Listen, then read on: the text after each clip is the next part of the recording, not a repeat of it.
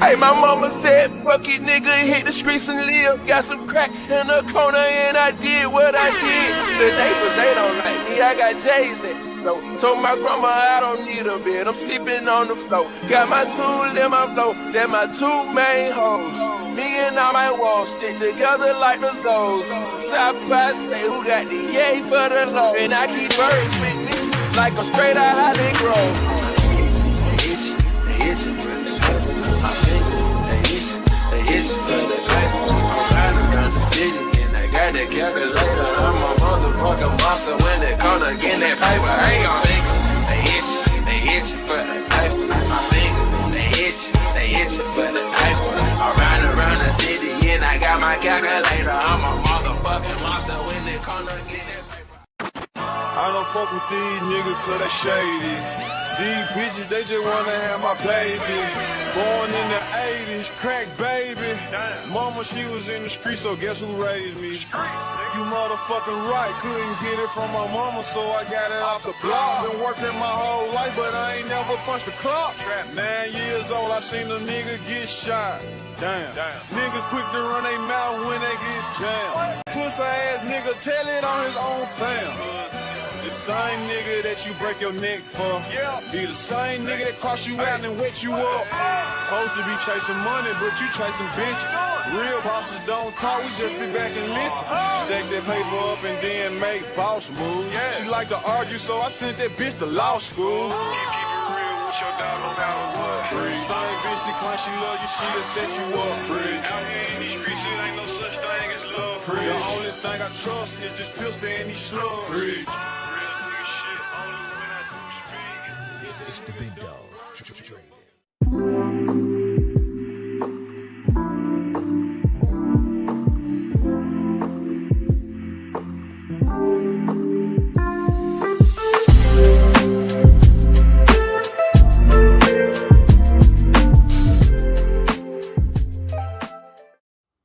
First of all, Ernest, I would like to start off by giving a shout out to FYF Sports Debates Podcast. I really love that podcast. I really do. I feel like slapping a nigga today. Oh, oh, oh. I feel like slapping a nigga today. Oh, oh, oh. I feel like slapping a nigga today. Oh, oh, oh.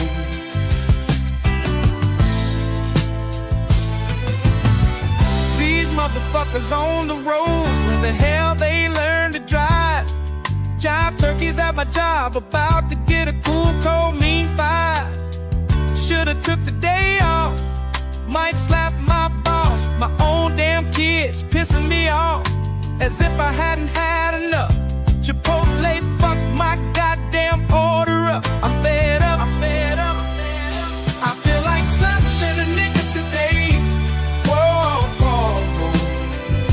I feel like slapping a nigga today. Whoa, whoa, whoa.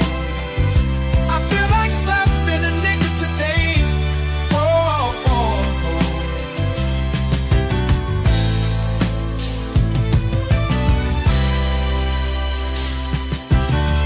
Bartender, don't you see me waving you down?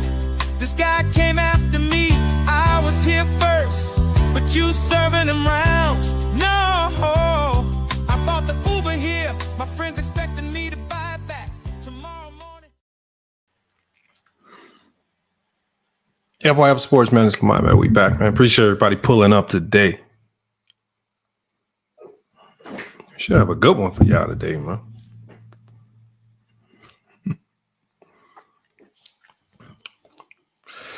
I see y'all in the chat, man. I saw a couple of y'all here early. I saw Michael Jordan fans are the best, man. Salute to everybody. Asante L, appreciate you. One Mike, Tackable, man. One of the OGs, Ricky E245. Appreciate y'all, man, pulling up to the channel, man.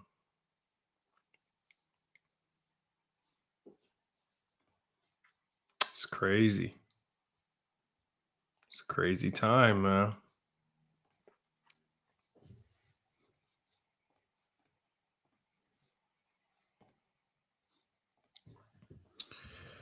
Oh man, oh man. Y'all see the title, man. LeBron James' career. Is it now greater? Is it the greatest career in NBA history?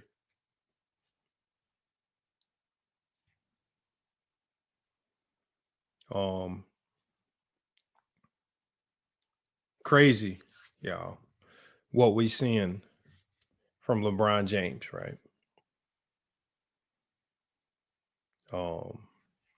And to me, what's even crazier is the people that are pretending that this is normal.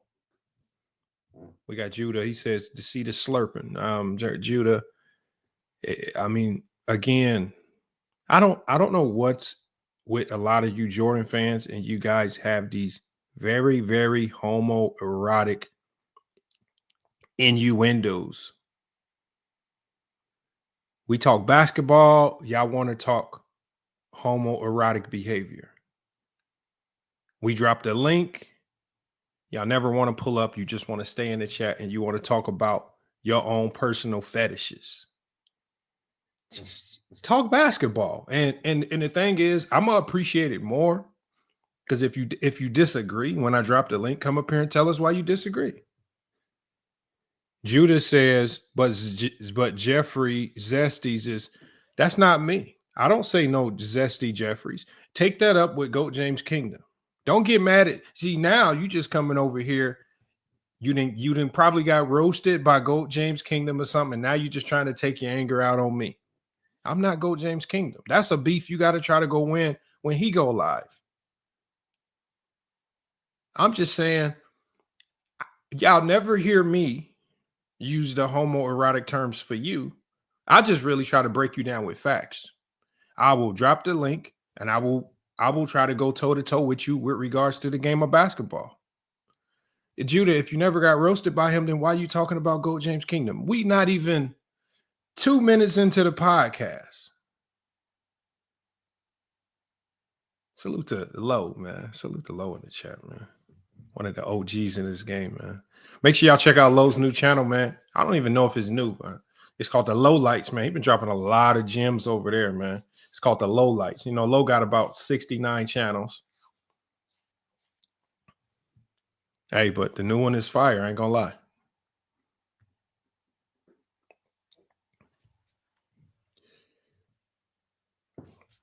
But it's a lot we got to talk about today.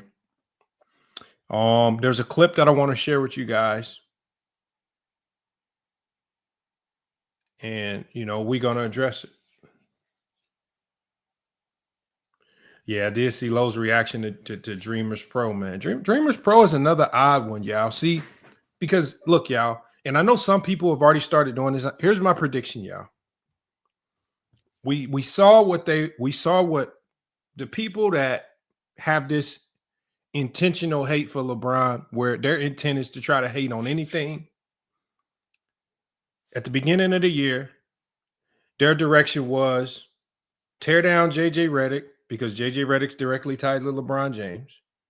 Tear down Bronny James because obviously Bronny James is directly connected to LeBron James. And then tear down LeBron any which way you can. The problem and where things are starting to backfire for all the haters, y'all, is this right here. Well, one, Bronny James is playing much better than anybody expected, especially in the G League. Because when he was playing atrocious in the G League, all the LeBron James haters made sure y'all knew about it. They called him bum, said he didn't belong. They talked about nepotism, said other people were more deserving. He did not deserve his contract. Now Bronny James is averaging 22 points per game in the G League, essentially looking like the best player on that team. Efficiency's going way up. His confidence is back. Can't really say much about Bronny James right now. So then the Bronny James noise start to quiet. Now you can't really talk about Bronny James. He's not the low-hanging fruit that he was at the beginning of the year. So the Bronny James conversation is in the garbage can. It's looking like he's waking up and found his game, something that I've told you guys has existed. You just got to give him time. But see, a lot of the haters, they don't want to listen to people that actually understand the game. They just want to run with narratives. Judah says, Lamont, he's still trash. He's not trash, Judah.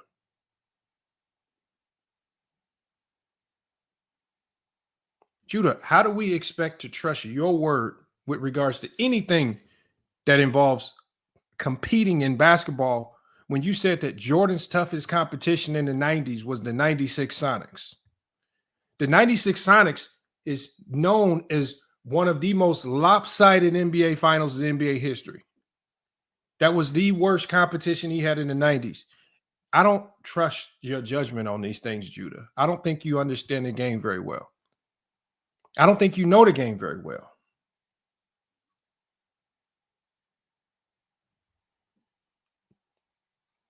But these are the things that they said about Bronny James, y'all. They said he was a bum. Now he's playing better. And really, there's really only one person that I got to give him credit. And salute to Sugar Man in the chat. There's really only been one person. And this is odd. This is what is the biggest conundrum of them all. It's only really been one person that's actually backtracked and said, you know what? I got to give him his flowers. And it's the most unlikely character of them all. It was Kwame Brown. He was the only one out of all the haters to get ahead of it before people start clipping it up and doing revisionist videos on how bad y'all takes were. And he did a video surprisingly and said, hey, y'all, I was wrong. It surprised me. Everybody else is holding on. Everybody else, because holding on to these bad takes. So then after Bronny James started playing better, what was the next angle?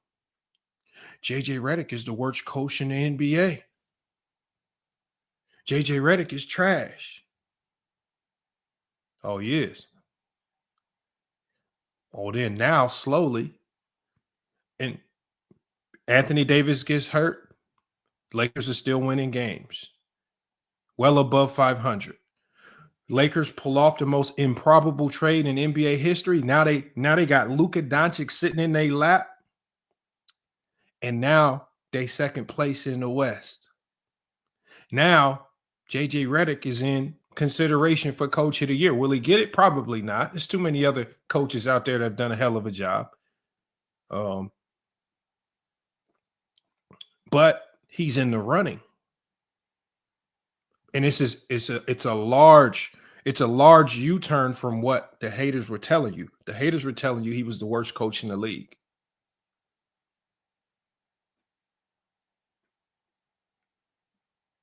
And then we got LeBron James. Just the season started, they said he was done. They said he was washed. They said he needs to retire. A lot of them were saying, oh, what is he still playing for? He don't have nothing left to prove. You have idiots like Man Down Sports and Sports Tea. They were saying, why is he still in the league? Why is he still playing? What's he playing for? You had people on Michael Jordan Fans Are the Best channel when LeBron James came out and said, I want to play 82 games, right? You have certain people out there. We're going to play a clip that pretend and say there's a standard that the players from the 80s and 90s set of playing 82 games. Well, when LeBron James came out at the beginning of the year to try to set a standard and said, I want to play 82 games, y'all laughed at him. Y'all joked at him. You are only trying to lead people to believe he's only playing the stat pad. You were trying to lead people to believe that they don't have a chance at winning a championship. What's he playing for?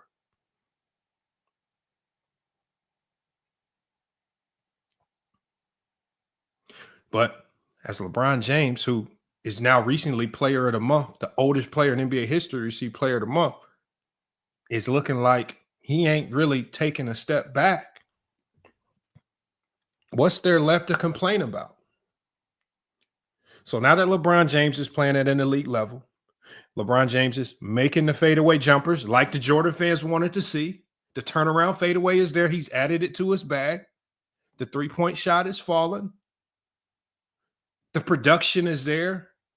He can't play off ball. We're seeing elite LeBron James off ball with Luka Doncic there, because a lot of the haters said that couldn't work.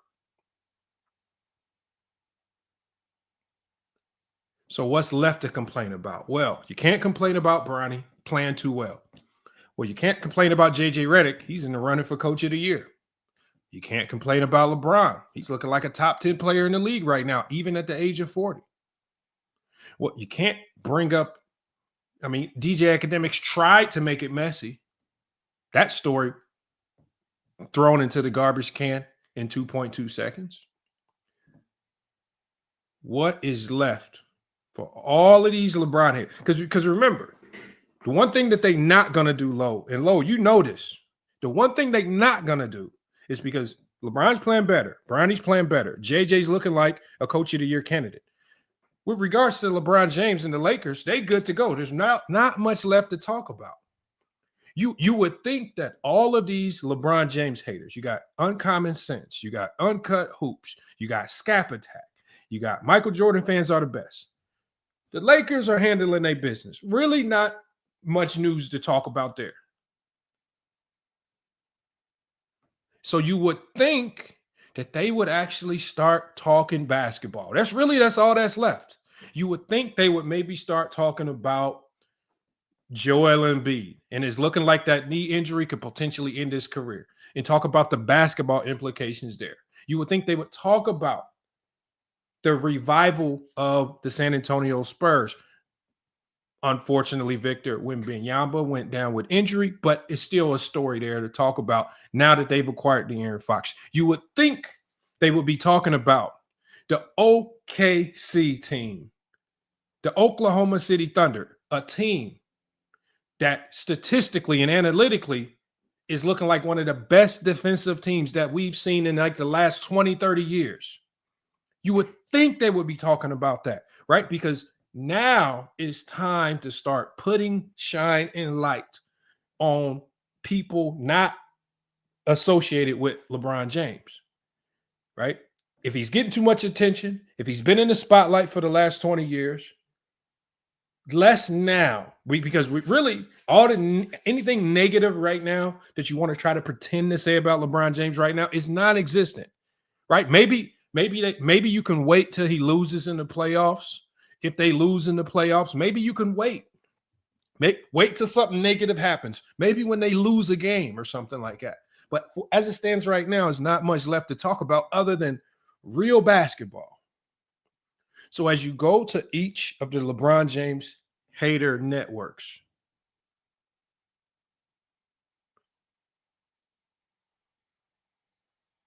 have they even made an attempt to talk basketball?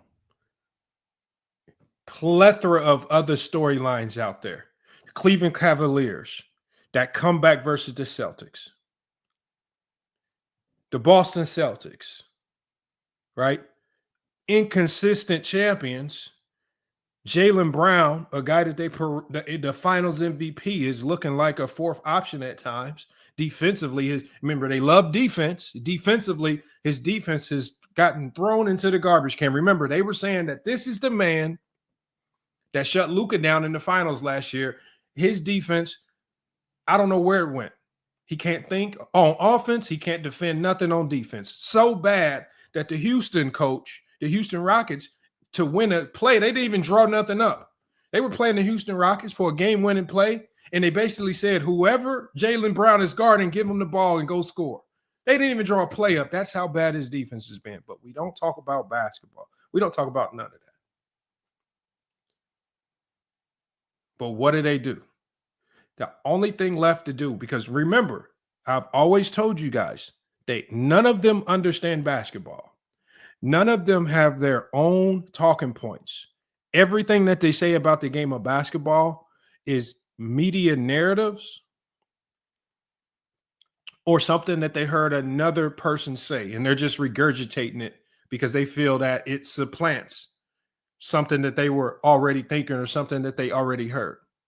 They don't have any real basketball takes. And I want y'all to go to each of the channels that I call out, because I don't shy away from saying channel names. I've tried inviting many of these platforms over here to FYF. They will not talk basketball. They only know how to do one thing. And Channing Frye talked about it. They only know how to cry and complain about something. Because if it's not one thing, it's always another. They always gonna find something new to cry about. And now this new thing to cry about is, oh, today's NBA is so bad. I have never seen so much uproar and crying about an all-star game as I saw this year. Why? I don't want y'all to ask yourself. We're talking about in the late 90s, the all-star weekend was so bad, just like Lo mentioned, that they canceled the dunk contest. They were doing horse. They were doing horse events. They tried anything. All-Star Weekend has been historically bad. There's only a handful of All-Star Weekends that we remember, and they're usually tied to a player that was doing something historic, or at least on his way out the door. When Jordan was on his way out the door, right? When Kobe was on his way out the door. We remember those. When Magic was on his way out the door. It's only a handful of those games we even remember, but they want to cry about such things that are so irrelevant, things that have been a problem in the NBA for years.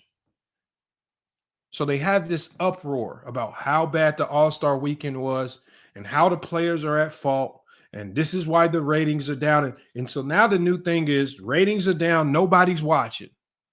The league is bad.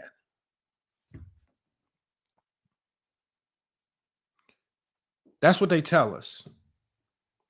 Then I pick up my phone and I see a New York Times. It says NBA signs a $76 billion media rights deal. I said, $76 billion? I thought people wasn't watching.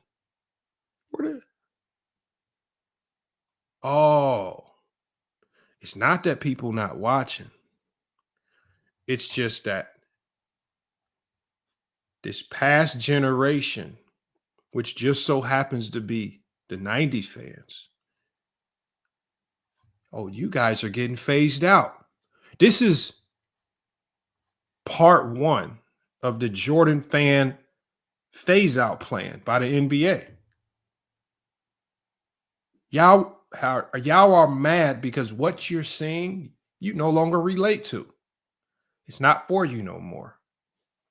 And now you're mad. And so now they call everything associated with the league weak and soft. And now their new thing is saying that everybody load manages. And when I had somebody up here on the panel the other day, because they said everybody's sitting out games and load managing, I said, outside of Kawhi Leonard and Joel Embiid, who are these guys that are just significantly load managing, missing games? Who are they?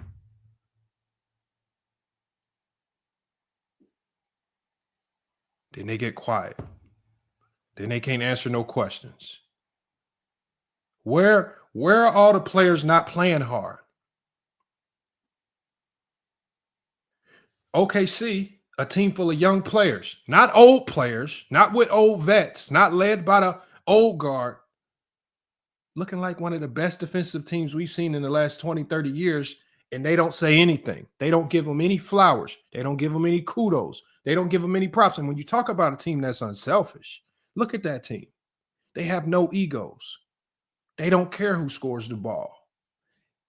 They play for one another, and they defend at a high level.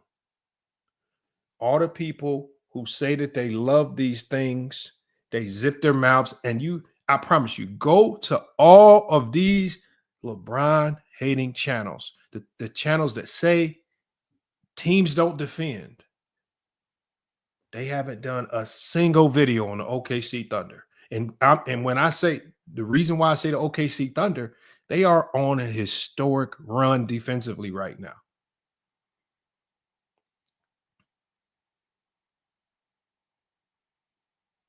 You don't care about these things. I saw, I was on Uncommon Sense channel the other day. This is a guy who runs with a lot of these narratives. The NBA is soft, it's weak. He did a post on his page about Bradley Beal pushing Anthony Edwards out the air. Everybody on the comments of that community post were saying, that should have been a flagrant. He should have gotten ejected. Hold on. I thought this is what y'all grew up watching in the 90s. The hard fouls, no easy layups. You ain't about to showboat on us. We're going to take you out the air.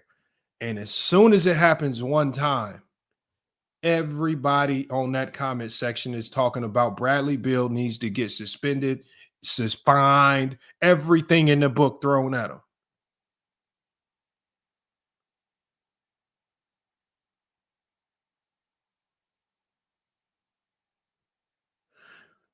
We got Willie Sermon says, real fans don't care about numbers. Winning. What's a real fan? What makes you the arbiter of what dictates what a fan can accept? So were fans wrong for falling in love with Jordan in 87, 88 because of his numbers? Were fans wrong for falling in love with a rookie Michael Jordan? Were fans wrong for being highly appreciative of Jordan coming back early from a broken foot to play in the playoffs, even though they had absolutely no chance in hell to win? Were fans wrong for loving Iverson?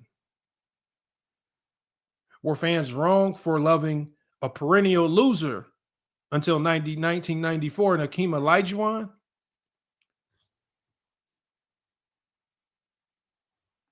You say this stuff. That's why I say people like Willie, and it's a reason why Willie has specifically made sure to never click a link here on FYF Sports, is because you say some of the dumbest stuff in history. Because if I bring people like Willie up, Willie, it ain't going to be a whole panel. It's just going to be me and you. And a lot of the retarded stuff that you say, I'm going to challenge. And a lot of the oddball, very, very slow criteria that you put together, I'm going to put it to the task. You've done very well to not click the link, as you promised you would, Willie. You said you would click the link over FYF. And then every time I go live, you just happen to be at work. So it's no sense. You say winning. Most players, if it's about winning, then where is y'all love and appreciation for Bill Russell? If it's about winning, where is y'all love and appreciation for Kareem Abdul-Jabbar, a player who won more than Michael Jordan? Not only accomplished more as an individual player, but he won more than Michael Jordan. Bill Russell won more than Michael Jordan. John Havlicek won more than Michael Jordan. You guys don't care about the winners of the NBA. Because when we tell you that John Havlicek is 8-0 in the NBA Finals, then you tell us that Jordan's numbers are better. You will tell us that Jordan's stats are better. So you don't care about winning because you pick and choose when to use winning. You don't use winning with everybody. When I talk about Scottie Pippen being 6-0 in the finals, then you guys say, oh, he didn't score 20 points per game. You tell me about his stats.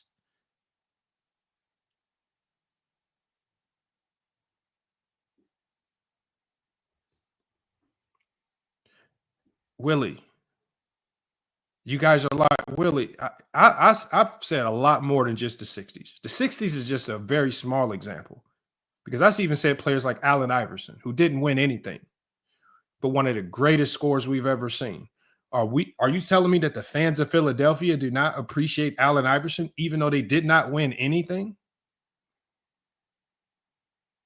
Who are you to dictate what the fans like? Allen Iverson is going to be beloved in Philly for the rest of his life. and he didn't win anything in Philly. But you want to pretend as if all fans, no, Willie, that's what you pretend as if that's all you care about. And see, y'all see how Willie follows it up with something even dumber? Allen Iverson considers Jordan the GOAT. This is not a GOAT conversation. You follow up stupidity with more stupidity. Again, at least if you're going to be that stupid, Willie, at least when I drop the link, say these things so that I can make spoof videos out of them and turn them into YouTube shorts. Please, at least allow me to turn it into content.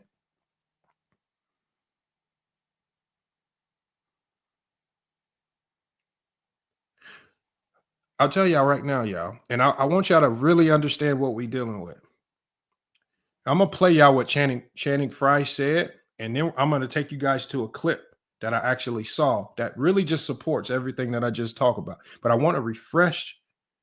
I really want to refresh what we heard from Channing Frye. And here's the clip right here. Nostalgia is killing the NBA.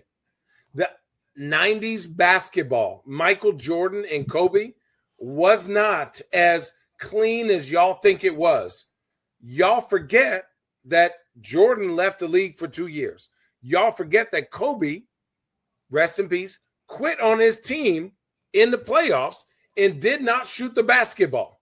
So all this Kobe, Jordan, oh, he's not this, he's not that. That is propaganda. Every great player, whether that's Ant, Wemby, Bron, Steph, this, that. They compare him to a motherfucker 40 years ago. The rules weren't even the same. You're not really watching help side defense. Who's doing this? What is this rule? What is that rule? You're not watching. Nobody celebrates these new people. So why the fuck would anybody want to be the face of this league where you're going to get shitted on every network for not being somebody from 40 fucking years ago? It's ridiculous. It is unfair.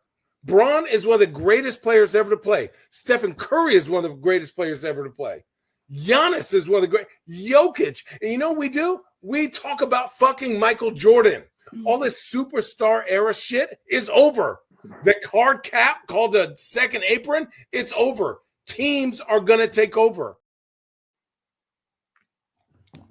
Now, this essentially was like salt on wounds to people like Skap Attack, because Skap Attack actually did a video about this. And what did Skap Attack say? He called Channing Frye a liar. Now, I want you guys to ask yourself, is it a lie that Jordan quit basketball to play baseball? And not only quit basketball, he quit on auspicious circumstances. He quit in the midst of a horrible gambling scandal that some had claimed was one of the reasons why his dad was targeted. He quit basketball around the time where he was getting, where actually the media was protecting him, but he was in the middle of being a witness in a criminal case because of his gambling with the mob and drug dealers in North Carolina. When you talk about people and reputations and how they represent the league, that plays a factor. That's a fact. These things, when Channing Frye mentioned that about Jordan, it's a fact. When he talked about what Kobe did, quitting. And Kobe wasn't called out for quitting once. Kobe was called out for quitting multiple times. He was even called out for quitting in 2011 when they were swept by the Dallas Mavericks. 2 17-point games as he got eliminated. And many said that Kobe quit on his team even then. Now, this is no shade to Kobe, because some players have all players have down moments, all players have high moments. But what he said was, you guys have to stop trying to paint this picture as if players like Jordan and Kobe were these perfect players that had absolutely no flaws. Skap Attack did a video essentially crying about Kobe only having one MVP because so many people hold it against Kobe when evaluating his legacy. I mean, at the end of the day, it's hard to put Kobe in the top 10, at least for me, when you only have one MVP. Skap Attack made a video literally crying about why Kobe should have had more MVPs. Essentially, isn't that the same crying that people like Skap Attack say? Remember, Skap Attack talks about the LeBron fans who try to justify why LeBron James lost in the finals. Championships are like MVPs. You either have them or you don't.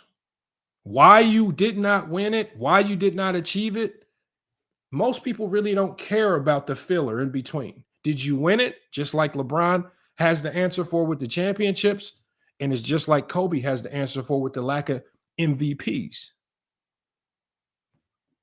When I was listening to Sports Rants and Fitness talk about standards, well, there's a standard for a league MVP.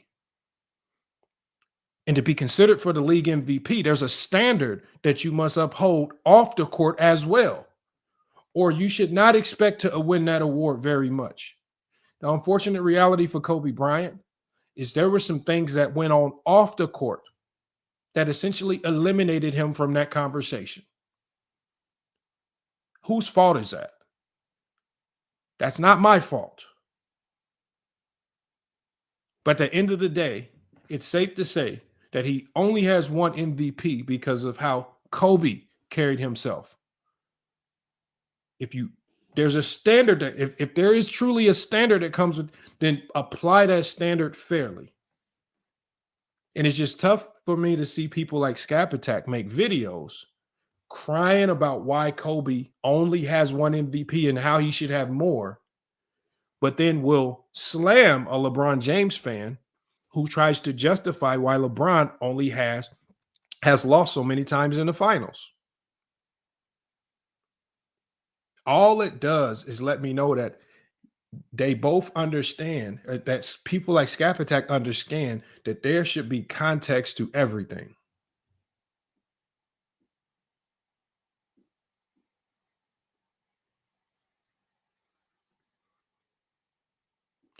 Remember, these people, especially, and I'm pointing out Skap Attack right now because of the hypocrisy. Skap Attack came on this channel, FYF Sports. He said Kobe was never a sidekick. He said Kobe's stats, he put up so many stats. He led the team in scoring in the finals in this playoff series. He did so much scoring the basketball.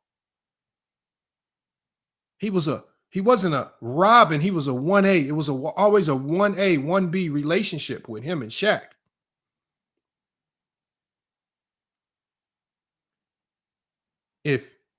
If you truly believe in the 1A, 1B dynamic, Skap Attack, then as soon as Luka Doncic has one good game, his first good game with the Lakers, where I think LeBron had a really good game, Luka had, I think it was against his favorite player in the league, the Denver Nuggets, where Luka had a 19-point triple-double. LeBron went off like a 27-12 game. But what does he say about the pairing between LeBron and Luka? He then says LeBron is a sidekick. He's just getting carried by Luka. So in one sense, you won't admit that Shaq was a second option behind the most dominant player in NBA history for a 3-year stretch. But then as soon as Luka Doncic starts playing with LeBron James, and LeBron is still looking like a top 10 to 15 player in this league, now all of a sudden, and LeBron is putting up numbers very comparable to Luka's, if not better. But that's a sidekick. And no, Mr. Winters, this is not begging. This is just trying to make sense. This is how we know that people do not debate in honesty. This is how we know a lot of people don't even believe the things that they say. This is your logic. If it's your logic that when you have two superstars, it's a 1A, 1B dynamic, then why would LeBron James, no matter how you feel about LeBron James, then all of a sudden you use the sidekick terminology to denigrate him? When I say Kobe was a sidekick for that short period of time, I'm just really trying to define his role behind Shaq. I don't necessarily use it to de-rank him or devalue his career. It's just a part of his legacy. But this is how you know that we are dealing with a lot of liars. These are all things that are factual. And I contend anybody, it could be Skap to come up here. We know they won't, but please contest it if you can.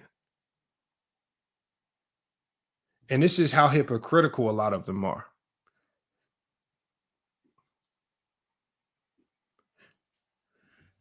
This is a sad reality that we live in. I'm going to play this video for you guys real quick. And we're only going to play a short portion of this video. But I want you guys to hear I want you guys, this is the, like, for the people that say today's NBA they say it's so bad.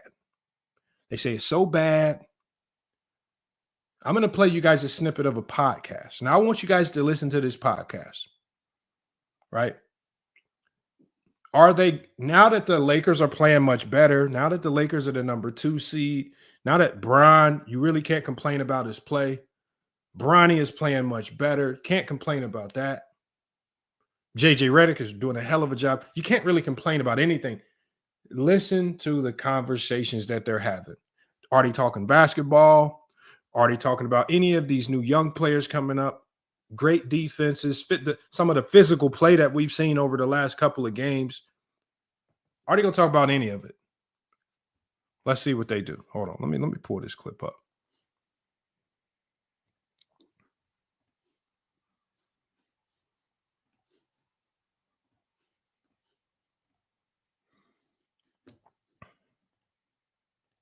Dart say this is going to be his last show for a little bit.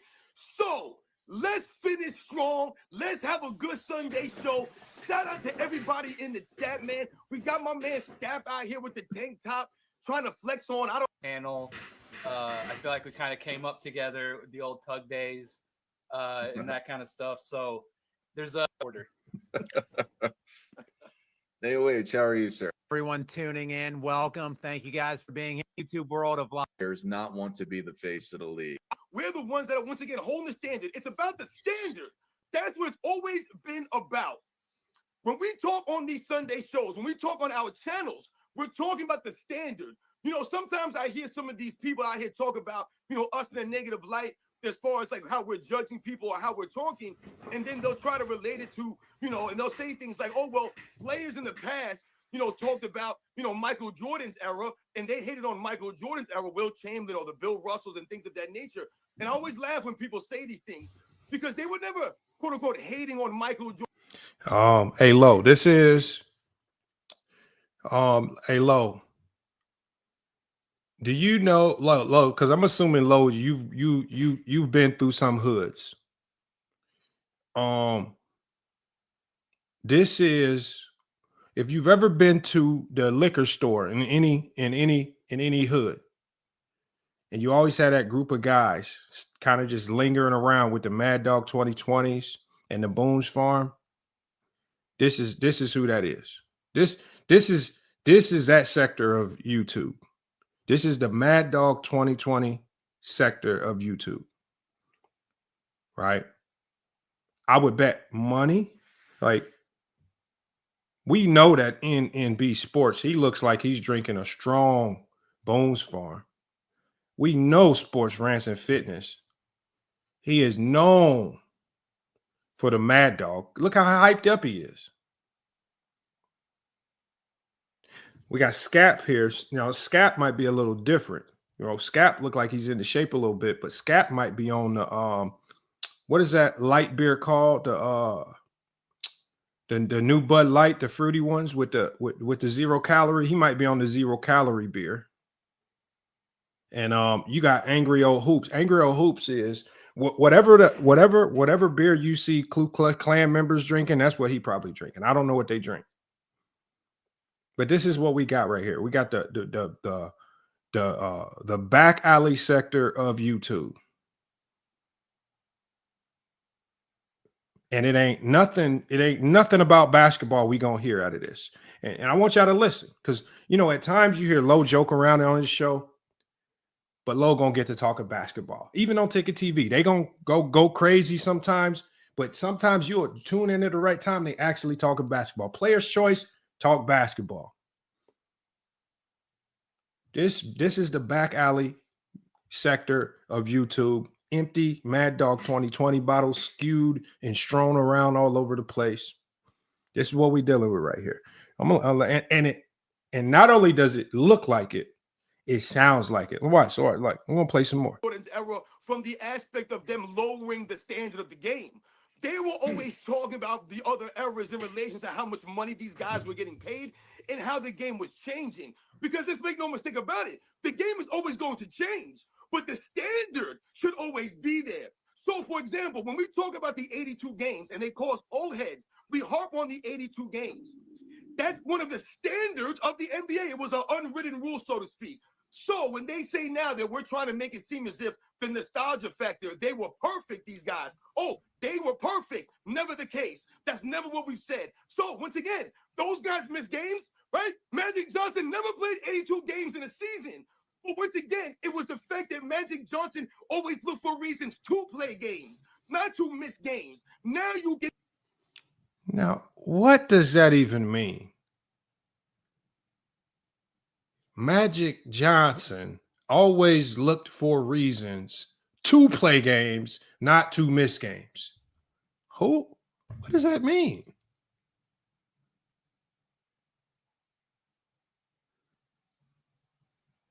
I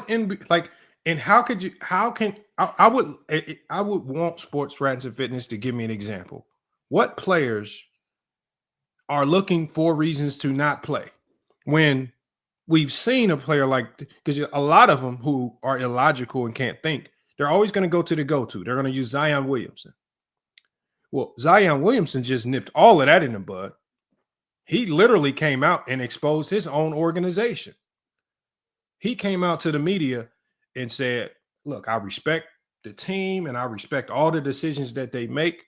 But he says, I want to let y'all know I can play back-to-backs. I can play. I am healthy enough to play. He says, the team said that it was best for me to sit, and they are making me sit. Damian Lillard even came out and said, look, the team will come to you and say, look, here's the games, but you got to sit X, Y, and Z games. You got to pick one, or we're going to pick for you. So when you have a plethora of players coming out saying that, a lot of times when we sit, it's not even in our control. Why don't y'all listen? See, the only reason why they don't care about that is because they don't follow the game. They don't follow what these players say. And they don't follow any angle or narrative that might be positive towards these players. They're only going to chase the nonsensical negativity. And if you go through all of these channels, Man Down Sports, Sports T, all these channels that I'm talking about, the Dreamers Pro, the Jason Whitlocks, go look at the stories that they chase. They chase the illogical and they chase the nonsensical. They don't talk about the game and they can't talk about the game.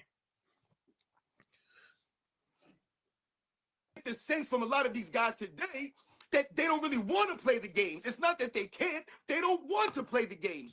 So these are the kinds of aspects that we've been talking about as quote-unquote old heads. And once again, we're going to expand on it as we go through this Sunday show, guys. Yeah, Nick. Yeah, how about we just These are the same people.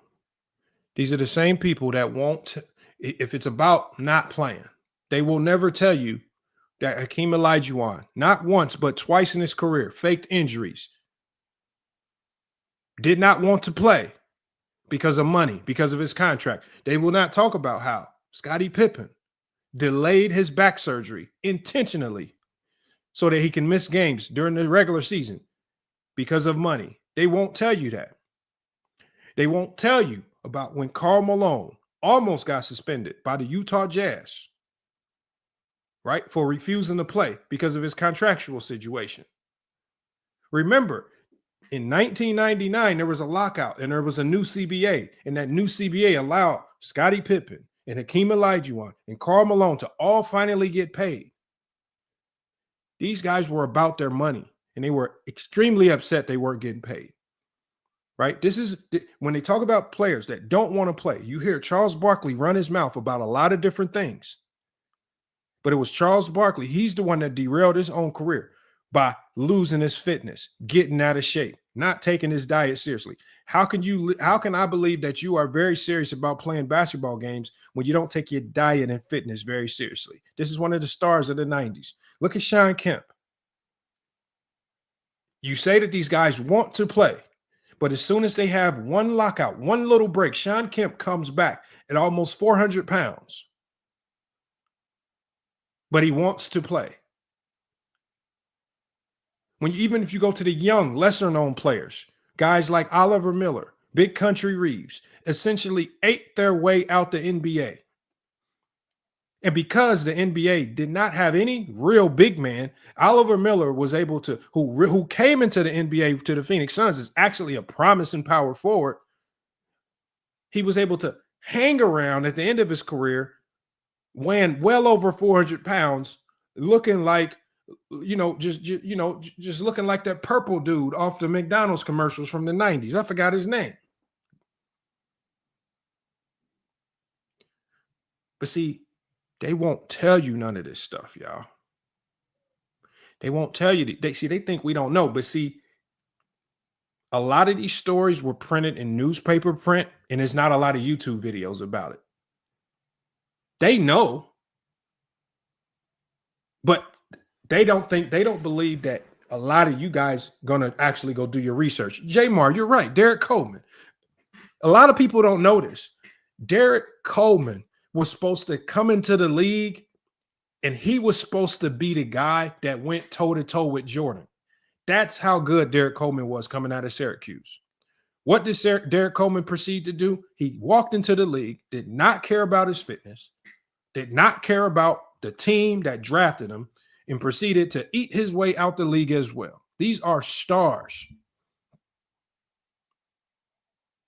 Guys like Vernon Maxwell, who he's admitted on these podcasts, man, I was a cokehead and a drunk. But you're telling me that these guys are significantly invested in playing the game of basketball.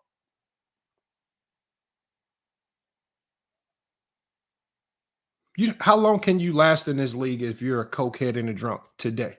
I want you to ask yourself that. OJ Mayo was a really good young player. Had a substance abuse issue. Out the league, 2.2 seconds. Take your ass up out of here. You're not going to last very long if you have those types of problems. But see, the pretending, what he even talked about, they pretend as if the league wasn't in a worse condition in the 90s. You're right, Alexander. Look at Dennis Rodman. Partying all night long.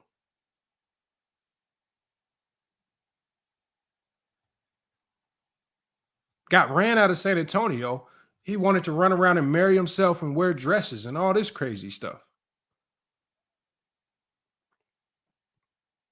I mean, if it wasn't for Jordan recruiting him to come to the Bulls to form another super team, he was really looking at being out of the league.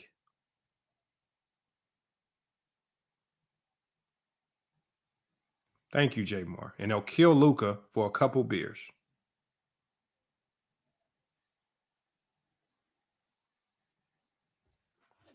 It's all hypocritical. And the thing is, it don't stop there. I can give you player after player after player from guys that ate or drank or sniffed their way out the league in the 80s and 90s to guys that were injured and were so-called load managing. I can give you player after player. But they're going to pretend as if it didn't happen. Transition to the nostalgia since Robin changed my question. I'm sorry, Dart. My bad, man. What do you think that nostalgia is holding back the NBA? No, because I think people who love the game, right? Whether it's now or in the past, perhaps we romanticize the past a little more than we do the current future. It's always hard to, I think, when you're comparing things to the past and of the day, it's always hard to appreciate things that are happening in the moment. I think we kind of celebrate it and then we forget about it, and we kind of don't recognize sometimes when we've seen something really great. I mean, think about Tom Brady, right? How many of us like truly tuned into This fool is so stupid. He literally just broke down everything that Channing Frye broke down in his whole video. What he just said is exactly what Channing Frye was saying. You're looking so far back into the past that you cannot appreciate what's right in front of you. If we asked this Mad Dog 2020 group of basketball content creators, right? If we asked them to have a conversation about basketball, do you think it could be done? Do you think it could be done? It won't be able to be done because Skap Attack won't be able to quit writing anything related to the Lakers. He's going to compare everything to Kobe, and then he's going to go on a tangent of everything that he Googled about Kobe and all the points that he scored in the playoffs. every Tom Brady game. It's crazy. And watched every play, now knowing that he is essentially hands down the greatest quarterback of all time, right? It's really hard to do that. So I don't think it's. But you see how I said, Tom, do you see how illogical their own things is?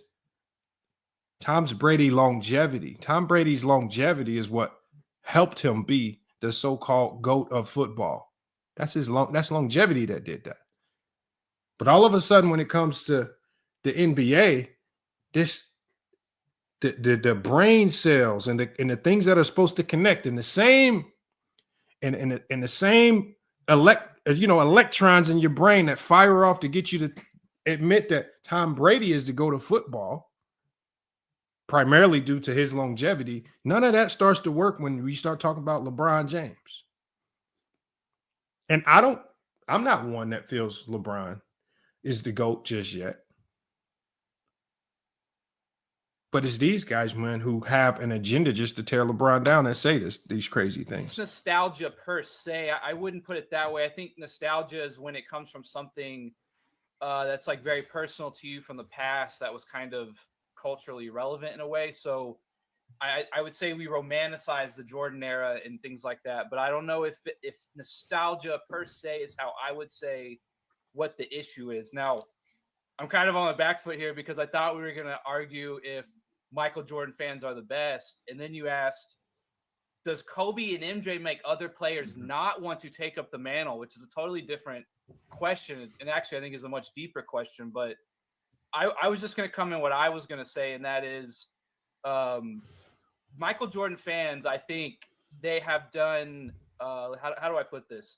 They have done a great service, I think, to the league and to the NBA and pushing the proper narratives, as you were kind of talking about, the proper, things that Robin was saying, the proper way that we would say to play the game, giving it your all. You never know when your next game is. You could get hurt tomorrow. He said the proper way that the game should be played. I would love to sit down and have a conversation with Skap Attack, Sports and Fitness Rants, and NNB Sports about how the game should be played. I would love to sit down and talk X's and O's, coverages, offense and defense. How should the game be played? I would love to, and I would love to have that conversation. Now, if you guys had to bet y'all lives on it, if you had to bet your lives on it, I want y'all to tell me in the chat, and I want y'all to be honest. If you had to bet your life on it, how many people on this panel do you think can actually talk basketball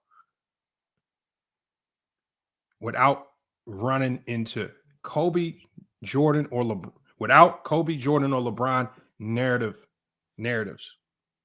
If you had to just sit down and talk basketball, remember he just said we talk about how the game should be played. If you have the balls to say that you want to talk about how the game should be played and y'all feel like y'all have the right way, I would love for y'all to really tell me, how should the game be played? What concepts? Because if you let this group, if you let the Mad Dog 2020 sector of YouTube tell you, they're going to tell you that everybody does the same thing, which is chuck threes. You know, if I ask them this question, you know what they're going to say? They're going to say, "Oh, stop shooting so many threes." That's their solution. And then I'll say, well, you know, what if you're going up against a team that decides that they're packing in and they're running pack line defense? Are you going to consistently drive on that? What are you going to do? Right? If they go pack line defense, or if they go 1-4 into a 1-4 zone or something like that, what are we doing? You know, are we going to go into a 2-1-2 style offense? Are we going to try to space them out? Right? Defensively, what are our rotations looking like on the weak side? Are we going to X out on the weak side? What are we going to do on that weak side when they get to skipping that ball around?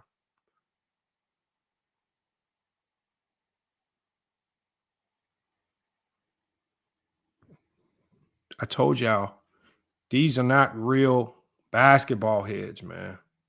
They all we have, and what Channing Frye was talking about was, all you have are a bunch of complainers that don't know nothing. We got Ed Mandel says, "Bro, they play zero defense today, man. Stop capping." All right, Ed Mandel, I want you to, when I drop the link, and I'll save this comment. Let me put a star by it right now. Ed Mandel, when I drop the link, I want you to come up here and I want you to talk to us about defensive coverages from the 90s and early 2000s to now, and what they were doing so differently then that they're not doing now. I want you to really break it down to me. If they're not playing no defense, I want you to break it down to me.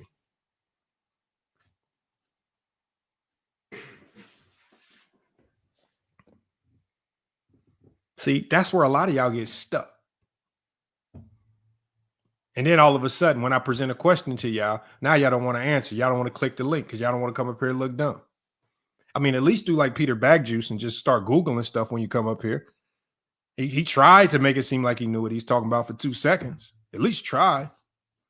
Tomorrow, your career could be over, right? So I was going to say yes. My answer to the general topic was Michael Jordan fans, I think, are arguably the best. For the best player ever, I think they've done a great service to pushing the NBA, being good ambassadors and fans worldwide of Michael Jordan.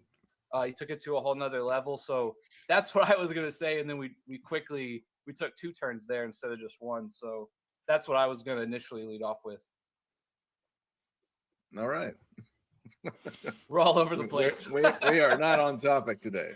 There's a lot to say here, you know. Like this is talking about the greatest player of all time. That's what I said. There's a lot to say. All right, AOH, what do you got to say following up to Nick? Do you think that Michael Jordan fans are the best for the league, or do you think that they've destroyed the league with their nostalgia? What is a Michael Jordan fan? Somebody that expects something. Someone that expects players to bring it. Someone who expects players to do their jobs. And apparently that's asking too much. Apparently, if you expect a professional athlete to go out and earn his money, then we're haters. With the nostalgia thing, I would be very curious to know what players,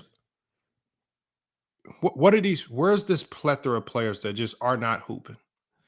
Where's this plethora of players that are just collecting millions of dollars and they're just taking their ass home, not hooping? Where's it at? I just watched Jokic play, Luka play, LeBron play, Jimmy Butler play, Steph Curry play, KD play, Devin Booker play.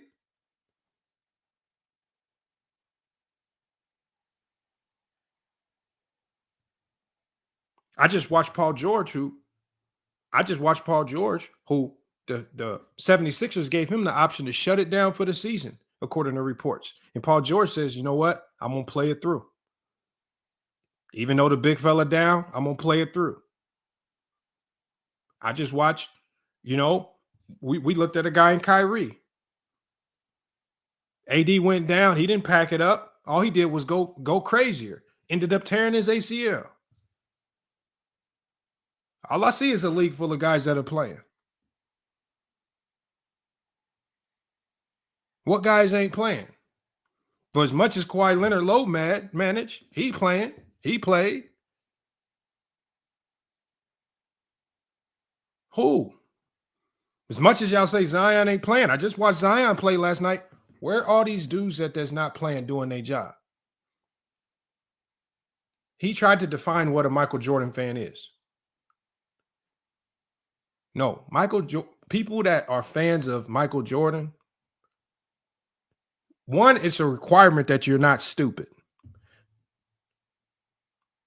Do y'all understand that if Jordan joined one of these panels, he would probably laugh at these guys, how stupid they sound? Look at this. Mr. Winters. He says, I bet Lamont can't go a month and mention LeBron without mentioning MJ. Mr. Winters, why would I even try to do that? Those are the two of the greatest basketball players in NBA history. Why would I try to not mention them? I don't avoid not talking about them. I love talking about Jordan and LeBron. Those are two of the greatest basketball players that we've ever seen in history.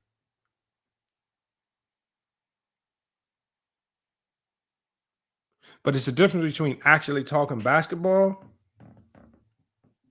and having legitimate debates versus having Mad Dog 2020 sessions where you just all having a big cry about what you think you don't like about the league because you are obsessed with one player. Because it's not that they don't like the league. The one thing we can all agree with is this has nothing to do with the league. Their gripes all stem and tied to one person. That's LeBron James. It has nothing to do with no league. The league is fine. Defense is being played. I can give y'all a plethora of teams. The Cleveland Cavaliers playing astounding defense. If you look at they built that whole team around defense. When you look at how the Celtics play defense, when you look at OKC, when you look how much improved the Lakers are, Johnny has been having whole streams of film breakdowns talking about defense.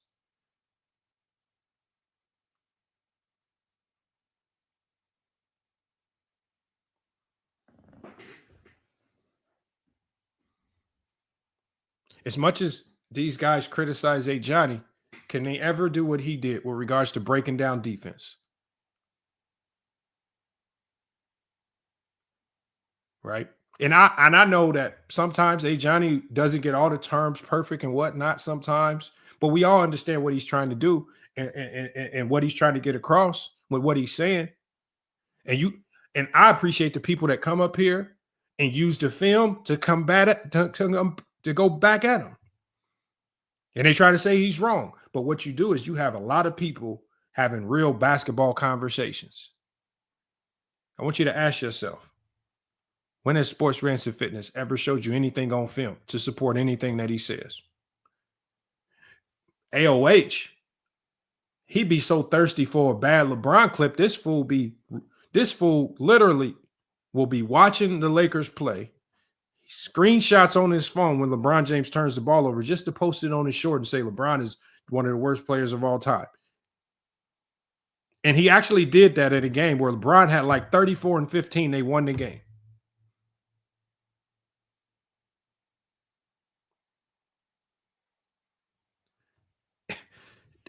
That's what I say, man. The Mad Dog 2020 sector is wild, man. Mr. Winter said MJ's name can stand alone. What do you mean stand alone? What does this mean? Are you just regurgitating what Stephen A. Smith said on the podcast this morning? And the only reason Stephen A. Smith is saying this, I'm ready to end the GOAT debate. Oh, Bryant has 50,000 points. I'm ready to end the GOAT debate. We don't even need to have it no more. Let's leave Jordan where he at. You know why people are saying they don't want to keep having the GOAT debate? Because these LeBron James fans keep getting a whole bunch of goddamn ammo every time LeBron do something else. So now they got 50,000 points on your neck. And it might not be that meaningful to some of you guys. The oldest player to get player of the week might not be meaning, but at the end of the day, LeBron's still playing. And it don't look like he's slowing down soon. And all the LeBron James fans, they just keep adding stuff into their bag of stuff that they can use against you. The one thing with Michael Jordan is you ain't got nothing left. That 6-0, you can only regurgitate it so long before it start looking silly. The scoring titles, you can only regurgitate it so long before it don't really seem like you got that much ammo. Scoring title, 6-0. Scoring title, 6-0. You ain't really got that much. I'm sorry that LeBron is able to stick around this time and he keep adding all these accolades and accomplishments to his tool bag. That's not my fault.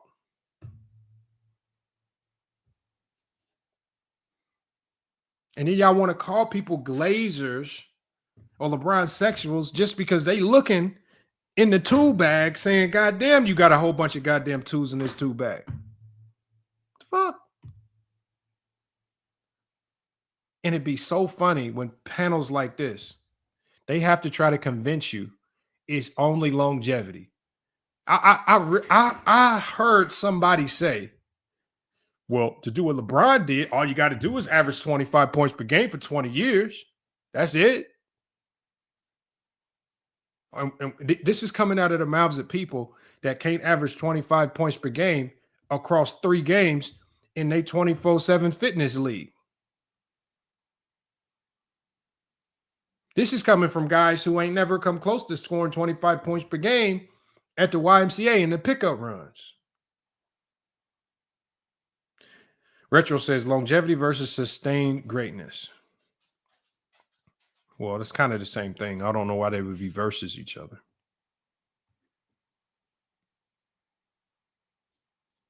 Rail said stat padding while losing. So Rail, I want you to ask yourself, Rail, what are you supposed to do if you're on a bad team? When Jordan was on a bad team early in his career with the Chicago Bulls, was he supposed to just not try? Was he supposed to not put up 25, 30 points a game? Like, what do you do? So so basically, when people say stuff like this, Rail, you're basically saying, if you know you have a bad team, you might as well just quit, pack it up until the organization puts a better team around you before you actually try. This is a team with 30 teams in the league. Somebody, whether you want to or not, is going to have to be the loser. Every team can't be undefeated. Every team can't go into the playoffs. Somebody, you're always going to have a top, somebody at the bottom. So you're basically telling me the teams at the bottom are just supposed to shell it up, not do nothing, not even try. Because if we try, it's stat padding. If we try to do anything.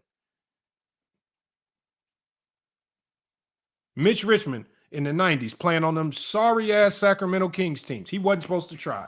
D. Brown playing on them sorry Boston Celtics team in the 90s. He wasn't supposed to try.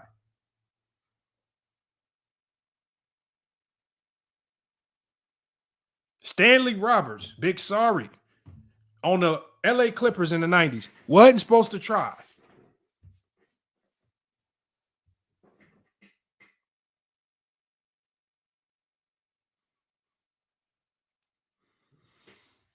Y'all said Grant Hill on a sorry Detroit Piston team. I guess Grant Hill wasn't supposed to unleash that crossover and show it to us yet.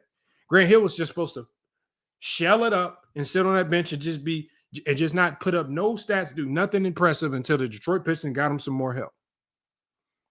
Y'all sound stupid.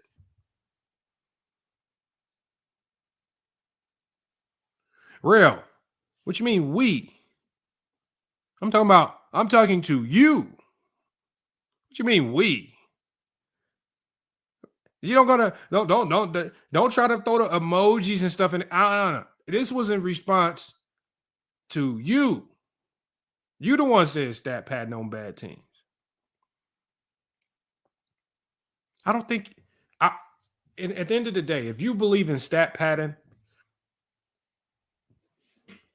there's a whole bunch of gyms here in Arizona that I implore you to come to these gyms, and I'm going to put you on the court, and I'm going to say, I want you to go stat pad. I'm going to put you on the court with 4 bums, and it's only you. And I'm going to say, go stat pad. This is at LA Fitness. This is at Rec Runs. These guys ain't getting paid. I want you to go show me how stat padding is done. I want you to go grab every rebound. I want you to stat pad every assist. I want you to get all the points. I want you to show me how to stat pad. Because stat padding, if that's what you want to run with, actually requires a whole bunch of skill. Omar said, I'm in Tucson. I was out in Tucson. We played Pima earlier this year. We were supposed to play them, but they canceled the game. And Omar's Hall, we just played we just played a club team from the University of Arizona. Beat the life out of them, 84-39, but we played them for sure. Yeah, we played Pima College. We played them in 2 exhibitions games. They won the first, we won the second. Only team in the country to actually beat them this year. It just didn't count against their record because it was exhibition. They won't tell you that. They 30-0 right now, number 1 in the country. But let me get the Mad Dog 2020 crew off the screen, man. And we're going to drop this link, man. We're going to get some of y'all up here to cook on these topics, man. Hell yeah, Pima good. Oh, Mars, what you mean? They 30-0 right now. They number 1 in the country. I just told you. Shit. They got Dan Marley's son. You would think 90s fans would appreciate that. They got Dan Marley's son, Max Marley. He won Player of the Year at the conference. 21 points per game. They got another little point guard, Cohen J. Going to Iona next year. Shit. Them boys, they playing. I ain't gonna lie. They know what the hell they doing. Now, this ain't gonna be there 8 hours one mic. But I'm definitely about to drop this link, man, so we get some people to come up here and cook. You know. Make sure y'all support the channel, man. Cash App's been in the link, been there all day. Make sure y'all hit that Cash App to support the channel. All right. Much appreciated, man. Everything that y'all do. And I'm going to give a shout out to everybody that's been consistent with it. Haven't been able to check so far today, but when they come through, I'll definitely give you a shout out.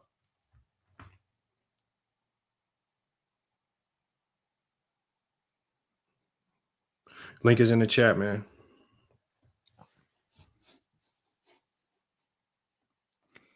Hold on, let me drop it one more time. Make sure I didn't mess it up. I just saw you pop up in the backstage, man. Come on back.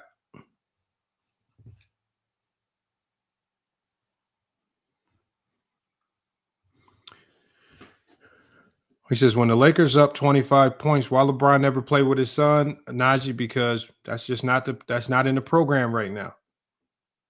It's not a gimmick. It's not a game. Bron in that first rotation of players, Bronny at the end of the bench. When the first unit guys, when the first unit guys do their job, there's an opportunity for the guys at the bottom of the bench to come in and do their thing. If Bron's still in the game, he's just taking minutes away from another guy that can get his little 5 minutes to shine. I mean, they everyone says they don't want it to be a gimmick. The Lakers are not making Bronny a gimmick. They're not using LeBron. You can tell by the way that they're developing Bronny James is that they truly believe he can be a viable basketball player. You can see they're developing him.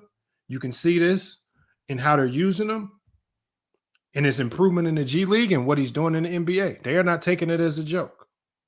No matter what you think of Bronny, you have to give the Lakers kudos for that. Salute to Twin Man. What's good, man? Appreciate you pulling up, man. Hey, what up, boss? How you doing? I'm chilling, man. What's going on, man? I don't know, bro. I don't know why we can't just celebrate today's game, why we can't celebrate accomplishments, why we have to just talk down on everything. I understand this is about LeBron, but stop talking bad about this era of basketball. This is a great era of basketball. Today's players are extremely skilled. They're great. They're great players, fun to watch. Like, we just need to stop. And like, at this point, it's just disgusting. Like, every time this man accomplishes anything, we're talking 50,000 points. Lamont will probably never see this again. Why can't that just be celebrated? Why can't that just say, wow, that's an accomplishment? Why it has to always be dirt thrown everywhere anytime he does anything? It's ridiculous.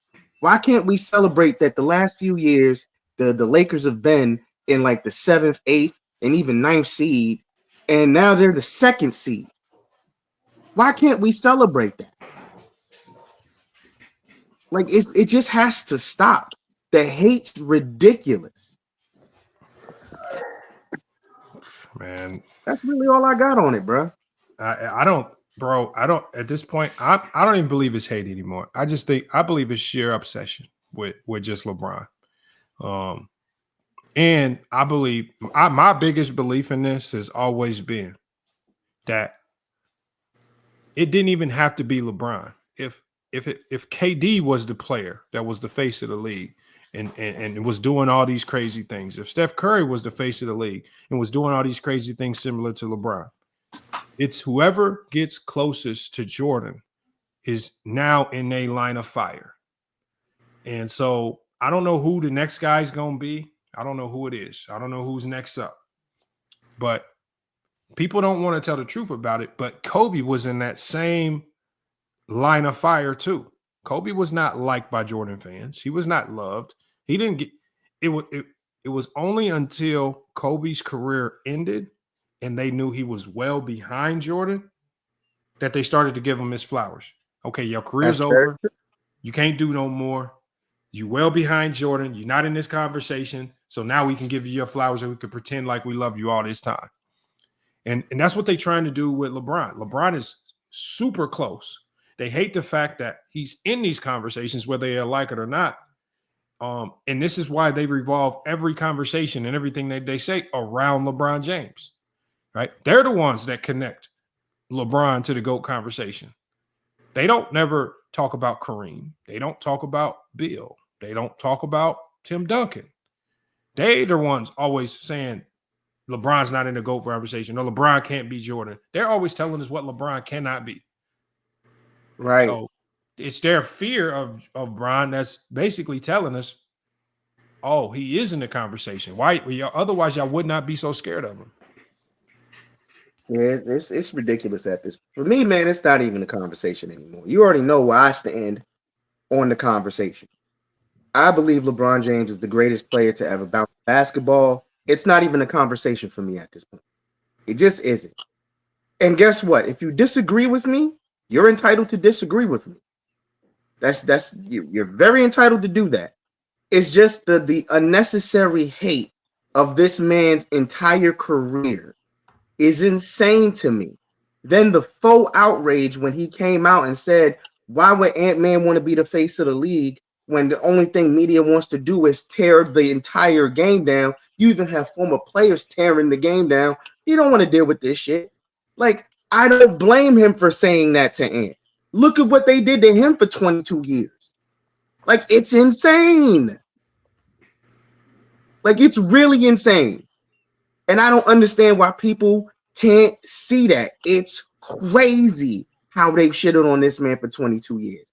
They have highlighted every ridiculous failure, no matter what it is, to try to really take this man's career down, making up stories, ridiculous accusations. What else do y'all got in the bag? Like, everything y'all done has failed, and the only thing he's done is shine. And y'all still hating. That says more about y'all than it says about him or the NBA. There's something wrong with y'all. And before I go to Olo and Headbuster, my other sentiment is if LeBron is this humongously flawed player, if he isn't in these conversations, then why are you not talking about anyone else? Why are you not putting that light Remember what I said before when they were all killing Bronny James. And I said, if you feel like Bronny James is taking the shine away from another player in the second round that deserves it, then you put that light on so that player for us so we can know who they are. But they don't really care about a lot of the things that they say. They don't really have no connection or investment in it. They just have one intent. It's just try to tear down Bron. That's the only goal. Whether they got to lie, whether they got to finesse, whether they got to just push narratives, whether they got to avoid the facts, whether they got to try to flip something good and try to pretend it is bad, like when he passed Kareem up. You know, that was the funniest thing to me. You passed Kareem in scoring. And then I heard people saying, oh, it wasn't that big a deal anyway. I said, right. What? It's a longevity record. That's what they said. I said the last time I checked, that was the greatest statistical accomplishment in NBA history. It was when Kareem had it, it was looked at as the most untouchable record. And now when Bron eclipses it, oh, it's only because they don't play defense no more, right? That's what it is. Right. Oh, come on, man.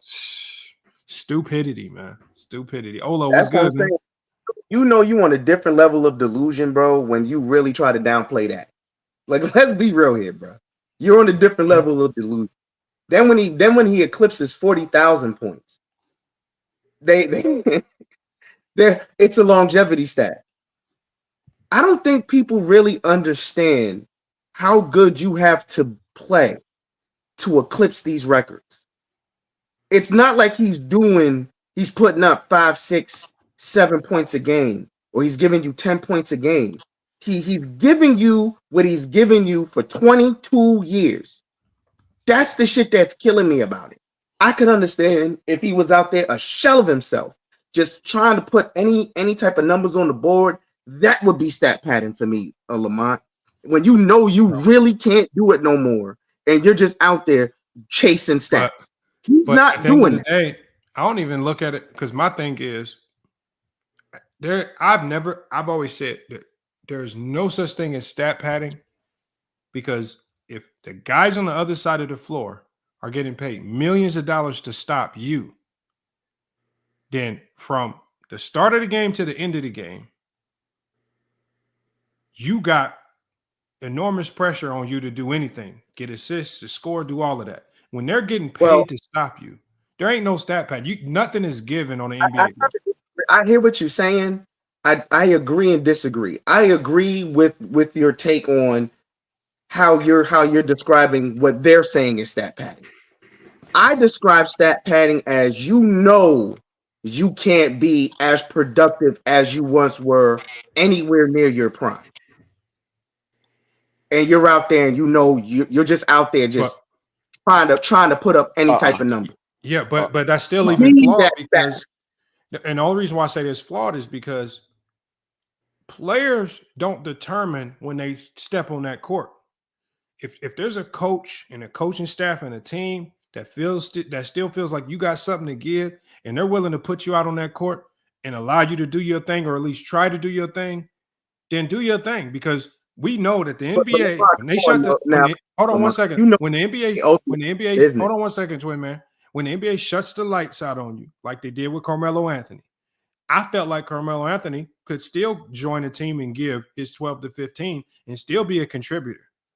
But when the NBA decides your time is up, you ain't on nobody's roster. The same thing they did with Rajon Rondo and Boogie Cousins.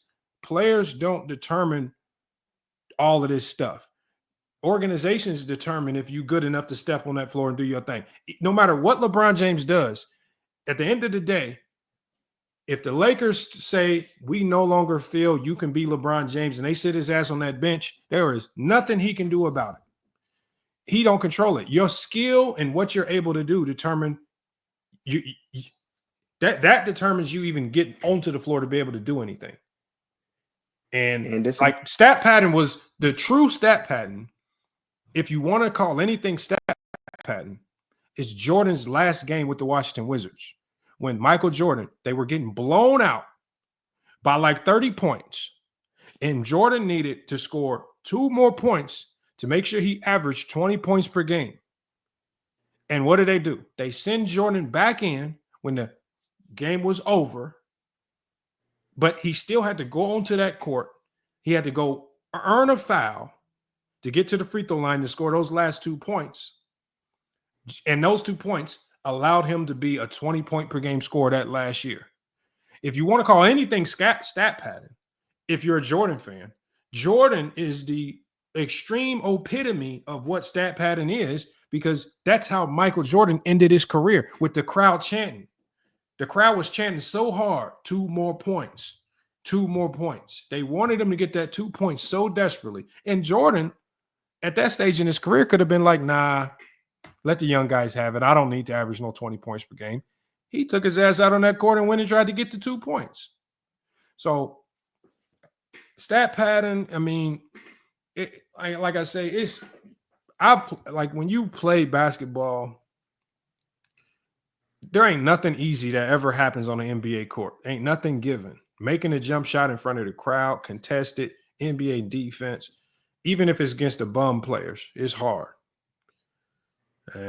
It's just hard for me to co-sign anything with stat pattern. I don't think it's a real thing. But I get where some people say it exists. We got Olo and Headbuster. Let me get to them real quick, and we're gonna open it up for everybody, man. Yeah, that's what I was about to say. The stat pattern thing, if your ass is getting busted by 50 points and the G League guys out there like Bronny or what's that guy on Denver? Anyway, if you down by 50 or you up by 50 or something like that, like if it's a blowout and you still out there trying to score and all that stuff, get rebounds and get assists, that's stat pattern. I can see if you call that stat pattern. But if it's in the middle of a game and you're competing and the game is close and you're producing, I don't see why that is stat pattern. I mean, it's common sense. Why would that be stat pattern? But you know, when you say stuff like that, you're a meat rat or whatever. But it's whatever. I agree. Headbuster, what you got, man? What's up, man? How y'all doing today? I'm chilling, man. What's good? What you got on So, this?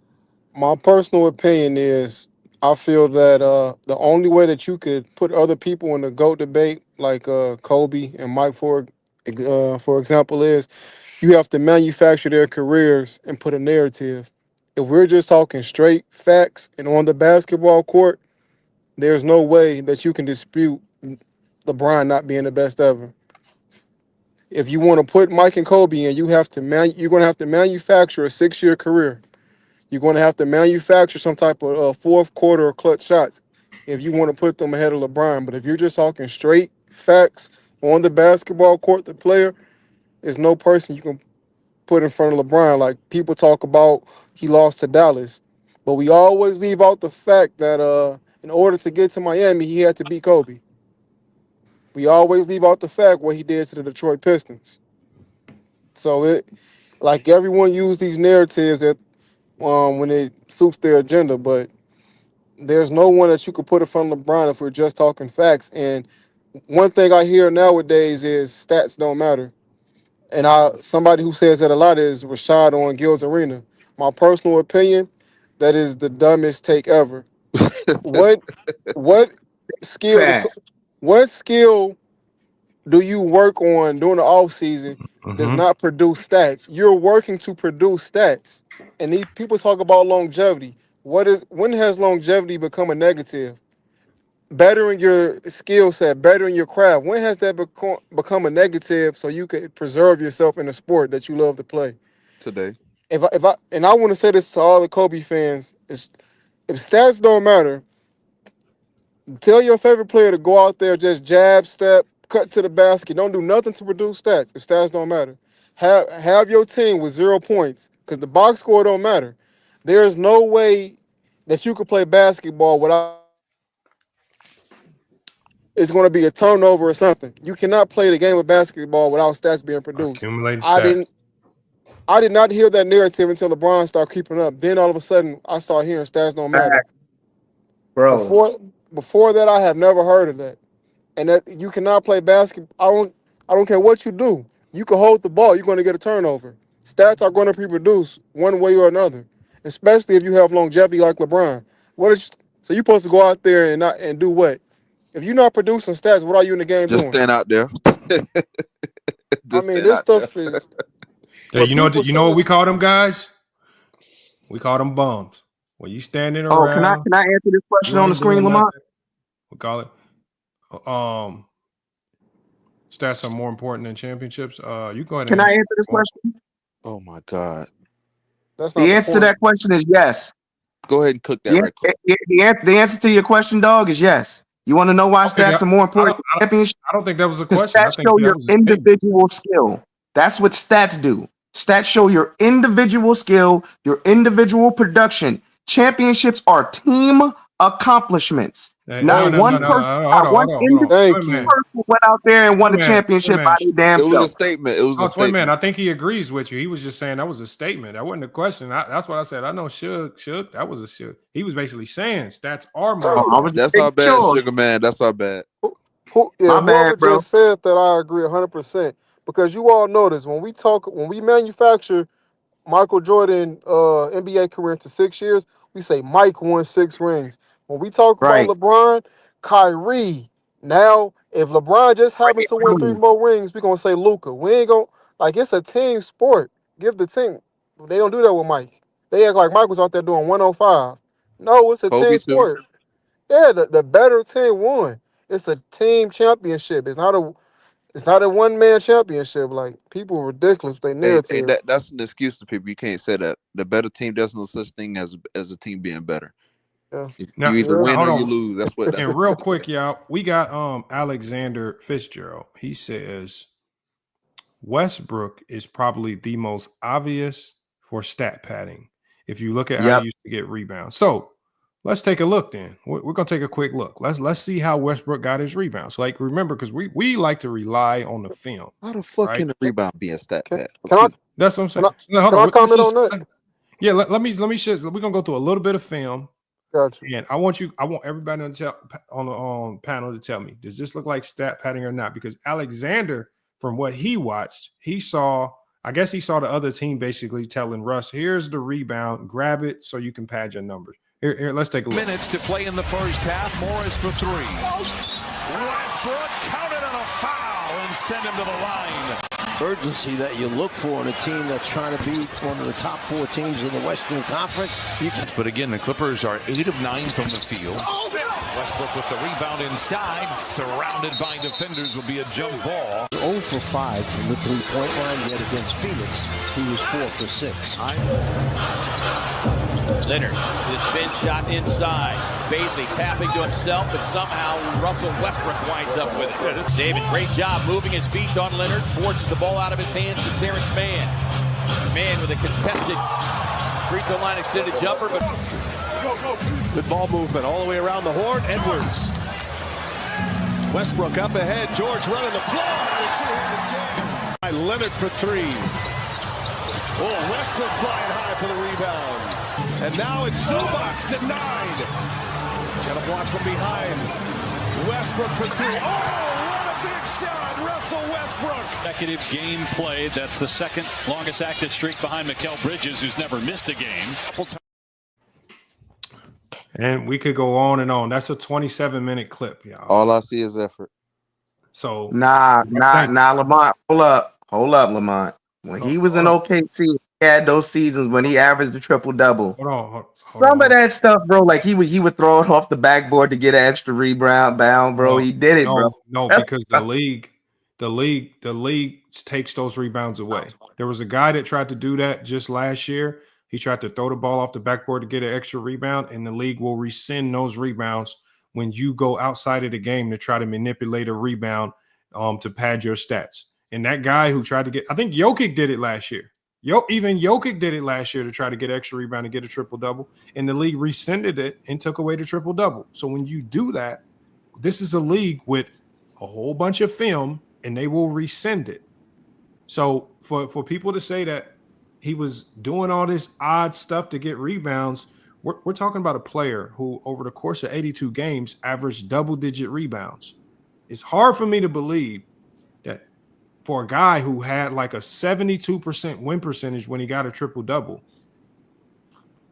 to be out there making losing plays consistently. Rebounding is effort. It's the only skill that can translate from high school to college to the NBA. This is why a guy like Ben Wallace can go to Virginian Commonwealth or some odd low ball D2 school, and his rebounding still translates at a high level to the NBA. Look at Angel Reese. Will miss 75,000 layups, but gonna grab every rebound. That's just all effort and having a nose for the ball. Drummond. It's a skill. I'm telling you right now, it's a skill that's hard. Like rebounding is hard because you have a nose for the ball. You have to be able to go muck it up. And you ain't the only one trying to get the rebound either. Don't No, you're not. And so for me to just believe that Russ is just running around out here and you got a center just boxing out, letting the ball bounce in front of him when the game is on the line and just saying, Russ, grab the rebound so you can get your that's nobody even thinks like that when you're playing. Like when you're playing and you're going and the game is going 1,000,000 miles an hour, do you think these guys are boxing out saying, where Russ at? I need to make sure he gets this rebound. But the game is going 1,000,000 miles an hour. I'm grabbing this ball. We trying to win this game. And when the game is going that fast, if you start trying to pull that slick stuff off, other teams are going to swoop in and be grabbing rebounds, laying it back up, and you're going to be sitting on the bench. So it's just hard for me to believe a lot of the narratives, like triple-double, like even now, that's how crazy this media is that they now devalue the triple-double to get y'all to believe that triple-doubles can just be finessed. You can't finesse no triple-double. All effort. You cannot. And the rebounding is one of the hardest things to do. That's why not everybody does it well. It's hard to go rebound consistently, you know. But that's why we give Rodman his flowers and Ben Wallace his flowers and the great rebounders. But if a guard can rebound well, that's even harder, especially in the NBA. Yeah, there's nothing negative. If you get, the main stats, points, rebounds, and assists, those are not negatives. If you get a rebound, that's an opportunity for your team to score. That's an extra possession for you. If you get an assist, you're getting a shot for someone else. Yeah, you generate points. Yep. There's nothing negative about accumulating stats. It benefits your team. Only negative stat is turnovers and fouls. And I guess you could say shot attempts because that depends on the shot selection. But points, rebounds, and assists, there's nothing negative associated with it. I gotta give you that. What's negative about a rebound? Tell me, offensive. No, I said I'm gonna give you that. I said I'm gonna give you that. You right.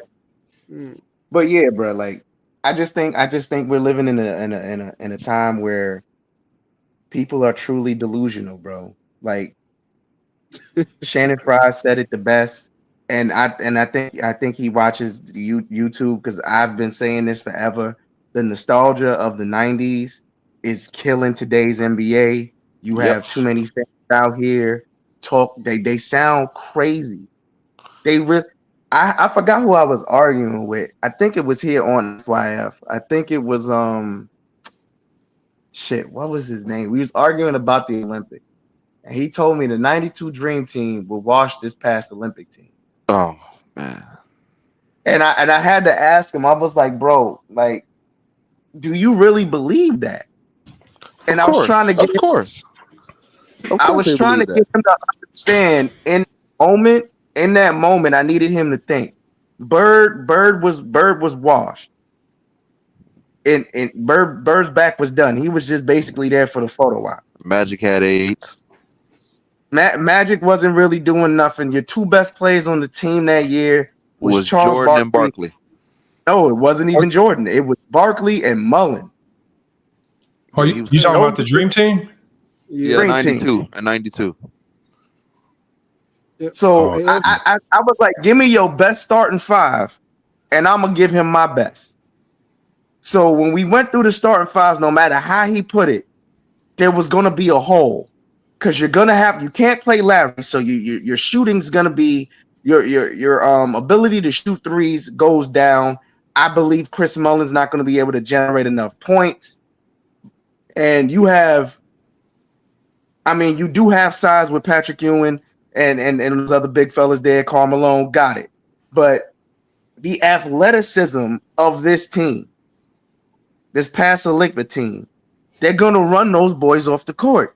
And he just thinks I'm crazy Because I'm asking him, who's guarding Bron? Who's guarding KD? Who's guarding Steph? Are you talking about the 92 Dream Team? Who's guarding those three? Just those three players right there. Who are you putting on Brook, Curry, and KD? Bro, I've already said, I said this summer. I was like, I know, like, if you're just talking basketball-wise and matchup-wise, and a lot of people didn't want to hear this, I said South Sudan from this past summer would have beat the 92 Dream Team. Oh, they ain't like that. They ain't like that, Lamont. Bro, I think France, this French team that the USA beat in the gold medal game would have beat the 92 Dream Team. I mean, if you throw out the nostalgia and how you feel about the names, that 92 Dream Team, one was old, they were slow. Second thing you want to mention is this. Jordan struggled to adjust to Olympic basketball. Jordan was like the 4th or 5th best player that year. He shot horribly. He could not make a shot. He's struggling to defend at that Olympic level. He was definitely not the best player on that team. Right? I believe it was Barkley and Malone and Chris Mullin. Barkley, Malone, and Chris Mullin were the 3 best players. Like Mullen was the only one that could make a 3. Barkley was killing and Malone was killing. Outside of that, Jordan was playing like he was just a shot chucker. He was just chucking shots. He's chucked up so many shots. It was crazy. And his Lamont, people in the chat right now are mad, but they're looking at the names. They're not looking at the fact that the competition that the Dream Team played in 92 is nothing compared to the competition they played this year. That 92 Dream Team doesn't even make a medal game. Period. You put that 92 Dream Team in this Olympics, they don't even make a medal game. Man, Serbia fucking them up. I'm sorry. With those shooters and Jokic, fucking them up. But that's just the advancements in the game. That's that's what I'm saying. Like, evolution has to be taken into account. I don't care what. Oh, they stuck on the names. They're stuck on the names. They really are stuck on the names. Like these teams and this, Canada would, I believe, the 92 Dream Team wouldn't even have made a medal game. They wouldn't have made a medal game, bro. They wouldn't. Hey, I got a question for y'all. So y'all know how they give LeBron a credit. They said that he's the reason AD was traded. He the reason that JJ Redick the coach. Oh my! So let's say the Lakers win the championship this year. So once he does, do you discredit LeBron and say it's because of Luka? Will that be the new narrative? Yeah, for sure. Yeah, they're gonna give Luka the credit. So hey, LeBron. I was already talking about. There was a guy named Skap Attack, another YouTuber. He's growing. He Kobe fan. He was making the argument that Kobe was a 1A 1B with Shaq, from 99 to 03. Yeah, he or something like Gilbert that. With Gilbert. And I was saying, look, Shaq was the most dominant player in the league at the time. I mean, there's a lot of people, a lot of good players would have been a number 2 behind Shaq. It's okay, but for that short period of time. But this is the reason why we know this is even as soon as he saw Luka get paired up with LeBron, the first thing that comes out of his mouth was, LeBron's just a sidekick now, and he's a number 2, man. He can just coast along. And I'm just like, oh, y'all already just loading it up, because I think a lot of them know Dallas just screwed up. And you messed around and you paired Luka with LeBron, and you think this ain't going to be a problem for the league. Like, this is a big problem now. And so now the LeBron James haters, now what's going to ultimately happen is if they do have any success, they're going to give all the success to Luka. They're not going to split it like they did with Kyrie and Luka last year. They're going to give it all to Luka and try to pretend as if LeBron was just along for the ride. This is what they're going to do. A fat boy, a drunk, and a hookah boy going to get all the credit. That's who going to get the credit. Somebody who they call fat, smoke all the time, and drink. Don't play no D. Yep. Oh my! Don't play defense. Yep. Yep. Hold up. Don't let Luka win Finals MVP. Oh God. That should have made nothing if we're going off the Kobe Bryant fan. Because Kobe Bryant, Shaq won 3. So are you all changing your narrative? Yep. Or is You it got to because change your of, narrative. yeah, you got to keep changing. He's Like, a bona fide ball hog, but he's averaging double-digit assists. Don't listen to that ball hog. Don't listen to that ball hog shit. Hold on. We already know that's Ever since Luka got to the Lakers, Jackson Hayes and these boys have got more lobs than I've ever seen in my life. Right. Yep. Like, tell this ball hog stuff to Jackson Hayes. Jackson Hayes about to get paid off of Luka. Right. Yep. Jackson Hayes about to get $100 million contract, bro. He already did it with Lively. He already did it with Lively. Brother boy had Lively looking like he been in the league for 5 years, looking like a Tyson. Yo, Lamont, LeBron and Luka about to get Hayes $100 million, just like he got Tristan Thompson. Bro, yep. LeBron had Tristan Thompson looking like he could really hoop, man. Tristan Thompson, yo, this is crazy. Bro, he can't even function on the basketball court without LeBron, man. So Luka's a bona fide ball hog, but he's averaging double-digit assists. They only say that because of the shot attempts. They only say that because of the shot attempts. That's all. It's like the style. But they say stuff that don't make no sense because we watch the games. Like, we watch these games, and I see Luka. I'm watching this man throw behind the back passes, skip across to the 3-point line, all this crazy stuff. All that. And I'm like, bro, you cannot tell me he a ball hog. He's setting these guys up for beautiful. Like, you got Vandy. I watched the game where Vandy been making threes. Now he passes. Right. Yeah. Yeah. Come on, man. So if the Lakers win the championship, I believe the internet's gonna melt down, bro. And the one thing about Luka, the one thing I like about Luka, which if you have to say anything about something that I think LeBron has struggled with, the one thing Luka don't care about is what that LeBron does is if you open, Luka don't care what you can or cannot do. He gonna swing that ball to you. He believe in you. And as what we've seen with LeBron, sometimes he's seen the wrong guy standing in that corner. He ain't about to swing it to that corner, man. No. He not. But that's the difference. Like, and you know what? That's not a negative. You know, that's just. But Luka has ultra confidence in every. Like, he see Vandy wide open. Fuck it, go ahead and make the thing. Vandy, make or miss. Dorian Finney-Smith, all you got. Shoot that. That's something Kobe wouldn't do. That's something Kobe wouldn't do. And he's swinging it to God. And so what I'm saying is having such a positive effect on this team. Now you got a whole bunch of guys that don't really make threes like that making threes. Like, and it's only a matter of time before Jackson Hayes take his shot at one of these. Watch, before the season ends, we gonna get a three. Jackson Hayes firing off a couple of them. Watch, because he instilling confidence in him. Hey, Dwight Powell. That's why I say this duo is lethal, because in a sense he kind of plays like LeBron, but he don't because he's slow. LeBron is just forced right at your neck. Yep. Luka kind of slow, but he methodical, and it's just a weird pace that he plays at. It's hard to time it. It's over. And Lamont, think about it. They're still this good, and you can say their third and fourth best players hurt right now, and they're still this this with Rui, and they're looking like they ain't missed a beat. Rui and Reaves out. That's how you know it's Luka. That's how you know it's a problem. That's how you know it's gonna. If the Lakers win a championship, you already know the narrative that's gonna come. Me, I'm just happy to see good basketball. I want to see how far they can take. Yep. So whatever narrative it is, I want to know: were they lying? Were they lying before the Luka trade or after? Hold on. Look at King's Speech Row. He came here and said they haven't beaten it. Well, you know what, King's Speech Row? They beaten everybody that's been on their schedule. That's all you can see at the NBA level. The only thing you can do is beat who the NBA got scheduled for you to play next. Lamont, why are you entertaining that bullshit? Didn't they beat the Nuggets? They beat the Nuggets. They beat the life out of the Nuggets. Before Luka got there, they beat the Celtics. They blew the Celtics out. Yeah, I think people so they mad beat the Knicks without any of them. With just LeBron, they beat the Knicks.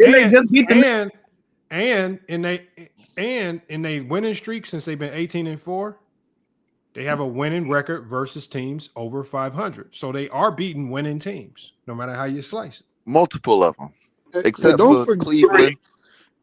Yeah.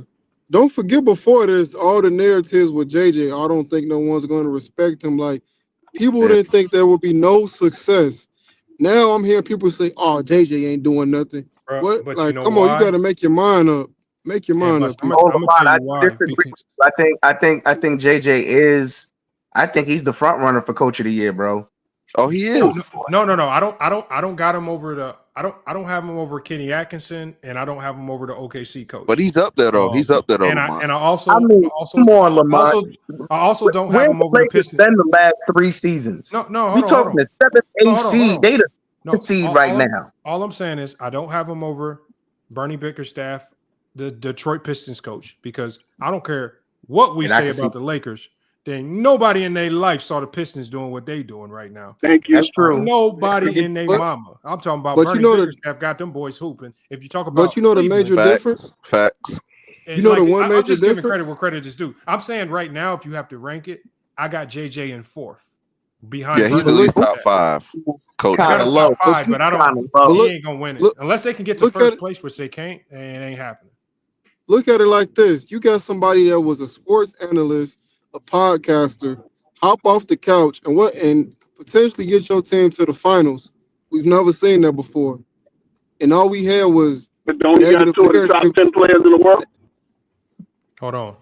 No, Darvin was on the coaching staff. He couldn't do that. It's a lot of people that had that. They didn't. We didn't see the success. I mean, this is just regular season right now. Darvin scam. Hold on, y'all. Let King Grow cook. I didn't hear him talk. Go ahead, King Grow. Oh, can you hear me? Yeah, your mic is a little crazy, man, but you good. Yeah. Well, I just said they got 2 of the top 10 players in the world. So, and they had that with AD as well, right? Yeah, but 2 top 10 players don't equal a team. Just like we've seen with the Phoenix Suns. The Phoenix Suns got 2 top 10 players. The Phoenix Suns can't win a game. They below 500. So 2 top 10 players is part of the like you want to start there, but if you don't have a team, you ain't winning nothing. And I think with AD there, I just think with that I think the style that AD plays in today's game is no longer a viable style to go win championships. And the game has changed. I think you got to try to win from the perimeter first.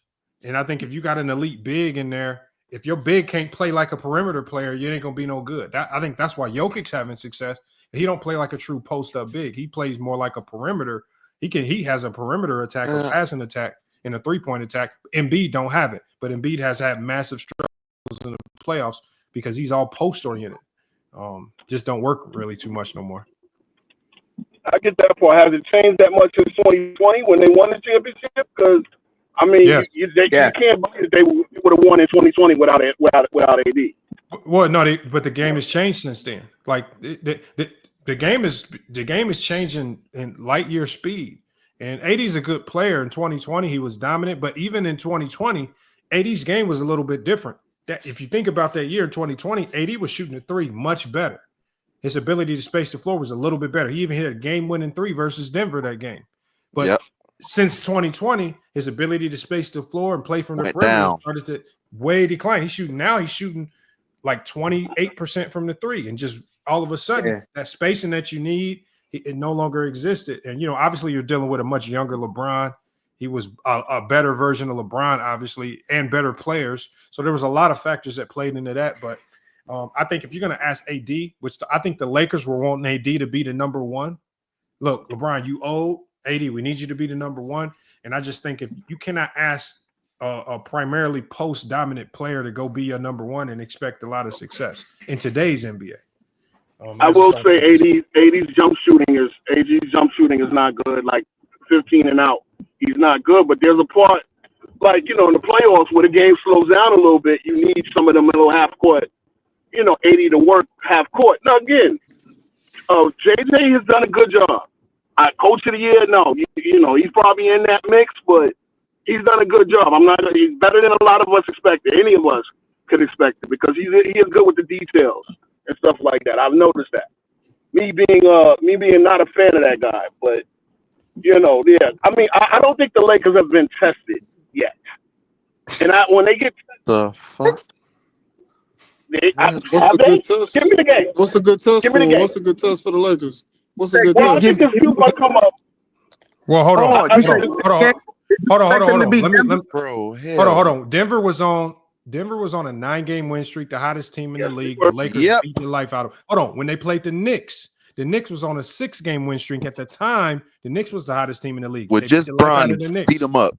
So what I'm saying is, we keep saying they've been tested. It's just like how many teams they got to beat the life out of before you believe in them. Celtics. I think if LeBron wasn't on the Lakers, y'all give him more credit. If you take LeBron off the Lakers, y'all give them way more credit.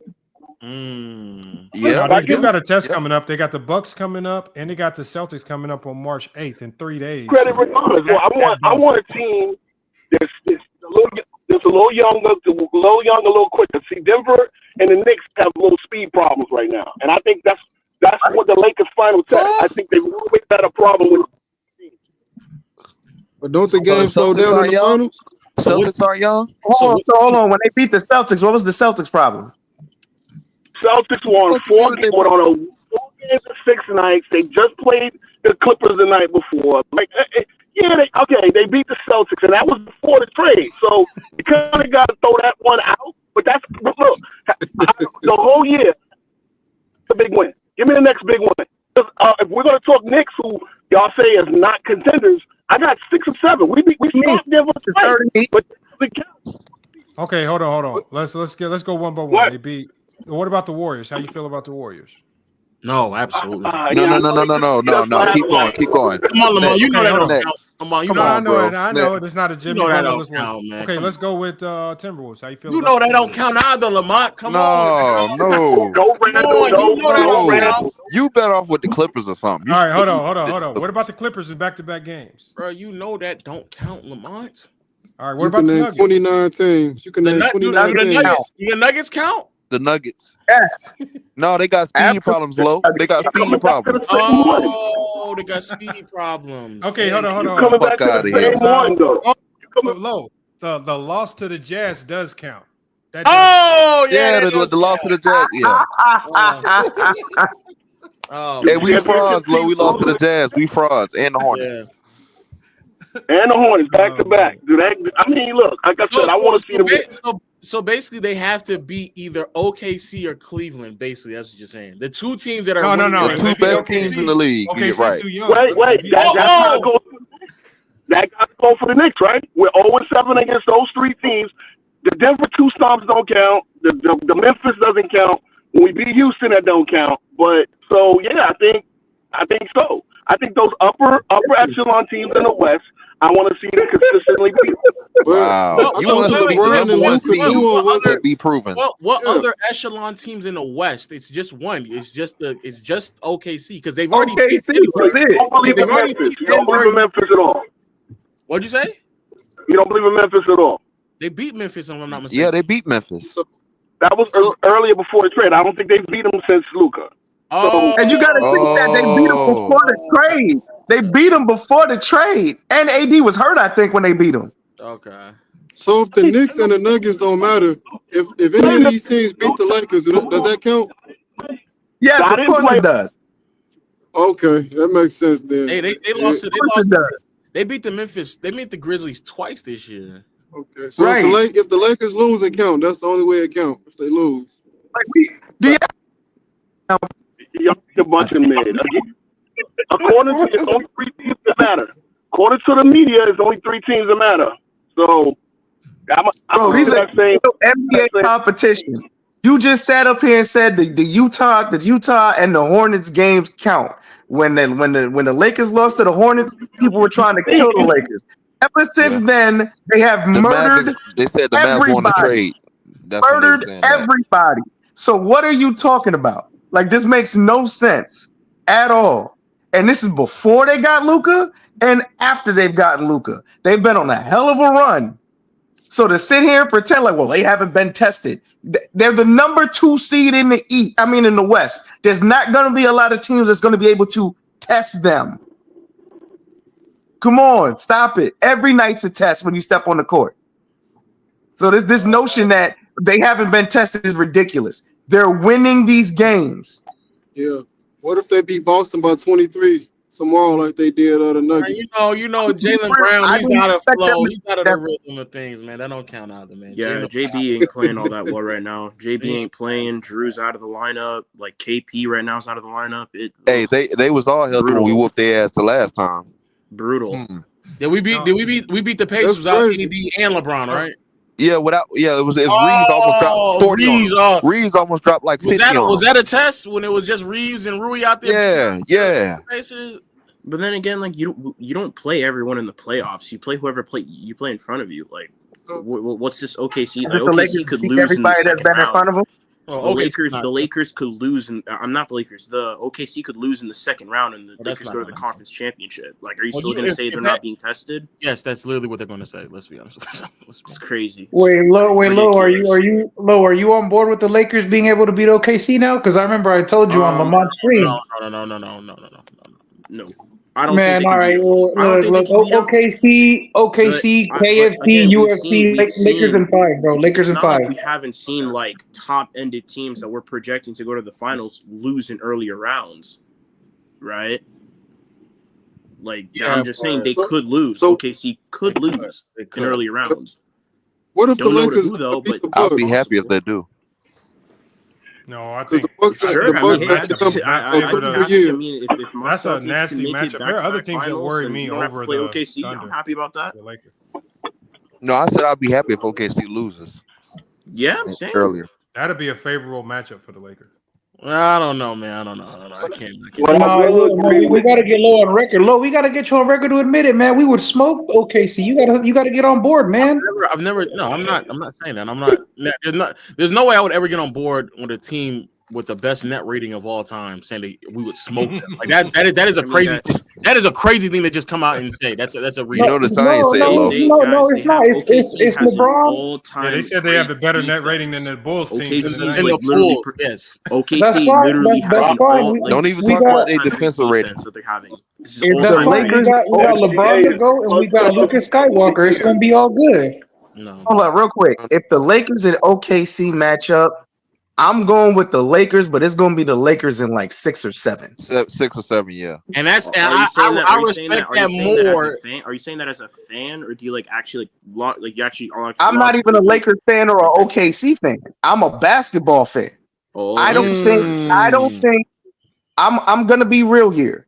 Just the dynamics of Luka and LeBron. I don't think there's any team in the league right now that can put 4 wins up against them right now. That series would literally come down to who could steal home court first. If you hold if you have home court, like I think the pressure would be on OKC those first 2 games, because if they lose one of those first 2 games, and you got to go back to LA with Luka and LeBron in that backcourt.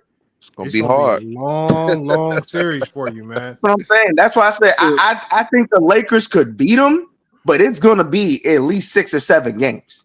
Now, if LA got home court and they take the first 2, if LA got home court, Lakers take the first 2. I'm taking the LA in 5. If LA got home court. To your point, the best defense I've seen played against Shea was with the Lakers. Like, that's to your point. That's the best defense I've seen anyone play against Shea. Was the Lakers playing defense against them. When was this? The last time they played them. What, like November? Let me see. Shea gonna be in a lot of actions. Shea's gonna still like go crazy, but it was November 29th. Yeah, November 29th. Shea gonna be tired. He gonna be in a lot of actions. Man, I'm telling you, I'm telling you, bro. Go James. Hey, go James and Luka Skywalker. You gotta believe in your squad. I don't know. That's what I'm telling you, bro. Y'all acting like, I don't know, man. Like, it's not gonna be. I put it to you like it's not gonna be easy, bro. Not gonna be easy. Even if it's not easy, man. It's Luka Skywalker. It's Luka Skywalker and Goat James, man. I think ain't nothing better like a party. They might sweep the Lakers. I believe a series that would be easy would be like Memphis. Nah, it won't be no sweep. I think Memphis would be Memphis, Houston, a lot of easy ones. You know what? You know a series that I believe will be much harder than you would think if they matched up versus the Clippers or the Warriors. I think that would be a lot harder than. I think the Warriors now. Warriors. I don't know about the Clippers. No, No, I'm just saying, like, Yeah, it's the just team weird, would be like the okay, teams that yeah. you play a lot, like the Clippers, like teams that you're familiar with, just like. And I don't want to see Kawhi Leonard. Kawhi Leonard, some weird way in the playoffs. I would when love he to see him in healthy, the playoffs because he ain't gonna play that the whole motherfucker series. be making some crazy shots, man. Kawhi Leonard, when he get hot, man, that's crazy. I would love to see him because he ain't gonna play the whole series anyway. So I would love to see him in the playoffs. About the Clippers. Talk about the Clippers playing Lakers. Y'all do realize they already got 50 wins, bro. Like OKC and Cleveland, bro. They're so leaps and bounds. Cleveland got 50 wins? Yeah. They got 51. They got 51. They got the most in the entire league. Yes, they are like Wait, so. dang! Hey, we got people in the chat mad that I'm singing Crazy, "Ain't Nothing man. But a That was Laker a crazy Party." game. That was a crazy game when they beat my C's, bro. That was crazy. Bro, they are. Man, the C's was celebrating in the first quarter, and then Yes, they bro. mopped, Like I was man. like, damn, y'all are kicking their ass. And then like come the fourth quarter, Donovan Mitchell starts with some BS and then just close that game out. Bro, those two teams those are legit teams. I Bro. love about this league, no lead is safe. Like, think about it. In the 90s, if they was up 10 with 5 minutes to go, you knew the game was pretty much over. Yeah, the game was over. Also, y'all. Yeah, I didn't do any live streams last week, right? I'm gonna tell y'all why, man. I know we talk about LeBron choking and stuff and all that, man. Man, I choked in the conference tournament, man. Damn. And our He'll get him next regional. time. He'll get him next time. Man, look, man, right here, Utah Valley, man. I sold the bag. Damn. Man. 2 points. Now check this out. I'm gonna tell you why I choked, man. We was up 9 at half, man. We was cruising. We got up by 12, man. These motherfuckers had a 6'11" center. This motherfucker went to work on us, man. I ain't gonna lie, man. I had no answers, man. I mean, I'm talking about pure 90s style in the post. And that motherfucker made like 15 free throws too, man. But we still got nationals coming up, man. This ain't it. We'll see them motherfuckers again in the national tournament.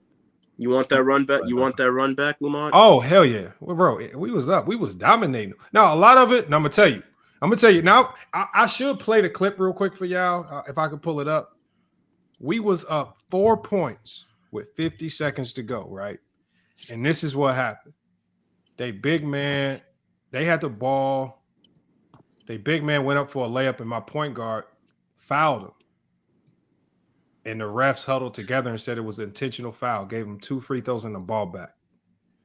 Damn. And so it's just like, and it wasn't even, the ref said my point guard grabbed this 6'11" guy by the neck and it was player safety.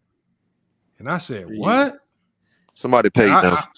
Yeah, it was bad. But I mean, everybody saw it was a bad call. But at the end of the day, we was up 12 in the third, and in the second half. And we shouldn't have sold, man. So we'll be back at it, man. I ain't worried about It happens, man. It happens.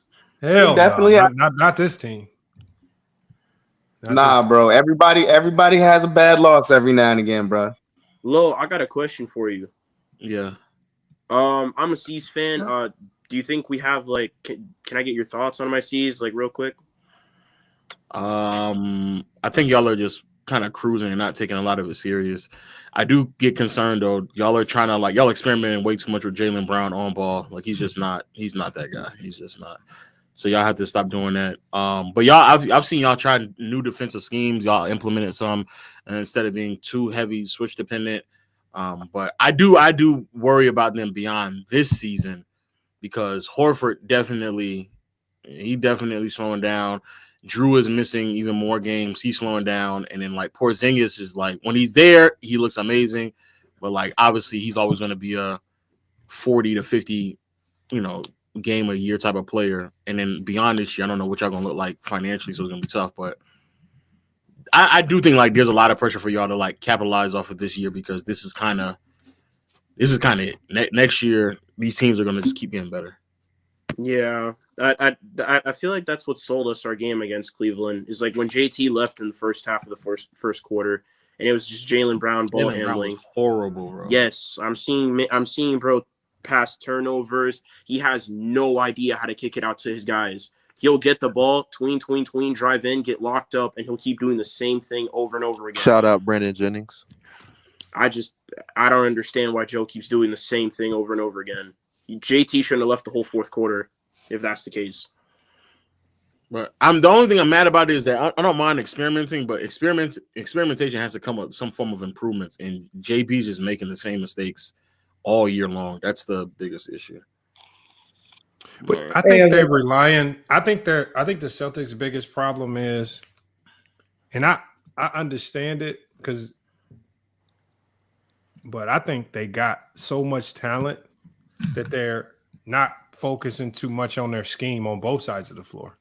Because to me, their offense is too free flowing and too much ISO, and it gets them in trouble sometimes. And their defense is kind of free flowing. And you've seen all year that JB is just getting barbecued in the one-on-one. It gets to a point where you got to load up some help or start shoring up some things, man. I think they're too free flowing on both sides of the floor. I think it's going to come back to haunt them. And I think a team like the Knicks or somebody that's not supposed to beat them can walk them down if they don't tighten it up. But see, that's the reason why I think Atlanta. I'm scared about them playing Atlanta. That's a team that I'm worried about. Atlanta, bro. But that's the reason why I think Cleveland could, because with Mobley and Allen being versatile enough to kind of defend on the perimeter a little bit, especially Mobley, that free flowing offense would normally put teams at disadvantages that they're Cleveland is just not going to be put in no disadvantage like that at all. They're going to. I will say about Cleveland, it does kind of worry me that the Celtics are down 2 starters and y'all are getting blown out in the first half. That does worry me a little bit. That's not that kind of crap shouldn't happen. That should not happen. With an all-time great defense that Cleveland has, they should be better in first half defense against the Celtics. That's how they beat them last time. They got a big lead. That's how they got a big lead in the first half and then never let it go. Yeah. I'm Cleveland defense is going to continue to improve, in my opinion, with Hunter and Al on the floor with them. It's, to me, Cleveland's biggest question is can they just keep attempting 43s and making them at a 40% clip? That's because if they can, then at that point, it's going to be hard for anybody to kind of keep up with that. They are a better shooting team than I give them credit for, though. Garland, obviously, he can shoot. They have a couple guys coming off the bench. Who's the dude that everybody kind of Jose passed around? No. They had Max Strus? No, Max Strus. Don't they have the one shooter? Ty Jerome? Ty Jerome, yeah.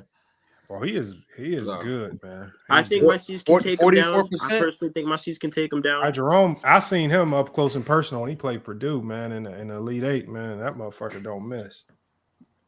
Yeah, Ty Jerome. You said Ty Jerome? Yeah, Ty Jerome has been a hooper since he came out of Virginia. Yeah, he played for Virginia, didn't he? Oh, no. No, he played for Virginia, yeah, because he's from the Rochelle, from my neck of the woods. Didn't they win the championship? No, he beat Purdue. They beat Purdue. No, yeah, he hooping out of his mind. He playing really out of his mind. But no, bro, it's a lot of good teams. I just until the Lakers can beat the 2 historically great teams in the league right now, I guess they'll never be tested, dog. That's all that really matters. You don't even. And then they got to blow them out. It's crazy. You don't play everyone in the playoffs. You don't play everyone. Nobody can be injured. All situations. Come on, so all situations never go. No, hold on, Lo. I want you to predict, man. If because I want to be able to reflect back on this in case it happens. If the Lakers find some way to win the championship this year, what's the narrative going to be? Oh, I ain't gonna lie. That's part of the reason why I want to come here, because the narrative, bro, the goalpost has moved within a matter of a week and a half. It's actually ridiculous. First, it was Dallas. There was people saying that Dallas won the trade. I'm like, oh my god, Mavs won the trade. Yeah, Mavs won the trade. They got better immediately this year, and I'm sitting there saying bro, y'all asking a lot of Kyrie to create for everyone. That made no sense at all. I told then you, it was Luka and LeBron are going to make Luka worse because LeBron can't play off ball. Even they don't play defense. They don't play defense. Yeah, they don't play defense. Now, all of a sudden, since JJ has coached this team up and they're blowing them out of the water, now even the whole coaching argument is moved, because earlier this year was same record as Darvin Ham. So what's the big deal? Now all of a sudden they got to make it to the conference finals. If they win a championship, it has to be. Hey, yeah, if LeBron don't win Finals MVP, it's gonna be see, look at that help he had, man. He had all that help with him, man. I'm not on the fence about this. This is gonna go down as the worst trade. Well, you saw what happened what happened when he won Finals MVP in 2020. You know what they were saying? Oh yeah. Stat padded. So that's the other way. If he wins it now, they're going to say he stole it from Luka. Luka. Yeah, they said he stole it from Anthony Davis. Yes, they said he stole it from Anthony Davis. Yes, that's what they're going to say. Even though they both can be putting up very similar numbers, and before this trade happened, everybody was saying that Luka's a terrible defender. And if you now say now all of a sudden defense don't matter, I guess, but in 2020 defense mattered. So that's what's going to happen. Then it's going to be those are regular season teams. Cleveland and OKC, that's a regular season team. They were too young. That doesn't really matter. Denver, they've been looking worse as time progressed. So that's why they were able to beat them. Like Skip Bayless said, they were pups. Yeah, they were said pups. about Kevin Durant. No, it don't really matter. Question: if they don't get out the first round, what's the narrative?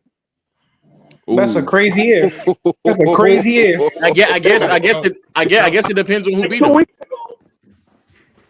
Oh, they'll blame LeBron. They'll blame LeBron.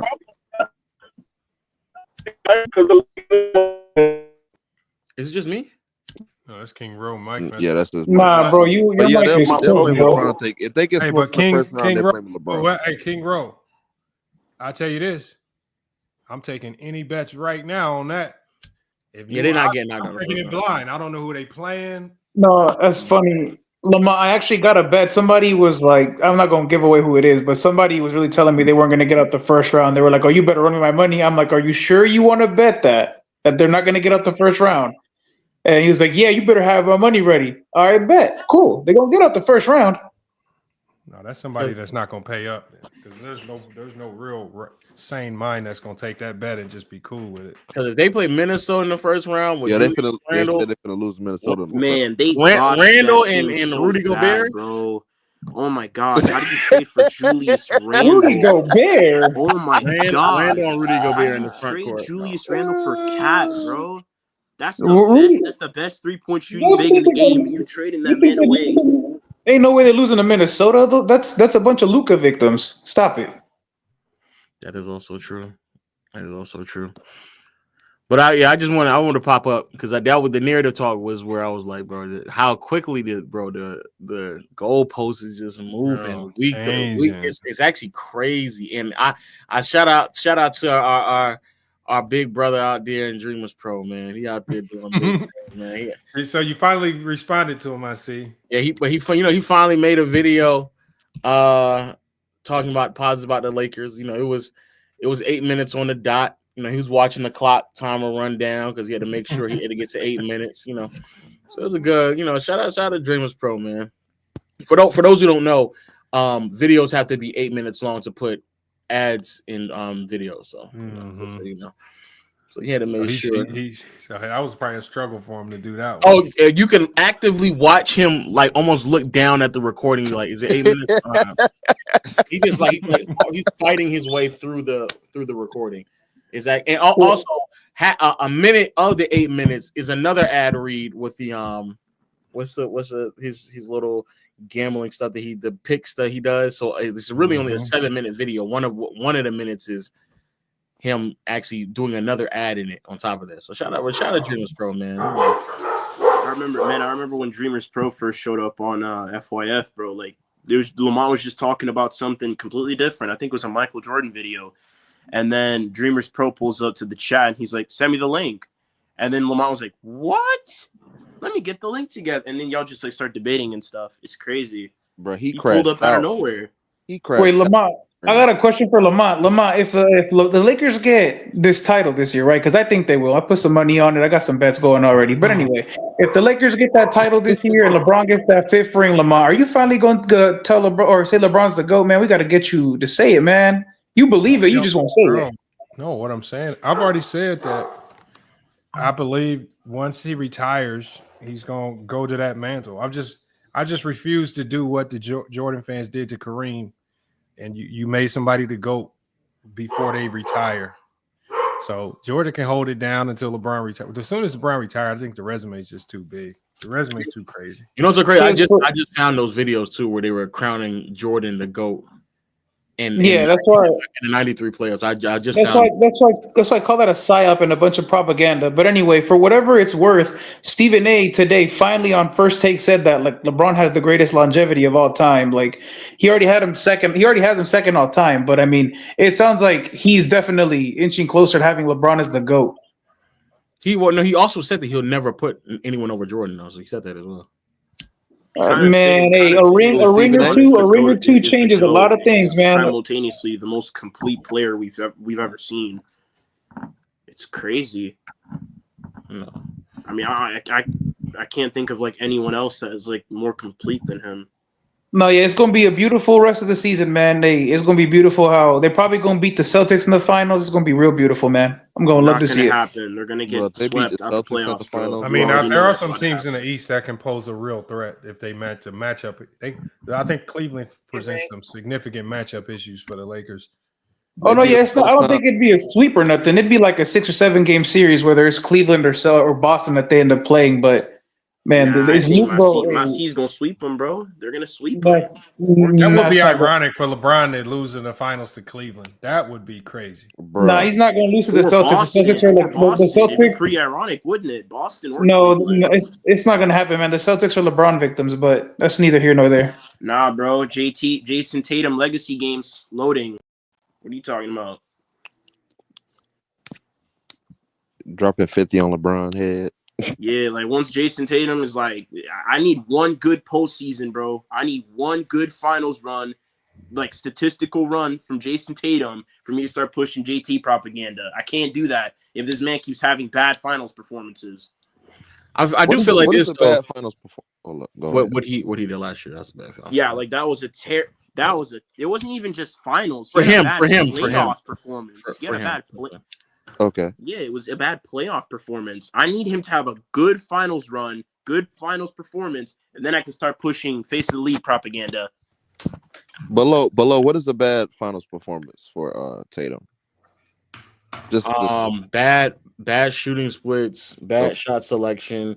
Okay. Not being able to kind of leverage, which I think he did well in the finals, to be fair, but not being able to leverage his scoring ability into like creating opportunities for others. Not elite level defense, because I think he's at a point where he can produce at an elite level defensively throughout 7 games. I think that's a bad finals for him. I think the reason that JT struggles now, like more than he has in previous years, is because they don't really run the offense through him as much. Like it's a lot of, I'm not just saying, it's like a lot of free forming offense. I feel like if they ran the offense through Jason Tatum, he would have a lot better scoring performances. He kind of gets thrown off rhythm when he has to, like, I just don't think that's his MO. I just think that that's the type of player he is. Sometimes he's on, sometimes he's not. We've seen that. We have a large enough sample size of his career. I think that's just who he is. Sometimes he on, sometimes he not. I mean, we can't. Yeah, he'd be having those dud games for sure. Like he's had plenty of those. To be fair, on the other end, he has had really good games, like all time, like really good games in the postseason. Yeah, but he's never going to be face of the league type of player, man. Like, if they don't want to, not the way you guys want the face of the league to play. Like, no, I'm gonna tell they want to be selfish. I'm gonna tell you right here, the face of the American. They want an American. They will not. No, for some reason. No, I promise you, bro. I promise you, it's not the American thing. I promise you, when LeBron retires, the face of the league is going to be Luka. I promise you. Nah. No, I don't know about that either. No, I don't think. I'm telling you, it's foreigner. Like he's not from America. They don't want Tatum. It's not only that he doesn't play the style that they want him to play. The NBA. It'll be Ant or somebody like that. It'll be Cooper Flag. That would be their dream come true if Cooper Flag comes to the league, pans out to be everything that he thought they would. I'm actually surprised how good he is offensively. I did not know he was this good offensively, bro. I mean, we had 2 players that were being projected to be the first, like the face of the leagues. It was Ja and Zion, but that didn't work out. Like that was 2 duds, unfortunately. Cooper, I didn't know he was that good offensively. I'm getting higher on Cooper. The more I see him play, the more higher I am on him. But yeah, I agree, bro. He's actually something crazy, bro. Who does he remind you of, though? Who does that guy remind you of? I thought he was going to be more of a like defensive oriented wing, solid finisher, kind of get downhill, But he got a bag on him though. He got a bag, bro. The scoring is way better than I thought. He leverages himself way better than I thought he was going to. He's outlet passes, he's doing he's much more well-rounded than I thought he was. Good or great shooter? In the NBA or just in general? No, is he a good? Yeah, in general, is he a good? He's a or good great shooter now. I think he has to form to be a great shooter though. Yeah, no. I joined a bit late, but I got a question for you guys. Another thing about the mainstream media, they started saying or pushing, I guess, a narrative or talking point that Steph Curry's in the GOAT debate. How do you guys feel about that? That's what Shaq said. Shaq said that. I think he's in top 10 the conversation, but I don't think he's in the GOAT debate. He definitely top 10. That man Bird out of here. Yeah, one of them got to go. Yeah. Bird, Magic, I don't care who it is. Damn, Bird. Lamont, I have a question for y'all. How do you determine which player has a higher peak? Because I was thinking about these two players. Steph Curry has one of the greatest peaks we've ever seen, right? 2016. But James Harden also has a really great peak. Now Steph has a better peak, but how do you determine which one is better? There's narrative to it, to be honest. There's some narrative to it. So because Steph has the finals runs and the chips, that's a part of it. Nah, I don't conclude that. James Harden might have one of the nastiest peaks in NBA history, though. If you really think about it, James Harden might have one of the most elite peaks. I think James Harden peaked higher than Steph. Steph has a better career. Oh no, definitely. We're not. I can't do that. You don't think Harden peaked higher than Steph? I'm thinking 2016. I'm thinking 2016 Steph Curry and 2018 James Harden. Absolutely not. Who peaked higher? Harden was unstoppable at his peak. 2017 through 2020. Bro, okay, y'all. We gotta. Wait, hold on. Are y'all factoring in the playoffs as well, or just regular season when y'all asking about peak? We're just talking about. I'm talking about regular season. Let's say we can find peak to 1 year. If we can find peak to 1 year, bro, Curry 2016 is outrageous. Bro, but wait, low. James Harden's peak is. Don't you think that Harden was ever? I'm not. I think Steph's James a better Harden's shooter. peak. I don't know if there was a team or player in NBA history that could stop him. No. You could argue in 20. Curry's averaging 30 on 50, 45, 90 shooting splits. But Harden was also a top 1 or 2 playmaker in the league too that year. That's what I'm saying. Harden was not even the best scorer in the league. He was going to give you 50 and 15 assists. He was arguably the best playmaker in the league. But y'all don't believe this. But Curry was also the best playmaker in 2016. So that's the other problem. Over CP? No, yeah, you're right. I don't believe that. Yeah, you're right. Scoring the gravity over Chris Paul? No. Yeah, I was going to say over CP. Yes. Yeah. Who was CP? How do you determine which one of those players is better? No. He's with the Clippers. I personally also take into consideration how much of what you did in the regular season you can translate into the postseason. It may not be necessarily point for point, but the things in which you're able to impact the game. Curry is getting wide open looks to players, bro, without even touching the ball, bro. He still does that, Lo. I know. I'm just saying, but the stuff that he was doing was just so outrageously crazy, bro. In 2016, don't you think we could counter that by saying guys were literally guarding Harden from behind to try to stop him from shooting threes? I'm not saying he was. I don't think that counters the level of playmaking for you to generate quality looks for your teammates without touching the ball. You got to gravitate the defense. And I'm not saying that Harden didn't do this either. Steph was at a point though where he's crossing half court and they already triple teaming. They're face guarding him and they're not even looking at the rest of the everybody team open.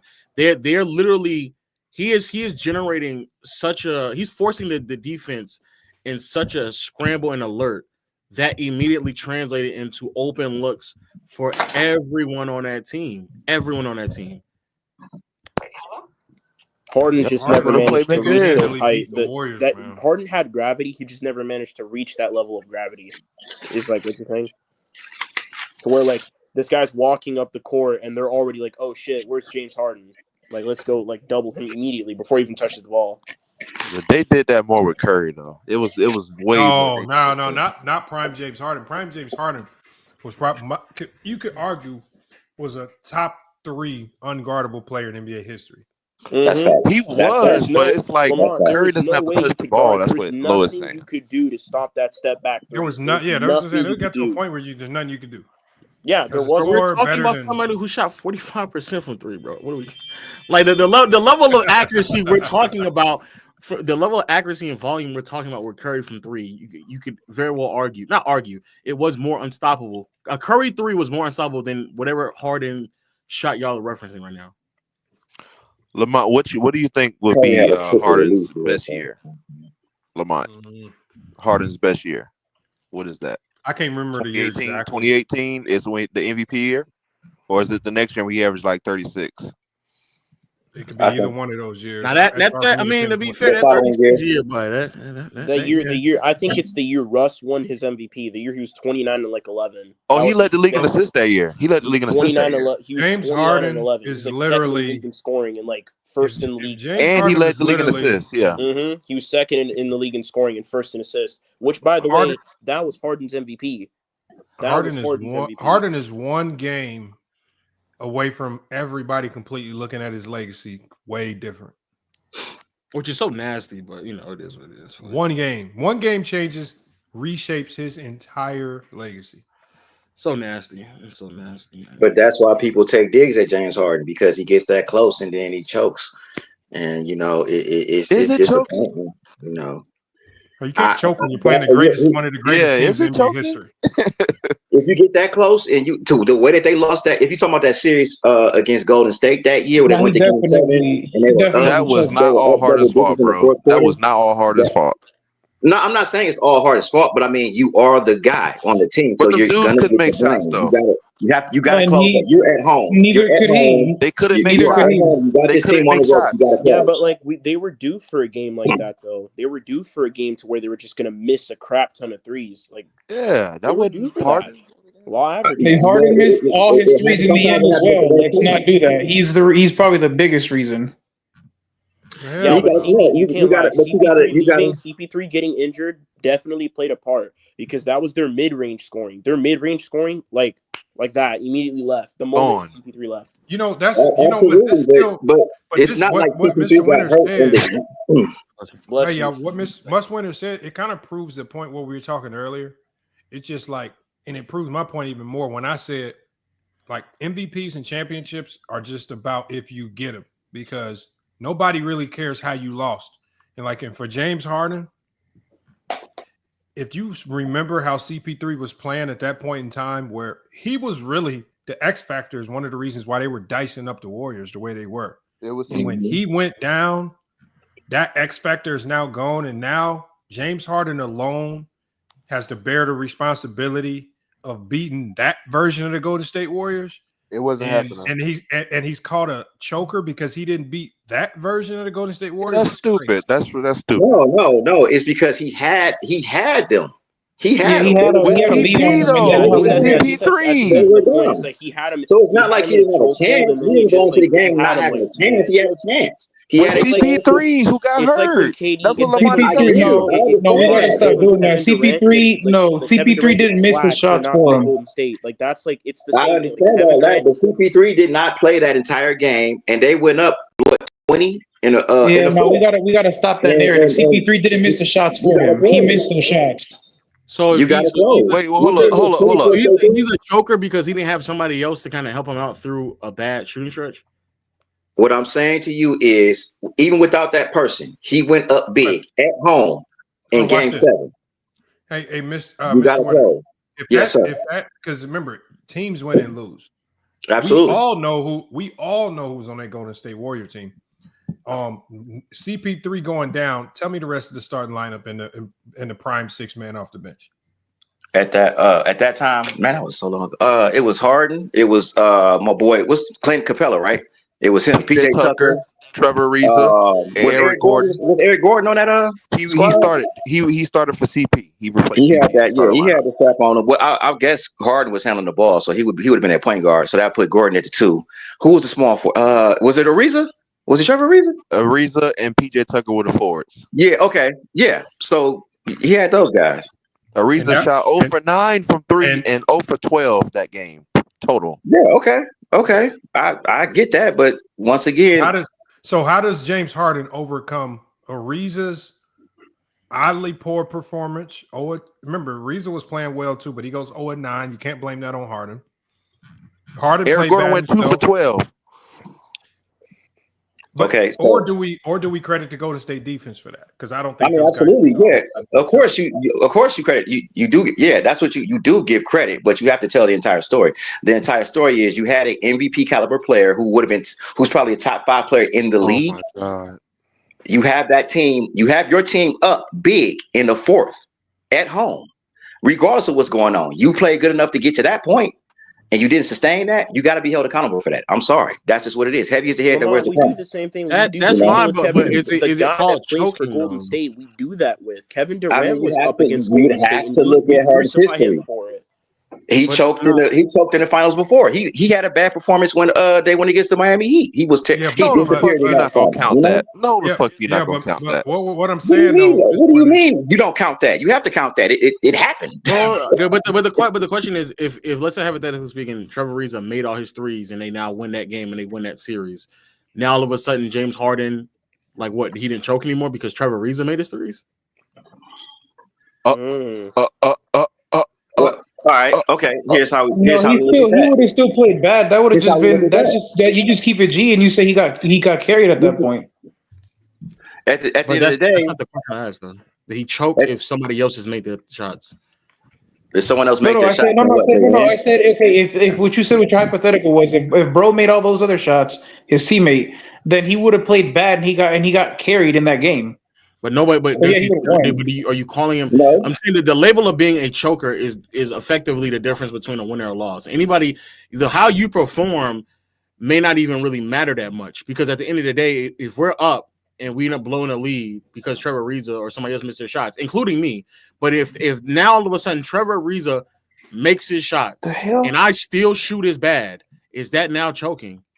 Low, you forget then again, that Low, his like team, the entire offense his collapsed. team, It wasn't just your team was playing bad. missed 24 straight. Was it 24 straight or was something like that? Threes. Your team missed 24 straight threes, bro. Come on. Yes, you get held accountable for that. You're the leader. You're not answering my question. So I'll ask it again. If they end up winning that game because Trevor Ariza made his shots, do you now all of a sudden perceive James Harden differently because Trevor Ariza made his shots? It's hard to answer. I'm going to tell you why. Because at the end of the day, he could have made all those shots and still lost. But I'm asking you, if he makes all the shots and they Harden win, do you now perceive James Harden differently? So you're turning it into an entirely different fourth quarter. How about this?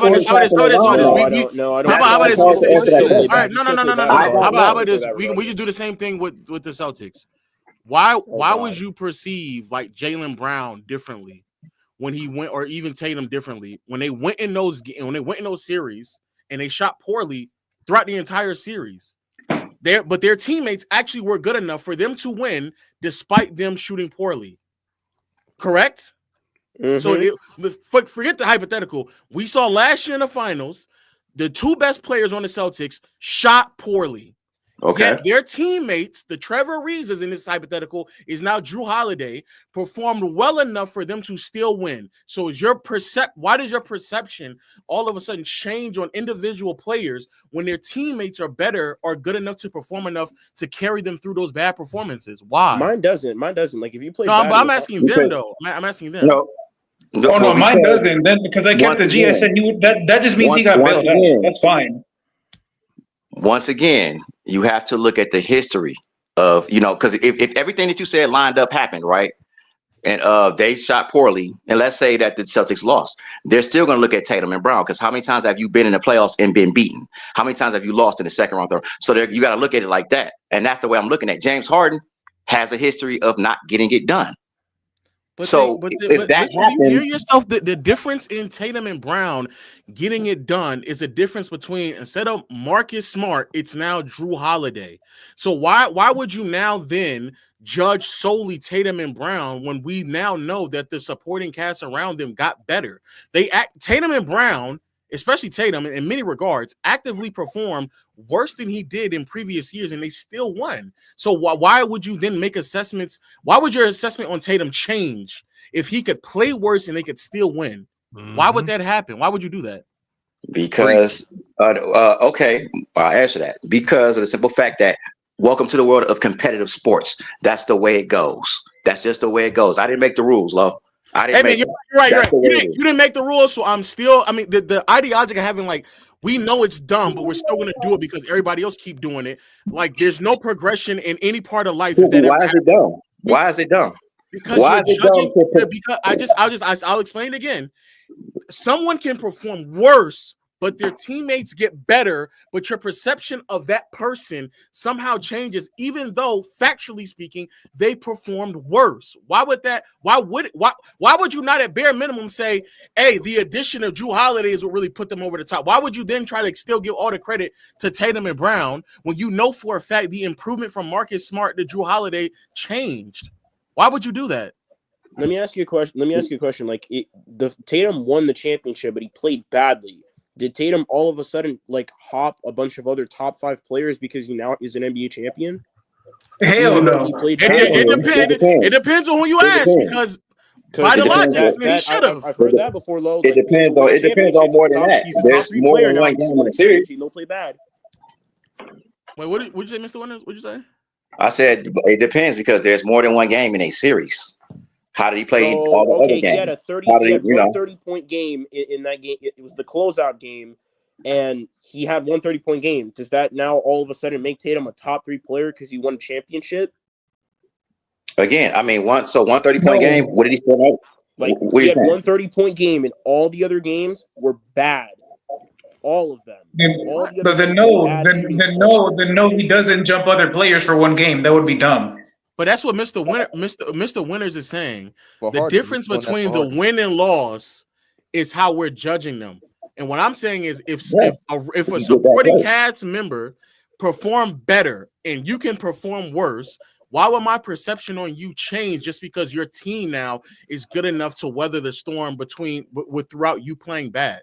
Like, objectively speaking, last year it's just the worst performance from Tatum and Brown. It is like Tatum last year in many regards. That's the worst postseason run of his career, or at least. So you can list off. You can list off. However, are you one of these guys? Are you? Because low right now, you sound like a star player apologist. Like, they shouldn't be held accountable for being. It's more than just what you do on the court. You're also a leader. You're also the guy that everybody goes to. You're also the guy that everybody looks up to. You also has presence in the locker room. It comes to that.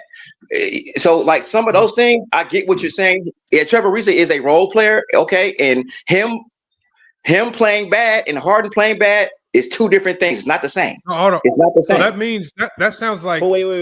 That sounds like you're crediting. Question: If Tatum Hold wins on that 1 second. championship, Hold on 1 second. That just sounds like you're blaming. Now you're blaming James Harden for Trevor Reaves' missed shots because he didn't lead them properly. He was already doing that. No, I know what I'm doing. It's not blame. It's holding accountable. Okay, now you can place the blame on who you want to place the blame on, but I believe in holding guys accountable. I believe in holding the number 1 guy accountable, because when the number 1 guy wins, no matter who performed better, no matter who made the game-winning shot, they're going to look at that number 1 guy. So, in the same respect, that is true. Kyrie hit the shot here, and what do we say? We talk about the block and everything else. Rightfully so. Fine. Okay, LeBron was the guy on the team. So, and you guys try to forget about the shot. Fair enough. So at the end of the day, it's the other way around. When it doesn't go well, the same guy that you guys hold on. Let me ask you a question. Who was the best player in that game? The best player in that game? I depend. Wow. Now, in that game, who was the best player? In the game 7? Let me just narrow it down. Who was the better player? Other than the shot that we know Kyrie made a big shot, who played better that game? Bryant. I'd have to say LeBron had a better second half. You That's can a go. cop out answer. That is a cop out answer. First of all, it was 10. First of all, I'm thinking it was 10 years ago, so I'm thinking it's so I'd have to give the edge to LeBron. I give the edge to LeBron. Okay, so why are people wrong for giving Bron the majority of the credit if he was the best player that game? I never said that they were wrong. I said that that's the way it goes. The star player gets the credit. So the star player get the accountability. Does he get that credit even if he plays bad? Say it one more time. If LeBron plays bad in that game 7 and Kyrie carries them to the championship and they win, does Bron get most of the credit?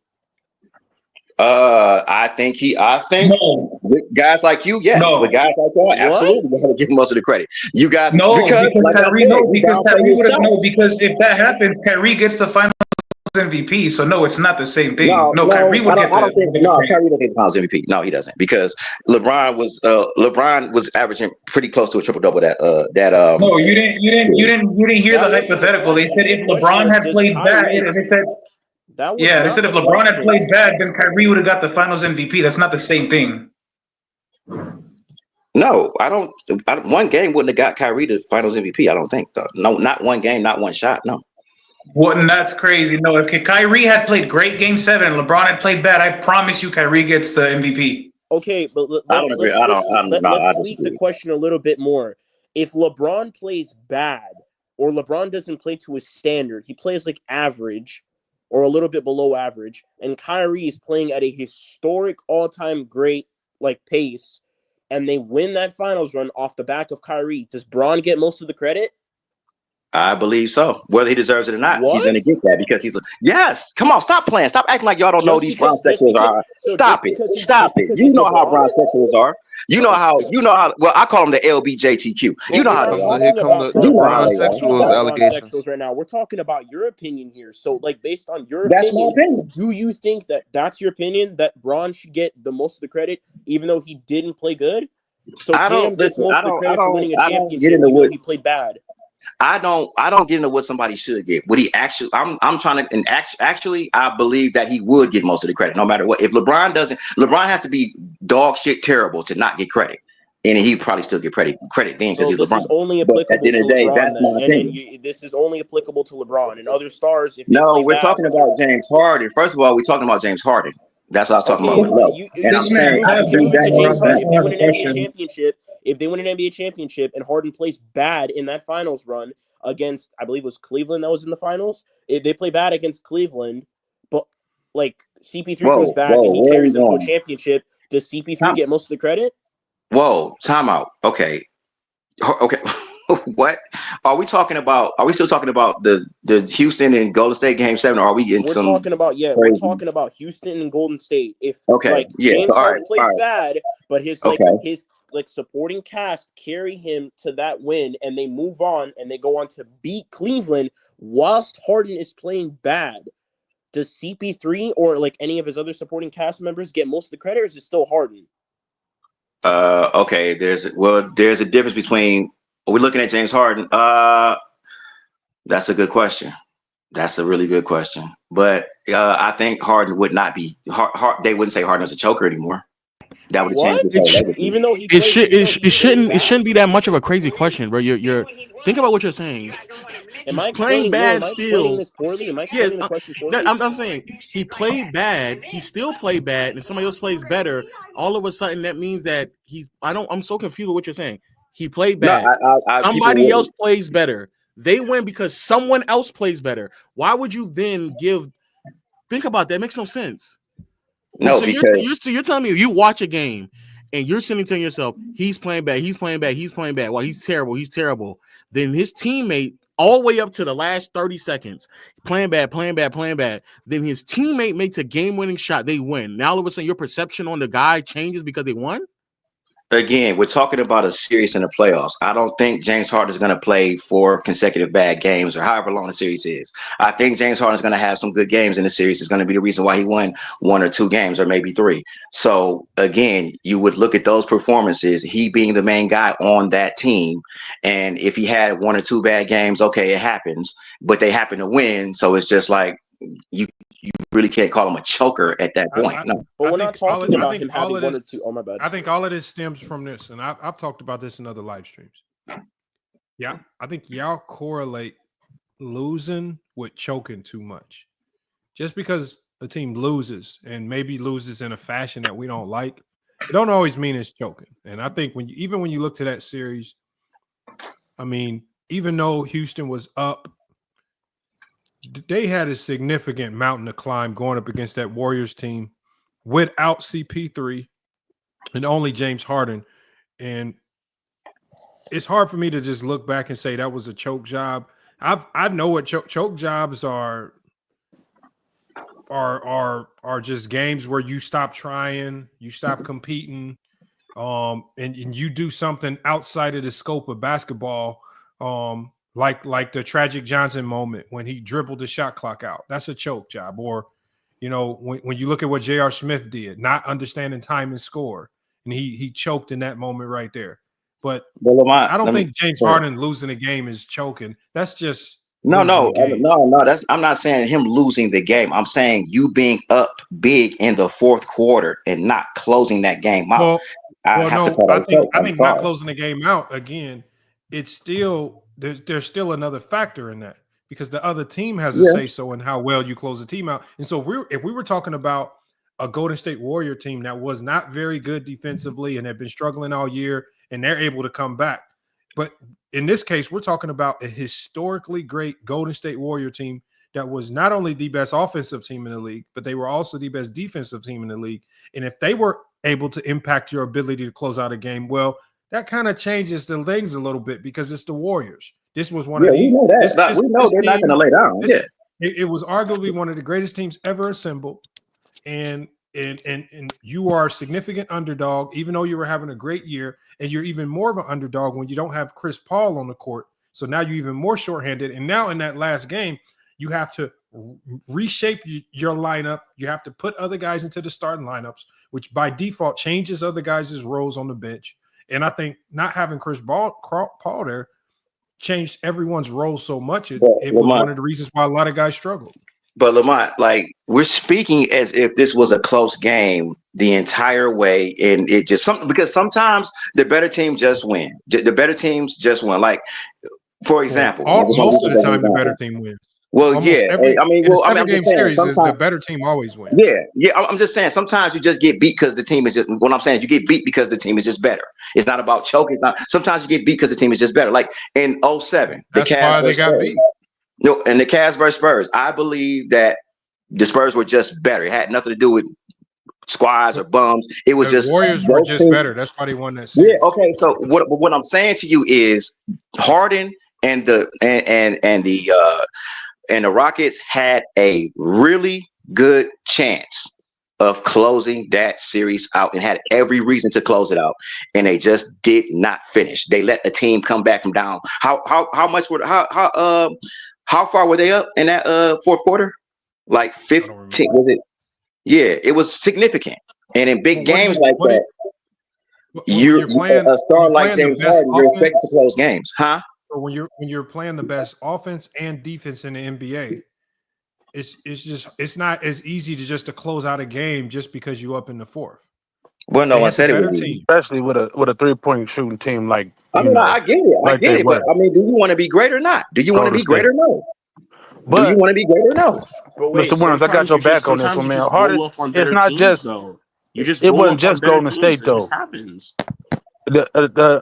Against the Spurs, when they was down Kawhi Leonard in Game 6, James Harden goes out and lays a monster egg, bro. He got too many games where he has games like this in big games. There was without Kawhi Leonard, and he came out there and I don't even know what he shot, but it was horrible. Right. With crazy turnovers. Wait. Without Okay, Kawhi. so let me ask you a question then. If James Harden still keeps having these bad games, but he wins a championship off the back of his supporting cast members, does he now stop being a choker? But what do you mean by keep having these bad games? How many bad? It's hard to determine. I'm gonna use the Celtics because it's probably a little bit better. It's probably a little bit better, right? To use the Celtics as an example, Jason Tatum played bad in that final series. There's no question about that. But he won a championship. Does Tatum get most? Is Tatum not a choker now because he won a championship off the back of his supporting cast? Well, I think the results matter. Obviously, when you're talking about a choker, like you're not gonna be labeled a choker if you win. I think being labeled a choker comes with results as well. Like, so it's not about your individual performance. It's about the wins. It is about your individual. We'll say he played you bad told me, despite him. You can't tell me it's about the win and then tell me it's also about the individual performance. It's one or the other.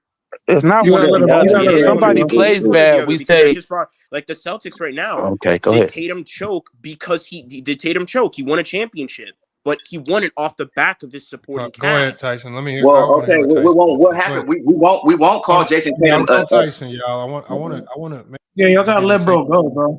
My bad. All I'm saying is that the choker is tied to the end result. Now we can still say Tatum played bad, but he's not going to be labeled a choker because that's tied to the end result of losing. You can't choke and win. You feel me? You can play bad and win, but you're not going to say he choked and won because that's tied to losing. You know what I'm saying? Let me say one thing. Hold on, but Tyson, isn't getting bailed out the same as choking? It's not like about. No, I wouldn't say. No, that's why one's called getting bailed out. Let me explain. All I'm saying is, obviously, we know what y'all definition of choking is. But let's say you're a good player. For example, when Jordan shot 3 of 18 versus the Knicks, and they needed to win, and Pippen went ballistic that game, and really ultimately bailed them out. Is getting bailed out when you are a superstar player and you play atrocious? Is getting bailed out almost essentially choking? Bailed out is just a different term for choking, but your team won, and choking is a term for you played bad and y'all lost. I would say in short, Lamont, yes. In short, yes. Right. I would say in short, Lamont, yes. People won't admit that, but yeah, in short, yes. Right. I'm not disagreeing with you, Lamont, but I'm just saying it's a different definition. Like, yeah, you got bailed out, you played bad, you stunk it up. You can use all those terms, but to be a choker, that implies that your team lost, in my opinion. But I think when you say choke, like for example, when you talked about that Spurs series, I think when you say Harden choked, I've been a big advocate against not using choke because when you say choke, that means you expected this guy to be great. Generally, when we say choke, we're talking about offense, and you give no credit to what the defense did to make that guy struggle. Because if you think about that San Antonio series, he struggled in multiple games. He struggled in game 1. He struggled in game 2. He struggled in game 6. Like he struggled in multiple games that series where the Spurs were able to do a good job defensively to stifle him. And so when are we going to give credit to these defenses that are able to hold these otherworldly offensive players to low numbers? And like you can't just stop James Harden. This is one of the best offensive players we've ever seen in NBA history. And so if he has a bad game like we see in that game 6 where he scores only 10 points, 2 for 11. Why don't we then give more credit to the defense for stopping an otherworldly offensive player? Because you don't just wake up. James Harden doesn't wake up and have bad games. Well, we do give credit to the other team, but my bad. Well, we do give credit to the other team, but we also have to. Anybody ever given San Antonio any extra kudos for holding James Harden to 10 points in a game 6? Yeah, they did. That's when Jonathan Simmons' name was ringing. Jonathan Simmons was the one that was guarding him because Kawhi was out. So that's when we knew who Jonathan Simmons was. So they did get their credit. But on the other end, you have to hold somebody accountable. When these are not games in February or games in November on a Wednesday night. These are the games that stars are supposed to be stars. And when you're not a star, you should be held accountable. So, so you're going to hold them accountable. So you're going to hold on. But my Mr. Winters, that's my big gripe with Scottie Pippen. Defensive players can be stars too, because if you have a great defensive player who's starring in his role, and he says, like for example, a guy like Scottie Pippen, he was a star on defense, and he did a lot to help the Bulls win games. But because his job didn't involve scoring all the points, the flashy side, the highlight side, he gets no credit. So again, are you just not giving the stars on defense enough credit for San Antonio?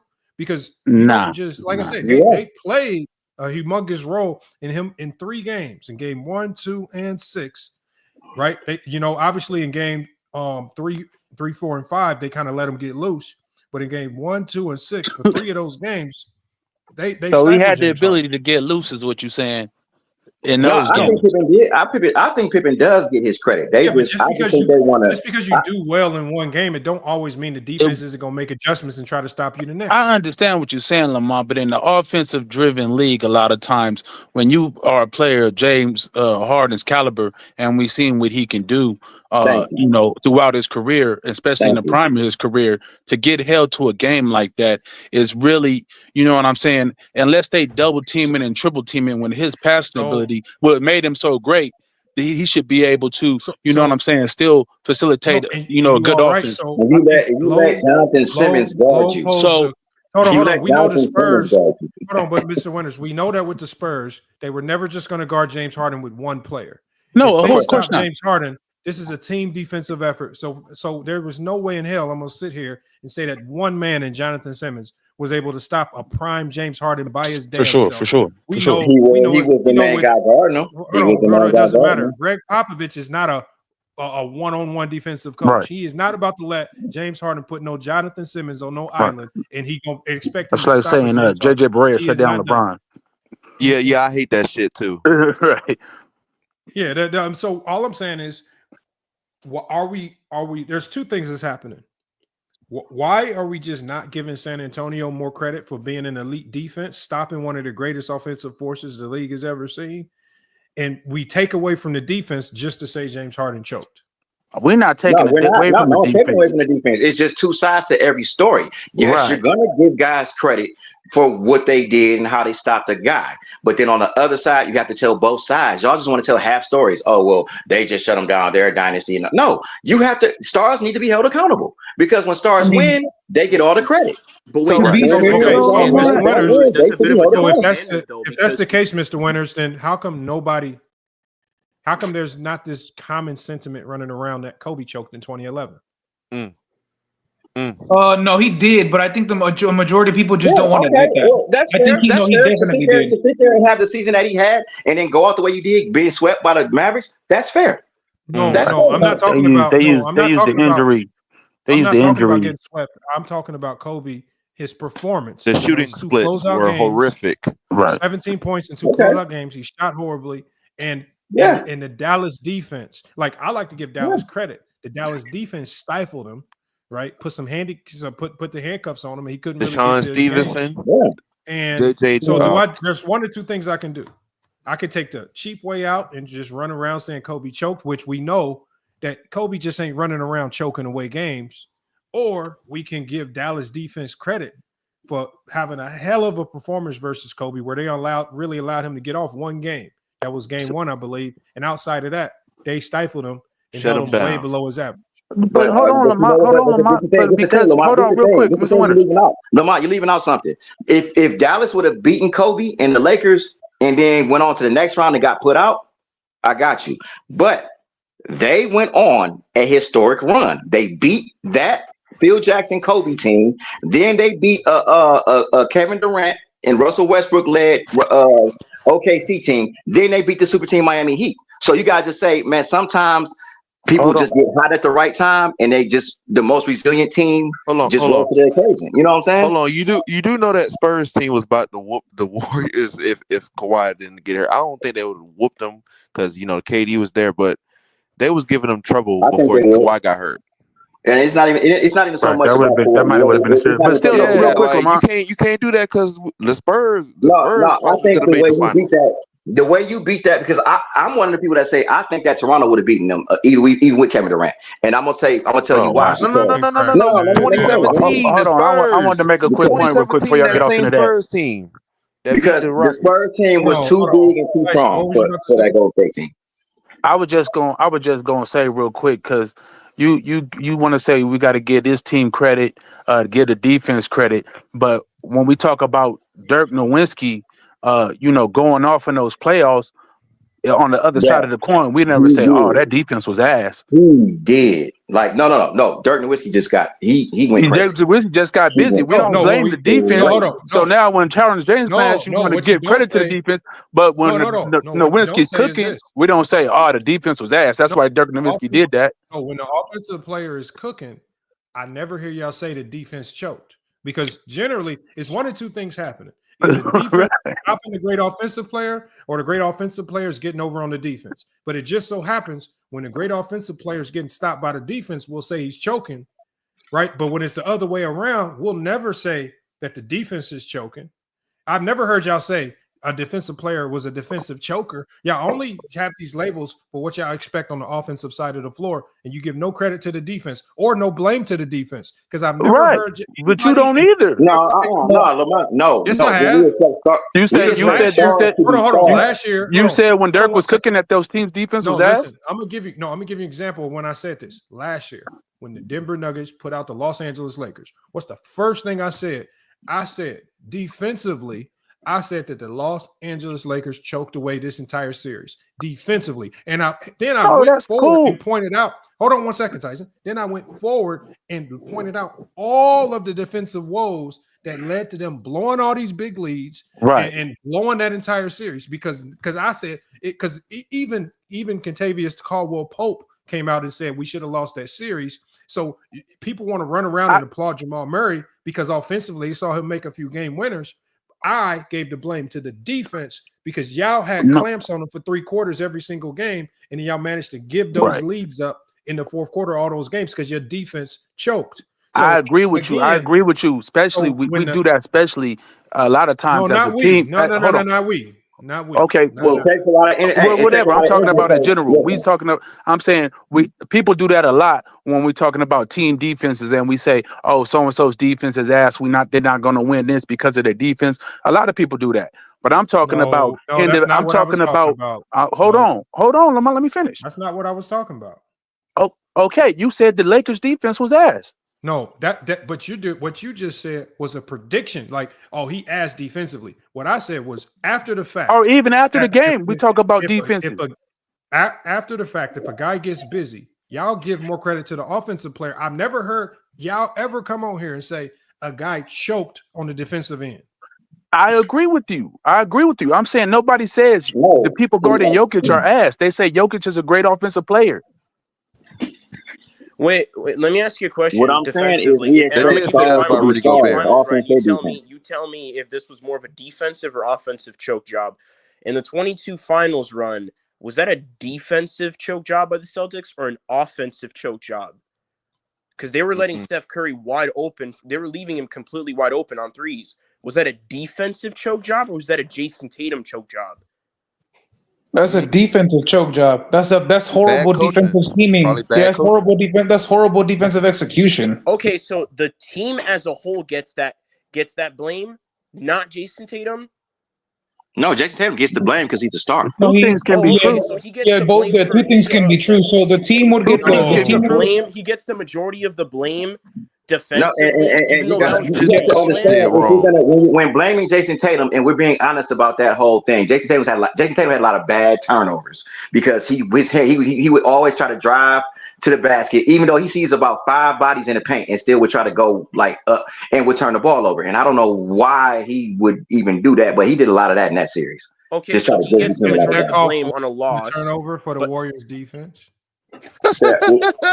Yeah, that's actually pretty good. Hold on. Do the Golden State Warriors get credit defensively? Hold on. You just said Jason Tatum would drive and turn the ball over. Was he just randomly all of a sudden losing his ability to dribble and dribbling it off his foot? Or was that Warrior defense applying defensive pressure as a team led by Draymond Green, really making it tough on him, putting him in situations where he couldn't see his weak side. He couldn't see the open passes.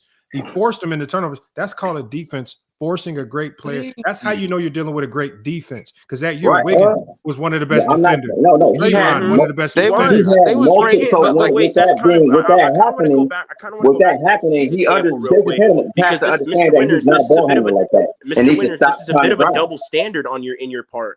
Because you can't tell me that on the defensive end, or Jason Tatum did a choke job in 22, but he plays even worse in that 24 finals run, but now they win. Is he still a choke artist then? He doesn't get any heat at all for playing bad in that finals run? Yeah, he still played bad. Yeah, like he played worse even, so he doesn't get any bad. That I noticed that double standard because you can't then go and give him credit for I when they don't won want the to say he championship played run worse in the and they played 24 Yes, finals. he I don't played want to say way that. worse. He played way worse than that whole I don't think postseason, so. I actually. don't think But so. you don't think he played worse than I that think entire his playmaking. postseason? I think his playmaking improved a lot. He was better as a playmaker. That's it. That's it. His scoring, yeah, Well, but that like was very again, important though. That was a big part of his game that he needed to So he improve was for them to this win. productive. So he bullcrap might not passing and have been. playmaking thing with Jason Huh? Tatum. So the argument is now he was more productive. Jason Tatum's main impact, and this is the same thing with other players like Luka, Giannis, Jokic, and Joel Embiid, is that scoring impact. That's where he impacts the game of basketball the most. And now, him not impacting the game in that way because his scoring is so bad, historically bad. That was the worst postseason performance of his entire career.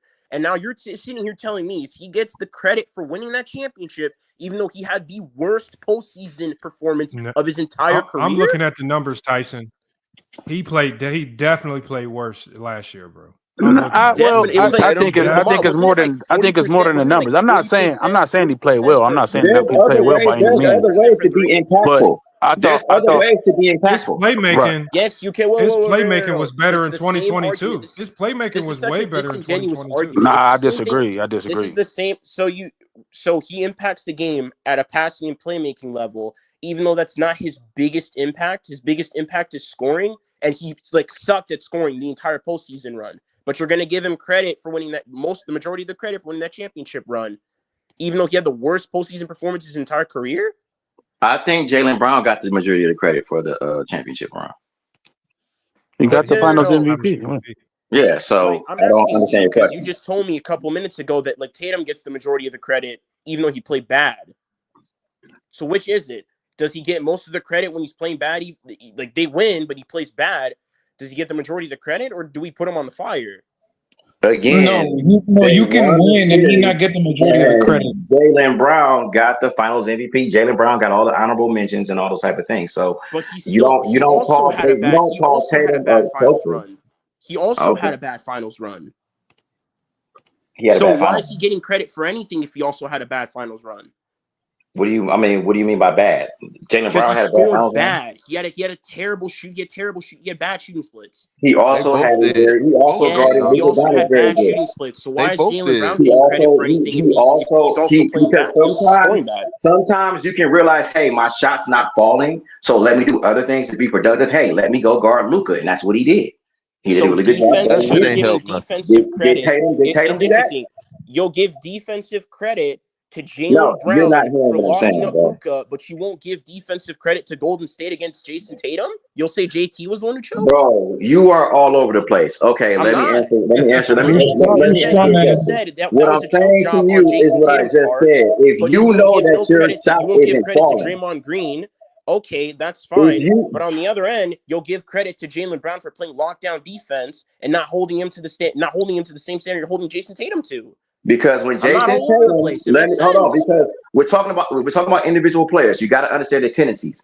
Jason Tatum has a tendency that when his shot isn't falling, to start whining to the refs, to start drifting and disappearing in games. So you hold him accountable for that.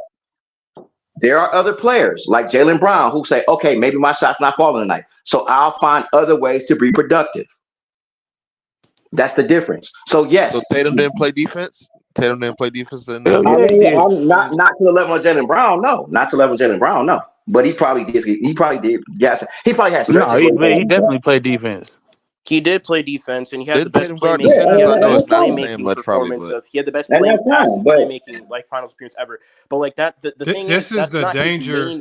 This is I think the whole point of this is the danger you get into when you start using labels like choking, because now you have to figure out, because once you call one player a choker, then you're gonna have to put a lot of your favorite players under that same umbrella.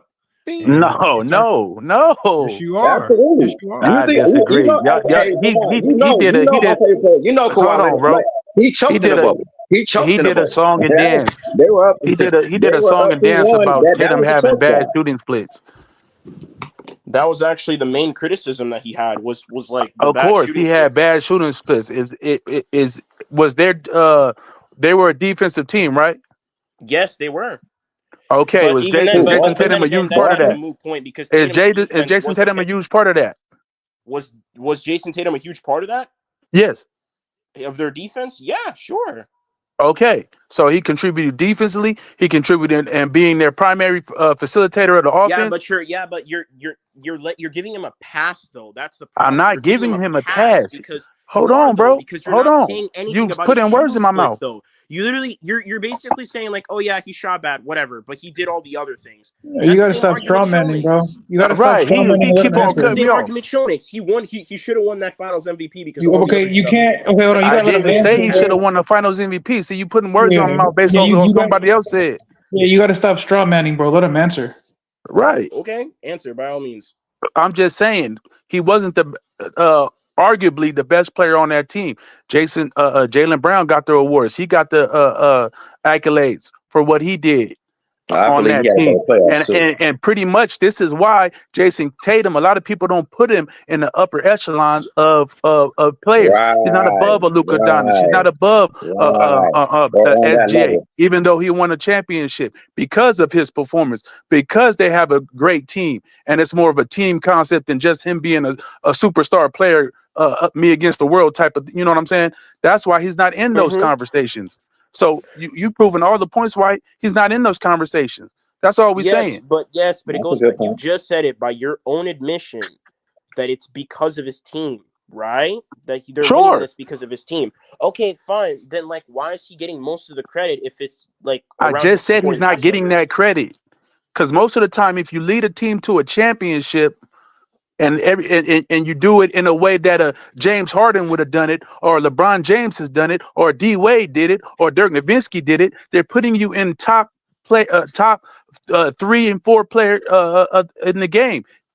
And I don't think Jason Tatum. And to me, he's not in that conversation. And all the guys that you just named put their teams on their back. So are you guys under the agreement that the only players on the court that can choke are the number 1 and 2 options offensively?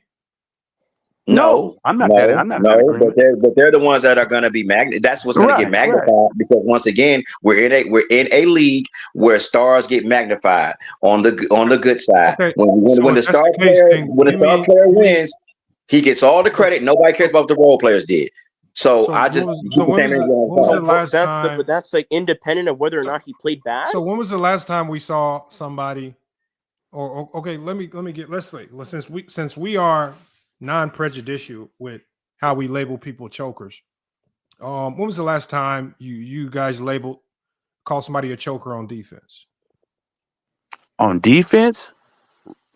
Or even if you go to the offensive side of the ball, a guy who was like a 6-man off the bench. Oh, you going 6-man off the bench?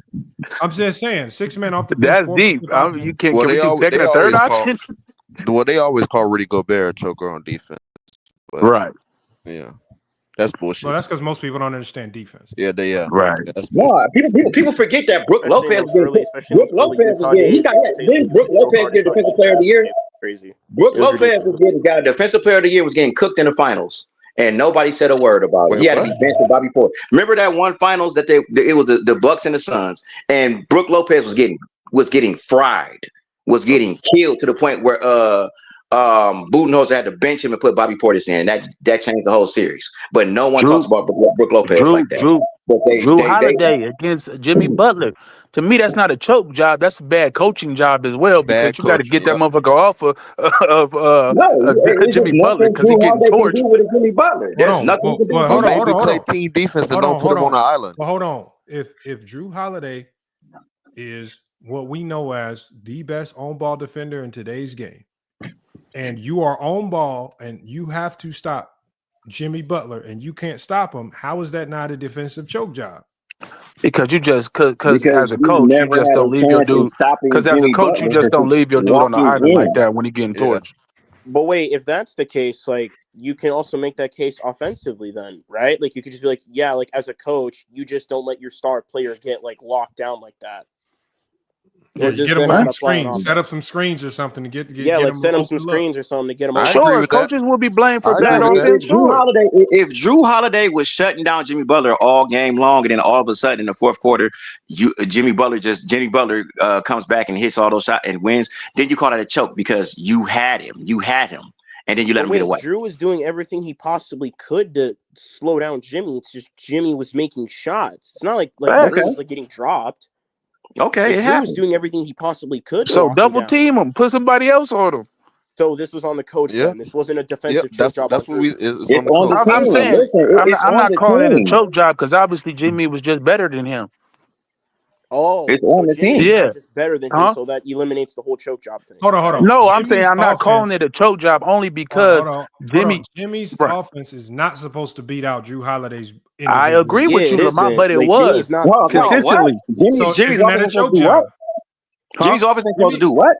Hold on, Jimmy Butler is not that good of an offensive player to where his offense should have been looking like that versus Drew Holiday. I agree with you. I've seen him, but Lamont, I've seen him fight good defenders. How is Drew Holiday not a choker for that performance? Drew was being considered. Jimmy Butler, did you see the level? Jimmy Butler was on another level, and he was on another level in that playoffs. From the play-in to all the way to the finals when he ultimately got beat. He was on another level, bro. Stop. No, he went super crazy. That's serious, though. Sometimes he just had it. You can do all you can. What happened in the finals? Yeah, but we didn't see what happened in the finals. Went back to the old regular season Jimmy.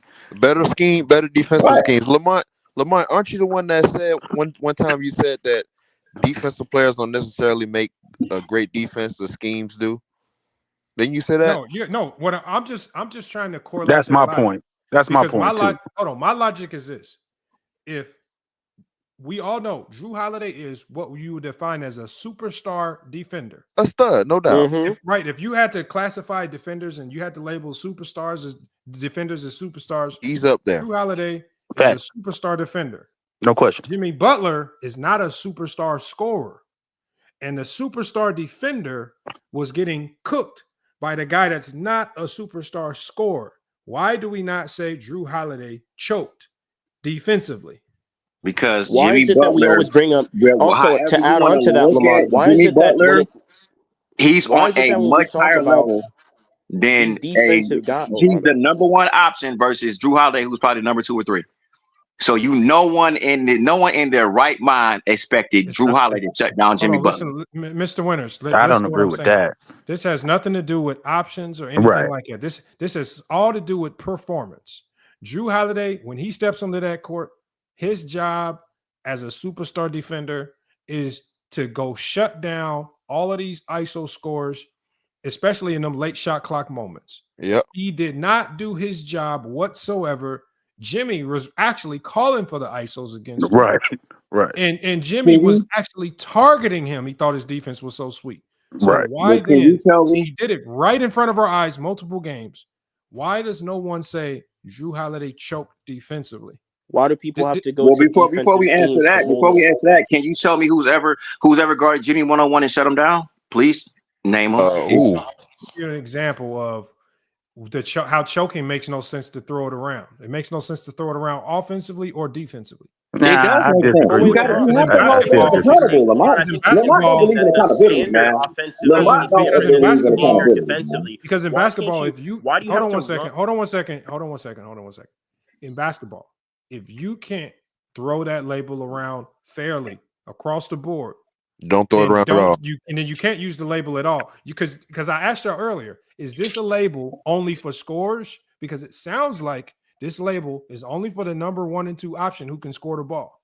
And if they don't make shots and they lose, they're automatically what you define as a choker.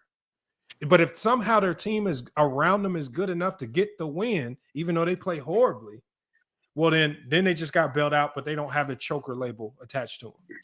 It's the logic to how you define choker don't make no sense. That's the problem. It does make sense because you guys want to take competition out of sports so bad.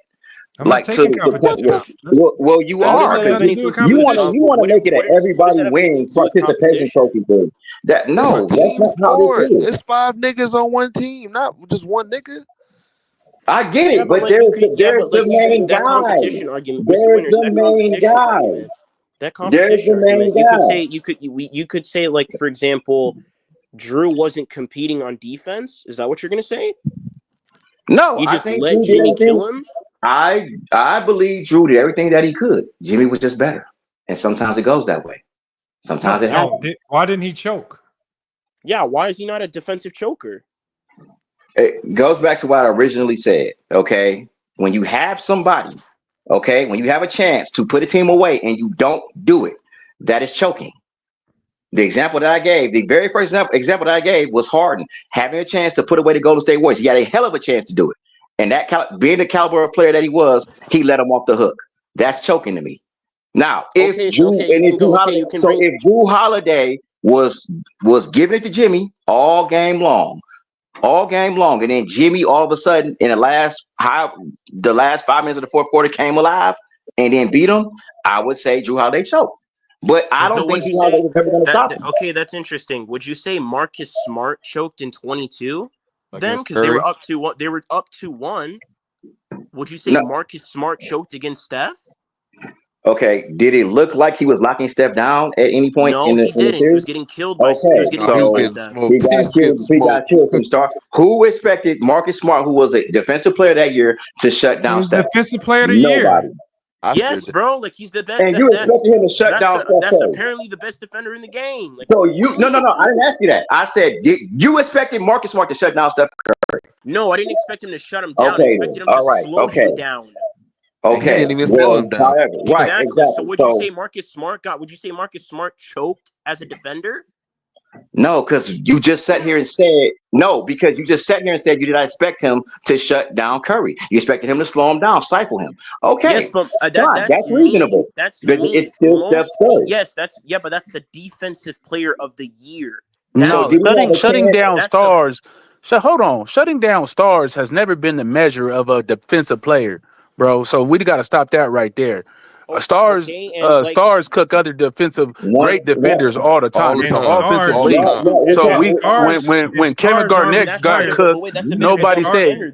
When Kevin Garnett got cooked by Dirk, nobody said him. Hold on one second, y'all. And that same thing can be said for great offensive players. There is no expectation that great offensive players have to be great every single night that they touch a basketball. Sometimes, just like y'all said, defenders can have off nights. Offensive players can have off nights. Two totally different. No, it's not, because what's happening is no. Hold on one second, y'all. What's happening? Hold on one second, y'all. What's happening is y'all are not putting anything that happened in the game into context, and y'all are just looking at the box scores and saying, "Oh, I'm not looking at the box scores. I'm looking at fourth quarter turnovers. I'm looking at." Y'all are saying, hold on one second. Y'all are saying that X player, whoever we're talking about, if they shot poorly and didn't score a lot of points, automatically they choked, especially if they lost. But if they're able to escape away with the win, well, we'll hold off on calling them a choker since the team around them was able to carry him to a win.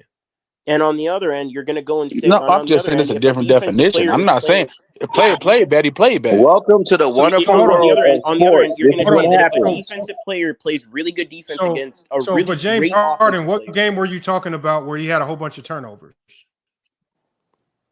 I can't remember off the top of my head the number of turnovers, but he's been a very turnover prone in certain games in the playoffs. I can't remember the exact game, but he's had eight turnovers. 5 in the. I think in that. No. Wait, hold on. It was an overtime game. And even in that Spurs series, hold on. Even in that Spurs series, it wasn't an overtime game in that series. Every game he had turnovers. No, hold on. Let me talk, bro. In the Spurs game, it was an overtime game, right? The one where he went 3 for 17, that one. No, I don't remember the total. It was an overtime game. I remember that game. I think it was against the. It was game 5, right? Was it game 5? I think it was game 5. Yeah. Oh, so he had 3 or 4 turnovers in that overtime period. I don't think he scored a point, and they lost in that overtime. And he had Jonathan Simmons on. So it's just like we expect you to, in the playoffs, to step up and do some amazing things. I'm not even talking about Jonathan Simmons. I'm just talking about the poor performance in the overtime, in the clutch moment in the game 5. You know what I'm saying? And you go out there and you had 3 turnovers, no points, and y'all lose that game. And then the next game, in game 6. Hold on. I got the numbers in front of me. So you telling me that in an overtime game where James Harden dropped a 33-point triple-double, he choked? Bro, I'm talking about this. See, now you want to talk about the whole game. I was specifically talking about that overtime. You have No, to the talk game. about the whole game to shed context. What are you talking about? The game that he's talking about. Harden had 33, 10, and 10, but he had 9 turnovers. 9 turnovers and 3 in overtime, Lamont. You can't get past that. Hold on, listen to what I'm thinking. Hold on. When a great player has 9 turnovers, who's the reason why he turns the ball over? The defense. It depends. What do you mean it depends? It's the No, defense. it's not always the defense. It's unforced turnovers. Come on now, we're not doing that. It has to be. Wait. Because who's collecting the ball after the turnovers? Oh, stop it, bro. The defense. So it's the defense. Bro. What are you talking about? Listen, man, this is why it could be somebody in the first row. It don't have to be the defense. It could be somebody in the first and second row collecting the ball. Why can't you wait? Why can't you see that double standard though? Oh, the offensive player, if he plays bad and they lose, the great offensive player, if they play bad and they lose, he's a choker. But the great defensive player, if he can't lock down or slow down the best offensive player, right, and they lose, he's not a choke artist. No, it's not a choke artist because offensive players are expected to perform well. So are defensive players. No, they are, but they're not expected to shut down. To perform like But they're not expected. Like Rudy They're not expected to shut down. Superstars Hold on, bro. Hold on, bro. Andre Iguodala got an MVP for supposedly shutting down LeBron James. What was LeBron James' numbers in those games? Like 35, 10. That's not why he got there. He didn't shut down. No, he made LeBron work hard. He made LeBron exactly. So the measure is never shutting down a superstar. It's about Kawhi Leonard, even too. if we go with your definition, which is slowing. Hold on. No, down it's not about making... shutting it down, but his defense was one of the primary reasons, right? What did his defense do? It contributed towards what? Winning, right? Yeah, 100%. So what? So what he did best, he came in. They didn't ask him to be a great scorer. They came in to be a great defensive player and impact the game. He came in, did what he was supposed to do, and he was rewarded for doing what he was supposed to do on the defensive side of the ball, which is not shut down LeBron James. Be an impact every player. Shot okay, so now you're moving the goalposts. It's not moving the goalposts, bro. I don't understand. Hold on. Y'all just no. Y'all just went on a rant. You just went on a rant about a great defensive player is supposed to shut down somebody. Did LeBron choke that series, or did Iguodala play great defense? No, LeBron didn't choke that series. No, LeBron got beat by a better team. Okay, so you're not going to hold any defenders accountable to the same degree as offensive players at all? I'm not saying that. If somebody makes a bone, that's exactly what you're saying. Okay, let me explain, brother. If a defensive player makes a bonehead play or something, or he, you know what I'm saying, foul somebody on a 3-point shot at the end of the game. If the defensive player, you know what I'm saying, continually making blown-head plays throughout the game is considered a good defender, sure, we could say, oh, man, so-and-so cost him the game. He choked. Give me an example of a great defender choking defensively in the clutch. I can give you an example right now. Hold on. I'm asking them to. Hold on. I'm asking them to. Oh, I would have to. Of a great defensive player choking in the clutch. Defensively. You don't care. I know you don't care. It's not. I'm trying to think of one. I'm trying to think one off the top of my head. We don't. No, I agree with you that we don't necessarily put those to memory and hold them to a higher same standard as necessarily a offensive bad play. That sticks in your mind more. 100%. Okay, here's one. I can not a defensive player, but a defensive play. Vlade Divac tapping the ball to Robert Horry in that game. He could have just tapped it away. He tapped it all the way out. He did what the offensive player is supposed to do when you miss a shot and tipped it all the way back out to the top of the key. I don't know why he did that. And then instead of just hitting it, knocking it down, knocking the ball down with 3 seconds left on the clock. I see the logic in why he tipped it. You want to run clock out. So you try. I think he was trying to slap it into the backcourt, honestly. I don't think he meant to slap it in, but I don't know if that's a choke, for example. We could say Paul George maybe overplaying that pass to LeBron for that easy layup. And then how do we delineate between the defensive scheme? Maybe the coach asked him to overplay that passing lane and someone was supposed to help. But wait, could have Lamont, been. if that's the So case, how do you delineate between Lamont? how do you delineate between a defensive scheme where the coach choked on the scheme or the player choked? And maybe that's why we don't hold it to the same standard because we don't know. But we know the coach didn't call no turnover. We know the coach didn't call no turnover. We know the coach didn't call no. So wait, hold on. like Jason. So wait, let's get back to the offensive scheme. How do we know that Ime Udoka? How do we know Ime Udoka didn't tell Jason Tatum, okay, I want you to keep driving in every single time, right? I want you to just like attack Draymond Green every single time. How do we not know like Ime told Tatum that, and that wasn't just an on the move, on the fly move? Good question.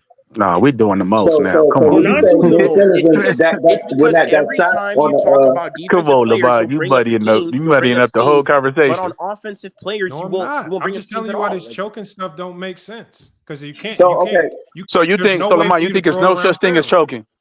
So they been what I said was choking is something that we rarely see because Magic Johnson had the Tragic Johnson moment. That was rare. J.R. Smith had his gaff at the end of the game. Rare, right? When we see these true choking moments where a player completely forgets what he's supposed to do in a game of basketball and you cost your team a game, that's choking. Lamont. Well, when you hold on, let me finish, Mr. Winters. All I'm saying is this. When guys are out there actively trying to win a game, and guys on defense are doing what they can, and guys on offense are doing what they can, there's always going to be a winner and a loser. It just seems like you guys are. It seems like you guys are basically saying the loser somewhere down the loser always chokes, and the winner never chokes. I never said that. Now all I'm saying is, I said that. But wait, that's the implication when you. No, say I did say stuff that. like, I did say that. It is the implication when you say stuff like, okay, Tatum did not choke in 24 when he had the worst postseason performance. He gets most of the credit, even though he won that off the back of. Well, that's just a definition thing. To me, to choke, you caught your team. When you choke, you caught your team a victory. Right? That's just a definition issue. Yeah, a choke means you cost your team a victory. Yes, that's why you can't. That's why that makes no sense when you bring that up. That's what a choke means to me in my definition. So Marcus Smart is a choker then for not shutting down Steph Curry. Hold on. But that'd be like Tyson. Tyson, that'd be like if you and your buddies, right?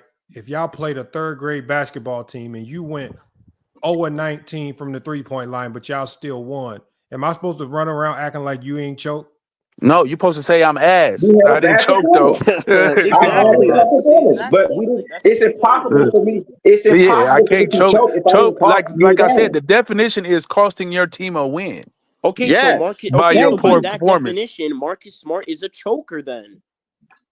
And you can cost your team a win. Yeah, but it also your team a win because you're leaving. Right, but no. I'm saying because first of all, Marcus Smart don't have expectations of like a superstar does. So of course, talking about he's a superstar defender.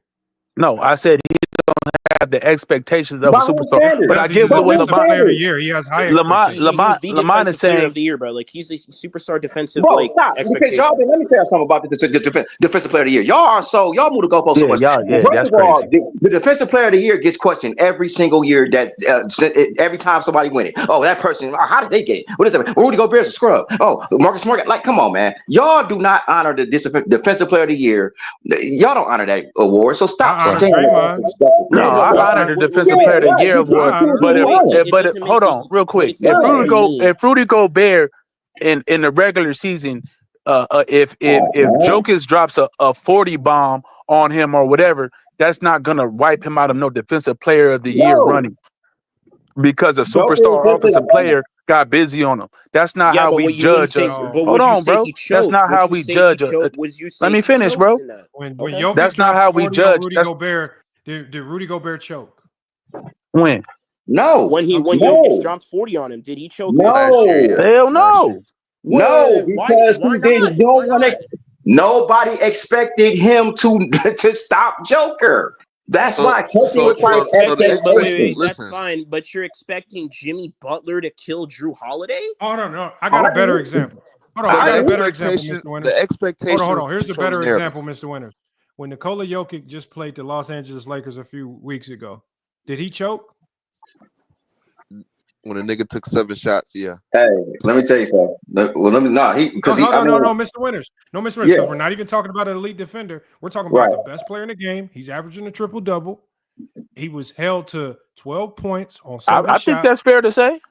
Hold on. So did he choke or did the Lakers play great defense? Because after Can that 2 game, things be true? what Lamont, can I 2 things be appreciated true? most after that game was that the media was talking about the Laker defensive scheme versus Yeah, they bought out. That's a fact. And they did, because you could clearly see what they did. hold They on, came, Mr. Winters. yeah, Mr. right. Winters, I'm asking you. All credit to Did them. Jokic All choke? credit to them. Did Jokic All choke credit. or did the Lakers play great defense? All credit to the Lakers. I give the credit to the Lakers defense. But 2 things can't be true at the same time. Yeah, I was asking that. Can 2 things be true? I wouldn't say that he did, but I would listen to the argument that he did. I'd say that because once again, you are a top 5 player. You are expected to play better than that. So you have to be held accountable. Wait, Mr. Winters, would you not make the claim that due to the defense that the Lakers were playing, putting a lot of pressure on Jokic, that's what caused him to score so poor, or that's what caused him to struggle so mightily? Yeah, when you put together, I mean that's why you give credit to the defense. So how can you choke if the Here's what I'll say. Because you are a superstar. You are a superstar player. People have been capping for you for years in the media, saying you can do all these great things, all these wonderful things. You won all these MVP awards that are questionable. You know what I'm saying? So yes, you get held to that standard. So here's what I'll say real real quick to that. The Lakers had a great scheme. They was fronting Jokers. They was putting bodies on them. They was not giving freedom of movement. You know what I'm saying? They were doing a lot of things. But there in that game, there were opportunities when Jokic had the ball that he wasn't. Yeah, no, I'm saying I'm giving the Lakers credit. What's funny about that? That's what happened. There were no opportunities for Jokic. No, there was no opportunity. That defense, they had them on. That's crazy. Huh? But if the Lakers play bad defense, like you're gonna get on the Lakers. No, I'm saying that stuff was all true. Look, I don't know why Lamar happened. That's exactly what happened. So if they play bad, and then when Jokic did have opportunity, hold on. So Jokic played that bad, and he didn't choke. No, I said I'm giving the Lakers credit. I'm giving their defense credit. That should have been an instant choke job for y'all, based on your definition. No. I said I would listen to an argument. I said 2 things can be true. At the end of the day, being an elite big man, all the elite big men had to face great schemes from coaches. This is against a Laker team that didn't have any bigs. None. No. Jared Vanderbilt is a very good big. Come on, hold on. This is against a Laker team that you say, right? LeBron, one of the worst defenders. Luka, one of the worst defenders. Oh, now we're going to narratives. Come on, man. Yeah, that's what Mr. Winters said. I ain't Mr. Winters when it comes to that. Wait, you know what I'm saying? Like, no, they guarded Joker with 5 guys, man. They guarded Joker every which way, bro. So the Lakers defense was how did he choke if the defensive pressure was making him like slow down? Because, like I said, they draw up great defensive schemes for Shaq, Hakeem, David Robinson, and all those guys, and they somehow overcame. And when those work, would you not say that? Would you not give more credit to the defense more so than saying that the offensive player choked? You're missing the thing you've been missing all night is that just because we say one guy chokes does not mean that we're not giving credit to the guy that made him choke. Okay, like yes, it's just I'm telling both sides of the coin. You are because you have to hold everybody accountable. You can't sit here and tell me. You can't sit here and tell me Marcus Smart did not choke defensively. So against Steph Curry, you because, can't tell me that at the same time. Because you won that championship. Marcus Smart, first of all, a defensive player of the year that nobody honors anymore because you guys say that those that what do you mean? Who doesn't honor it? I honor it. Who's Mr. Winters? When have you ever heard me question defensive player of the year? Yeah, I don't do that. I don't know what he's talking about with that. Yeah, like no. They've been frying Rudy Gobert every time he won it. They were talking about Marcus Smart, including myself. I don't know how. You have Mr. Winters, you, not us. No, not us. Right. You projecting, bro. You projecting, bro. No, I don't question it every year. I don't question it every year. People question Jaren Jackson Jr. People question Marcus Smart. People question what's my guy? That's people though. We're not like the people, the masses who are, regardless, who are making casual points. Yeah, but So, hold on, Mr. Winters. So, but you It answered your doesn't question matter if you earlier. question it. You just said you question Jokic's MVPs. It don't matter if I you said- question anything. If a su- if, a, if you I are a superstar, what question you him do, winning too. How many did he win? I question him winning more than one. if Yes. you are a But I'm not saying superstar, he's unworthy, but I can question it. Hold on. If you are Jokic is especially at the time when the Lakers played him, was the front runner for MVP, and he's looked at as the best player in the league. And he walks into LA and he gets stifled. Mm-hmm. So, did he choke? Like I said, I wouldn't say he did, but I'll listen to an argument that he did. Yes, I'll That's not listen to even an an argument that he answer. did. That's not even By an your answer to the definition, question. No, my answer, no, he didn't choke. By No. your definition of choking, how did he not choke? Because, like I said, here we are. When was that? That game was what, 2 weeks ago? We are in what? March February. We're in February. So that was a February game. That was a game in February with nothing really on the line. So I can't say if you want to say he choked away a game in February that had no implications. Hold on. No, Mr. Winters, I'm saying, by your definition of what choking is, how did Jokic, who played far below Jokic standards, right? How did he not choke based on your own definition of what choking is? How did he not? Why is this? Why do you have to think about it with Jokic in this instance? Because what did he choke away, Lamont? What did he choke away? Win. He choked the win. A game that had went out the window. You're talking about a guy. on You're talking about a guy. I believe he's averaging a 29-point triple-double as of the moment. He went from that to 17, 16 points, 12 rebounds, and 4 assists, 4 or 5 assists on 7 Lamont, shots. let me ask you a question. Okay. Comparing that to a game 6 and game 7. Thank you. There's levels. There's levels. So now, hold on. So now the new definition is you can only choke in the playoffs. No, we're not saying you can't choke, but I'm not saying we're not labeling a joker a choker because of that. Is what I'm saying. Why? Did he? Because it's just one regular season game. He had a bad game. All players have bad games in regular seasons. We're talking about the but you can't have a bad game in the playoffs. We're talking about the consistency in which Harden seems to have bad games in the playoffs. We got too many people talking. Hold on. So Tyson, so are you saying that James Harden in the playoffs has more bad games than good? No, not even close. Okay, not even close. No, he's had a lot of great games. He's a great player. He's a superstar.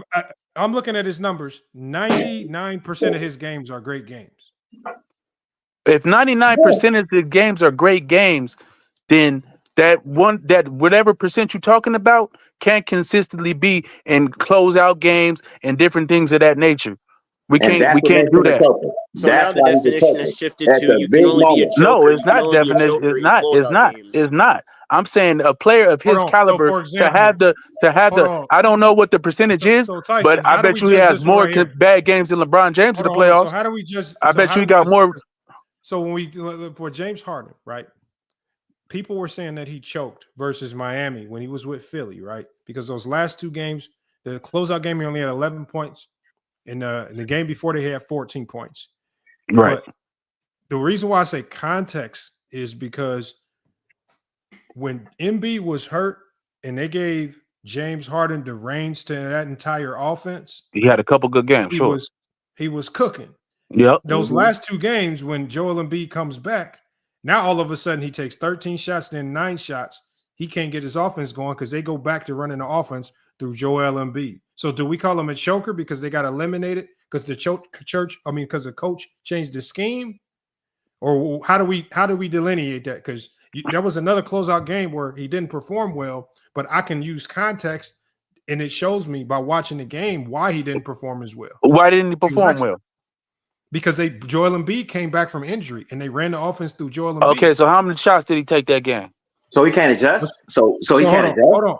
He took in that closeout game. He took 9 shots. He was 4 of 9. 4 of 9 for how many points? He had just dropped 31 points on 8 of 18 shooting. Remember, he hit the game in the game before that. He actually hit the game winner off a pass from who? His role had changed. Lamont, I have a game that I can So actually on a kick out for Embiid. Superstars do. I You want know to stick what with this superstars do Joker example when because I things think the change. example You know what That's superstars crazy, do? LeBron. That's They crazy work. adjust. Let me They ask you a question real adjust. quick, Mr. Winters. Let me ask you a question real quick. So, Go ahead. Minnesota last year, I'm sorry, Denver played Minnesota last year. In Yeah. Game 7, would you say that Jokic choked? It's a big game online. You can make an argument. You can make an argument for a guy. Let me read off his numbers right here. Who went 34, 19, and 7. Okay. Once again, you play the game to do what? Win. Yes. And when you don't win, see, this No, is the we're not thing. doing See, that. this, No, we're not doing that. no. We So are he's a doing that. choker? Because, No, we're we're not doing that. no We're not more doing that. victories. You guys love these moral victories and these participation trophies. No, that's you don't listen. When you lose, you lost, and you need to be held Somebody accountable. choked because you So lost? he's a choker. Wait. So is choking about the final result of the game or about No. individual performance? However you So want if to it's say it. If I individual can find out, performance, did Joker? Okay, it's a simple question. Did Joker choke or not in Game No. 7 against Minnesota? I could. You can make an argument. I wouldn't say it, but you can make an argument. How? Make the argument. Make the argument. We talking about what you would say. Why you keep saying I would say it, I wouldn't just said say it? I wouldn't say it, but yes I or no? So yes or I'm no? talking about what you're saying. So Because make the once argument again, that Joker. the reason why I say no is You because just said, Mr. Winters, you just said the argument is possible to be made that he choked in Game 7. So That's very make possible. the argument that he choked in Game 7. Okay, listen. I said I don't think that he choked, but I'll listen to the argument that he did. So I can't make the argument because I'm on the opposite side of it. Then why would you say it? Then why? Okay, so if you Don't say know, it, bro. That's just that if you can't simple. see an argument to be, if you can't even make an argument that he choked in a Game 7, then why are you saying an argument can be made in the first place? Because, like I said, I hold stars accountable. Okay, that's what I do. I'm sorry, superstars. I hold them accountable. Can you let me finish before you cut me off, bro? My bad. Like guys like that, guys like Jokic Joker. is a star. Hold him accountable. Mm-hmm. Say it one more time. Jokic is a star. Hold him accountable. Yes, That's I player hold in the him league. accountable. I didn't expect him to. I thought that Milwaukee was the better. Not more Milwaukee. I thought Minnesota was the better team, and I thought they would ultimately win the series. So that's you're not why going to give any. You're not going to give any defensive credit. You're not going to give no defensive credit on like Minnesota for what they did to his supporting cast members. What was the other guys? The guy that came off the bench, the big man, that came off the bench that they were switching Rudy Gobert out for. The guy, Nas Reed was a really big X factor in that game. They had no answer for him. So, but on the other end, I can just say that like they clearly didn't have an answer for Jokic because he dropped 34 points on 46% shooting from the field. That 3-point stacking, bro. Chill out. This is the thing. But see, you have to understand that it takes a lot. Let me tell you something. In playoff games and stuff like that, with James Harden, LeBron, and guys like Joker, it takes a lot of energy to get triple doubles, and it can wear you. Though it can look really good on the stat sheet, but it can wear you down in the fourth quarter. It can really wear you down. It takes a lot of energy to get that amount of points, rebounds, and assists. It takes a lot of energy, bro, and that ultimately can lead to you being so spent in the fourth quarter that you are just making bad decisions and turning the ball over and not getting your shots up the same way. Wait. You say that about LeBron and James Harden? I will read you right now what he scored in the fourth quarter. I will read you right now what he scored in that fourth quarter. He scored 14 in the fourth quarter. Okay, and didn't they go down big? Hold on, Didn't they go down big? Didn't they go down big at halftime? Yes, they were up big at halftime. Yes, they were actually up big at halftime. They were up big. And the lead go. They were up big, and they let the other team come back and beat them. That third quarter was horrible. They scored 14 points the third quarter. We're gonna get there. I'm not gonna let you jump away from a different point. Yeah, that's right. Back to what I said is Jokic a choker because absolutely, because they were up big in that game 7, and they let the Joker he choked. Yes. Even though he played good, so it's not about performance. Then it's about the final result. That's all I wanted to hear. No, Joker. In my opinion, Mr. Winters got a different opinion. Me, Joker did not choke in that game. They scored 14 points the third quarter. Joker scored 7 of those points. Then he drops 14 in the fourth, and it just got outplayed. And Joker did his part. Literally the definition of not being a choker. Tied to Mr. Winters' take, man. You tied to it. You dropped 14 in the fourth quarter. That's what I said. He didn't choke. I said I agree with you. I believe he did choke because I don't care. I don't give a damn if he scored 50 in the fourth quarter. You let the other team come back and beat you. You are Mr. Winner, it's a team game, bro. Lamont, this If is a great. player Now we scored have 50 in the fourth quarter, that motherfucker needs to get an logical meter. award right there. We have a consistent Come logical on, win Mr. or Winner. lose, bro. That's just bad logic, bro. It's a team game, Man, bro. If call you it do what you your want to part, call it. What if do you you do do? your, I don't care. if you do your part, you can't choke. Bro, it don't no doing your part. You lost the goddamn game. I don't give a damn. Okay, Listen, but that's not when choking, you are though. bro, that is choking. I don't give a damn Doing your about part is choking. That's where you got to get started. No, listen. Your part is to win the damn game. That's what your part is. If you're a superstar like Joker, yes, you it's win not. the No, it's game. not. One player So lost the game. why, man, Crazy. get out of here. Y'all don't like to hold stars accountable. That's what it is. Y'all want to all. It's one thing to hold them accountable and say It's one thing to hold them accountable and say they wasn't good enough, but it's another thing to say they choked. Listen, bro, they were up double. They were up what? They were up at the at halftime by how much? Let me see right here. I have it pulled up right here. They was up by a grip. I want to say 18 something. Yes, I got the game up right here. Give me 1 second. Let me just get this. They're 37 to 60 at half. 37 to 60. So they were up 23 points. The defending champs were up 23 points in the second round. No, that's the conference. That was at the conference. No, final? actually, No, my the bad. second round. I misread. I clicked on the wrong thing. That was the second half stats. In the first half, it was 53 to 38. Okay, so you got a pretty sizable lead as a returning champion. You got a pretty sizable lead on a team that you are in the second round of the playoffs, or was that was the second round, right? In the second round exit, yeah. In the second round, right? You're the returning champions, and you are up big on this team that wasn't the champion last year. Yes, you're expected as whoever you are, Joker, Luka, Giannis. Yes, you are held to a different standard. You're not held. See, one thing. This is the thing. When superstars lose, they get held to standards of like role players or just star players. But when they win, they get held to standards of superstars. I hold you to a superstar standard, whether you win or whether you lose. When you lose, but what does that even mean? But wait, like, do you understand that very like standard that you have isn't very consistent? Because as I'm looking at the second half stats, Joker dropped 21 in the second half to try to like force. Ain't no way you gonna say he choked. Yeah, like, there's no way you can say he scored 21 in the second half to try to force him to win. I don't How are you care. still choking? I would don't say, care now, because if you're saying Jamal Murray choked, I can understand that. If you're saying No, Michael Porter now Jr. you don't choked, want to I can hold understand that. And PJ shot 25% from See, three. here you go. Now you want to separate the star from the team. The star is part of the team. No, it's okay? not. Now I'm you just wanna trying to. look What I'm trying to say is that, like, sometimes you can play bad. You can play bad on a championship team and win off of your contemporaries. at it. Okay, fine. But That's when I'm fine, saying but Jamal Murray, you're not going to say choke. hasn't Jamal Murray closed a lot of games with Joker when he was struggling? Yes, It's not he hard has, to. but It's not hard to. Okay. Go ahead. Okay, so if Joker would have lost those games and he performed badly, then you have to hold him accountable.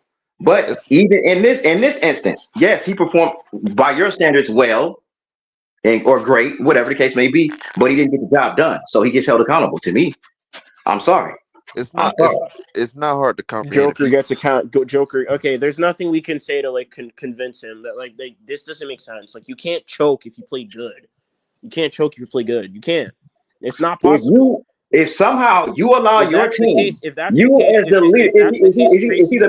case, Tracy McGrady's a choker because like he played really, really well, but they still lost. Would you say he's a choker? One He guy went to two teams. He threw 3-1 leads on both teams. He threw 3-1. He blew 3-1 leads on both teams. You tell me that's not choking? Give me a second here, Mr. Winters. I gotta ask a little question. Hold on one second. All I'm saying is this. We gave Mr. Winters 2 examples with the same player. We gave him a game where Jokic played the Lakers. Jokic played, as far as his own production in his own game, he played poorly, and they lost. But Mr. Winters said, no, he didn't choke. But then you gave him an example of a game when Jokic played great and had a great game, but they lost. But then he says that Jokic choked. This is why I don't like choking, because No, because it has a standard. Pause. Don't like standards. Right there. Lamont don't like standards. Lamont don't Them like bullshit ESPN standards. No, nobody like them ESPN standards, man. But wait, Lo, Lamont does not like stars. Is Iverson a choker? Is Iverson a choker? Lamont one of them people. Lamont one of them people that don't like how bring up Iverson. Lo, I just gave him the game that I was referencing to. I've been listening. It's just inconsistent. So is Iverson a choker? Is Iverson a choker?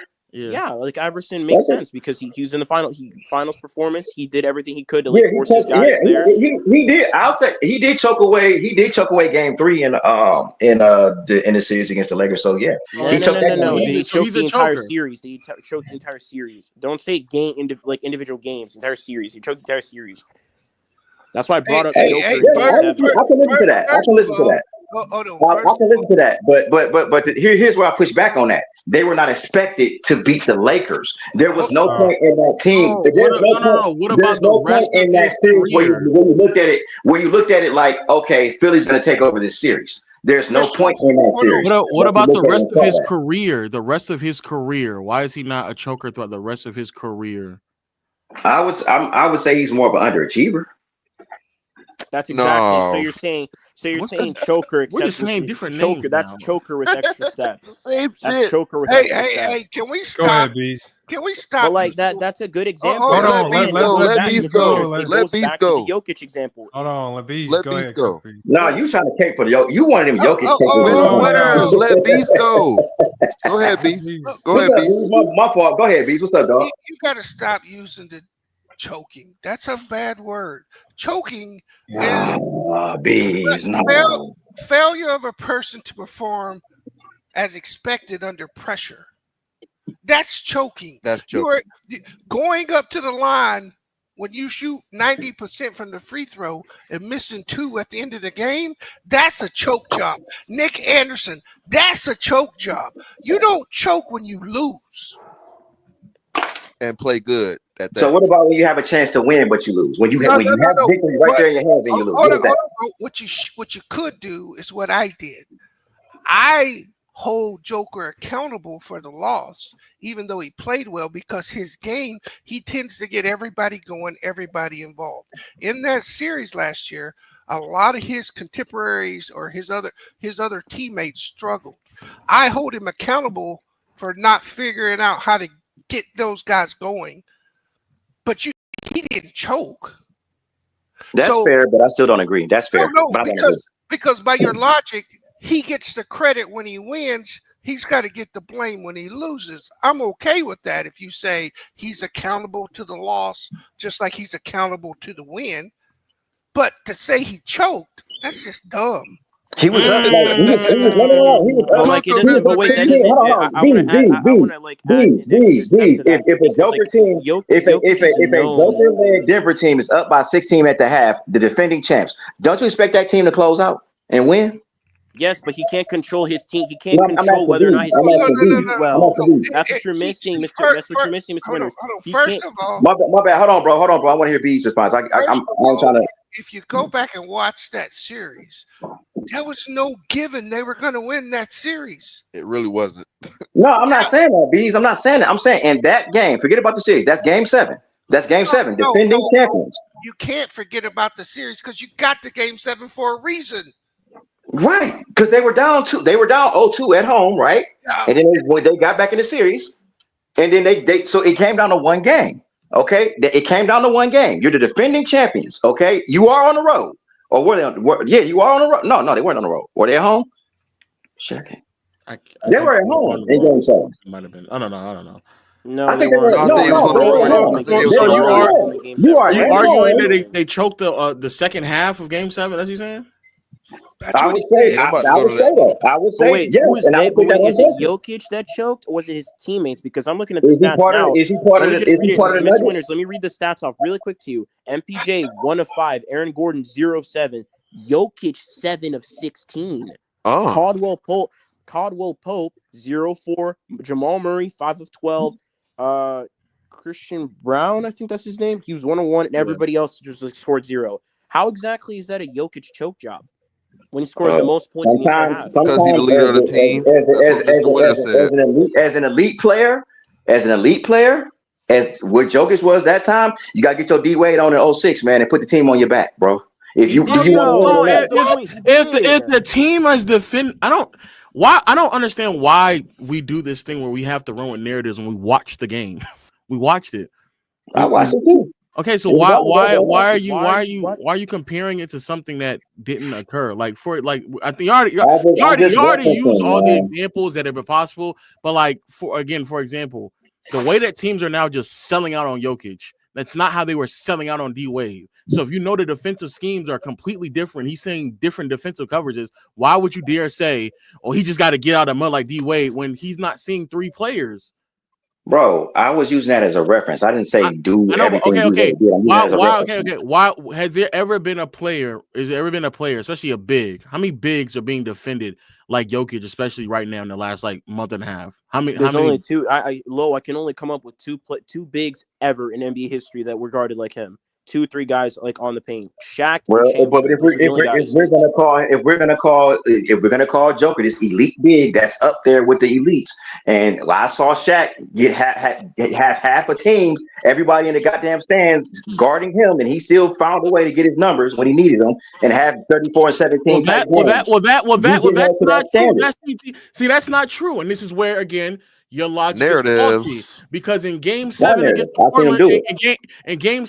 Portland Trailblazers, en route to them winning their first championship, Shaq did not get his numbers. The difference was that he had a player like Kobe that could elevate at that level, where at best we're talking about Jamal Murray being able to duplicate something like that. So again, if your teammate performs and you don't, now all of a sudden you're not choking, because by your logic, if Kobe doesn't show up, then you say Shaq choked. But now Kobe does show up. Now all of a sudden you're lying about it and say Shaq always showed up.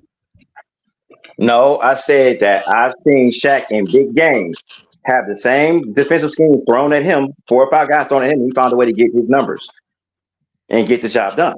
And that has happened. I've seen guys in the finals. But wait, low. Like you can use that like in a reverse to where it's like Shaq plays well and they lose. Did Shaq choke then?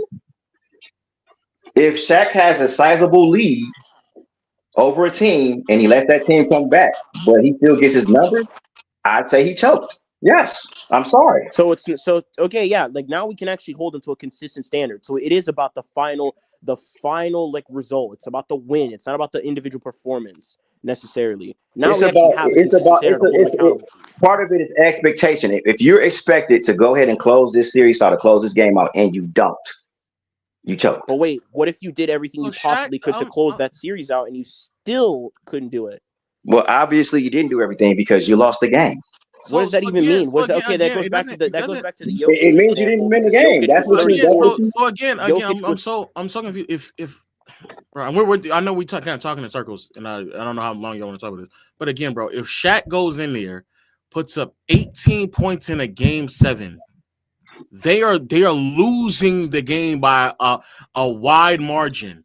They go into the fourth quarter. Shaq he's still barely performing to the level in which he needs to, and they win the game off of the back of Kobe's performance. All of a sudden, Shaq is known. If you're watching the game quarter by quarter by quarter, you're saying, damn, Shaq not playing well. He's not playing good. He's not playing good. And then all of a sudden, they still win the game, though. The first half of Shaq in that Game 7 against Portland Trailblazers, he is 2 for 4 from the field. The third quarter, he is 0 for 2. Shaq was going into that fourth quarter 2 for 6 from the field. And this is the guy y'all say is better than Kobe, right? Okay. But okay, he had bad performances, but he didn't cost them the game. So listen to what I'm saying. But listen to what I'm saying. But in the moment, everyone is saying Shaq is playing bad. Shaq is playing bad. Shaq is playing bad. Kobe then rises to the occasion and he aids them in winning that game. Now all of a sudden, Shaq went from playing bad to all of a sudden, he showed up with 9 shots. No one ever said he showed up, but all I'm saying is that he didn't choke the game away. He didn't cost the game. Your teammates good enough to carry you. Yes. If you're not a You didn't choker lose the because your game. teammates, you're You not a didn't choker lose the because your game. teammate. But I'm Not, going to be clear. if Kobe does all that, they lose. Then you can make an argument about Shaq. Okay, yeah, you choked. You can make an argument, but you didn't play well, but you guys still won the game. So you can't really say. I'm saying you are a choker for 40 minutes of this 48-minute basketball game. The last 8 minutes, your teammate showed up to win the game. You are no longer a choker now. You can't be choking if you didn't lose anything, dude. Choking involves you losing something. I just think it's so odd. No, Mr. I Winner. agree with that. I do agree with that. You got to lose to choke. No, when you do it. No, It's when you do it. you don't have to lose. Thank you. That's what the playoffs come down to. The playoffs don't come down to you got to lose to choke. They come down to moments and making the clutch plays at the right you can time. play bad. You can have a horrible game. You can be vilified for your horrible play. But to choke, you cost your team the game, in my opinion. Look. You guys you're applying the definition incorrectly. You can choke in a game where you win. It's an individual thing. Oh Lord. Choking. The first thing you ran to, Beats, when you got up here, the first thing you ran to was Nick Anderson. Right. Look. It's an individual thing. Nick Anderson stepped to the line, he choked those free throws, and never got over it, did he? But what would have happened if he got those free throws? What would have happened? Hold up, bro. Tyson, did he not? I agree with you, Beats. I agree with you. Nick Anderson, that was an ultimate choke job. I agree with you. I don't think I'm not going to say he cost his team he may have cost that game, but he choked as an individual. Sure. Hey, Bees, what was his free throw percentage? What was his free throw percentage that whole playoffs up until that point? I don't know. He probably shot somewhere. 80. He was in the 80s as a shooter, probably. I think it was up in the 90s. It was up in the 90s. Might have been the 90s. He was either way. Elite free throw shooter. Elite. But the point is that the pressure got to him. The pressure did not get to Joker. They just got beat. Right. I agree with that. I agree with you on that. I'm not with Bees, you're framing it as those guys it was a close game the entire time, and nobody jumped ahead. They jumped ahead significantly as the defending champs on their home floor. Okay, their home floor, the defending champs. They were up 16 at halftime. And you didn't finish the job, you choked. I don't care how you want it, how you slice it. To me, that's choking. By your logic, if any superstar gets a 2-0 lead, he chokes if they lose the game. Because they got a lead. That's a significant lead. Yes. No, a lead. No. I don't agree with that. But Bees. Hey, bro, you just keep arguing this. Look, no, that's Mr. Winters. Mr. Winters, your mic is messed up, man. But Bees, real quick though, we seen many of players go down and their team be up 3, whatever, and they go down and miss 2 free throws, but they still win the game. They don't get a Nick Anderson label as a choker because they won that game. But because in that moment, Nick Anderson missed 4 free throws and that cost that team the game, he's labeled a choker. That's why I say it's when you lose the game. We see many guys go up there and miss free throws and their team pulls it out and they don't get that label that Nick Anderson got. No, because I can give you, regardless of win or lose, I can give you several players that have choked at that free throw line. I agree, but they don't get nobody, right? But nobody says he choked, even though wasn't it him that missed the free throw? Him and Kawhi missed I thought it was Kawhi. Leonard? It's both of them. Both of them. Okay. Paul George. But they lost that game though, right? Yeah, but Paul George did it in the Western still but the narrative that people walk away with that game is that Ray Allen saved LeBron's career. Right, that's the narrative they walk away with. I understand that, but those guys, yes, they choked. But name me the guy that missed the free throws and the team won that we labeled a choke. Name him. But my point, you can. No, bro, it's not that I'm saying I'm gonna tell you somebody choked and the team won. I'm saying choking is when someone is expected to perform and they don't. He just said it. The way that Kobe performed in Game 7, and yet they still won against Boston. Yeah, against Kobe Boston. is a perfect example. Thank you, Lo. And they still they got it on a thing. And Kobe and they still won. They still won it. I just don't understand. Choke job? No. Yes. I personally don't. But I just don't understand why you can watch a game and throughout the totality of the game can watch it, formulate an opinion about what's happening. But all of a sudden, if somebody makes a buzzer beater game-winning shot, that's not this person. All of a sudden, your entire opinion on what just happened in the game changes because somebody else made a shot. I do think because and my definition might be wrong. I'm not sitting up here saying that it's not completely but my definition choking is when you do something to cost your team the victory. Like you can play bad. I agree. You can play bad, and that narrative. The choking gets wiped away with a W, but that narrative that you played like shit doesn't. You know what I'm saying? You still had a shitty game. You still play, but choking to me is something that cost your team the game. But If I'm coming down, Chris Paul when he had that bonehead play where he tried to draw a foul in the backcourt and threw the ball away for a turnover. To me, that was a choke job. I got no problem with that, but. What you said, there was one key thing you said, and this is the problem. You don't get to have your own definition. There is what a is the definition. I never looked it up. I told you. Oh, is that your definition or is that by the... No, this is the definition. Failure of a person to perform as expected under pressure. Okay. All right. Well, if that's the case... That's the definition. Well, James Harden's still a choker. I got Jay, no problem. He doesn't. Okay. He doesn't perform in those big games. Right. But we like to throw this on everybody just because they don't win. Denver's still. No, only one person do that. I don't do that. Only one I don't person. do that. That was the other brother, Mr. Winner. I don't do that. Yeah, that's you crazy. got to underperform. Definitely, you definitely got to underperform. You have to underperform. Yeah, I agree with that. Is that the locker room in the chat? Oh man, Hey, he's still straggling and scraping around, man. Locker room, you owe me $100, man. Can you send me my cash app, man? What up, Lee? Please. Do you think James Harden is a choker? Hold on, let me put my cash up in the chat. I can hear. I think that I agree. I think that terminology is thrown around a little too loosely. Like I think there's in the case of James Harden. Even with James Harden, he's underperforming against teams that not only do we think they're supposed to win, but they're some of the best defensive units in the last 20 years. So it's the Spurs. Yeah, you losing against the Spurs without Kawhi Leonard. That one game. Yeah. Yes, in that moment when he got blocked and he should have performed better. But brother, the whole series, nigga, come on, god damn, this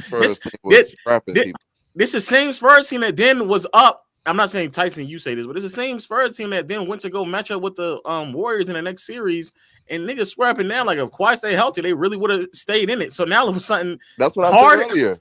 Yeah, Harden is now having the expectations to beat a Spurs team that y'all think that had the possibility to compete with the Warriors. God damn. Hey, what's going on, everyone? What's up, man? Good, Lee. What's up? Hey, what's going on, Beast?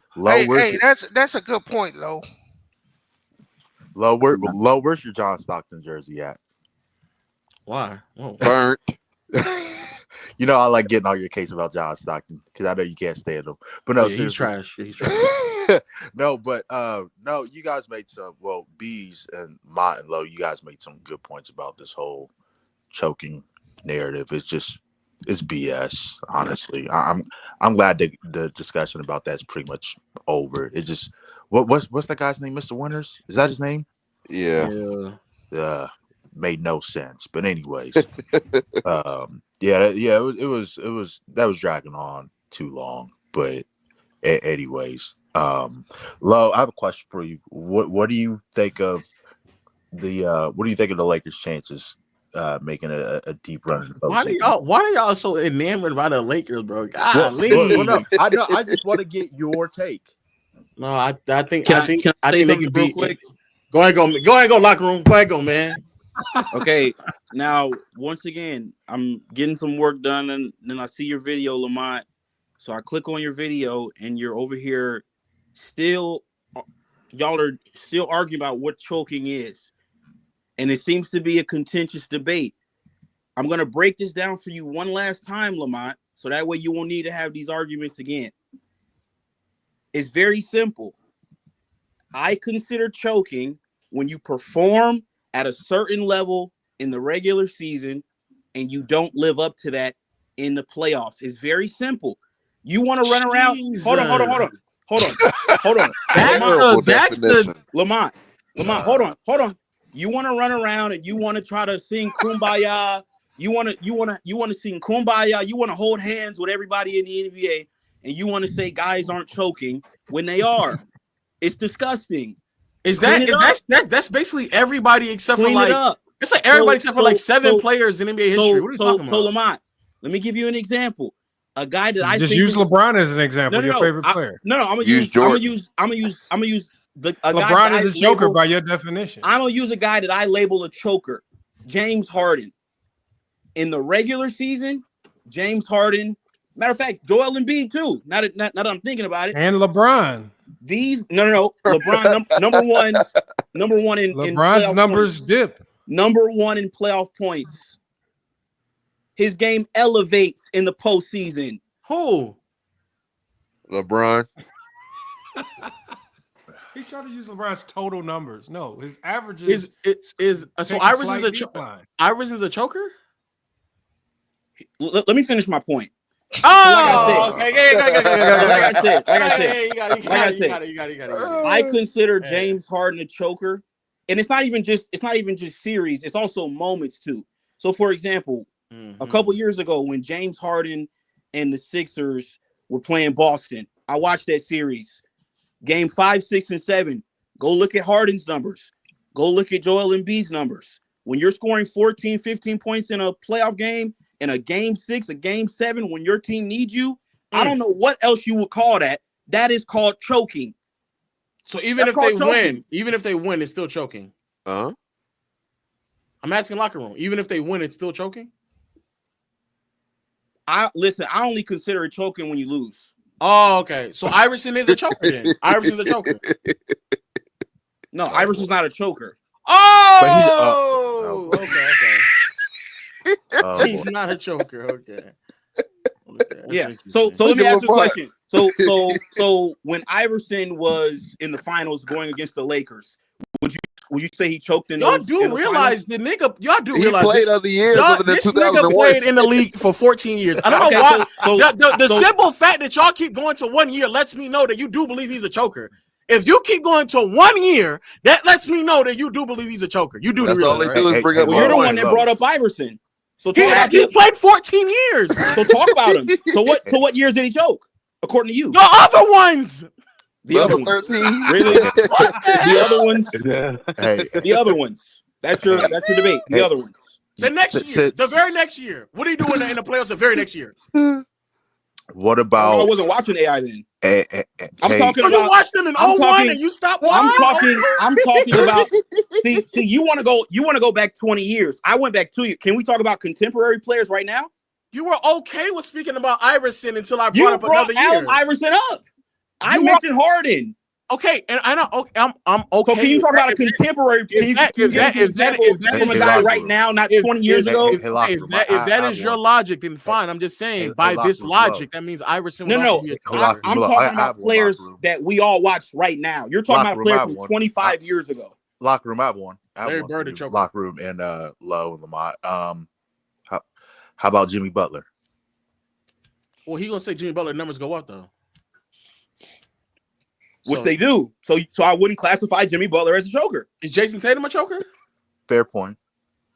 I think in certain instances he has choked. He's came up small.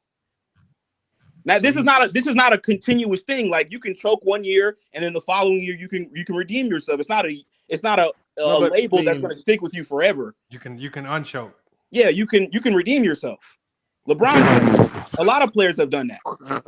Where they've had years where they've choked and then they came back and they've redeemed but themselves. what is the difference between Tatum from last year and years prior? If his numbers are worse last year than they were in years prior, but they just so happen to win, he all of a sudden stopped choking, boss?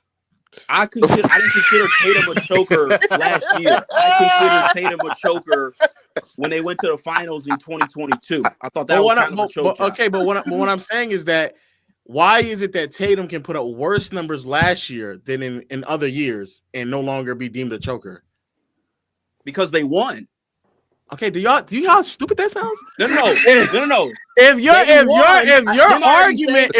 your argument is this is what your argument was. If you put up worse numbers than you do in a regular season, Tatum put up worse numbers than he did in a regular season. And I use James Harden as an example. Okay, and you told me to use somebody else.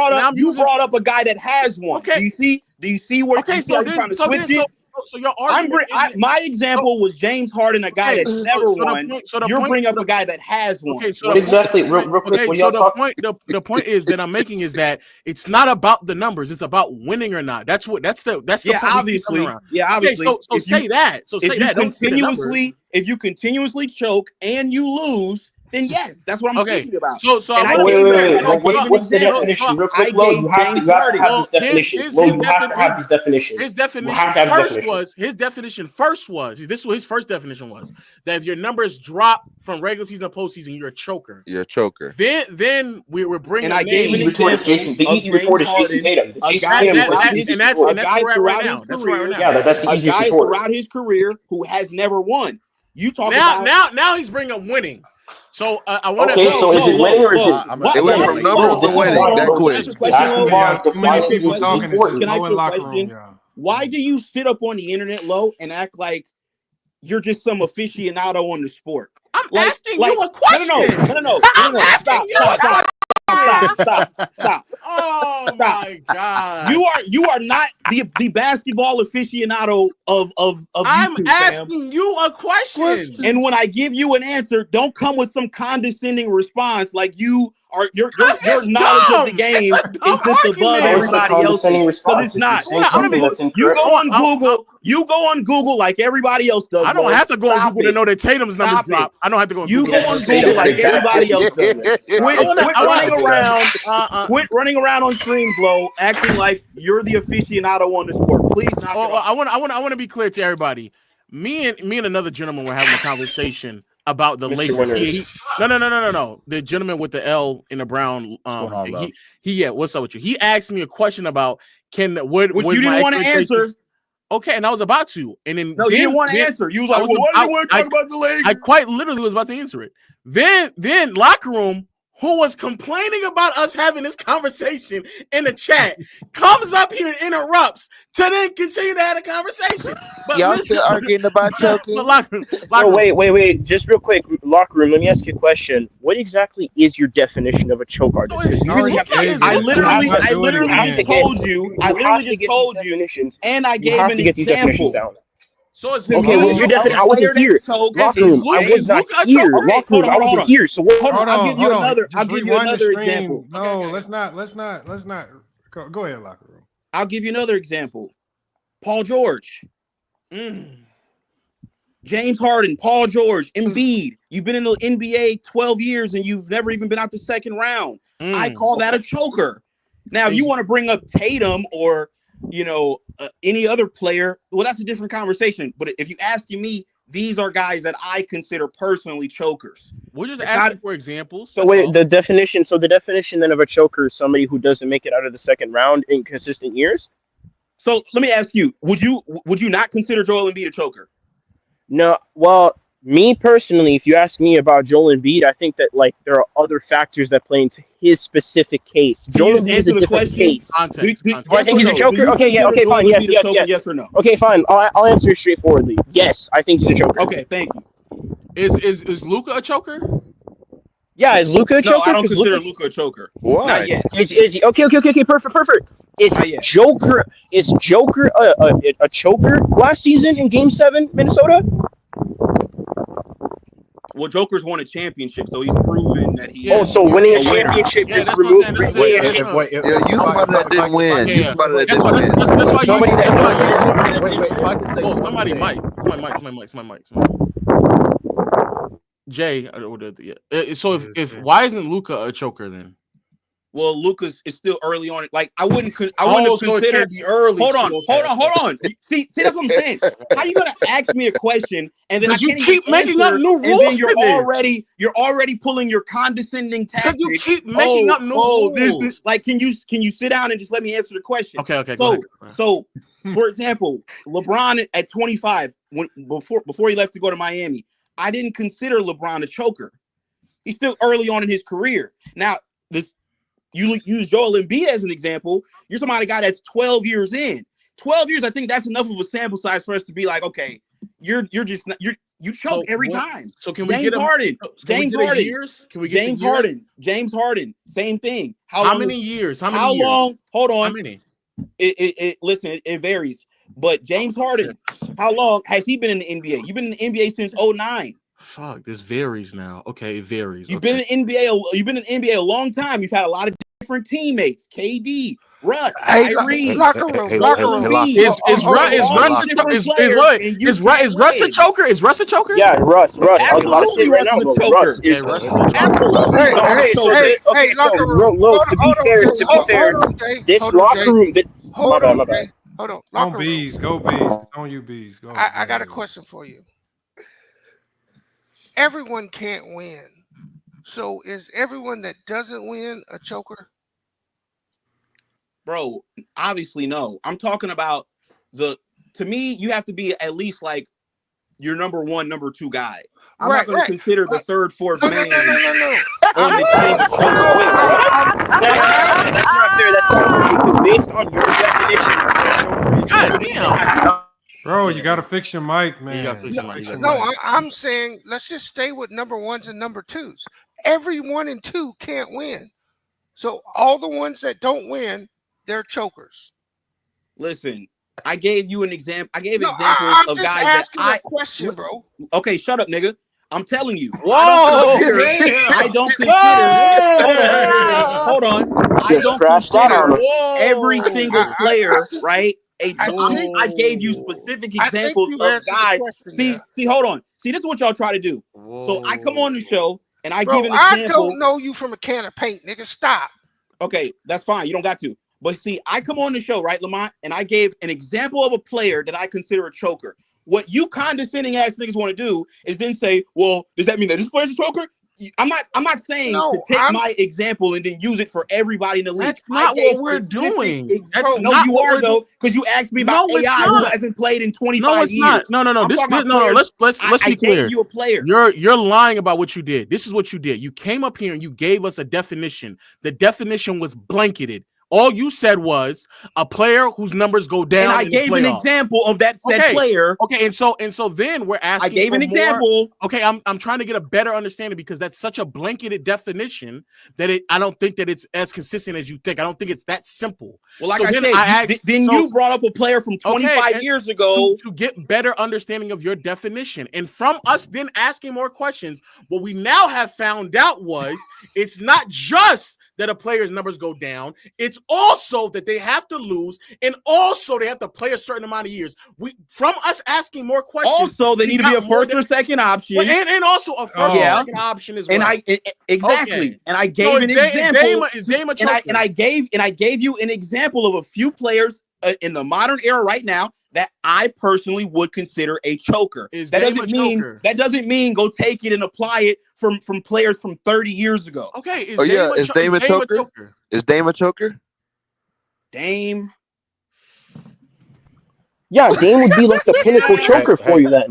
Dame would be like a pinnacle choker. Yeah, kind of. Dame. Yeah, kind of. Yeah. I would put Dame in that same category too. No, he's a choker. Okay, Dame is a choker. Okay, cool. Yeah, I would put Dame in that category. Dame that has some bad series. So all I was doing was testing. Didn't Dame get swept by the Pelicans? Yeah, he's a choker. I don't know.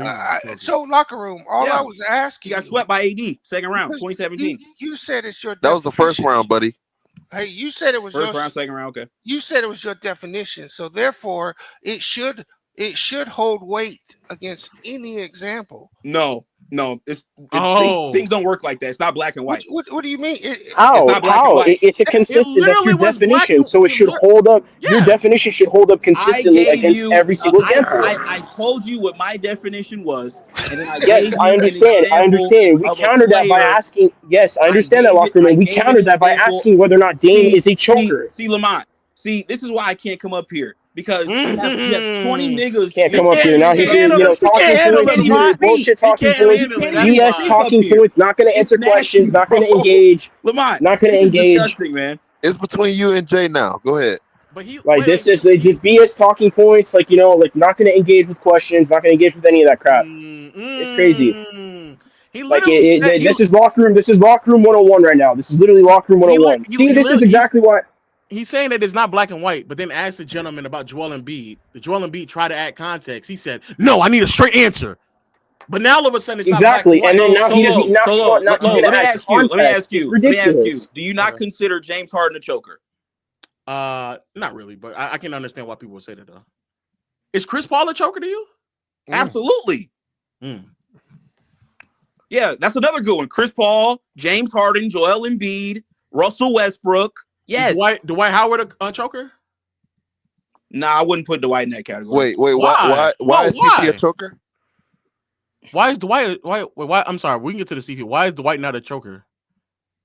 I mean, I don't know. That was so long ago. I didn't really. Okay, I man. wouldn't consider him a This is what I'm talking about, bro. This is what I'm talking about. This is what I'm talking about. It's BS talking points. It's BS talking points. Narrative changing. When was the last time Dwight was in his prime, though? You talking about like 2011, 2010? Yes, dude. Yes, when he made it to the final. Yes, when he made it to the final. Right. So what about yes or no? Once again, can you stop asking about players that played 20 years ago? Can you ask about players of today? Why does it matter when they play? Oh my god! Well, why does it matter? The reason why I'm trying to expand it because again, this very very weird. But why haven't you asked me about a player? I'm explaining because we've basically already eradicated all the players that can fit in within this weird thing that you have set in place because you just sat there and said they have to play a certain amount of years, and I also can't go back too far either. So you've already put me in this box of players I can talk about, and then you also said they can only be first and second options, so that limits it even more. And then you also said that they can't win it; they could not have already won a championship. So there's only like 7 players that we can even talk about anyway. Yeah, that's it. Yeah, not everybody is good. To be a choker, like we have to expect something from you, and most players we don't expect anything out of anyway. So wait, can you be a choker prior to winning a championship then? Yeah. So an example I'll give you an example. I don't need your example. I just said yeah. No, I'm giving you an example to see whether or not your logic is consistent through time. That's why I'm using past players. You just locker room, but you're not going to understand that. You're not going to understand that. You're going to try to move the goalposts. Okay. Who was the time, man? My name's John. There you go. There's my name, John. Lamont, listen, I try to give you a chance, dude. You're still over here being dirty, man. What did I do? Just move the goalposts. Just ignore. Go after Lamont for no reason. I try to give you a chance, bro. And you're still over here on this clown shit. You got nothing. You got no argument. There's no argument for you. There's nothing to do. Your logic, is Devin Booker a choker? Yes. Donovan Mitchell a choker? Oh wait! No, the best example is Chris Paul. Is Chris Paul a choker? I'm still waiting on Chris Paul. He said Chris Paul's a choker. Yes, I said Chris Paul's a choker. But why? That's what I'm trying to figure out. Bro, are you serious? No, don't injuries come into context with that? No, he doesn't care about injuries. No, I don't care. To me, that's another piece of the puzzle. That's another rule that we now have. The best ability is availability. So if you're always hurt, same thing with Joel Embiid. If you're always hurt, then yeah, you might as well be in that choking category. So Bam is a choker? I wouldn't put it in the choker category. I would put it in. Bam's not a choker. How is Bam not a choker? What? He went to the finals, Lo. He lost though. Devin Booker went to the finals and he said he's a choker. So why isn't Bam a choker?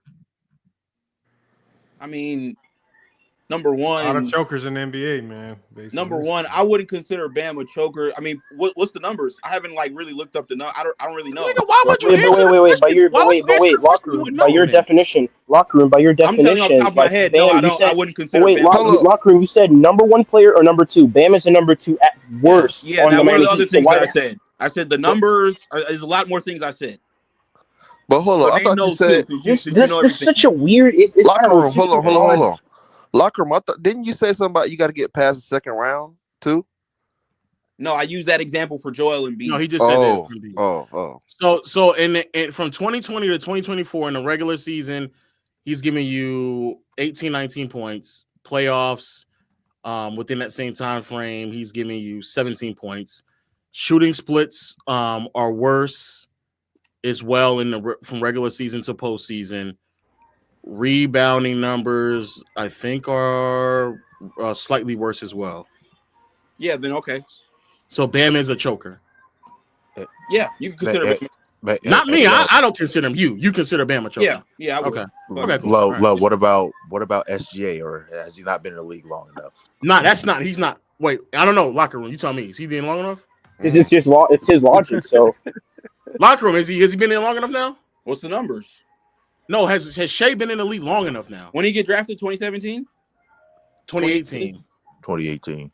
that's that's almost 5 years in the league. I ain't gonna lie, we gotta see what he's gonna do this year. If he don't, he's on the bubble. He's on the bubble. Yeah, he's on the bubble. He's on the bubble. 7 years. Yeah, 6, 7 years. Yeah. He's on the bubble. Here's what I say. When is Trae Young? I'm sorry. Is Trae Young a choker? Absolutely. Trae Young is trash. So for Shea, it's not enough years. Trash is crazy. All-star He's an all-star. He's an all-star. Like, how is he trash? No. Trey's in the same year with Shea. They're in the same year. Oh, he's 2018. Yeah. I already said Trae is a choker. So, like I said, I'll wait. So if it's enough years for Trae, why is there not enough years for Shea? Yeah, this is. I mean, listen. I'll give Shea this year. Why can't you give Trae this year?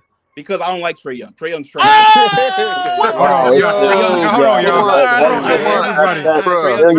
There you go. Shea is better than Trae. Shea is better than Trae. I'd like to ask you, real quick, guys. I'd like to ask Lo a question. Hold on one second, John. And Olo, hold on one second. So what I did was, just to be fair to the locker room, just because it's hard. I give them some. The problem is, it is hard to remember all the names. So what I did was I put his criteria for a choker in the Chat GPT, and it gave Lamont, me. You still doing this Chat GPT shit? Boy. Yes, and it gave me 50 players. But the best thing, Lamont, you can't rely on Chat GPT. So the best, let them name them. Let them name them. The best thing about the first two names, or the first three names, is that the number 1, 2, and 3 on this list are the number 1, 2, and 3 that you gave me. So your criteria actually falls in line with your 1, 2, and 3 chokers, because number 1, Tatum, 2, Harden, 3, Embiid. Now after that, this is what it gives me. Julius Randle. Oh, big time. Absolutely. Trae Young. Trae Young. Paul George. Zach LaVine. Okay, locker room. Locker room cooking the whole time, bro. Oh, locker room cooking, boy. Okay. Jaylen Brown.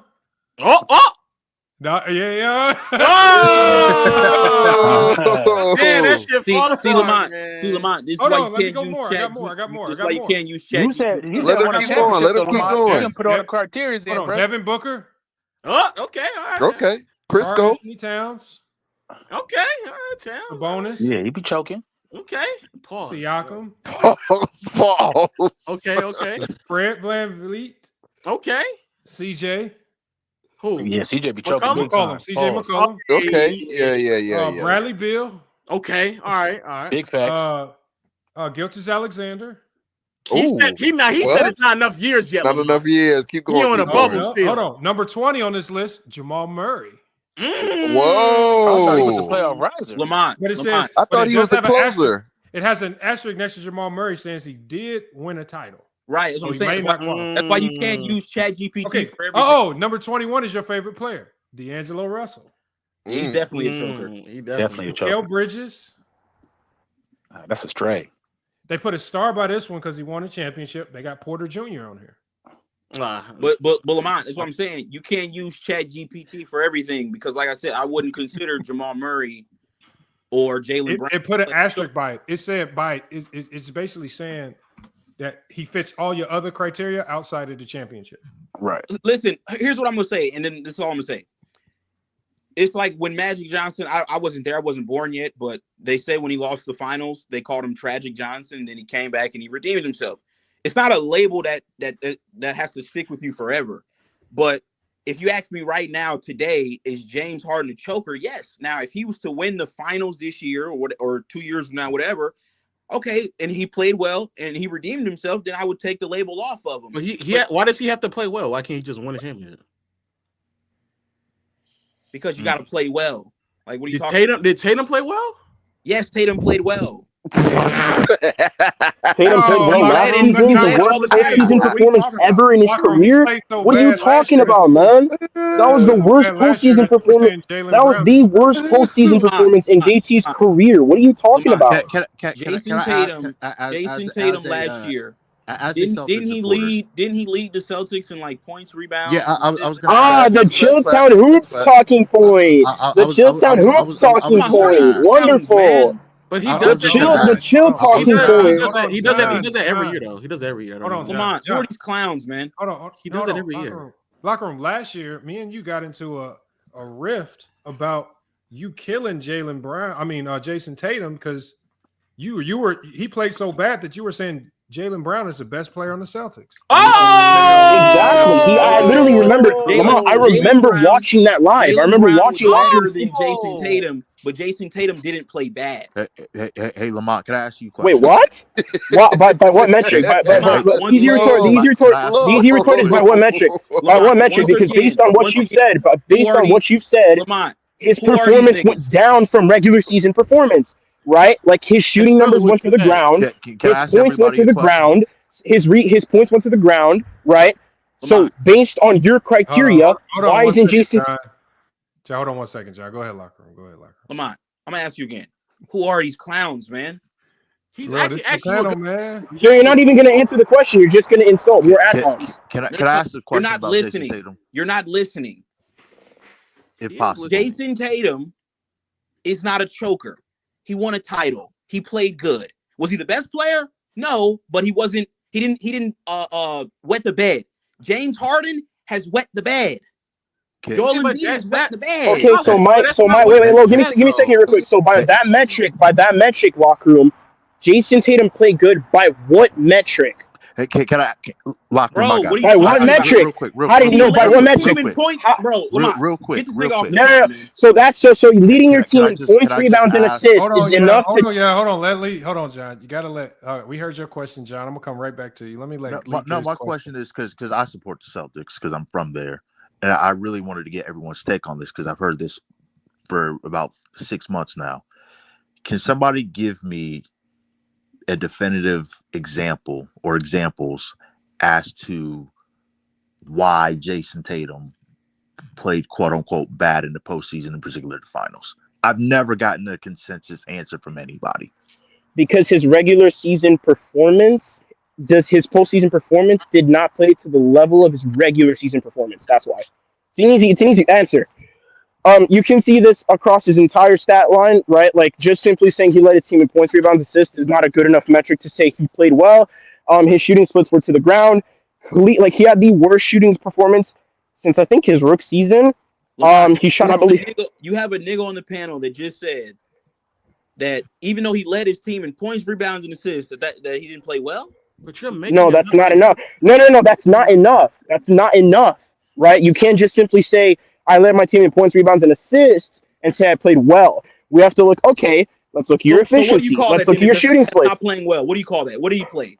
You led your team in major categories.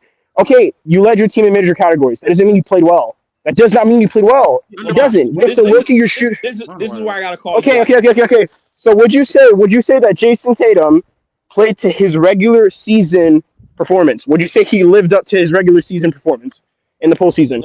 I'm done, bro. No, can you answer that question? Answer the question. It's an easy question. You don't want to answer the question. Answer the question. Of course not, because this is locker room 101. Did Tatum live up to his? Because the first thing you said was, if there's a drop off from regular season to post, that was the first standard that you said. You are not exactly. aficionado. That's you. It's not about being an aficionado, bro. Why is it locker room? How hard is it? Your definition. Why can't you answer the question? Locker room. Why you got to pivot to different things? Don't do that. That was your definition. Yeah, but that's your words. That's your words verbatim. Lamont, once again, what were Jason Tatum's playoff stats last year and compared to the regular season? I believe it was 22, 10, 5 on piss poor shooting splits. So again, I ask you again, locker room. I'd like to get a consistent answer from you. Did Jason Tatum play up to the same level of his regular season performance? Yes or no? Give me 1 second. Oh, Jesus Christ, bro! This is ridiculous. Hold on, I'll pull You're gonna die, dude. Which by the way, wait. What's the question? What was the question? Okay, so did Jason Tatum play? I think Will can articulate this a little bit better, but did Jason Tatum play to his regular season level? Okay, so in the playoffs last year, he was giving you 25, 10, and 6. What are the shooting splits on that? And also, just suppose 43. I got you, Lamont. I got you. They do matter because based on this logic, they do matter. 43% field goal, 28% from 3. Okay. Now I want you now. By the way, I want you to go back and look at his regular season shooting splits and his regular season stats and juxtapose them to his playoff stats. Okay. And see whether or not you think they're better. Okay. This is an easy retort. So his regular season stats. I believe he was 26. I can say now he was 26. He was 26 a game on 8 rebounds, on 4 assists, on 47, 46 shooting splits, 37% from 3. Right, so he had a significant drop in 3-point percentage. Significant. So wait a second. So I got the numbers pulled up. He played worse. I don't know what we're doing. He played worse. I don't know why we're doing this. He played worse. Exactly. Like, dude, just because, and I'm a Celtics. By the way, I'm a Celtics fan. I'm a Celtics fan. I can admit that. So wait, regular season 27, 8, and 5, playoffs 25, 10, and 6. Yes. Now look at the shooting splits. Now these are numbers, right? So we're talking numbers. So look at his shooting splits and compare and contrast them to his regular season shooting splits. He played worse. I don't know why we're having 47. Exactly. This isn't a difficult thing. Just because he grabbed 2 more rebounds and passed for 2 more assists does not mean he played better. That doesn't mean that. Okay, so we got. It also doesn't mean he his defense. I can actually. We don't even have to talk about. The question was, did he play better? He did not play better. He did not. He didn't. By the way, we don't even have to talk about the offensive side. We can bring up the defensive side of the basketball where he actually didn't even play his regular season defensively. Hold on. Once again, they won the championship last year. So okay, so just say that. I also did say that. No, but okay, but that's when I got on this show and I gave an example of a player that I say is a choker. That player has never won a championship. Okay, dumbass niggas want to keep bringing up players that have won championships. Okay, to test my logic. And so the point is this. Hey, I don't know why you keep just say the nigga didn't. What I'm saying is just say that he underperformed. That's it. He underperformed. But being more importantly, if you're saying that all of a sudden. And this is how the choking argument kind of arrived. If somebody can underperform, play worse than what they normally play, but because their teammates now are better than what they normally are to make up for the lack of performance and they still win, now all of a sudden the choking label is eradicated, not because of their play, but because of the play of their teammates. I see what you're saying, Lo. Just which means that if they win, which means Lo, I'm going to add on to that. If they win a championship and like you have the best player play bad, that best player should not get the majority of the credit. That's the issue. He should not. It doesn't make sense. You know what I'm saying? Like, are you going to locker room this? Are you going to say that the majority reason as to why they won that championship in 24 is because of Jason Tatum? I see what you guys are saying, just based off the definition for the individual player itself. That makes sense. Mm-hmm. It makes sense. That's what you guys have been saying. Like I mean, that's what me and Mr. Winners were talking about, because you couldn't give me a consistent standard offensively and defensively for those like great players. You kept saying like, oh, like even if you play well and you lose the game, you choke. Like that doesn't make sense. And that's why I just said when he said if James Harden wins a championship this year and plays well. Well, he doesn't have to play well, especially to the standard he's already set throughout his career. James Harden can play worse than when he normally plays, and they win. And by definition, you would have to remove the choking status off him because quite literally, last year, Jason Tatum played worse than what he normally does, and they still won. Yes. Yeah. So that's what I'm saying. It's not about the performance. That's what we keep trying to get to. It's not about the performance. It's about simply wins and losses. The result. It's about the result. That's what it is. And if that's what I want to live by, that's fine. But that's beating around this fucking bush where he got to be in the league for so many long and then not too long because I don't know what's going on back then. And numbers got to match up. Bullshit. All that stuff was bullshit. We're going down. No, we're just going down an unnecessary rabbit hole. We're going down an unnecessary rabbit hole. Down to wins and losses because I don't want to break down basketball and actually talk hoops. I like narratives. No, that's you can say a player played bad. that wasn't my definition. No, not you. This nigga up top. We talking about the nigga up top on the top right. Just say that shit. And also, real shit locker room right now. I ain't gonna lie. No, pause, bro. You're kind of choking in this debate right now. You're right now. Your normal performance, you're performing much worse than you normally do. What's going on? Low. Like I said, let me ask you. Look, these niggas. Let me ask you a question. Lo, I'd like to real quick. I'd like to ask Lo this over question. 1,000 people in here. You performing like this? Locker room? God damn. Hey, Lamont, real quick. Can I say something? Go ahead, Cook Locker. Go ahead, Cook Locker. Now, once again, you have these dumbass niggas up on this panel that are they're not understanding this, right? So once again, I came on the show. I gave an example of a player that I said was a choker, right? Now, instead of using the player that I said was a choker, they then went and found their own player to question me about what I said about players choking. This is what niggas will do on this show. They'll come over here, they'll murk up the waters. This is what these niggas do. To be fair, so hold on. So you're not for locker room. Are you really going to sit here and hold on one second, John? Lamont, real quick. Now, can you pull up Low? Since you got all the stats, can you pull up James Harden's stats in that series against Boston in 2022? Can you pull those numbers up? But Lo, we know your criteria. Wait. Why does Lamont have to? Hold on one second. Lo, we know your criteria fits James Harden and Paul George, but the problem is if we want to use your definition of a choker and try to apply it across the board, let's say tomorrow. And once again. Let's say tomorrow somebody chokes. Lamont, can we use your definition tonight in the game? Lamont, my definition is my definition. You didn't play Boston in 2020. So it was 23. It was 23. 23. It was the second round, if I'm not mistaken. Yeah, second round. Okay. Now, Lo, can you tell the people 22, 7, and 8. Hold on. Can you tell the people, Lo? Hold on. Yeah, can you tell the people James Harden's numbers in those final three playoff games versus the Celtics? Oh, so now it has to be the final three. It can't be the whole series. Lo, just answer the question, man. I'm asking. Answer the question. I'm asking. Answer the question. I'm asking. Can you tell us? I'm just asking. Quit being disgusting, Lo. Me? We have been talking about series this entire time. Now you're telling me it has to be exclusive to certain games. Why? Lo, can you just answer the question? Can you tell us? You're the aficionado. You got all the numbers. Tell us. So the final three games, 13, 9, and 7 with 2 steals, and 31, 15, and 88. Hey, Lo. James Harden, game 5, 17 points. James Harden, game 6, 13 points. Game 7, James Harden, 9 points. That is what I call choking, nigga.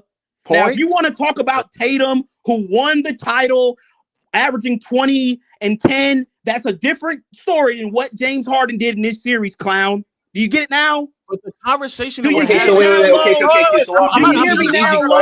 easy question now, Lo. Hear me now, Lo. Is it clear to you? Is it clear to you now, Lo? It's actually not. Yeah, I know it's not. You keep changing the definition. This conversation is not about James Harden. This conversation is about trying to define choking. I just gave you an example. I get that. You gave us one example. That is not enough to then explain what choking is. To you. It's enough to me. Because I named other niggas and you were like, it's enough to me. I just don't like him. Harden is a player I would consider a choker. Okay. Now we can pull up Paul George. We can pull up series where Paul George has done the same thing. We can pull up series where Devin Booker and a lot of these guys have done the same thing. What series did Devin Booker choke? These are players. I don't have the numbers in front of me right now. These are the players. These are the players that I consider chokers. Period. Why would you say that if you don't know what Devin Booker did in a series? Then, Lo, do you think what James Harden did in 2023 is choking? Yes or no? Yes. Okay, thank you. Okay, why would you say that about Devin Booker if you don't know? Lo, I don't have Devin Booker's numbers right now, bro. Why would you say that then? What series is he because I talking consider about? Devin Booker a choker. But why though? There has to be a series that comes to your mind that you say, "Oh, he choked that series." What series is that? Finals series against Luka. Okay. What?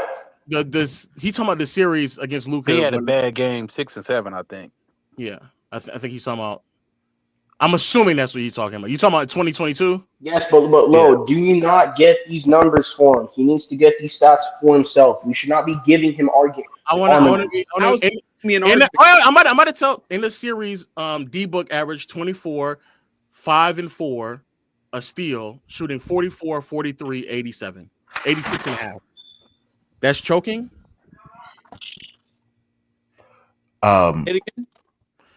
What is this game 6 and 7 number? I know he had a few 40 points. No, that's the point I'm trying to get to is that we keep. So if I tell him the whole series, in the whole series he was actually fine. Then what he's going to say is, oh no, lessen the sample size even further, which would then further change the definition of what he's trying to say, because it's not a whole series, it's just 2 games. Now, if he said in important moments or important games exclusively, then I would understand what he's saying. But when you sit here and trying to make it seem like Devin Booker had a bad series, what series? That's why I'm asking, what series did he have bad? Lo, once again, I also said it came down to moments. That's what the NBA is all about. It's about moments, right? Okay, so what moment in what series in which game? Game 7 against Luka, 11 points, 21%. Okay, what moment? What was the moment? Okay, you're just giving me points. You're just saying that's the whole game. The whole game he choked. The whole game is the moment. Okay, so the whole game is the moment. So again, I want, but the bigger question is, so if you have game 7 on your home floor, you score 11 points and you shoot 21% from the field. And that was terrible. That's terrible. That was a bad performance. You're up 2. Hold on. You're up 2-0 in the NBA Finals, and you get walked down 4 games. That's a choke job. Okay. Nah, I wouldn't say that because he had how did he games perform? in between. I'm about to say, but how did he perform though? Oh yeah, he had some monster games in between those. Even in losses, he had a couple. I think a monster. Yeah, back-to-back 40 games. Right. So I wouldn't. I'm a Devin Booker. You know, Suns is my team, but he played bad. So that hold on. last game, Game 3, he was up 2-0, scores 27 and 31 the first 2 games. Game 3, he scores 10 points. Yes. And in the last game, he has 19. But you're jumping over the 240 balls, brother. And you lost. Okay, probably. So that's what we keep beating around this fucking bush. So you're saying it does not matter about the performance, it's about the result. He could put up 40, but because he lost, you're considering it choking. No, you're doing the same thing I'm doing. Now you're just picking out 1 or 2 games. I don't you want just got to. On me about. Let me be clear. I don't want to. If we talk about what he did the entire series, Devin Booker in the entire final series, 28, 4 and 4, shooting 44. He did shoot terrible, 27 and 87 and a half. I don't want to talk about 1 or 2 games. If we look at the totality of the game, brother, that's not he's not choking. But I think to Locker Room's point, to have that performance in the game 7 in the most important game of the series. Every game is not equal, Low. So say the game he choked. Tell me if your series, you can't say series. Low. If you want to say there's games and there's moments for Devin Booker, okay, fine. But then my follow-up question would be then, if he has just as many games where he shows up, he outperforms, and it pushes him to another level that counteracts the bad performances, then how are you still labeling him a choker then at that point? Okay, are you going to listen? Okay, now let me ask you, Lo. How many playoff series did Devin Booker play in prior to that year that he went to the finals? 0. Thank you. So the one time you do get to the finals was really because of Chris Paul, and then the last 4 games, right? You're up 2-0. The last 4 games, you don't win a game. And then in the final game, you have your worst game of the series. You don't consider that choking? I'm not denying, but you're labeling. So hold on. Lo. Hold on. Let me ask you a question. If you're playing in the series, right? Mm-hmm. If you're Devin Booker, you're in the finals. Mm-hmm. You're up 2-0. Mm-hmm. Game 3, you score 10 points. Mm-hmm. Game 6, you score 19 points, mm-hmm. right? Y'all lose game 5. You're the best player on the team. Okay. If that's so he's not supposed to get held accountable for that. No, we're not saying holding accountable for a bad performance is different from labeling him a choker. These are 2 different things we're talking about right now. He never made the playoffs before this year. Oh my God. So okay, well let's time it up even more. Why the fuck is he a choker? But then everybody else before you said it's not enough of a sample size, but now all of a sudden the nigga in his first postseason run, he gets labeled a choker. What do you do after that? I answered my question. Answer what I just said. Why is it that when we just got done talking, you said there's not enough of a sample size for certain players, but after one postseason run, you're now saying Devin Booker's a choker? I didn't use that one postseason run to label him a choker. You literally just sat there and said before then. I gave you that series, and I gave you the series from 2022. Okay, so which was how many years was that? That's 2 how many years was that? That's 2 runs. That's just 2 runs. When he choked to Luka, that's only 2 runs. When he choked to Luka, how many years was that he was in the league? Hold on, let me see. 1, 2, 3, 4, 5, 6. Devin Booker was drafted in 14, right? 15. So that's 7 years. That was 2022. 7. You just said Shea wasn't enough years. And like I said, Shea is a choker. If you want me to admit Shea is a choker, Shea is a choker. Hey, Lo. That's crazy. Lo.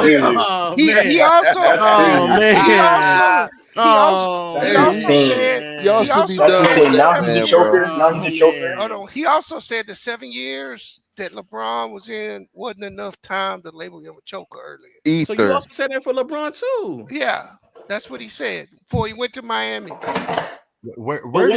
How many years has it been now for Devin Booker? What year are we now? You're asking me the question now. Year 10. Right. So you're in year 10 now. You didn't ask me this question, Lo, in 21. You didn't ask me this question in 22. Well, the reason why is because he didn't do anything in 2023 nor in 2024 for you to then say, because those postseason runs are his best postseason runs. So there's no way that you saw him in 2023 put up 34 points, 5 rebounds, 7 assists on 58, 50, 80. There's no way you saw that and said, that ain't really a choker now. There's no way you said it crazy in 23. There's no way you said it in. I said 22 was the years I thought he Okay, and so the point we're making is that you would have to only be using the first 2 years of his postseason career to make that assessment. The reason why I'm not asking you about the next 2 years is because he outperformed expectations. That's why I didn't ask you. So you're making the assessment when he was 7 years in the league, only 2 postseason runs, but you just sat there and said, well, LeBron's 7 years in the league, that's not enough years, and he had more postseason runs than Devin Booker. So how does that make sense? Damn locker room.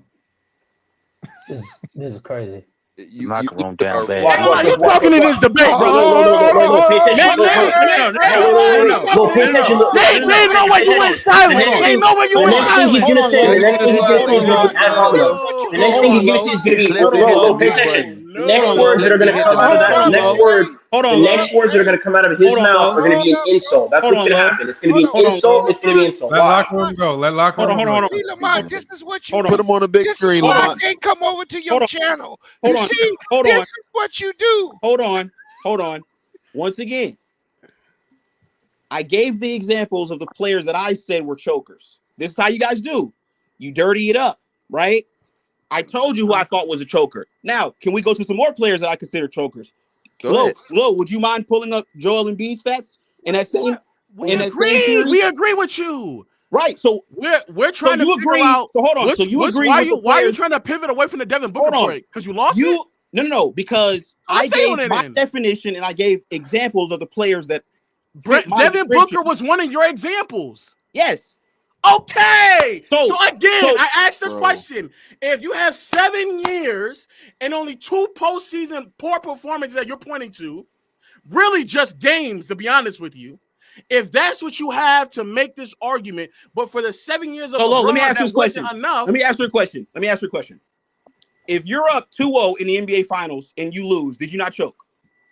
I don't think so. No, I would need more context behind just being so low. Name me a great player, right? That you consider a great player that was up 2-0 that lost a 2-0 lead in the NBA Finals. I guess Curry. So did Steph Curry not choke? Do you consider? Wait, real quick. I'm gonna try to use this example, but I don't know. Hold on, do you consider? Hold on, Lo. Let me ask you a question now, Lo. Did Steph Curry choke in 2016? Yes. Right.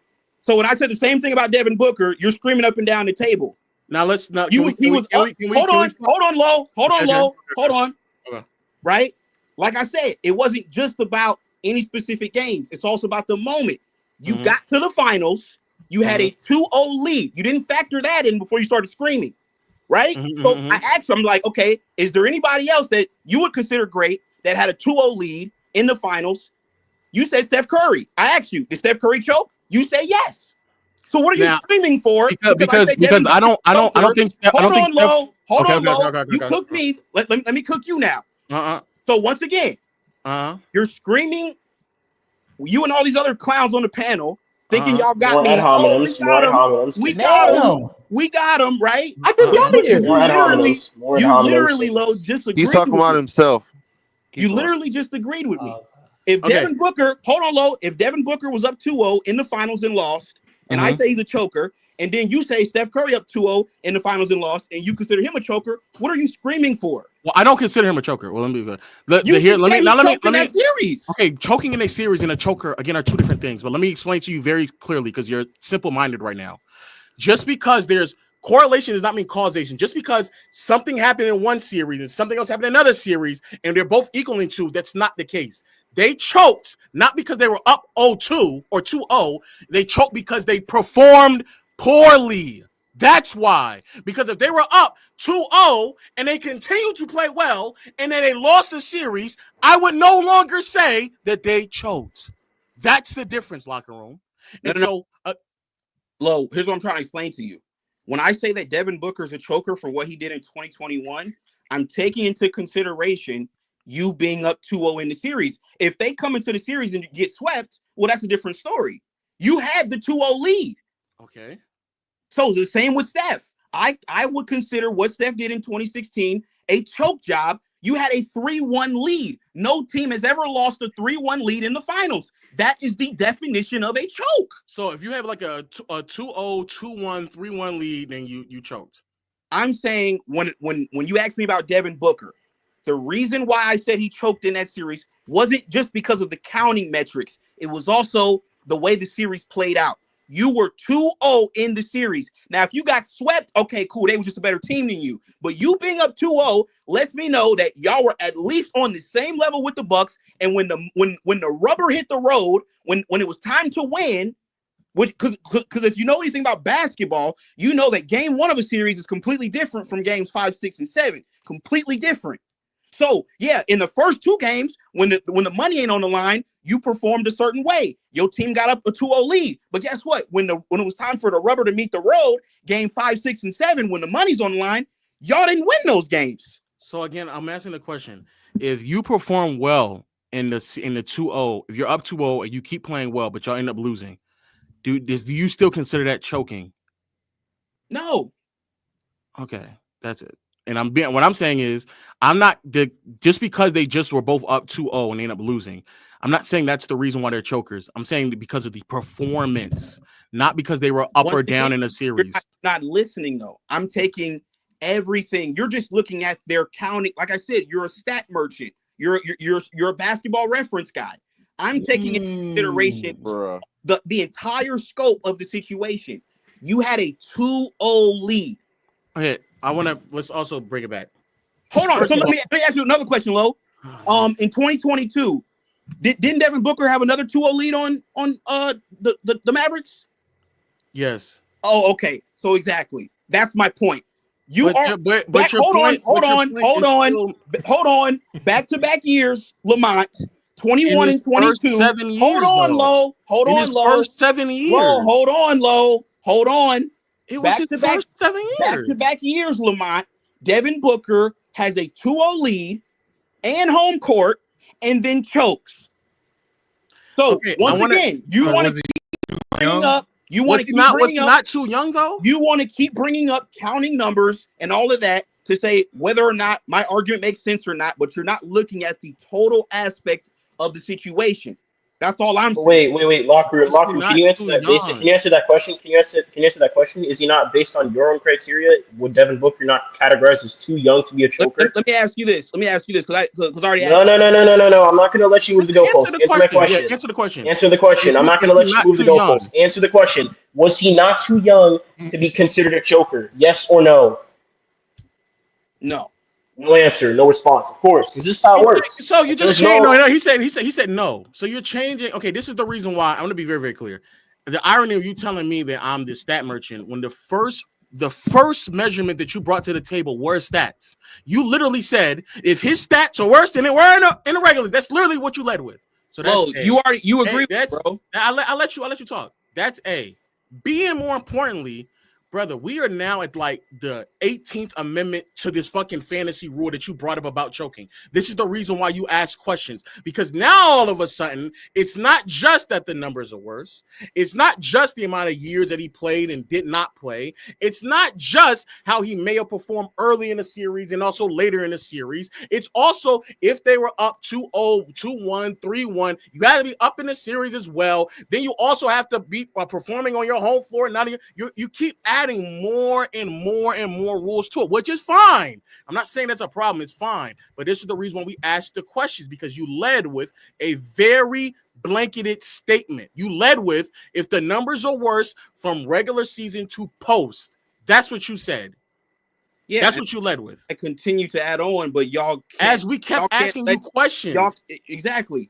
And I gave you the answer. That's it. Yeah. Because now you're but see, what's funny though, Lo, is that you actually agree with me. Yeah, I agree with the more nuanced statement, not the blanketed statement of, oh, if he came in and his playoff numbers are worse than his regular season, then he's a choker. Yes, that right there I don't agree with, and I don't think you agree with, but that's how you were speaking. You were speaking very unintelligently.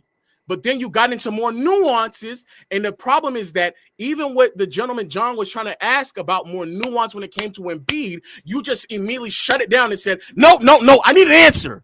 But now we have more context, and that's the only thing that we've been asking for this entire time is context. Hey, Lo, can you pull up Joel Embiid's numbers in that 23 series against the Celtics? But wait, no, Lo. Why do we have to look for stats to prove your argument? Shouldn't you be looking for these numbers? He's going off his like, this is ridiculous. Like he's asking us to look up his numbers. Lamont, this is the funny. Now he's gonna go to Lamont again, dude. You're not talking to Lamont. You're talking to me.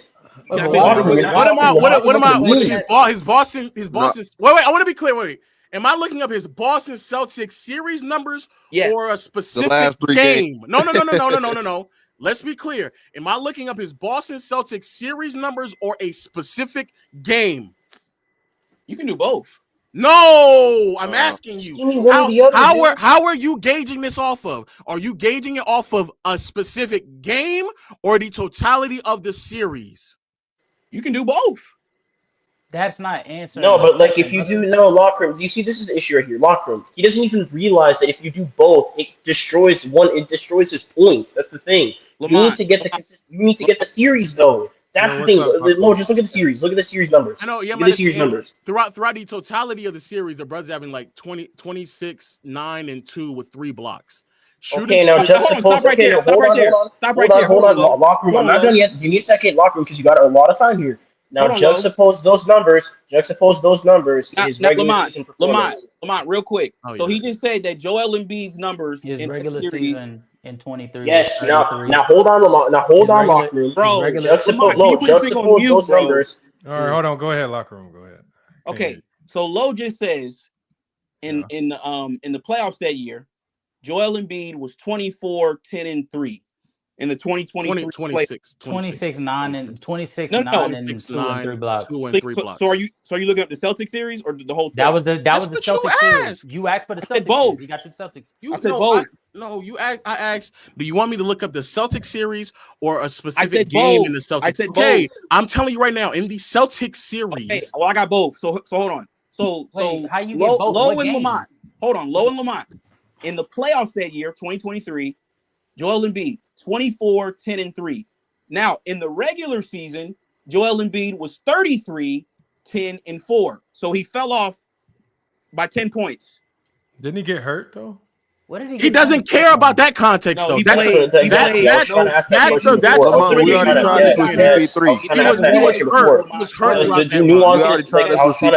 Hold on a minute here, Lamont. Let me give you a second here to that's what I was trying to ask locker room these questions to try to get a more nuanced, more specific hold on, but you gotta case. think about it. For the injury that he was dealing with, them numbers is actually kind of they're great numbers. Putting they're great numbers for the injury he has. Like bullshit. This BS about Joel Embiid. Like this man has dealt with multiple injuries in multiple occasions. He's been held back due to things that are out of his control, and you can still label him a choker, right? Locker room. Once again, Lamont, you gave him an out. You said he was Lamont, right? Like not even gonna answer the question. It's nasty, Lamont. I give it to you. I believe I'm on the. I would side more towards in the playoffs, Joel Embiid being more of a choker throughout the duration of his career. 2023, I think it's a bad because I think the series where Ben Simmons passed up the layup, I think that fourth quarter had a lot more to do with Joel Embiid's turnovers instead of Ben Simmons. I know Ben Simmons played a role too, but Joel Embiid also played a huge. Him and Tobias Harris both played a huge role. What year did that? What year? Hold on. That's 2022. 2022. Yeah, no, that was 21. That was 21. That was the year. 21. That was the year we won the championship. Yeah. Lamont, now Lamont, can I ask you this? Yeah. Okay. Now in the final game, right? His numbers, his production took a dip from the regular season to the postseason. And in that final game, I don't really consider that choking though. Most players' production dips in the playoffs. Okay, well, I do. Because the pace. Wait, Lamont, wait. Locker room. I'd like to reinstate something here real quick. Mute this. Let's get back to Hold on, John. Damn it. Go ahead, locker room. Now I'm just saying, locker room. I was just saying the pace slows down. Okay, the game changes in the playoffs, so everybody's numbers by that default. That's fine. Now, Lamont, I'm looking at this final game, and like I said, Low, it's about moments. Now, Lamont, weren't they up in this series? No. What series? Oh, a 2-1? They were up in this series, right? 2-1. Mm-hmm. No, wait, no. I think they were down. No. We don't want to know what you think. We want to know what's real. In game 2022, right? You talking about in 2022? Oh, 2022 or 23? I'm sorry, I don't know. Yeah, that's why I'm confused. Are we talking about 2021? 22. It was the Ben Simmons. We're talking about the Ben Simmons series. No. I'm saying be quiet. I'm not talking about the Ben Simmons series. So you talking about 23? Okay, yes. so in 23 in game 1, Philly won. In game 2, Boston won. But Embiid didn't play. Harden had 45. In game 2, that's the game where Joel Embiid got rushed back and Boston beat the brakes off of them. And then in game 3, Boston took a 2-1 lead. Game 4, Philly won, and then in game 5, Philly won. Exactly. So hold on. Let's stop right there, Lamont. Let's stop right there. So hold on. So Philly is up 3-2. Now, Lamont, they haven't been to a NBA Finals in 20 years. The last time they went was with AI. So this is a moment. This is what I'm talking about. You have an opportunity to send your team to the finals for the first time since Allen Iverson. Now I'm intrigued. Now I'm tuning in. The first 3-4 games, don't care about those. These are the games I'm looking at. These are the games I'm tuning in, right? So Lo, can you hold on, Lo, hold on. So Lo, it doesn't matter then. Hold on, sir. Now, Lo, can you tell the people what Joel Embiid did in that last game? In the last game or both of the games? Wait, did this series go 6 or 7? It went 7. It was 7. In game 6, he put up 26, 10, and 3 blocks. but they still lost. In game 7, he put up 15, 8, and 1, and they still lost. Yeah. No. Okay. So low. But wait. So hold on, casual. No, casual. Matter of fact, let me ask you because you got the stats pulled up. Casual. No. Is that a choking game 6? Casual. Can you tell the people what Joel Embiid shot from the field in that last game?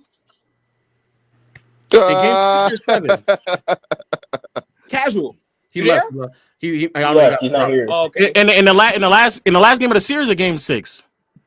The last game of the series, low. So he shot 20% from the field. Now low. Now do you? I know you got the stats pulled up, right? Now you see his percentages all the other games. Can you tell the people what they were? They were all in the 40s, and then exactly. And in the final game when we need you to go to the finals, you have the worst game of the series. That's a choke, low. Okay, that's a choke. I classify that as a choke, low. I want to be clear. I want to be clear. I think like 99% of people would agree with you. The problem, though, again, isn't that how we got here. 99% of people agree with you.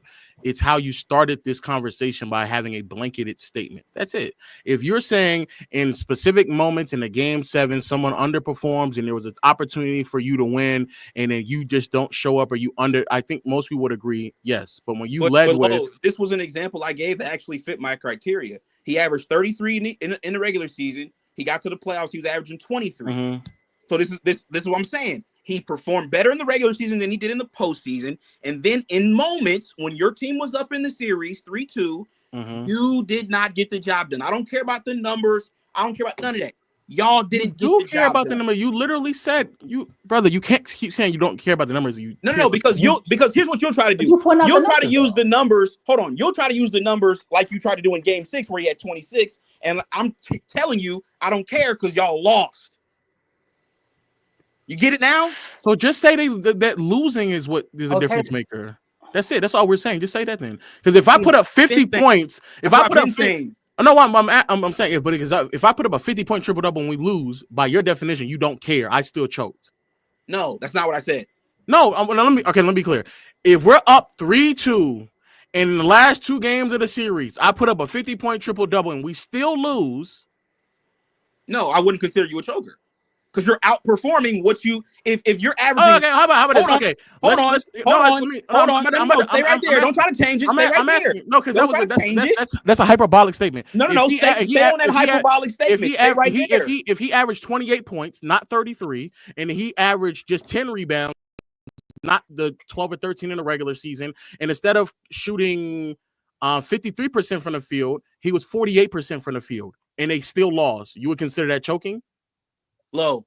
Once again, you should have stayed on the first one. So, like you stated on the first one, right? The 50-point triple double, whatever you said, right?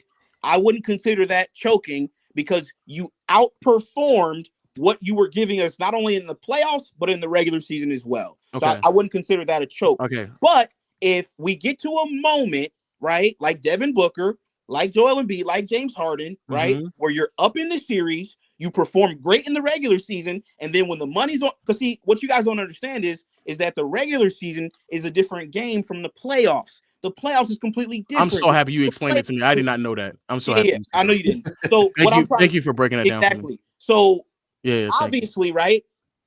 Sure, your stats might come down a smidge, or whatever the case is, field goal percentage might drop a smidge, but in big moments, I expect my star player, Joel Embiid, to leave it all out on the floor. And no, 5 of 18 for 28% is not going to cut it for me. That's a choke job. Simple as that. So Kobe choked in game 7? 6 of 24. Yeah, that's a bad game. That's not a good game. Did he choke? No, they won. He did what he had to do to win. He played defense. He did other things. It's not just about points. Did Joel Embiid play defense and rebound? Hey, Lo, why y'all keep feeding the Bears, man? Y'all keep feeding this thing. Are you right? You're right. Yeah. I did have a question. Did T-Mac choke in 05? Yeah, he definitely choked. I don't even know. Oh, that's too far. That's right. That's too far. Oh, that's too far? That's too far. Oh, damn it. Yeah. Shit. Maybe I should have been in the 19-year window. I'm not. No. It's too far. Hey, low, B's, casual, everybody. Okay. Curious, where did this choking label come from? How did it start?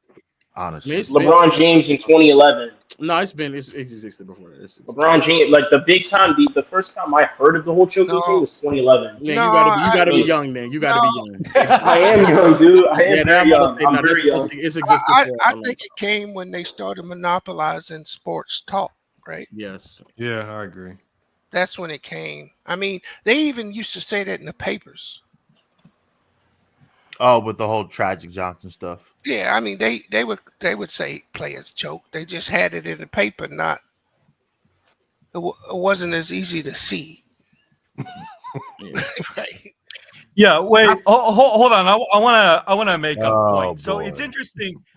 Is that Brandon? Locker room comes in. Yes. Yeah, locker room. You're talking about how Lowe is a stat merchant, and then you talk about how Embiid choked in the 2023 series.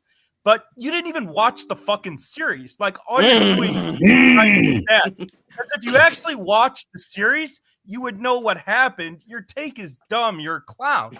So Get him, Brandon. Get him, Brandon. Get him. In game six, hold on. In game 6, Philly was winning with 7 minutes left. And Boston doubled Embiid on every single play. Embiid made the right read. He passed to Melton. He was passing to Tobias Harris, and they bricked one 3-pointer after another. James Harden literally scored. You can't make this up. James Harden scored 0 points in the fourth quarter of the final 3 games of the series against Boston in 2023. And in game 7, Tatum had 51 points. So Philly lost game 7 because Tatum had 51. They lost game 6 because none of Philly's role players, DeAnthony Melton shot under 20% from 3 from the series. So Embiid's role players could not. Brandon, you missed out on the criteria. Don't worry about locker room. I got you. Locker room. Locker room, I got you. Hold on. DeAnthony Melton is not a top 10 player on the team. Players did not hit an open shot in game 6. That's not his fault. The term choker 90% of the time, it's just for dumb clowns promoting narratives. DeMar DeRozan's a playoff choker. He shoots 36% in the playoffs. Julius Randle's a playoff choker. He shoots 36% in the playoffs. Devin Booker and Harden are not playoff chokers. They've had some bad moments. Booker's not even 29 years old. It's fucking dumb to label players chokers. Man, get some milk while you baking this nigga. That's what I'm talking about. Get him, Brandon. Get him, Brandon. Get him. Get him. Damn, you didn't even watch. Don't stop cooking. Don't stop cooking. Damn, locker room. You just go. You just go let him locker room. Let him cook. Like that? You gonna let another man talk to you like that? Let him cook. Yeah, let locker room cook. Go ahead. Hold on, now, Lamont. Before I get to Brandon, I gotta address you because you're more at fault here than Brandon is, right? How? Bro, Lamont, he just runs to Lamont, bro. Lamont, he's your fan. He's a fan. Lamont, can I speak, hold on. Did you watch the 25? What are you doing, man? Can y'all let him finish? Series? Yes can I speak? I let him go. Did you watch the series? Yes or no? He did. Hold on, let locker room cook. Go ahead, locker room. Go ahead, locker room. So once again, Lamont, there's no way you watched the series. Okay, hold on, Brandon. One time. Of course not. Come on, one mic. Yeah, one mic. Go ahead. Once again, Lamont, this is where I have to call you the clown. You have these clowns come up on the show that don't know what they're talking about. Now, I want you to pay attention to what he just did. We're having a conversation about Joel Embiid. He calls in. I'm blaming Joel Embiid for his performances, right? He then calls in and names everybody else that played bad except Joel Embiid. He took all accountability off of Joel Embiid. This is why you cannot have conversations with casuals. They don't know basketball. I cannot debate a nigga who calls into a show when we're talking about Joel Embiid and his playoff failures, and then you completely deflect and put all the blame on his teammates. That's nasty work. What did you do when he was getting double team? You want him to score through the double team, not pass? No, don't try to use the double team argument. I'm asking. No. Be quiet, Lo, because you didn't bring that up the entire. No. Show. That's what Brandon said. That's what Brandon said. Exactly. So Brandon said he was getting double team. You be quiet. All right. Well, let's ask Brandon what Embiid has done. Brandon, because you remember a little bit better than us. You saw the double team. Should Joel Embiid have turned into prime Shaq and just score through 2-3 people? No, because it's interesting. This shows how dumb locker room is. So the issue with Embiid has never been scoring. Embiid's weakness was reading defenses and passing out of double teams. So the irony was in 2020, because against Atlanta in 2021, and Philly lost to Atlanta because of Ben Simmons' free throw shooting. But in 2021, Embiid did not make good reads. He tried to break double teams, and that's why he had huge turnover issues. So in 2023, Embiid made great reads. He was passing to wide open three-point shooters all fourth quarter in that game 6 where Tatum went off again. Tobias Harris was wide open. DeAnthony Melton was wide open, and they missed. And they weren't missing contested shots. They were missing wide open threes all series. Game 7, Tatum dropped 50. So you're a fucking clown, because if Embiid had tried to score against the double teams, like he did in 2021 and he had turnovers, then your fucking clown ass would be up here saying he should have passed. He had turnovers. So because he made the right read and his player missed a wide open shot, you're literally cooking him for doing what the exact right play was. And Harden now also had conditioning issues in that series. Harden had 2 big games, but Harden ran out of gas in the fourth quarter in the final 3 games. Harden was older. He's 240. His conditioning didn't hold up in the fourth quarter either. And Harden was missing wide open shots in game 6. He was horrible in game 7. But again, as I said, the main reason Boston won game 7 was Tatum dropped 51. They lost game 6 because their role players couldn't hit wide open shots. Well, not only that, Brandon. You could also attribute game 6 to Jason Tatum as well, because he had a really good fourth quarter. That fourth quarter, they could not stop him. That fourth quarter, he had a bad game the first 3, and in that fourth quarter, Jason Tatum just flips the switch and just they couldn't do anything. I think he was over embellishing a little bit with Joel Embiid's great reads. I don't know how great they were. They were good reads, but I don't know about that. But everything else you were cooking. All I know is was missing wide open shots. Reg, I ain't gonna lie to you. I ain't gonna lie to you, Reg. I couldn't let this happen to me, man. You better cook this white boy. You better not let him cook you. You better not let him cook you. I got faith in you, locker room. You better fight back. You better fight back, bro. Get him, locker room. Get him. Get him, locker room. Get him, locker. Brandon. Locker room. You can't get cooked by a dude named Brandon. Get him, locker. Hey, man. Oh, bro. Lamont, where are you running, man? Come on now. He got cats in the game. He go back to Lamont. He goes to Lamont. He about to cook Lamont right now. Daddy. Wait. Locker room. When Embiid is double teamed, and DeAnthony Melton was a 40% 3-point shooter, James Harden was a 40% 3-point shooter, and Tobias Harris was right around 37%. So when Embiid is doubled and he's surrounded by shooters, right? I'm saying he made the right read by passing to wide open shooters. What do you think he should have done? Let me ask you a question, Brandon. No. You get to answer that question. No. Let me ask you, because I was trying to. No. Answer the question. What should have been? I was trying to ask you a question, but I couldn't get a word out. No. I asked the question first, so you get to answer my question, and I'll answer yours. Brandon, you got to stop this clown shit, dude. Now, real quick. No. Answer the question. Real quick. Do you consider Harden a choker? What do you think Embiid should have done when he was doubled in the fourth quarter, Brandon, when he's surrounded? He don't know. He doesn't know. Brandon doesn't know. That's why he's not gonna. Brandon, I'm gonna give you real quick. Brandon, I'm gonna give you exactly the things that locked room. Real quick, Brandon. I'm gonna give you exactly. I'm gonna give you exactly the response that locker rooms are gonna give. Either he's gonna attack you personally, gonna give you an ad hom, or he's gonna ask you a question, or he's gonna completely ignore what you just said. Like exactly. I'm just letting you know. I'm just letting you know, just in case. Let Reg get his ones in, man. I'm trying to have the conversation, and these things keep talking. Ask the question. My bad. By all means, answer. Brandon, do you consider Harden a choker? No. Answer the question I asked. Just called it. I knew it. So it's gonna be a question. Next up is ad hominem. He'll throw an ad hominem. I'm just gonna insult him. Watch. There's no way you're gonna do what he said you're gonna do, locker room. No way. You better not do that. Watch. He's gonna insult him. He's gonna insult me or him. Watch. Or he's gonna run to Lamont. Which one is it? Lamont. You better not talk about Lamont. Nah. You better not. Hold on. Locker room. I have another question. When Kevin Garnett lost in the first round of the playoffs 7 straight years, was he a choker? That's too far removed, Brandon. That's too far removed. Yeah, that's too far removed, Brandon. You don't know the rules yet, Brandon. You don't know the rules yet, Brandon. You're asking things. You went too far. Yeah, you're going too far. No. You better not throw no ad hominems though. You better not do that. He will. That's what he's gonna do. Watch. Locker room. He's solid. He's solid. He's solid. It's at the tip This of is his the tongue right now. definition of a choke job if you don't say nothing, no brainer. He's silent. He's about to call me or Brandon a clown. We're low. He can't Google up. He gonna be a Wait. Low. Real quick. Now that we're waiting for hold on. He gonna pivot back to Lamont. Hold on. Go ahead. I had 5 with LA Bowling. You wasn't gonna run back. Yeah, let him cook, man. Let him cook. Yeah, let him cook. I mean, the other thing is Shaq's been swept more than any NBA player in NBA history. Brandon. So is Shaq a playoff choker? You gotta let locker room cook. You gotta let locker room cook. Ass out of here. Lamont, this is disgusting, man.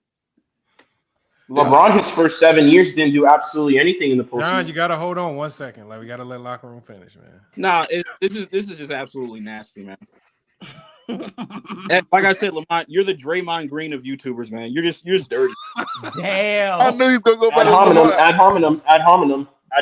You're dirty. Draymond Green is not a bad YouTuber though.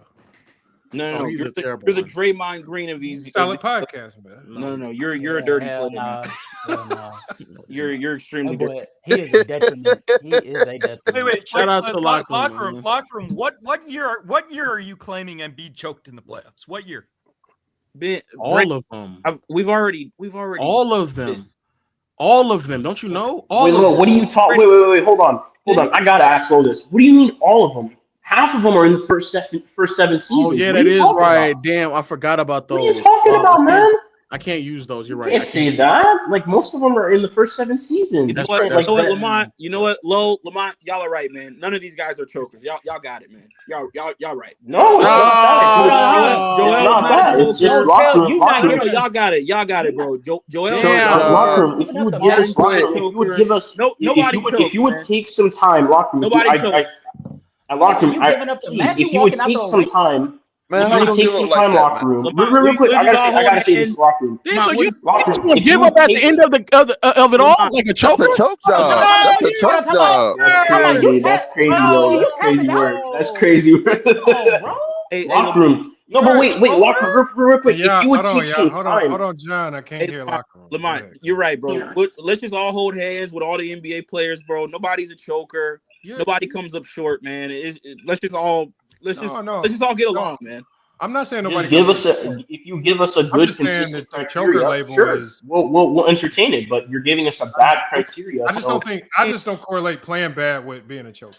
I just think everybody plays bad, and if by the way people use the definition of choker, that means every player in NBA history is a choker.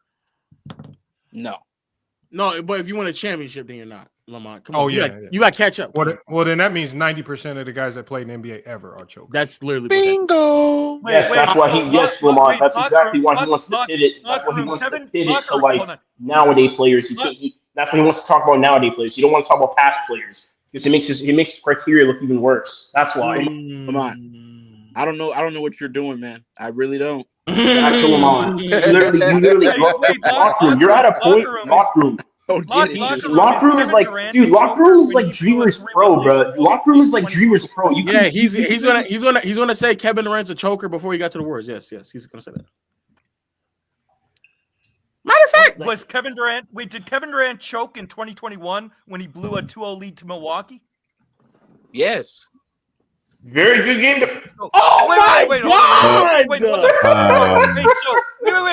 no. This is the best example. So even though Kevin Durant's dropping 40 a game, even though Kyrie got hurt in Game 4, and even though Harden's on one leg, you're claiming Durant choked in that series. I thought you said if they play well, then it's not choking. Brandon, do you remember that Game 7? No. I do. Yeah. Durant ran out of gas because he was fucking carrying a team, and he dropped 40 in that game, and he was 2 inches from winning the game. 48 to be exact. Hold on, bro. So what about 2016, up 3-1 against Golden State? No. 2021. Stay right there. 2021. How did he choke in 2021? Lamont. Yeah, but he was already a champion, though. Right after. Hold on. championships. Lamont, can I ask you a serious question though? Like, is this like what type of show is this, bro? Like, is this funny to you? I knew it. Ad hominems. Hold on. When I'm trying to like talk, when I'm trying to talk, and you got low up here, like we're in middle school, like bro, this shit's corny, man. Like, what are you doing? Locker room. This is and by Lamont's even admission, real quick, Brandon. Locker room. By Lamont's own admission, this is a confrontational panel. This is like when you come up here. This is how it is. It's confrontational. That's a problem with these debaters nowadays, Lamont. Back in my day, they weren't too short. If you can't, too short said it best. If you can't hang with the big dogs, then stay on the porch. That's what I'm saying. Back in my day, the debaters weren't as soft as locker room. Yes, you can't hang with the big dogs. Stay on the porch. Lamont, we got to hop on a call, man, and we got to discuss how to clean this up, man. Oh, now he want Lamont. Now you run into the commissioner complaining. Back in my day, he's gonna profess now. This is nasty, man. We got to get on the call. Wait. I want to talk to you privately, Lamont. You better be careful, bro. That sounds sus. I'll pull up over there one day. I'll pull up over there. Wait, so Kevin Durant averaged 35 a game on 63% true shooting, and he almost single-handedly beat the 2021 Milwaukee team that, by the way, went on to win the title. And you're saying he choked because he didn't win the series?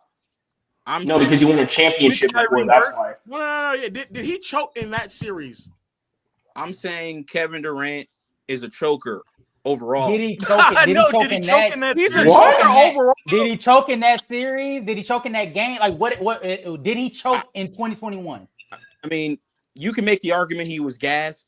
Then make the argument. If you can't make the argument, then make it. I ain't watching you walking a thin line. You walking a thin line. But all right, Lamont, listen, bro. This was fun, bro. But like, this is... he does it. He's about to choke. He choked. He choked, so he about to leave. Watch. Yeah. No, I'm asking. Did he choke in 2021? Well, once again, I look at the moment. Answer. Okay. So hold on. Let him answer. Yes or no hold on. question. Let him answer it. Let him answer it. In a moment. Okay. So, me personally, right? Okay. When LeBron in 2018, game 1, right? When he didn't win that game, most people claim he choked. Okay. Some people say he ran out of gas. Okay. Same thing with Kevin Durant. What do you say though? What do you say? Me, I wouldn't say he choked in that particular series. No. Okay. All right. That's all I need to know. Because I ain't gonna lie to you. I ain't gonna lie to you. If you would have said that, I would have asked you, did LeBron choke in 2020? No, but I can give you another series where Kevin Durant did choke. So in 2021, KD did not choke. No, good to know. It was just him, like right, but that cooks your whole point because it proves that players blowing 2-0 leads doesn't make them chokers, and that was your only fucking argument that your class Brandon. Brandon. Oh, Brandon, watch out, Brandon. We don't want to be using locker. Brandon, we don't want to be using. Hold on. Lead. We can't lock Brandon. We don't want to be using locker room tactics now. Throwing ad hominems first thing we say. Brandon, that's too much. Right, but your whole argument was your like Brandon Lockman's trying to rub off on you. And you just conceded Durant blowing a 2-0 lead doesn't make him a choker. And so that was the point that I was trying to make earlier. That just because you have a 2-0 lead and you lose, that does not mean that you are a choker. It's based off your performance. I literally said that to you, locker room. Did I not? And the other team. No, you didn't. Here's what I'm telling you. Wait. Hold on. Locker room. I have another question. When Patrick Ewing blew a 2-0 lead, when Patrick Ewing blew a 2-0 lead to Michael Jordan in '93, was that a choke? Lamont, what is this, 20v1? That's too far. That's too far, Brandon. It's too far, Brandon. It's too far. Now, Brandon, outside of the 2 championships that KD stole from LeBron, is he not a choker? Yeah, I wouldn't call Durant a choker, but I would say he's had some moments of inconsistency in the playoffs. But Russell Westbrook was not a second. Hold on. Russell Westbrook was not a second option on a championship team. Durant's playoff history is mixed. Durant has had some good moments and some bad. He's not a playoff choker. He's not DeMar DeRozan shooting 36% in the playoffs. Who would you consider a choker? That's a playoff choker. Brandon, I would consider DeMar DeRozan. Yeah. No, I agree with that. Julius Randle, DeRozan. So, do you say that KD's a choker outside of, like, obviously he won championships, but you said he stole them from LeBron. So outside of those 2 years where he stole it from LeBron, is he a choker? Yes, he is a choker. Based off of what? Based off of what? Like He blew a 3-1 lead. Come on, guys. Oh shit! Damn. Yeah, the 3-1 lead was bad. He just doesn't get the job done. Hold on, tell me. So was Curry a choker before 2017? You got to ask Low that. Yes, that's what he said. He gonna say yeah. He goes, no. I'm asking you, Locker. I'm asking you, Reg. That is true. Yeah. What would he be? Would he be a choker? No, he actually is not because he won a championship already. Yeah, damn. Wait, so is Westbrook a choker? No, yeah, he's a choker. See, y'all not trying to really have a conversation. Y'all just trying. I'm trying to. I just got here. Here. You can't keep asking me about different players every 5 seconds, bro. Okay. Locker room. How you feel about the Lakers, man? So we can mix it up a little bit, man. How you feel about the Lakers, dog? I'm tired of talking about the Lakers. Yeah, I didn't hear what you thought about Luka, man. Damn, man. How you feel about Luka, Locker, man? Come on, let's get some insight. I don't know enough about basketball. No, I think if you really don't. You really don't, and that's the problem. Yeah, I know. That's why I'm asking. I'm asking. How you feel about Luka? This is the problem with YouTube. You know, you have guys that they just don't know what the hell they're talking about. So inform us. They don't. You're talking about yourself. What do you want to know? Teach us, Locker Room. Teach us about the Lakers. How you? What's going on with them, bro? Break it down for us. I mean, shit. You cover them. You see what's going on. You just said I don't know nothing. I'm asking. So not even gonna answer the question. Got it. Yeah, what's going on with the Lakers in your estimation? You see, I don't know what I'm watching. I don't know basketball. So explain it to me. Well, stop trolling, man. You're too old. What? You just said he doesn't know anything. What are you talking just about? said I don't know nothing. Explain it. Get serious, dude. I'm not in. Bro, all these people are here for you, Locker Room. Explain it to them, bro. Locker room. The spotlight is on you. The spotlight is on you. Lamont, this is kind of disgusting, man. Oh my gosh, Lamont again, bro. This man is obsessed with Lamont, bro. Get Lamont out, like, bro. Lamont, you have like. Lamont, he want to say it so bad. He wanted to say it so bad. He's gonna throw an ad hominem. Like, what are you? You want to say it so bad. Wait, why can't we just hear your opinion on the Lakers? Locker Room. What do you want to know, Lo? I want to know how you feel about the Lakers. That's it. I feel good. That's it. That's all you got for us. Yeah, I feel good. How do you feel? I mean, I've explained already. I just want to hear yours, but yeah, I feel good, man. JJ, Coach of the Year candidate. LeBron, B. Okay. You know, I feel good. Okay. How you like that? Hold up. Okay. You said LeBron MVP. Uh-oh. He woke up from his nap. How is LeBron the MVP? Explain that. He candidate. He said candidate. Oh, candidate. I said MVP. Oh, you think he's gonna win MVP? No, I don't think he's gonna win, but I think he's the MVP. You think? Wait, MVP for the Lakers or the league? For the league. Oh my God! Oh, wait. No, wait. This is actually a conversation I'd like to have with Locker Room real quick. By what criteria? No. Let me say it again. No. Don't run away from this. Don't run away from this. But I do think this is me and you now. I'd like to have this conversation. So, by what criteria is LeBron James now an MVP candidate or a serious MVP candidate? And before we even get there, I'd like for you to define what an MVP candidate is. I don't know who you are. Hold on. Let me answer my question. What defines an MVP candidate? We need to get our definitions. I mean, it's a lot. It's multiple different things. It's not just one thing. So, okay. When I look at MVP, number one, the team's got to have have a winning record, obviously. You know, you got to have the stats, the counting numbers, right? Okay. That's really what goes into it. Because I mean, we've seen guys winning. So winning in stats, right? Basically, because we've seen. So if it's okay, so by that, bro, okay, shut up. My bad. I'm trying to speak now. Be quiet. Okay. We've seen guys, Lamont, win an MVP like Russ. Lamont. All he had was the numbers. His team was a 6 seed. They got bounced in the first round. So that's really all that goes into it. Winning and numbers. Yes. So why is wait, hold on. I have to attack this guy for this. Okay, so based on that criteria, Shai Gilgeous-Alexander is the MVP of the league, right? No. What? You just said what numbers? What numbers does LeBron have that are better than Shai? Points per game. Yeah, and not only that. I'll take it a step further. Hold on. I'll take it a step further. I gave you. Be quiet. That's your problem. Be quiet. It's not a problem. You don't answer questions. Quiet. I gave you the league, how they determine who the MVP is. We're asking you, brother. I didn't ask you. Oh my gosh, are you Adam Silver now? Am I talking? Okay, to you. There's more things that go into it. Okay, like what? Then what is it? What is it? Well, number one, it's impact, right? Okay. It's your draw. I think all these things should be accounted for the MVP. Impact draw. Impact draw. So I'll give you an example. Hold on. I'll give you an example. Explain to me how. Hold on. Be LeBron's quiet. Go take your napkin. Go back to sleep. Go back to sleep. Now, explain to me how here's what I'll LeBron's say. impact is greater than Luka's right now. Here's what I'll say. Right. So, for example, niggas will say that He this can't player. explain it. Hold on. Give me a second. Niggas will say that this player's better, that player's better, this player's better. But then who do they have on opening night? Who do they have on the primetime games on Saturday? Right? Who do they have? Who do they have on Christmas? Right? The locker room.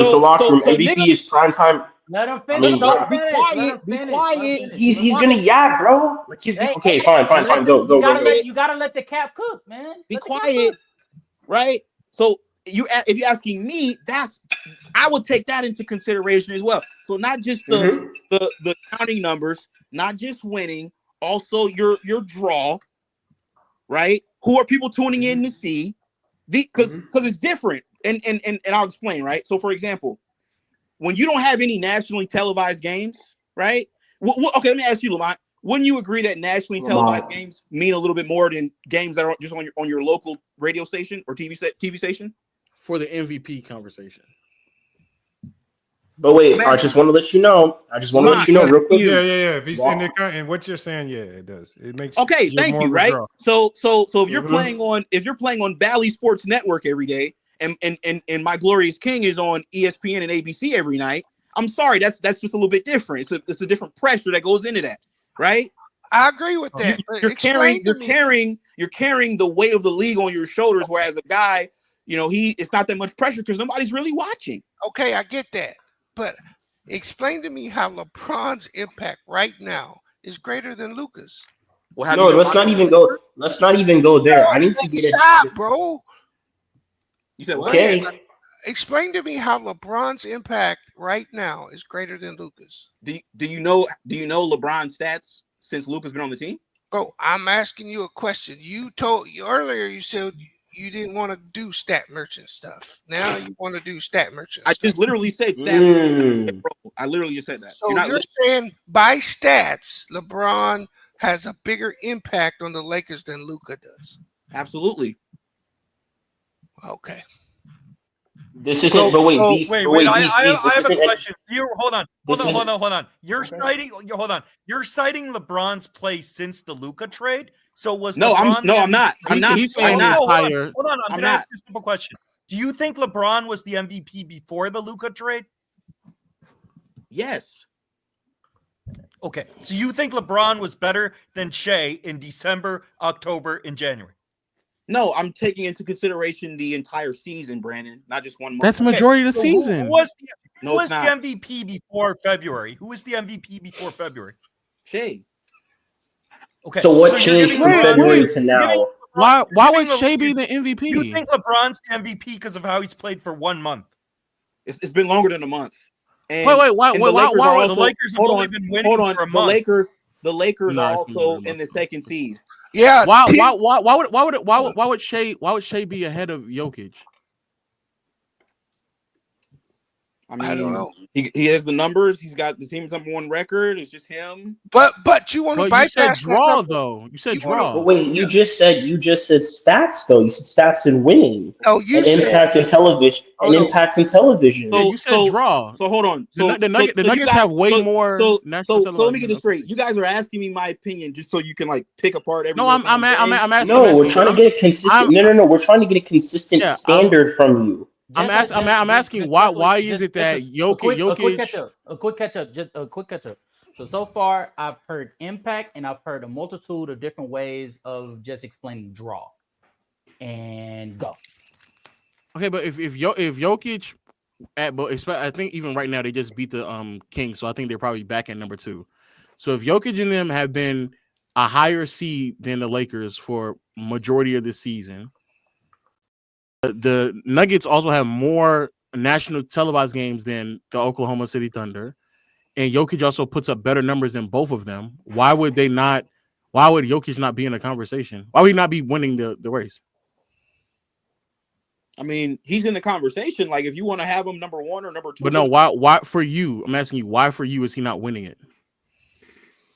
He has more national televised games than Shea. He has more than Shea. Shea is having a great year. Nikola Jokic has already won 2 of them, 3 of them. Like, what does that have to do with this year? But wait, Lo. Not even that, but like, see what I think. You can talk about. I'm asking. Is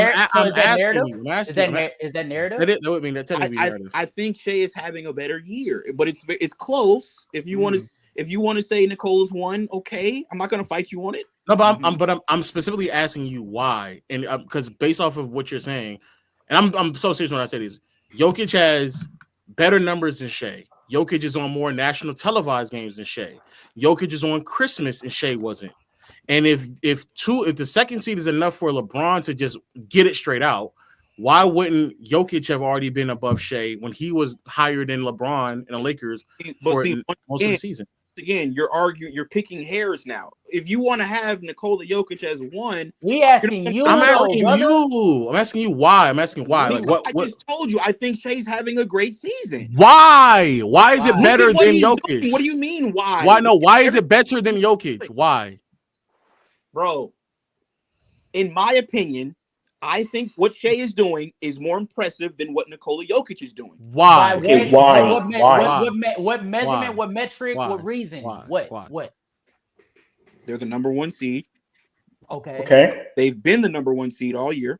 Okay. Blowing. If you've been looking at the point spreads and covering the spreads and all that, they've been blowing teams out. They've been one of the best teams to bet on. Putting right? Pass, absolutely. He also doesn't have a proven playoff performer he's playing alongside of like Jamal Murray. Okay. Yeah, those are reasons why. And then when you throw in, so it has nothing to it. It has nothing to do. Hold on, let him finish. And then when you throw in, I'm forgetting what I'm saying because y'all keep talking. Go ahead. When you throw in the 30 some points, I'm assuming. Yeah, when you throw in the 30 point. No, points per game. No, I forgot. But just go ahead. Okay, so then my follow-up question is aren't all of those things you just established to why Shea was better than Jokic? Those same things are still applicable for why Shea should be over LeBron right now because he's still number 1. They're still putting belt to ass. He still doesn't have a number 2 alongside him like an AD or a Luka. So isn't the exact same thing you just said for why he's over Jokic over LeBron? But see, what I said was Shea. Why you asked me why I had Shea over the Joker? Because I said I found what Shea was doing slightly a little bit more impressive. Mm-hmm. So now if you're asking me why do I have LeBron over Shea? Well, I think what LeBron is doing is slightly a little bit more impressive. Why? You get that? Why? LeBron is 40. He's 40. The second seed when the Lakers were projected to probably be a play-in team. It's the 4-0, Chad.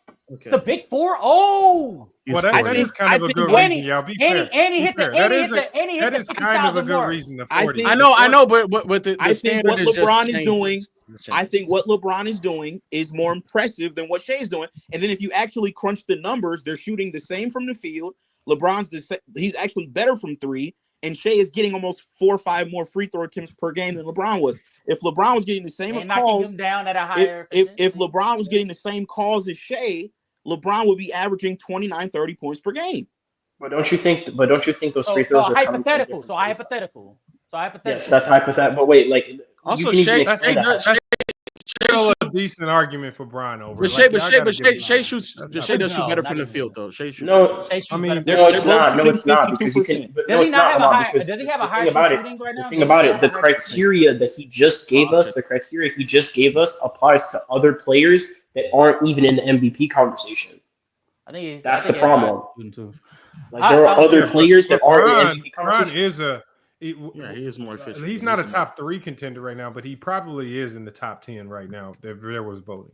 Oh no, he's top. No, let me be clear. He's top. Yeah, 10. like no one here is saying he's not top 10. I'm just saying that the criteria that top 10 has given us. Voting. That's the thing. We agree. We agree. Lamont, based on the criteria that he has given us, there are other players that are not nowhere near the level of Shea and Jokic Based off of his criteria, either Jokic or Shea should be over him. What about Austin Reaves? Yeah, but what changes it is something that's subjective. Which low, come on. He feels like LeBron. I think he said it. I think he's saying LeBron at 40 doing what he's doing makes it more impressive, even though their other two numbers might be better. But you're LeBron a man at 40. You're a man of consistency, Lamont, and he said when it. But I think the at 40 changes the degree. I think it gives him room. But to how much? Over. But to how much? Yeah, but like LeBron was doing this last season. So by that, you would say that every LeBron's also loaded up on 39-year-old LeBron. Even if I did concede with you, Lamont, okay, yeah, like 40 years old. That's one hell of a feat that he's doing right now. No, but it doesn't have to be impressive to y'all. But no, I'm not. No. I get what you're saying, but I'm saying you on this channel are consistently preaching for consistency. So even if we did become a little lenient because it's different circumstances, yeah. But when you ask him who's his MVP leaderboard, that's more subjective. Yeah, I get it. So what do you feel about Austin Reaves though? Oh my god, what the fuck is wrong with you? Wait, locker room. I just have one simple question. If you think LeBron has been comparable to Shea this year, why is Shea's plus minus 800 points better this season? He doesn't care. He's not going to care. Right. Hold on, but he did mention that locker room did say that he did say that OKC is outscoring teams by a large margin, so that's plus minus basically. Yeah. So how you feel about Austin Reaves, man? Listen, it's funny, Lo. We know you watching, but they said that in the chat. I'm a man of the chat. I'm a man of the chat. Yeah, sure you are. Now he said in the chat, right? Even Lamont is putting up on the screen. Plus minus is crazy. I don't know who said that shit. But hold on, Lamont. Now you know what's funny. He asked me about Austin. Let's talk about Austin. Okay. Wait, are you guys done getting cooked while LeBron is MVP? Or I can keep going? I disagree, but I understand what you're saying. Austin Reaves, though. How do you feel about Austin Reaves? Yeah. Okay, now Lamont. What was funny to me, right, is that last year D'Lo, he did what he did, and all you guys were throwing ass for him, right? And then after a while, not necessarily, but then after a while, everybody was like, you know what, man, let's get rid of this dude, man. Let's trade him, right? And then he eventually got traded. So, how is Austin doing? I mean, he's all right. He's all right. He's all right. Yeah, he's all right. Damn. He should be on the bench though. He's still a bench player to you? He's always going to be a bench player to me. Why? I heard you was Austin because he's a fraud. What are you talking about? He's a fraud. Wow. Yeah, he's a fraud. How's he a fraud though? I don't know about that. How's he a fraud? Yeah, how's he? How is he any worse? How is he any better than D'Lo? What? All right. No, you're not serious, bro. How is he any? Hold on. So let me ask you this: He's a better defender. Wait, locker room. You're still on the locker room. You're still on the D'Lo train. Hold on, Lamont. You're still on the D'Lo train. Let me ask you this, Lamont. Now we went to the conference final. Lamont, we went to the conference finals 2 years ago, right? Do you remember? Do you remember a guy named Darvin Ham? He was the head coach. He's gone, right? Mm-hmm. Yeah. You remember a guy named Dennis Schroeder? He was a starter in that series. He's gone, right? Remember D'Lo? He's gone, right? Okay. Remember AD? He's gone, right? Okay. But Aston's still here? It's disgusting. What? What does it have to do with anything? What are we saying right now? Okay. We go to the finals. We go to the finals in 2023. I believe we lost. I believe we lost. You don't play on that team. I believe we lost. Be quiet. Go to sleep. Yeah, you should. I've never seen somebody take your meds as much and as go to you sleep. have, and then blame Lamont. Okay. Lamont. Right. I know that nigga didn't do that shit right on cue. Locker room. I know that nigga didn't do that shit right on cue. Locker room. I have a question. Did you think No, I'm not done talking yet, Brandon. 1 second. Hold your thought, Brandon. Hold on. Let him finish his question. So, okay. Since you think Darvin Ham, Brandon, Darvin Ham, let me finish. No. Hold on. I'll let you talk in a second, man. Brandon, hold on 1 second. Hold on 1 second, Brandon. Hold on. I'm gonna come right back to you, Brandon. Go ahead, Locker. Now, once again, he's a clown. So, in my opinion, right, the biggest reasons why we lost in the conference finals, Lamont, D'Lo, Reaves, Schroeder, Darvin Ham. Are you talking about the first time versus Denver? Yes. Conference finals, yeah. Right? And that first time versus Denver wasn't Austin one of your best players in that series, averaging 20 a game? He wasn't. No. He was also a sophomore in the NBA. Hold on, Lamont. So he was averaging 21 points. He did average 21. Hold on, but he was averaging 20. He was only I don't care. Oh, you don't care. Okay. You don't care. Okay, cool. Yeah, I don't care. So once again, okay. All right, so don't care. the biggest 4 reasons why we lost: Darvin Ham, D'Lo, Schroeder, Reaves. 3 of those 4 people are gone. Only 1 remains. That's Reaves. He should have been gone too. Now, what you asking me why? Actually, why? based on your logic, your channel should be gone. What? Wait, but why? Why? Hold on. Can you give this dude his meds, man, so he can go to sleep? Wait, man? but locker room, you said the first 7 years don't count. So why are you holding Austin Reaves in 2023 playoff performance against him? Yes, The first 7 years don't count. Please, Brandon. Bro, nothing this man Okay, said. wait, what did he do in that series that was so bad? What did he do in that series that was so bad? He got cooked defensively. And his points, they're empty calorie wait, stats. LeBron didn't get cooked defensively? Oh, they're empty now. Oh, okay. You can't ask me what I think, and then when I'm trying to talk, you keep interrupting. No, yeah, they're empty. Okay, so they're empty calorie stats. Okay, cool. So once again, 2 years in a row, we've had Ashton in the starting lineup. I don't think it's a coincidence that 2 years in a row we've gotten our cheeks clapped by the Nuggets. Ashton is trash. The only people that think he's any good are people that don't know basketball. He's a freak merchant. He's a Austin Reaves is not guarding Jokic, and Jokic is the main reason Denver cooked the Lakers. LeBron not know basketball? LeBron is the reason why Austin's on this roster. Exactly, and that's one thing I do blame him for having Austin on his damn team. That's the one thing I would blame LeBron for. Who are we supposed to trade Austin for? For whoever, get him off the team. Or bench him. You don't got to get him off the team, but he's at least got to go to the bench. These last 2 games, they've been beautiful to watch without him in the starting lineup. He needs to go to the bench at the very least. He's not a starter in the NBA. And if you think he's a starter, you don't know basketball. The dude is trash. Wait. So, locker room, the reason you don't like Austin Reaves is because of his defense, right? His defense, and he's not good at anything.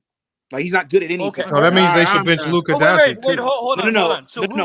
No, Brandon. Okay, let me ask you, Brandon. Brandon, tell me what Austin Reaves is good at. Who is a worse defender? Who's a worse defender, Luka or Austin Reaves? See, once again, we're comparing. See, this is what I'm saying. This is the clown shit I be talking about. Why would I ever compare Luka to Austin Reaves? Why would I ever do that? But Austin Reaves has been good offensively. In fact, the Lakers' most efficient offense last year was Austin Reaves and AD in the pick and roll. Brandon, the reason why the NBA is trash now is because of analytical nerds like you. It's not analytics. What does that have analytical nerds like you? Analytical nerds like you have absolutely destroyed my sport. So shoot it. Okay. Locker room. Hold on. Wait. So locker room. You specifically use some defensive analytics to tell me the best defensive. Why the lineup you chose was the best defensive lineup. Lakers lost to Denver because they couldn't guard Jokic. It had nothing to do with Reaves. You were definitely using a lot of analytics on. Wow, you using analytics? Lamont. Yeah. Once again, you guys asked me about Austin Reaves. I gave you what I thought. But why is he not good at anything though? Like, so perfect question. Now you tell me what he's good at. I think he's a really good 3-point shooter. He's improved off. You think he's really good? I think he's he's been like 37% since his rookie season. For his volume, so low. Once again, low. You don't know what you're talking about. If you think 36% is good, you don't know basketball. Off the dribble. Wait, what? Stop. Go by that. Wait. That's ridiculous. By that logic, James Harden isn't a good 3-point shooter. He averaged 36% for 3. What are you talking about? Hold on. Look, hey, Lo, you're the stat guy. Can you tell us what the league averages for 3-point shooting? I think 36. I think it's like 36. So if Austin is 36, how is he good? He's average. Let me answer because all of his threes are not the same as everybody else's threes. Austin isn't just catch and shoot threes. Austin isn't just spot up threes. He's getting off the dribble threes, he's getting threes off the pick and roll. All threes are not accounted for the same. I don't know why you think that was that was a very dumb thing to say. Actually. I got another. Hey, another question for you. Low. What's league average for 3-point attempts? Hold on. Can you look up league average for 3-point shooting by shooting guards? Yeah, but that doesn't.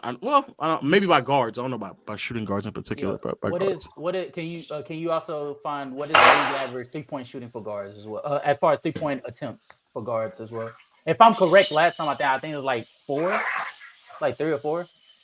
He's definitely on the upper end of the volume, though. He's for sure. He's taking like seven a game. But again, using 3-point percentage and not taking consideration the variation in ways players are making and shooting their threes is just very low IQ. That's very 3-point percent. But wait, low. It's very stat nerdish. It's very stat nerdish. This is very stat nerdish as well. Exactly. This is very. I've also heard.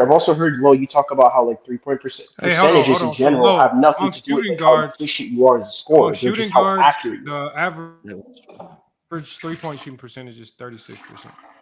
So it's still 36. He's still right. So low. So hold on, low. So that means he's an average 3-point. No, shooter. that's not what that means. Low. Again, if somebody is spot up, if someone's spotting up or if someone is catch and shoot, and Austin Reaves is off the dribble, obviously the off the dribble metric and numbers are going to be much lower than what everybody else normally does on catch and shoot. Low. You can try to like doctor the stats all you want. That's putting things into context. The reality is, no, there's no context because that's what it is. That's the league. So you think if Kyle Korver shoots 40% from 3 and Curry shoots 40% from 3, it's both the same. You're not taking into context how they're shooting it, where they're getting it shots off, who's creating what, the volume. You don't care about that. You're naming 2 players. I'm naming the whole league. I said the league average. Not two players average. League average. But the league average is accumulation of all the threes. And which also hold on, low. This is how I know you're cooked. If Aston was as good of a 3-point shooter as you claim, and the league average is 36%, wouldn't he be above 36%? No, listen to what I'm saying. Most of the threes that are attempted in the league are not off the dribble threes. They're not. What are you talking about? Taurean Prince. He's talking about the Taurean Prince shooting 40. Taurean Prince shooting 40. You're the stat guy.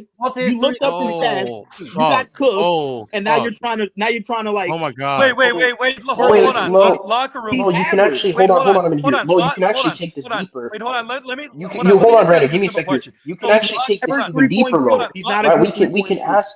Low, we can ask locker room real quick. Real quick, hold on. It's on Brandon, y'all. Hold on, y'all. It was on Brandon. Let me let Brandon get his take. Go ahead. Wait. So locker room, you're saying a player who shoots 36% from less from 3 without talking about any context, like if they're playing with Jokic getting wide open threes, volume, no context. You're saying a player shoots 36% or less from 3 is not a good 3-point shooter, correct? I'm saying if the league average. No, yes or no. I'm telling you, you're not listening. Yes or no? I'm telling you, you're not listening. If the league average is 36% and you shoot 36%, you're average. Simple as that. Yes, but you're not accounting. Hold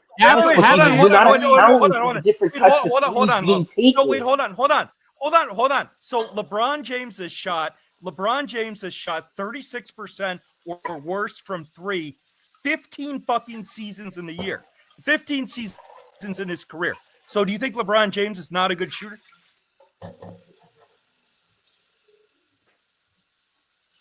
I guess you need to look some stats up. I want to be clear. Half of Reaves' threes are pull-up threes. They're not catch and shoot threes. Majority of threes that are being taken in the league is more catch and shoot, zero dribbles. Low. Just stop, please. Just stop. But that's a fact. Like I don't like the audacity of anybody comparing somebody taking threes off the dribble. Any other player, if we bring up his 3-point percentage, you're not finna be like, Damian Lillard, majority of his threes are from. Yes, I would. Yes, I would. Yes, I would. Yes, I would. Wait, I got a question. Wait, real quick, I got a question for when James Harden in Houston was shooting 36% from three, but they were step backs, were you sitting here saying he's just an average 3-point shooter? Low. I literally brought that Whatever up, the like, league average was, right? If that's what you shoot, you're average. Bro, oh man, You're I ain't gonna lie, compared- I ain't gonna lie. This is a terror. Your IQ with this is so low, it's actually ridiculous. No, the fact you're that you would actually not, just getting- the fact you're that you would getting not cooked. put into context the No, quality you're of shot You're is getting crazy. Cooked. You're getting the cooked fact because that you would not put in the Aston- quality of You're shots getting is cooked crazy. because you thought Aston was a good 3-point No, shooter. I He's know, not. I know he is. I know No, he's that not. he is. It's No, not he's the not. thing. I No, know he's it not. for a fact. If Wait, half wait, of your hold shots on. Let me hold on. Not catch and shoot. Wait, locker room. By your argument, you're saying if a player is above league average, that makes them an above average player, correct? No, that makes you an above average 3-point shooter. Think of that percentages. Okay, so wait, hold on. Wait. So No, Austin no. Reeves' I can actually. Hold on. Austin Reeves' true shooting percentage, his overall efficiency is significantly higher than the average shooting guard in the NBA. He's at 60%. The average shooting guard is at 57%. So by your own logic, Austin Reeves I didn't bring up is true shooting significantly though. above I didn't bring up average true shooting shooting. But he I brought up 3-point percentage. But he is an above. Let me get this off. But he is an above average. But he is an above average scorer, though. Correct. So at that point, No, he's not an above average scorer. Hold on. He's not. So wait. Why is his true shooting I have a percentage above league perfect average? player. I have a High volume hold player? on. Hold on, Brandon. I got a perfect player. To ask locker room. I know. There's a big man that I know that shoots 37% from three. And he's a bad 3-point shooter. 37 to 38. Domantas Sabonis. Is he a better 3-point shooter than? Is he a better 3-point shooter than like Austin Reeves because he shoots at a better percentage? Once again, I'm talking about Austin Reeves. Not going to answer the question. You're talking He's about. not going to answer the question. I take that back. He is above league average. He's above league average from three. He was above league average last year. Yeah, he was above league average last year, and in 2023, he was also above league average from three as well. He's been above league average from three in the last 3 seasons. No, he's not. Austin Reeves' It is percentage is significantly above league average. Yeah, no, he's not. And he's high volume too. Yeah, league average is what, 35% low? 35.7, and then he's 36. That's 36. But he's still above it though. He's right, but Austin Reeves, he's a 36% 3-point. Oh, he's above it though. He's above it. Stop He's it. above it. He's above it. He's average. He's above it. He's above it, brother. I don't know what to tell you. No, he's not, bro. Stop it. So in 2023, he was an above average 3-point shooter. He was a great 3-point shooter. What was his numbers? He's 40%. Yes. Okay. So if I just want to be clear, he increases his volume, he drops 2 to 3%. He increases his scoring output. His assists also go up as well, but he's not good at anything. No, he's not good at anything. He's average at best at everything. He's an average defender. He's an average offensive player. You want to know? I'll tell you. Be quiet. I'll tell you, Low. Why is his shooting percentage Low? I'll tell you what he's good at. Above league average, Low, if he's not better at anything than most players. Low, I'll tell you what he's good at. He's good at shooting free throws. That's what he's good at. We have to get to the line to shoot. Everything else, he's average. I think he's a pretty good ball handler. His true shooting percentage is above league average as well, which by definition means he's an above average scorer as well. He's probably the best on the Lakers at drawing fouls for sure. Yeah, and he's great at foul baiting. You're right. Those are the two things. Yeah, but if foul baiting, which is not a part of the sport, and shooting free throws. It is. What are you talking about? He's a solid. No, it's not. Foul baiting is not a part of basketball. I can prove it to you. It's a manipulation of the game. That's manipulating of the game has happened literally since the league existed. Hold on. Look, I can ask. Is Shai Gilgeous-Alexander, the fact that he can foul bait, is that not a skill? No, that you're manipulating the game. Why is it not a skill? Leaning into guys and manipulating the game is not a skill. That's always that's you're literally defining a skill right now. No, that's not a skill. They don't teach that. They don't teach that when you grow up, clown. They don't teach you how to lean into guys and draw fouls. Well, they do. They actually but I guarantee you one thing. They definitely they actively do. Yes, they do. Hold on. No, they don't. The pump fake. The pump fake is essentially a way to draw fouls. I mean, they've been doing it since the 60s. Lamont, Foul baiting is not a skill set. It's not called foul baiting. It's called drawing a foul. Being a free throw merchant is not a skill. So James Harden, He's manipulating the referees. So you want me to Lamont, you want to know why he has to? Hold on, Lamont. You want to know why he has to manipulate the game? Because he's actually trash. That's why he has to manipulate. He can't play straight up. So Chris Paul was trash. Reggie Miller was trash. Once again, everybody. Once again, now Michael Jordan. You want to bring up 30 Michael other players. Jordan was trash. Once again, when you're getting cooked, you bring up 30 other players. I'm talking about Ashton. LeBron. Well, LeBron also just dropped fouls as well. So it's LeBron. Yes, LeBron also fouled. Hold on, y'all. I'm on NBA.com. Hold on, John. I'm on NBA.com. I'm going to read to you what NBA.com says. All right. It says drawing fouls in the NBA is a skill. It requires a combination of basketball IQ, body control, deception, and timing. The best players at drawing fouls understand how to exploit defensive tendencies, use angles, and create contact in a way that forces referees to make a call. So it says, while some fans criticize the skill as gaming the system, the best offensive players leverage it to put pressure on defenses, accumulate free points, and manipulate matchups. It's why getting to the free throw line is a huge component of efficient scoring in the modern NBA. Lamont, let me ask you a question real quick before anyone starts. Hold on. Let me ask Lamont a question real quick. Lamont, but we've already heard locker room claim that we don't know anything about this stuff, right? You are a basketball coach. Have you ever seen an instance where other basketball coaches or even yourself have told, you can actually bait that guy into fouling. You should go after him. Have you ever said that to any of your players? Well, I mean, to simplify it, I don't want to talk about too much. You always want to put the other team in foul trouble. So whenever you can draw fouls and it changes the way they defend, it puts you at a significant advantage. So if you got a guy that can, so there you go, it's a skill. If you got a guy that can draw fouls and put the other team's players in foul trouble and get you into the bonus quicker, yes, I'm taking that player all day, every day. Yeah, we'll take him off. He's a coach, not in the starting lineup. So Harden should be in the bench. What would that mean for him? If he averages 66 as a guard, what would that mean? Listen, isn't that above average? Yeah, it is, but I don't consider him an above average playmaker. Wait, what? He's definitely an above average playmaker. He's without a doubt an above average playmaker. No. Listen, here's what I'm saying, right? To me, Aston is like it's really like a media. It's like an industry plan almost. Like in the music business, they have what you call an industry plant. That's what Aston is. He's an industry plant.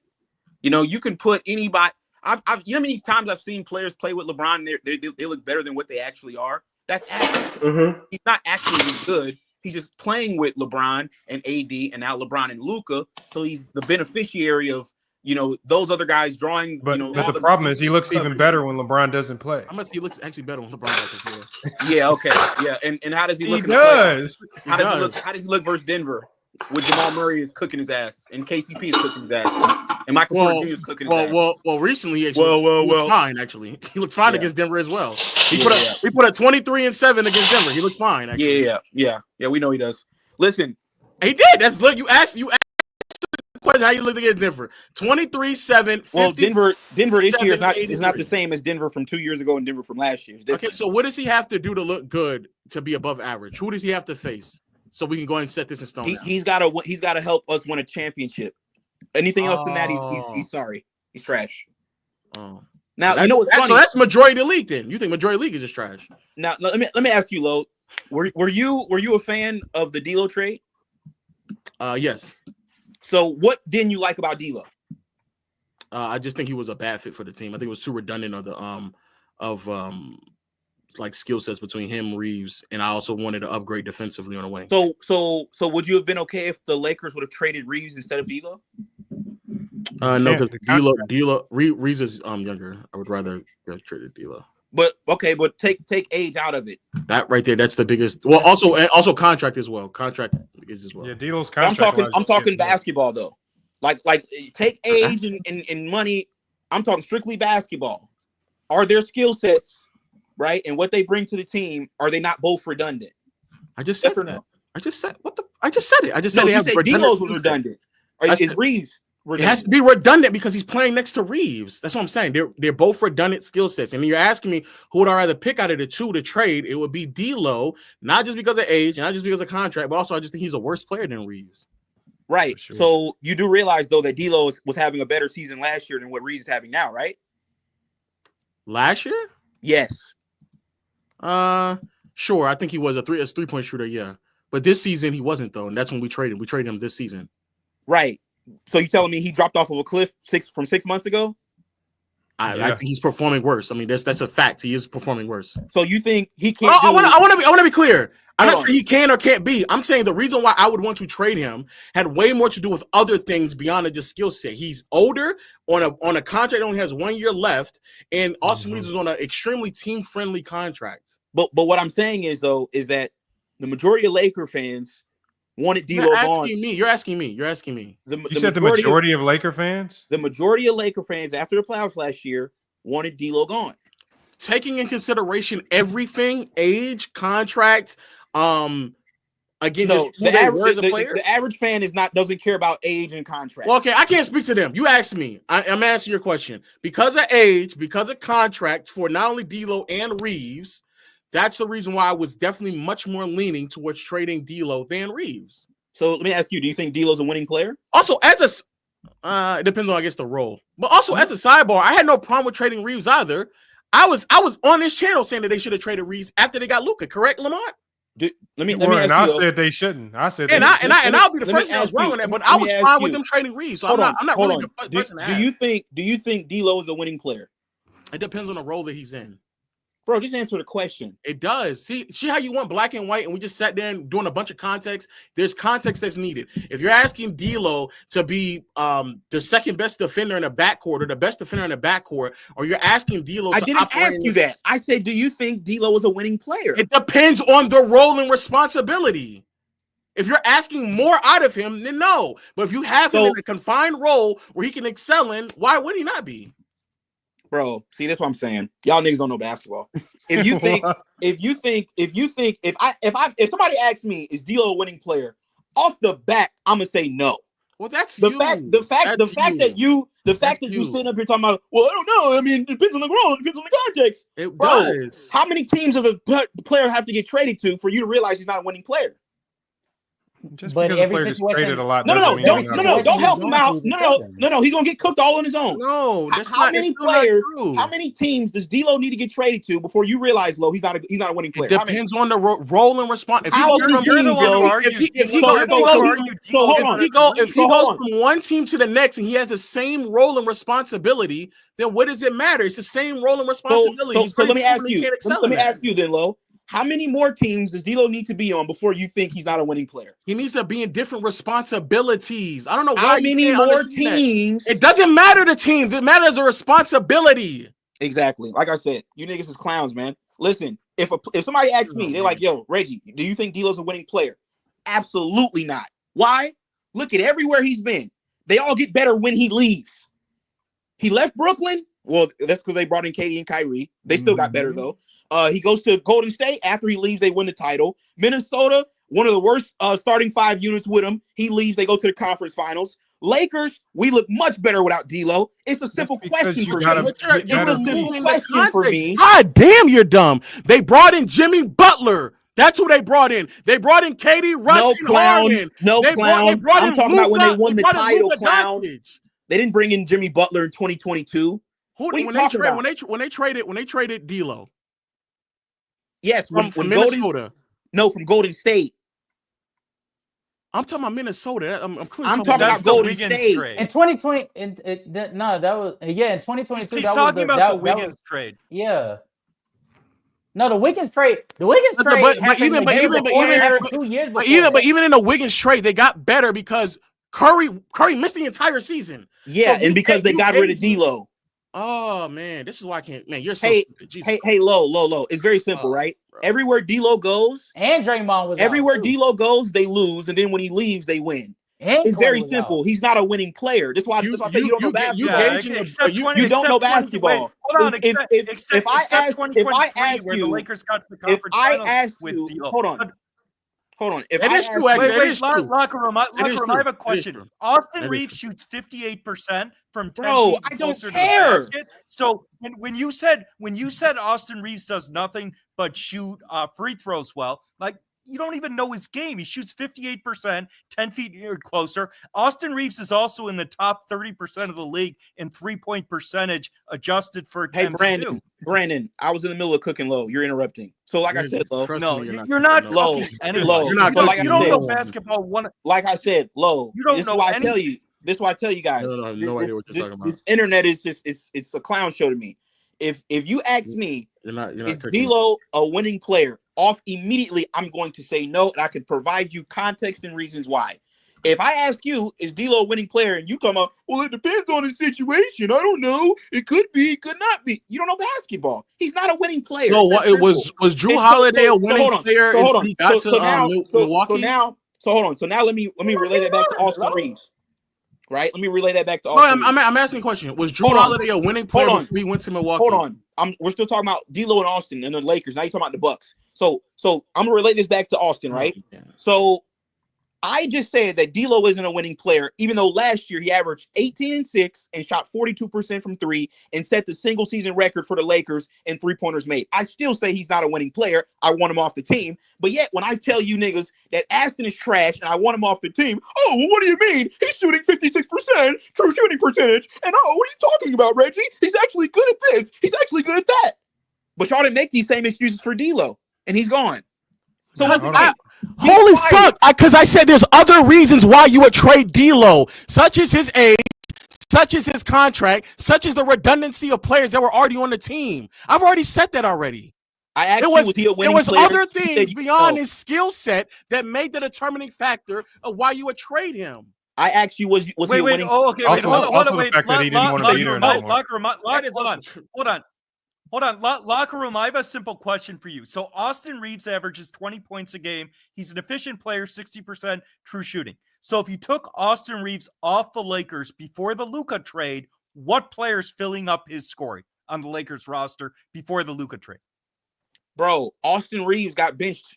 He's got injured 2 games ago. No, what player's going to score as efficiently? Be quiet, Brandon. How many points is he averaging? How many points is Austin Reaves? How many points is Austin Reaves? Brandon, be quiet. I'm trying to explain it to you because people came on my channel asking me the same thing. Okay. So you know what's funny, right? Austin, he got injured. He missed the last 2 games. The first game, right? Before the game, we did a pregame show. Everybody's like, yo, where are we going to get these 19 points from? You know what's funny? Lamont, guess who came in and gave us 19 that game? Dalton Connect. So the next game, right? Last night, same thing. Guess who had 19? Jackson Hayes. So once again, you clowns want to sit up here and gas. That's against trash teams. Be quiet.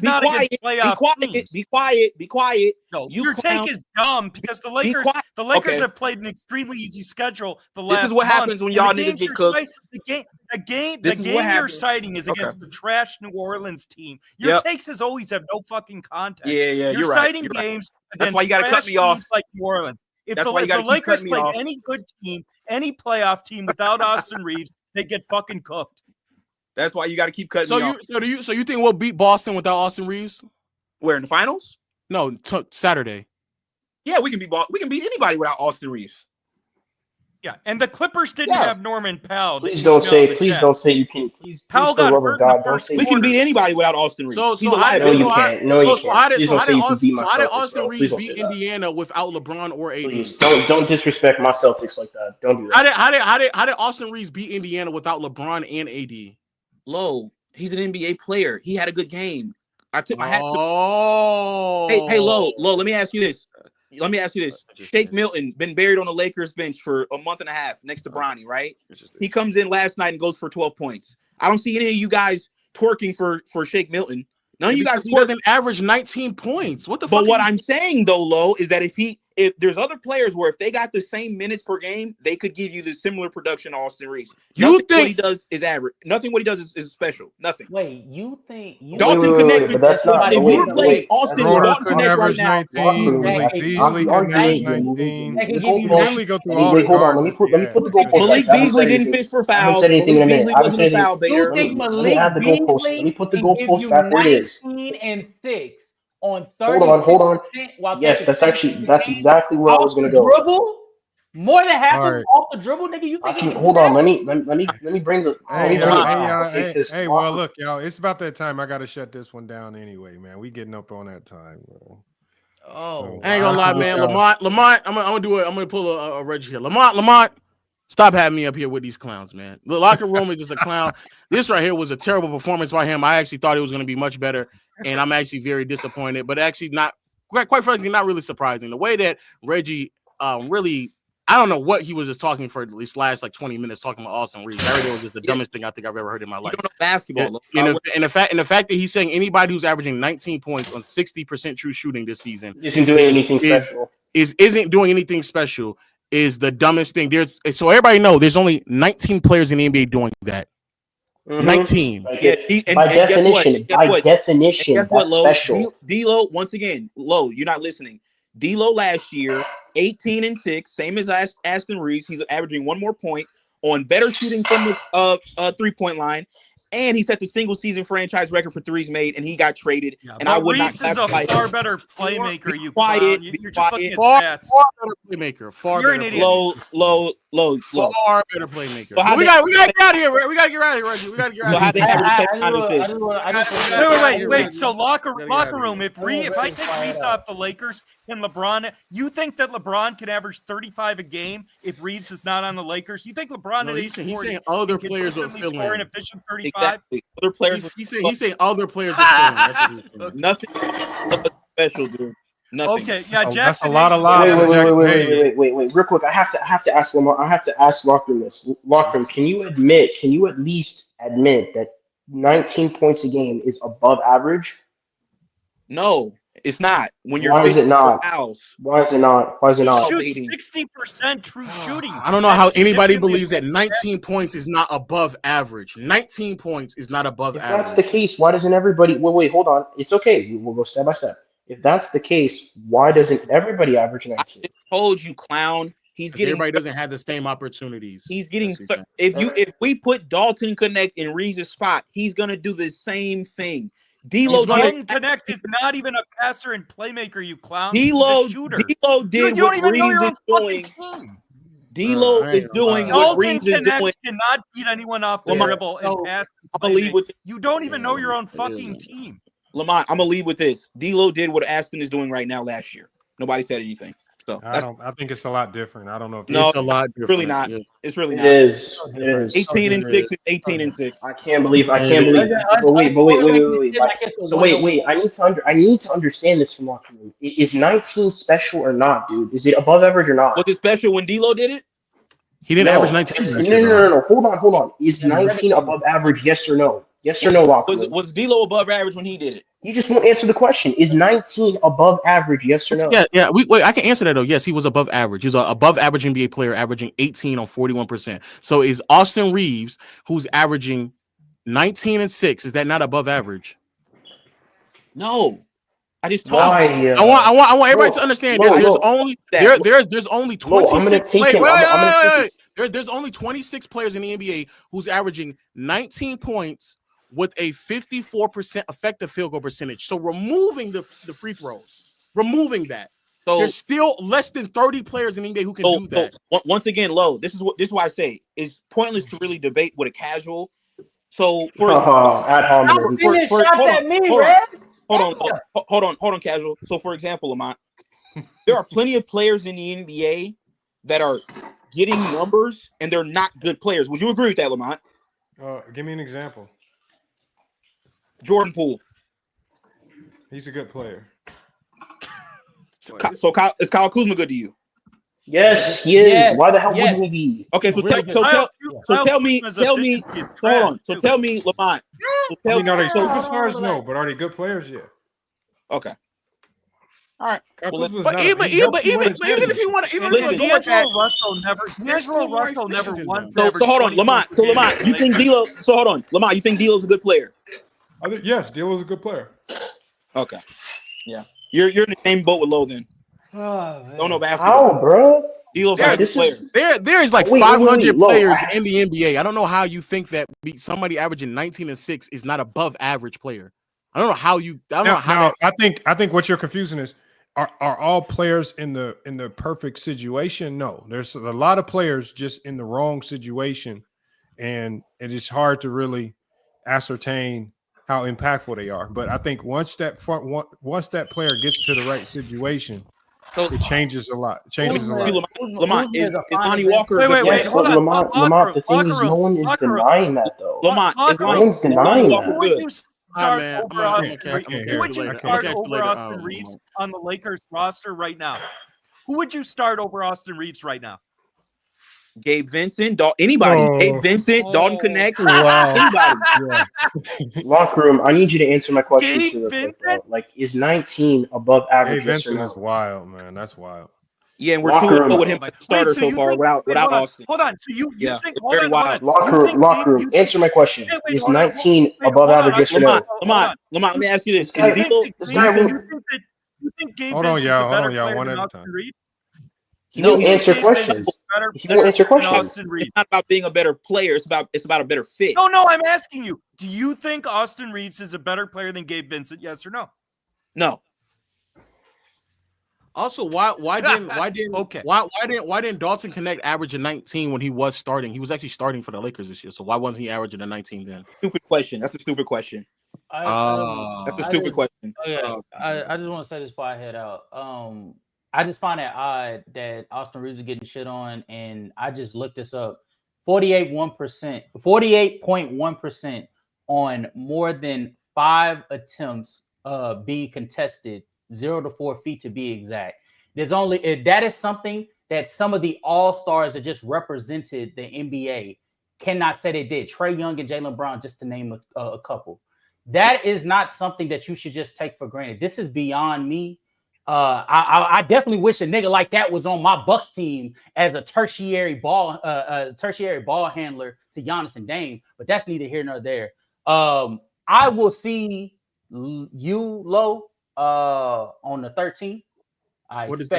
I expect for you to be streaming. My Bucks will be in town to go up against the Lakers, and we will be on your ass. Okay. So I need you to go live. Wait, no, I'm streaming every Laker game for sure. Okay. Wait, I'm getting my hair braided so that I can be a nigga for you. Yeah. Locker room. Lo, where exactly? Lo, where can I find your channel? Where can I find your channel, Lo? Where can I find your channel? It's several different channels, but I stream on playback.tv/Lowe's Room, and then the stream highlights upload on the lowlights, so you can understood. So do you okay? So you're gonna stream the Celtics Lakers game then, right? Yeah, I stream every Laker game. Yeah, I'm streaming. Got it. Understood.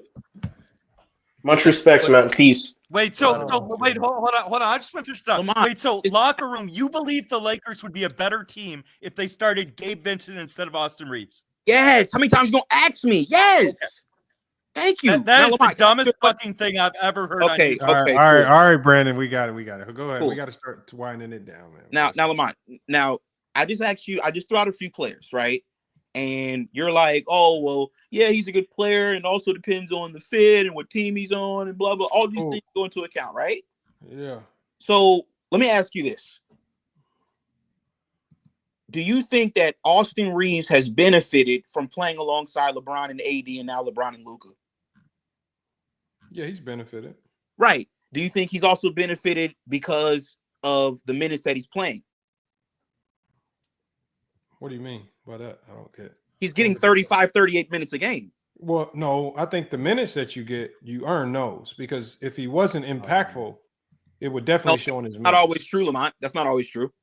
With NBA Reaves, it is. No, it's not, because how Reaves got his starting job. How did he get because we've seen with Reaves. But we've seen with Reaves, when he's playing bad, we've seen him get benched. When he's playing good, he's on a roll. So we've seen his minutes go up and down based on his quality of play. Yes. And the better quality of play that you earn, that's how you win minutes. You don't stay on the NBA floor for 30 minutes if you're a bum. There's no coach in the world that's going to keep you on the court that long if you can't go. Especially JJ. We've seen JJ, he will bench you with the quickness. You saw what he did to D'Lo as soon as D'Lo blinked wrong. So, I mean, and that's what happened last year with Darvin Ham. When he started off the season bad, Reaves got benched. So to sit here and make it seem as if like he has never been benched is crazy. But see, this is what I'm saying though. the reason why I feel like we keep losing is because they didn't bench him. Keep losing. Yeah, what are you talking about? Y'all the last winning. 2 years. I'm talking about the last 2 years. He talking about the playoff. He talking about against the playoff. Denver. Yeah. See, in my mind, I'm thinking we could have beaten Denver in 2023, especially 2024, not so much, but 23, especially if Reaves, Schroeder, You had a all better the guys, chance in 2024. No, we had a better chance in 2023. Yeah, we're winning every single game. No, we had a better chance in 2023. We had a better team. Okay, last point. Bench him for who? Bench him for who? There's plenty of guys you could have benched him for. But for who? Just tell me who. From 2023, you had plenty of guys. You had Tristan Thompson, Malik Beasley, Lonnie Walker, Troy Brown Jr. You had plenty of guys that should have been in that starting lineup that would have been much better defensively. Wow. Vando. I think you just named like mostly guys that aren't in the league no more. Yeah, Malik Beasley's averaging like 16, 17 with Detroit. Troy Brown is not in the league though. Yeah, that's fine. Lonnie Walker just got back in the league. Yeah, and the same year that Lonnie Walker averaged 12 and Austin averaged 13. So you think we had a better chance winning that series if in the starting five you took out D'Lo and Reaves for Lonnie Walker and Troy Brown? No. I'm not saying for anybody in particular, but I'm just saying those guys on the bench. The reason why I feel like Darvin got fired because he was starting guys that should have been coming off the bench, and he was benching guys that should have been in the starting lineup. Okay, and I'm asking you, the players that were on the bench, Lonnie Walker, Vando, Troy Brown, Malik Beasley, those are the four that were coming off the bench. So you're saying that Austin, Tristan Thompson.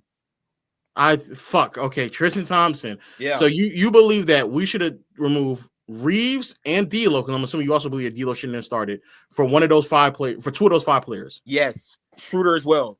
That's what I would. We should have benched Dennis Schroeder as well. Yes, it should have. That's why Darvin got fired. His lineups were the man was starting a 3-guard lineup. So who should have been starting in? LeBron, AD, and who are the other three? I would have had LeBron at my 1. I would have had Thompson at my 5, AD at my 4. At the 3, I would have probably went Rui, and then maybe at the 2, probably Malik Beasley. Yeah. Silence. You would have had Tristan Thompson on the floor, boy. Yeah, an NBA champion. Yeah, that's why they went out and got him off of ESPN where he was working at. Yeah, they went and signed him because he's a champion low. Yeah, you need those guys to win championships. Yeah, I know, crazy to think, right? Yeah, that's what I would have did. But so why hasn't he won since then? I'm gonna pray for y'all. Who is he? He played for Boston after Cleveland. Why didn't he win? You said what? He played for Boston after he got done with his years in Cleveland. Why didn't he win? He wasn't playing with LeBron. He's won with LeBron. Oh, okay. My bad. All right. Look, man, I'm sorry. Yeah, we can wrap it up. So I'm gonna pray for y'all Lakers fans, man, because y'all hold on. We wrap it up. My bad. I'm sorry for holding it. Bro, Lakers, they want more and more. They want to. Niggas ain't never satisfied. Niggas fighting for the number 2 seed when they was spending years fighting in the play-in, and now niggas getting mad because they like we ain't got a championship. I don't know. You got a third option. You got a third option dropping 20 a game, and you want to trade. Third option dropping 20 and 6. Lamont, our third option last year got traded. You're not saying anything. No, this ain't the same. This is not it's for several different other reasons. So tell us what Reaves does better than D'Lo. The reason why on a better contract. Fuck. Reaves is 20 a game. Reaves is getting paid like a guy that averages 6 points outside of That's money. What I'm saying, yeah, money. You can't keep saying outside of money. That is a huge determining factor to why he's on the team. It's one of the reasons why you're able to get guys like Luka. It's one of the reasons why you're able to have so much on this contract. You're always the one saying to talk basketball, but then when I ask you to tell me what Austin Reaves does better, that is basketball. But even on the basketball, court, he's better. He's a better playmaker. He's not a better playmaker than D'Lo. Stop it. He's a better shot creator than him. He's not a better player. He has a better motor. He plays harder on defense. He does everything better than D'Lo. Who's better? He rebounds better. D'Lo's the better. He does rebound better. He does rebound better. He is a better rebounder. D'Lo's the better offensive player. D'Lo's not a better offensive player. D'Lo's a better offensive player than last year. Not this year. This year he added too much to his bag. He's way better than D'Lo this year. He's way better than D'Lo this year. No, he's not. I would have gave it to you last year, but you got to. This is a guy that's developing on the fly. He got light years better over the summer. He's already connected with this team, so he understands what Bryant expects out of him, what the coaching staff. So you got the chemistry. He's a much better defender than people give him credit for. I know it's easy to say he gets cooked a lot, but he guards the 2 position every night. That means he's getting your toughest assignment. So he's guarding the Mitchells, the Garlands, the D Books. He's guarding the toughest guards. So of course he's going to get 20 ball because he's guarding the best players on the perimeter every night. Hey, so Lamont, again, I don't even look at that like it's a significant problem. He's doing a hell of a job. And then I'm gonna just be done. Number one, I'm telling you that Austin is not that good. Just like I told you last year that D'Lo wasn't that good, right? And we traded him, and we're just fine. I didn't have any problem with you saying that about D'Lo. I just said you were stuck with him. You got to make the best of what you got, and we're stuck with Reaves, so we got to make the best. I know. No, you're not stuck with him. It's your best. It's in your best bet to keep him because of his contract and because of what he's giving you for $12 million a year. Find me another player that's making $12 million a year, giving you 20 a game. And that's not on a rookie deal. No, because hey, you won't. Why do you like to get up on your show and act like you're Genie Bus, like the money's affecting your pocket? The money impacts why he's more valuable. Yes. If he was making $36 million a year like Bradley Beal, of course, maybe it's not as worth it as you thought. Or if he's making $40 million, giving you 20 a game. But because he's only making $12 million and he gives you more flexibility on that roster, so you can have the Vandys, so you can have the DFS, so you can have the Lukas and LeBrons together. That contract gives you way, way more flexibility. So, and he's still giving you 19 and 6 a game on top of that. So it's not like he's everything you're talking about has nothing to do with winning. Yes, it does. He's a winning player. He makes winning plays. Because he's not helping. Getting to the free throw line is a winning player. He's not helping us win. The attribute that you hate, out of him the most is what winning players do. Winning players get to the free throw line. Why couldn't he do any of that against Denver? He was when he's a second-year player. Oh my God! Last year, third year. Okay, he's still young. Nigga's learning. He's continuing to develop. What are we talking about? He's better this year than he was last year. But Lonnie's overseas in Turkey, right? Because he doesn't do certain things that he does. He's not a ball handler. He's not a passer playmaker. He doesn't get to the free throw line. You know what Austin does, and I'll give him his credit. You know what Austin does? He passes the ball to LeBron. That's what he does. Just like Caruso.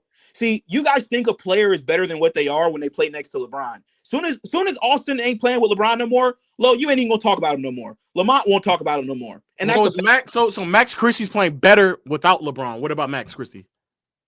Are you talking about Max Christie? I'm asking you. What about Max? He's playing better with. No, nigga, he talking about Max Christie. Listen, Max Christie, he's playing. The small sample size. He's playing. Max Christie, he was. You use a 2-game sample size for Reaves right now. But Max Christie's playing way better right now without LeBron. But see, Max Christie's a bad example because I've always been a big advocate for Max Christie. You just said players play better with LeBron than without him. He's playing better without LeBron. Max Christie. Yeah. Okay. Okay. So there's players who do play better without LeBron. Okay. I mean, Lonnie Walker played better without LeBron when he left and went to Brooklyn. Did you talk about him? Did you talk about Lonnie? Oh, Kyrie did. Andre Drummond played better without LeBron when he went to Lamont, Beasley played better without LeBron. Alex Caruso played better without LeBron. Hey, Lamont. Josh Hart played better without LeBron. Hey, Lamont. Lonzo Ball played better without LeBron. Brandon Ingram played better without LeBron. Oh, man. That's crazy. Only one of them won a championship. KCP. Oh, man. But see, Lamont, Avisa Zubac played better without LeBron, too. I think KCP played better without LeBron. Yeah, that's true, too. Lamont, the only reason you're throwing ass for Aston is because he's playing next to LeBron. As soon as he's not playing next to LeBron, he won't even be. He won't only judge him based off what he's doing. What do you want me to do? Exactly, and just like I told you with D'Lo, once he's off the team, y'all won't mention him. Yeah, KCP played better without LeBron. In the postseason 2023, he was better than he was in 2020. Yeah, he was better than Austin Reaves. No, KCP played better in 2023 than he did in 2020. Yeah, he was better than Austin Reaves in 2023. Yep, he sure was. We're talking about himself playing alongside LeBron. KCP played better. I'm telling you LeBron. that if we would have had him instead of Austin Reaves, there's a lot of players who play better without LeBron. That's tough, man. That's tough. That's crazy. Yeah, it's crazy how that go, man. That's tough. And he won a championship with it too. Great. If you trade Austin Reaves, he might go somewhere and start averaging 25, 26. Who knows, man? Shit, he might go crazy. Shit. Yeah, great. Listen, AD will look like he's about to lose his mind as soon as he gets away from like I said, when players play next to AD was about to go nuts without LeBron. When players play next to LeBron, this is what y'all fanboys do. You glaze the fuck out. Is Max Christie a winning player? When players play next to LeBron, he don't want to answer that. Y'all glaze them. Aston's trash, man. We didn't even bring up Austin Reaves. You did. No, y'all asked me about the clown. I didn't bring him up. Does that nigga got two blunts in his mouth? Yeah, that's on. I read the chat. It was a chat. Yeah, the chat was saying ask him about Austin Reaves. They must. All right, Lamont, man. This has been a good one, man. It's been a real good one, man. You know, I thought I thought Locke was gonna come better than this, but man, I should have known. Low, I'm shit, man. It's tough, man. That's the first time I seen Brandon cook anybody. Low. It is true. Yeah. And he stayed composed. He didn't crash out. Well, no. He did cook that nigga pin one time. He did do that. Oh, that was I saw that one too, man. Low. I need you to knock this shit off, dude. Seriously. What did he do? No. I don't need you to defend Low, Lamont. Just sit in the cooked, corner. though. You just got cooked. You got cooked by him. Just sit in the corner. But you was calling his name to defend you? Just sit in the corner real quick, Lamont. Low doesn't need You got cooked, but you got cooked though. You got cooked though. You didn't get Listen, cooked. Low. I'm not Dreamers Pro. This cook you got cooked shit ain't gonna work with me. Here's what I'm telling you. But you did though. Stop. Lamont, Low, you have to stop this, dude. Stop. You gotta stop telling the truth. Running around like you know basketball. Please. Oh, stop. Okay. You don't. I'm just being honest. You don't know basketball, man. Like I'm just being honest. You sit on Google all day and you think you know the sport, and your whole grift is like trying to like catch people like, oh, but you said this, oh, but you said that's your whole thing. Like you're not even actually talking the sport. You know, it's nasty. Are you sure about that, locker room? I mean, literally, I stream and watch games. So a nigga tell me I don't watch the games is crazy. When people watch me watch the game, but you got it. You can watch a game. You don't know basketball. Oh, yeah. You mean we all watch the games, Lo. That doesn't mean you know basketball. Oh, how do you feel about the defensive scheme that JJ Redick has employed over the last month and a half? Once again, Lo, like I said. Oh, well, no. What is the difference in the defensive scheme from the beginning part of the year to the last month and a half? What is the difference? That is a good question. That's a very great question for someone who don't know basketball. So Lamont, now you got time, right? Now you extending the show, right? You're clowns. Like I said, y'all are clowns, bro. I thought you had to go. Why don't you just quickly answer the question and he'll go. Quickly answer it. What's the difference? Seconds. Go. You said what's the difference in what? The defensive scheme? The defensive scheme from the last month and a half in contrast to earlier this season. What is the difference? Go. I think the biggest difference for the Lakers has been Dorian Finney-Smith and Jared Vanderbilt. As far as the scheme, I mean, it varies game by game. You know, in the Nuggets game, for example, we saw what the scheme was, what the strategy was. Make everybody but Nikola Jokic beat you. And it worked out well. JJ's been doing a good job. What's the difference in scheme, though? What's the scheme? What we're asking is a scheme. Not personnel scheme. But like I said, I don't know. I'm not in the locker room. I don't know what JJ's specific scheme is. When you watch the game, what do you see? What scheme do you see? I told you what I'm seeing. I'm seeing Vanderbilt and DFS, their activity on the biggest difference for me from when we had D-Lo after the Finney-Smith trade has been the perimeter defense. They've been excellent. Vando's been coming in. He's being a dog on defense, coming off the bench. That's what I've been seeing. As far as the schemes, Vando only played 6 minutes in that Denver game. So outside those 6 minutes, I'm not talking about just the difference. I'm talking about nigga, you trash. This nigga still awake? Hey, let me give my analysis, locker room, just briefly. If you no. No. Yeah, okay. I wasn't done. Now, okay. You're asking me about a defensive scheme. Now, I don't know. Do you know JJ Lowe? Did he fax you the defensive scheme for the Lakers game by game? But I know what I'm seeing. I know. Kind of watch the games. You guys watch the game. You can tell what you're seeing. Oh, okay. Yeah. Okay. Go ahead and tell us what you've been seeing, Lo. Well, what I've been seeing early on the season, the team was a bit over-reluctant or over-relying on switching and allowing one-on-one play without proper rotations. They weren't disciplined enough to keep someone attached to the basket. And since really that terrible Miami loss that we had early in the season, JJ's experimented much more with zone and better rotation principles. And something that you can see very, very consistently is that if they do give up the switch, they tend to front a little bit harder. There's always backline help rotating over. And they now are a bit more, they allow the worst shooter open looks and kind of live with the results if they can kind of help out some of the weaker defenders with a lot of their other players. But before, it was a much more one-on-one oriented, and which kind of put them at a detriment, allowing AD to be on the perimeter a little bit more, which also kind of hurt them also with rebounding, et cetera, et cetera. But since the Miami game, you can go back and watch the Boston Celtics game as well. There was way more backline help, rotating over, and kind of living with the results with the worst three-point shooter on the team. I do. I got one question. I know you. How's that I know you gotta wrap this up. How's that different from what Darvin was doing? Are y'all? The rotations were nowhere near as crisp, because Darvin would allow open threes to be shot, but the rotations over to send help were not as crisp. I think Darvin also relied a little bit too much on one-on-one matchups and not properly rotating over. I do have personally, I think the biggest difference is the personnel. When you get, I think the personnel matters. I do agree with that. When you get rid of guys that can't guard anybody, and this is my issue with Austin. Y'all keep talking about his 19 a game like that's the only aspect of basketball. You also have to play defense too. I think Gabe Vincent, Dalton Connect, these guys are better, more athletic defenders. You think Dalton Connect is a better defender than Reaves? He's a more capable, athletic defender than Austin Reaves. Absolutely. I do have a question though. I do just for clarification, because I was watching the Lakers versus the Mavs, and I had a question that I nobody could seem to answer, but it looked like y'all were running a 1-3-1 zone, or it We looked like started y'all running way more zone. Yes. Okay. So I was confused for a second, because I was wondering why the defense was getting very stagnant.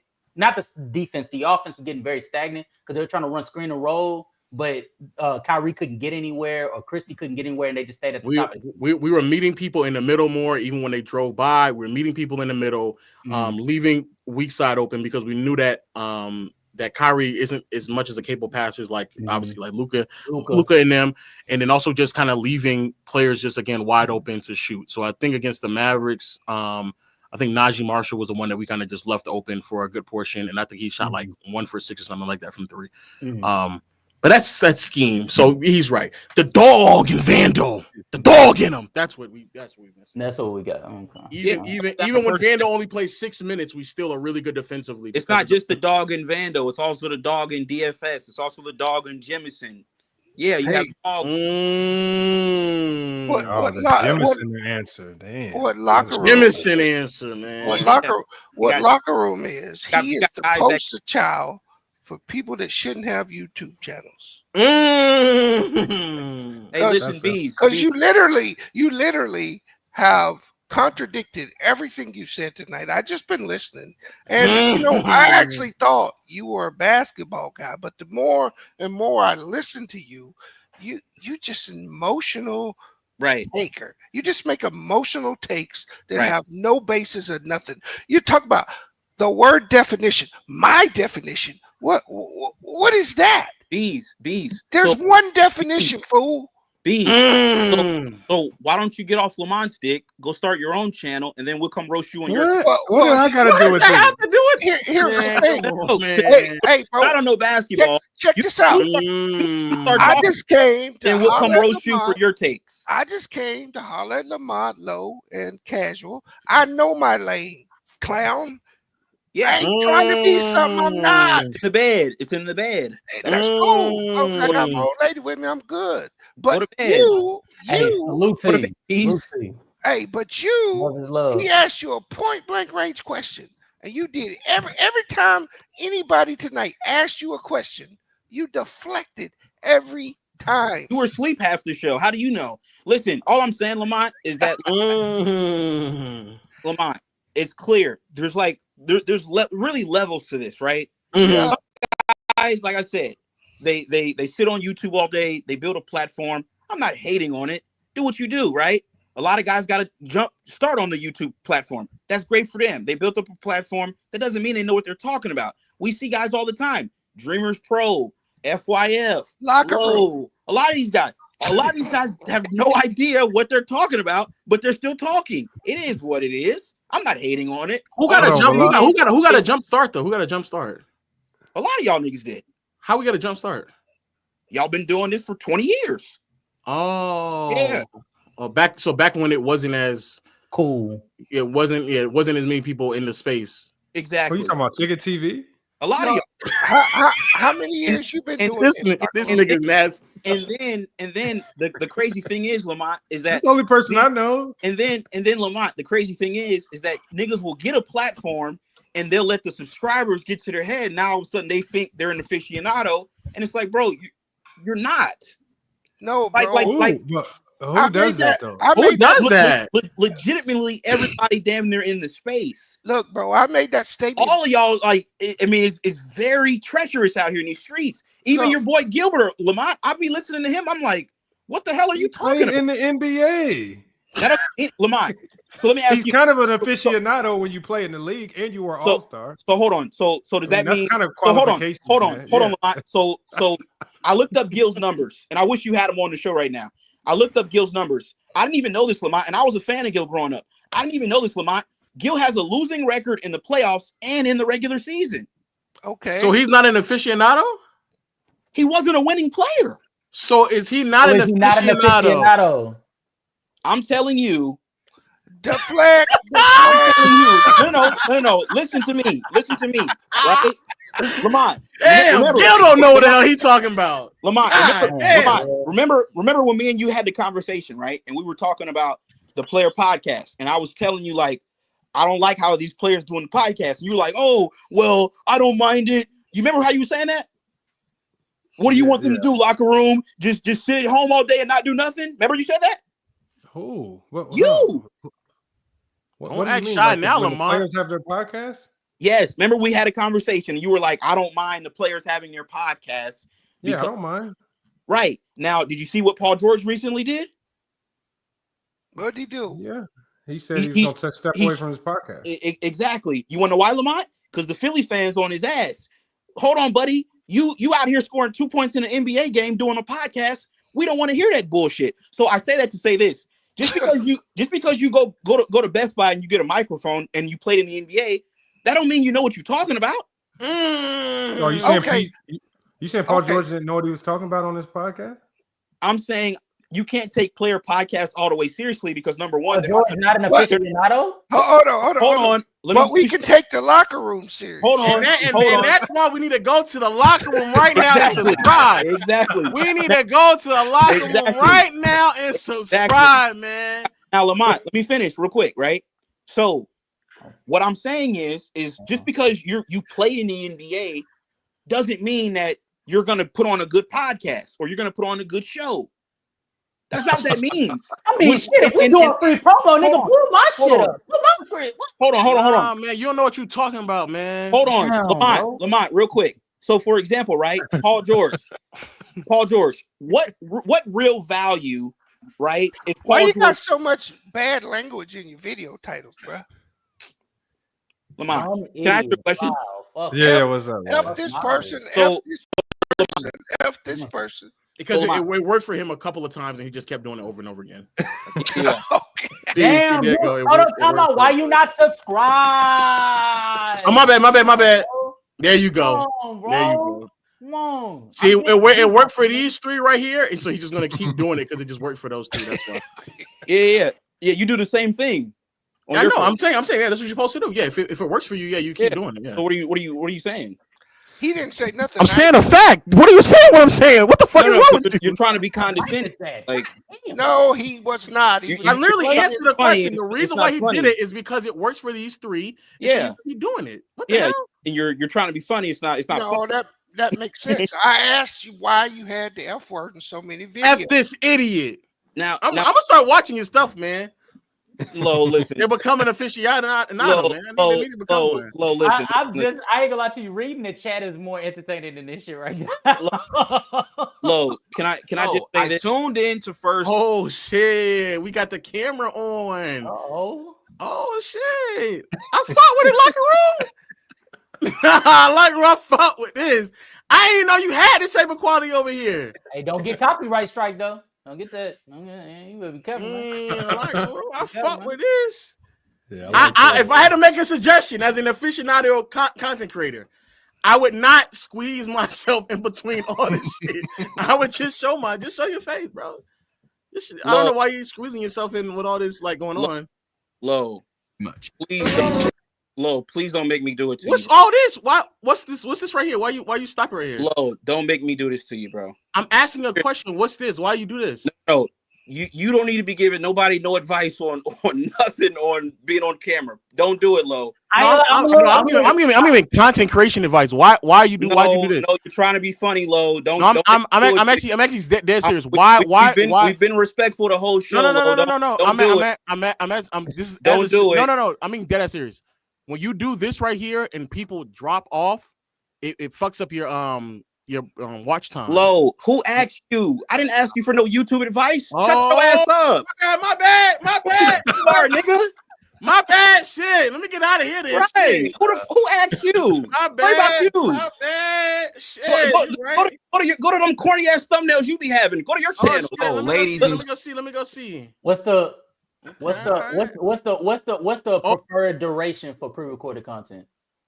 Or the duration? Well, as a sidebar, when you get to the 8-minute mark, you get to put more ads in your videos. Okay. And so what some people tend to do is they only have like 5 minutes of content, like Locker Room here, and then they'll fill up the rest of it with bullshit, so they can get to the 8-minute mark, so they can put more ads in. That's what a lot of people do. Okay. Yeah. Okay. That's what a lot of people do. I'm coming up, man. Can you pull up your videos? Good. Let me another 8-minute video here. Let's see. Can we pull up your videos? Does it make it all the way? Does it? Can we pull up? You just showed the whole fucking clip. Oh my god! Did you just upload the whole thing? Lo, I'm really about to get on you now, Lo. That is crazy. You can control.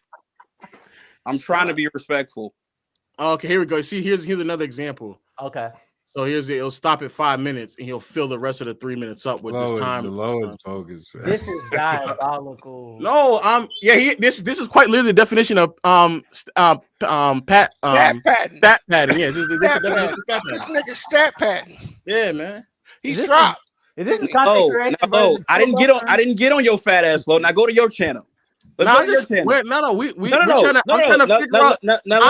figure out what I need to do to know the game. That's what I need to figure out. Let's go to your channel now, Lo. Wow. You still on my channel. Go to your channel. Did you just re-upload their content? Lo, go to your channel, man. To us that understand the game. Nigga, you just re-upload. Hey, Lamont. Actually insane. Hey, there you go. I'm not doing it. Oh, hold on, Lamont. Let me. I fuck with it, dog. Put the link in the chat. Here, let me. I got you. Which one you want? Low lights? You want the low post? No, yeah, it doesn't matter. Just go to your channel. Post. All right, low post. All right, cool. All right, cool.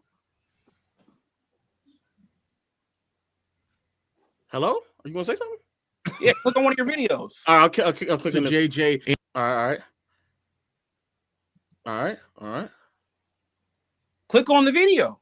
It's here. What are you doing? Hold on. Go back.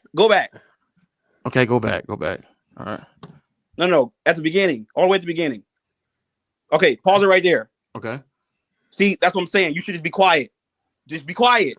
Don't say nothing. Huh? It's disgusting. That's all I'm saying. Just be quiet. What are we talking about? What am I missing? Just be quiet, Lo. That's all I'm saying. No. So you see, don't say nothing. So you have film, and then you see I like infographics there and stuff like that. Yeah, that's fine. And I'm actually breaking down footage right here. Below. All I'm saying is we don't need no help from you on how nothing looks. Just be quiet. If you want to stop complaining about other people what they doing and take criticism correctly, then you would probably be a little bit more successful with the numbers because you're quite literally padding your stats. That's literally what you're doing. That's literally what you're doing. Yeah, okay. You sound like a clown. I'm padding my stats. How am I padding my stats? You do realize because you know that you need 8 minutes to put multiple ads in a video, and then you fill out the last 3 minutes with nothing. With nothing. That's my song. What are you talking about? That's my content.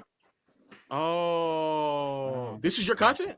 Oh, this is your content? This is your that's your content? No, that's my voice. No, go back to the video where you sound filling it out. You got Jared Vanderbilt. You still go got to the part where you sound filling it out. Okay, let me go see. Do I have high quality in this? Let me see. 8 minutes. Let me see if you did it. Tell me Deion Sanders can't. Okay, right here. No niggas says a lot about you if you ain't fucking with us. Now pause it. That's my content. So you saying I'm filling it out how when it's my content? Because the views will drop, and you know you need 8 minutes to put in multiple ads. No, that's my oh.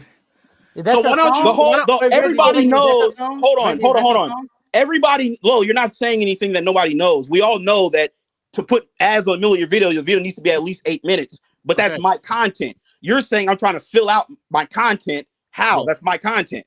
So okay, so let's take this video right here.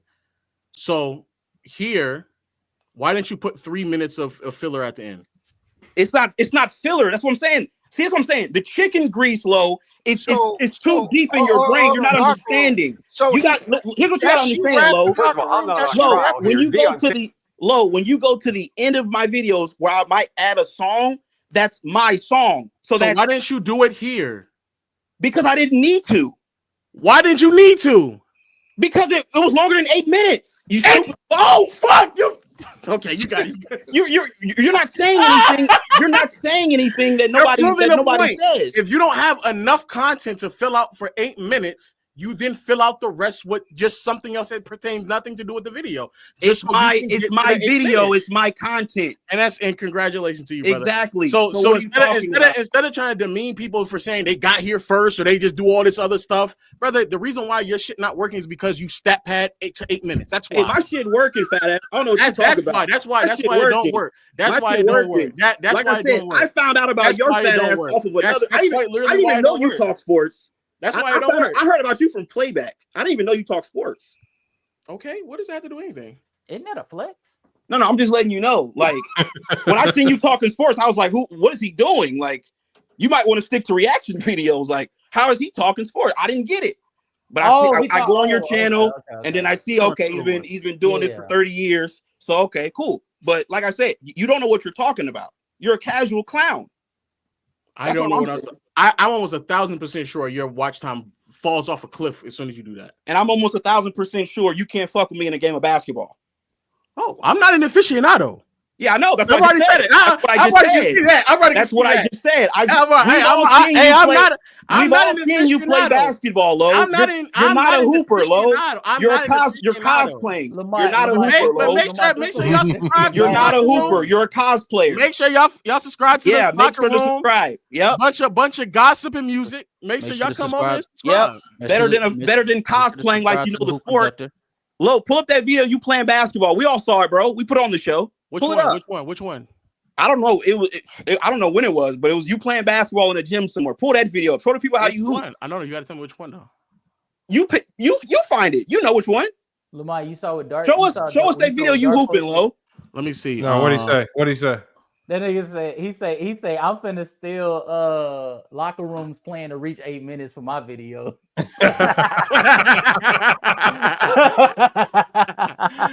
Oh shit.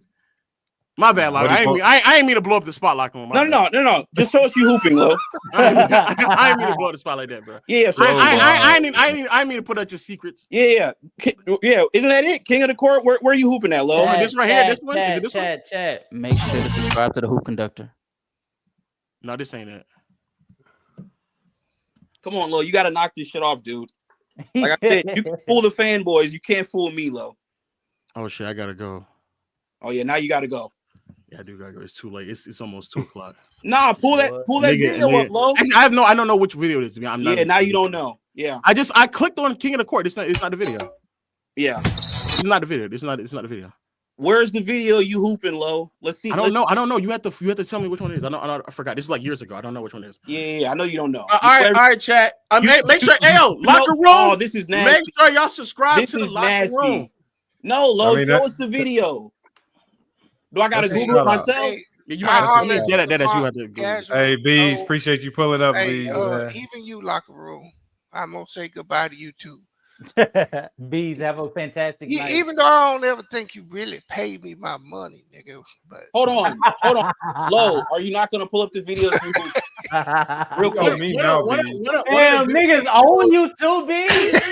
One of the videos is not on the internet anymore. The other one is on AMP channel, but I don't know which video it is. Yeah, you gotta delete it, huh? It's cool though. We saw it, bro. I think he paid Lamont, but I ain't sure about that, right? I think Lamont was covering for the nigga. Damn, so you think Lamont got your money and he just ain't give it to you? No, I was gonna get the money to Lamont. I just don't. I think Lamont just he just went ahead and took it. He went into business. Now Lamont, I think so. man. I think so. I think that's what happened. Ain't nothing wrong with a scheming nigga. Yeah, I don't think he paid me. See, y'all just putting me in the middle. I went to this nigga Channel Casual, asked for my money, and the nigga blocked me, bro. That's wild. Locker room, you ain't do that shit. You ain't do that shit. Yeah. Hey, oh man. Locker room was good, man. Now you notice right? You notice your boy spent an hour on my channel, right? Then when we asked his fat ass to let us see him hooping, he conveniently runs out of here. Your thoughts? I think we all seen it, but I mean, at least you got some film. I mean, now you got to put your film up hooping. Hey, listen, we can hoop anytime. I'm like I said, y'all niggas got to stop cosplaying. You got this. I can hoop. I mean, y'all can play me. Shit, I can play. Hold on, because let me see if I had the video. I'm glad you said that, because shit, we pulling up to Arizona on you, nigga. We got catch. Look, I'm easy to find. All you gotta do is come to Grand Canyon University, man. I got the whole gym. And you gonna let us hoop in that bitch? Yes. All right. Anytime. All right. 24/7. Bet. We coming up to that bitch in July. Now, hold on, Lamont. You don't find that though a little bit nasty? How he said on my channel, trying to call me out on my platform, and then when we ask him to show his channel and show a video of him hooping, he conveniently runs up out of here. But Lowe's a nasty nigga though. Like that. Nah, hold up. We ain't doing that. The nigga asked you which video, and you couldn't tell him. Yeah, what channel? He got like 19 channels. You do got. If you gonna hold a nigga feet to the fire, you gotta at least have a credible. Yeah, Lowe dude got a lot of channels. I ain't gonna lie. He got a lot of content out there. That nigga know which video he was hooping in, man. We all. How am I gonna know? That's his channel. That nigga know. I thought you put the video on your channel. I thought you played. I did, but I don't know if I still have the video or what I did with it. I don't know. Okay, let me ask you a question, Locker Room. Let's say he can't ball, so he can't talk basketball. But you said Gilbert can't talk basketball, and he did play. No, so I didn't say Gilbert can't talk basketball. All I'm saying is that niggas think that just because they played in the league, that we're supposed to just bow down to everything that they say. Well, I agree with that. Okay. But they do have a perspective that we will never be able to relate to. Yes. There's an angle. Yes. Let's say Lowe is the worst basketball player ever. What does that mean for breaking down the game? That means that he's cosplaying because listen. We all know, just based on his weight, he's never played the sport. You can't play the sport that fat, right, bro. We've already made, bro. There's been. Oh, he's cosplaying, nigga. That's what it means. There's been like I told him, he's a basketball. I saw Escalade on the N1 mixtape. Anybody can hoop. Right, bro. That what you're saying don't hold water, bro. That's what I'm telling you, I done seen hoopers of all shapes and sizes. But my question remains, Locker Room. So what? He can't play. What does it mean for him breaking down the game? So now you're defending Lowe. That's nasty. No, I'm not. I'm asking you to explain. No, you're trying to be condescending. Just shut up. No, because if being good at basketball is a prerequisite to talk about it, then just say that. Then 95% of the people that talk about basketball can't talk about basketball. Including yourself. Right. So I'm asking you, what does it mean that he can't? He's not that good. What does that mean? I just told you. You're not listening. I just told you. You say he's cosplaying. Yes. Cosplaying what? Well, what is as he a sports analyst? What do you mean? He's cosplaying as a commentator, a sports fan. It's a grift. He's just like Dreamers Pro. Neither one of these guys ever played basketball a day in their life. Wait, but how do we know that they haven't played basketball a day in their life? Bro, so now you're defending these clowns. Hold on, I'm asking. Hold on, but he posted a video of him playing basketball. Yeah. Right, and it was disgusting, and that's why he deleted it off the internet. Yeah, because I can't find it either.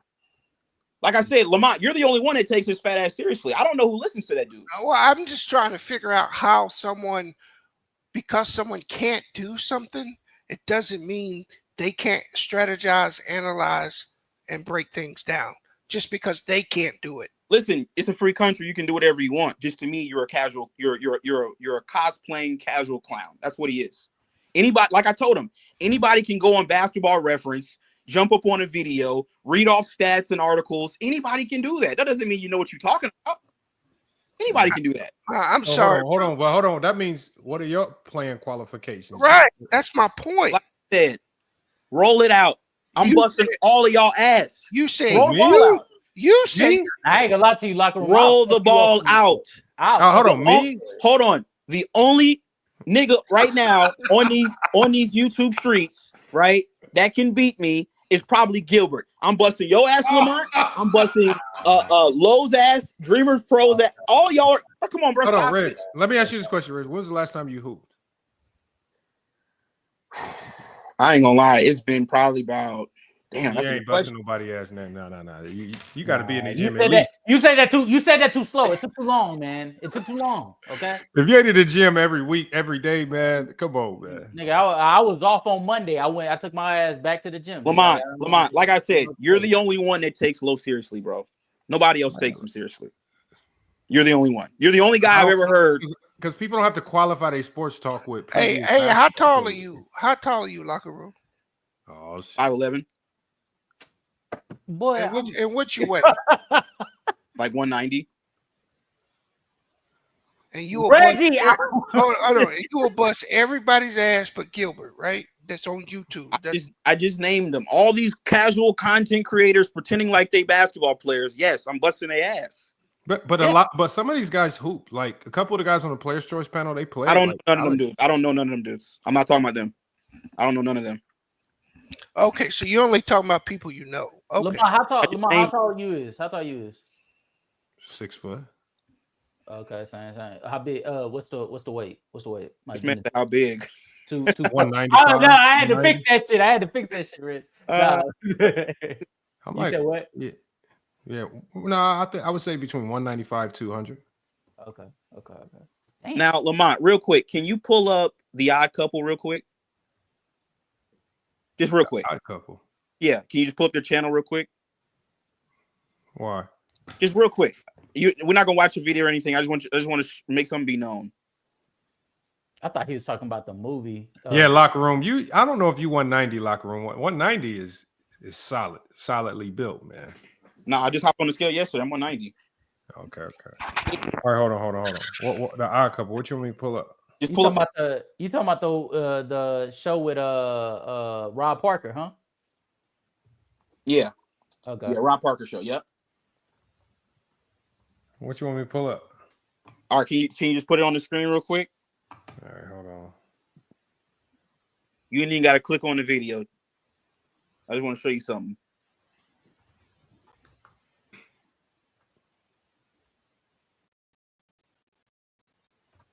Hold on, it's going slow. Yeah, I can share my screen if you want me to.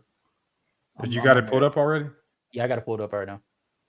I should be going slow when I try to use YouTube and I'm using StreamYard. The StreamYard they update as a bitch right now. Yeah, I got you. What are we looking at? I don't know. Locker Room. Okay, casual. Click on the actual channel. Okay.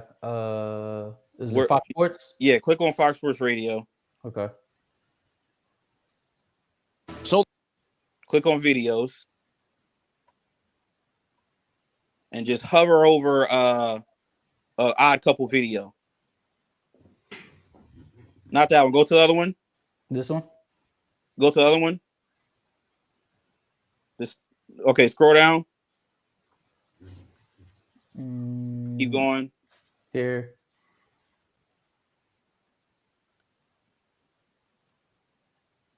Bro, what is going on here? I'm trying to see.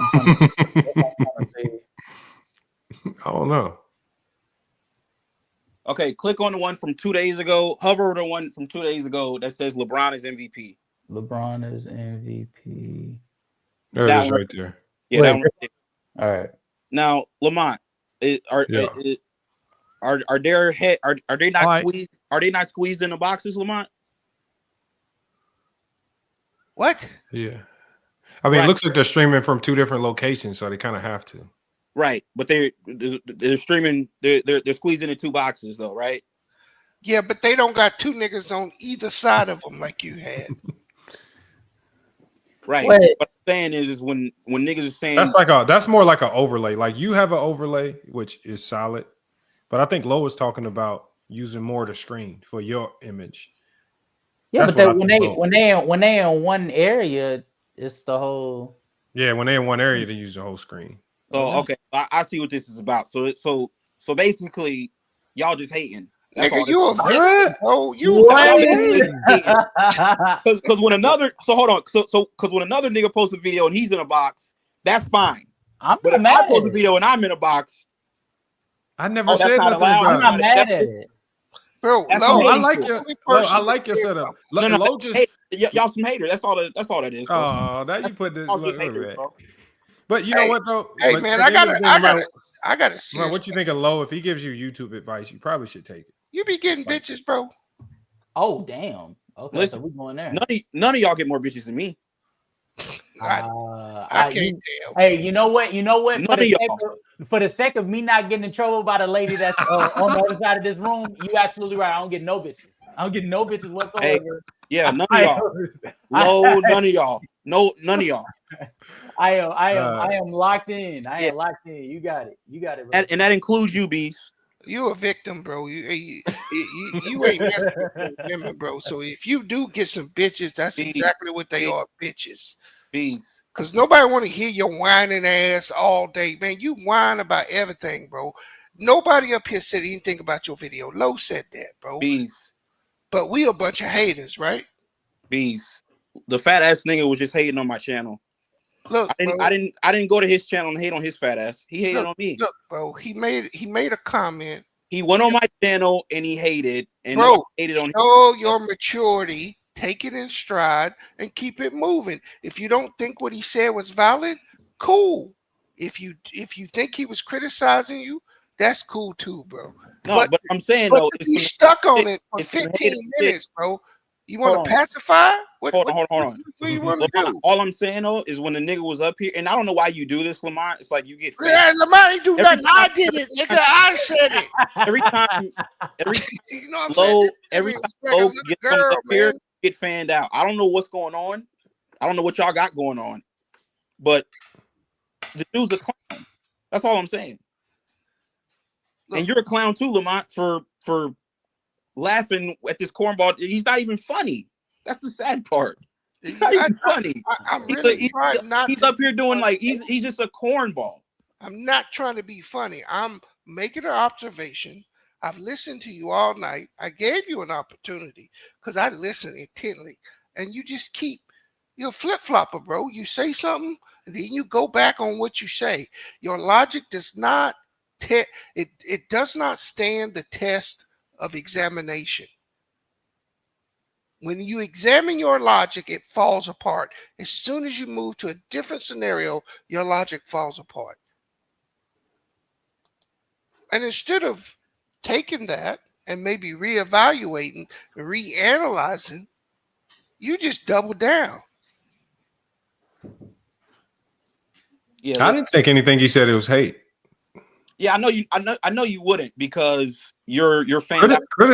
Criticism, yeah, but not hate. You're fanned out for him. So anything he says, you're gonna laugh and like do all this goofy shit. Like I get it, you know. Y'all, this is what y'all do on YouTube. Like anybody that's got some subscribers, y'all fan out for them. You know, you throw out for them.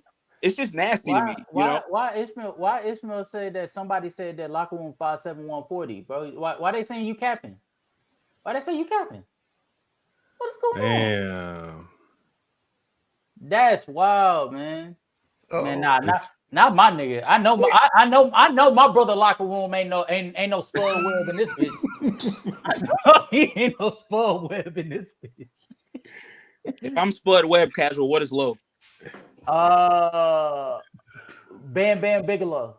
But why are people saying you 5'7", bro?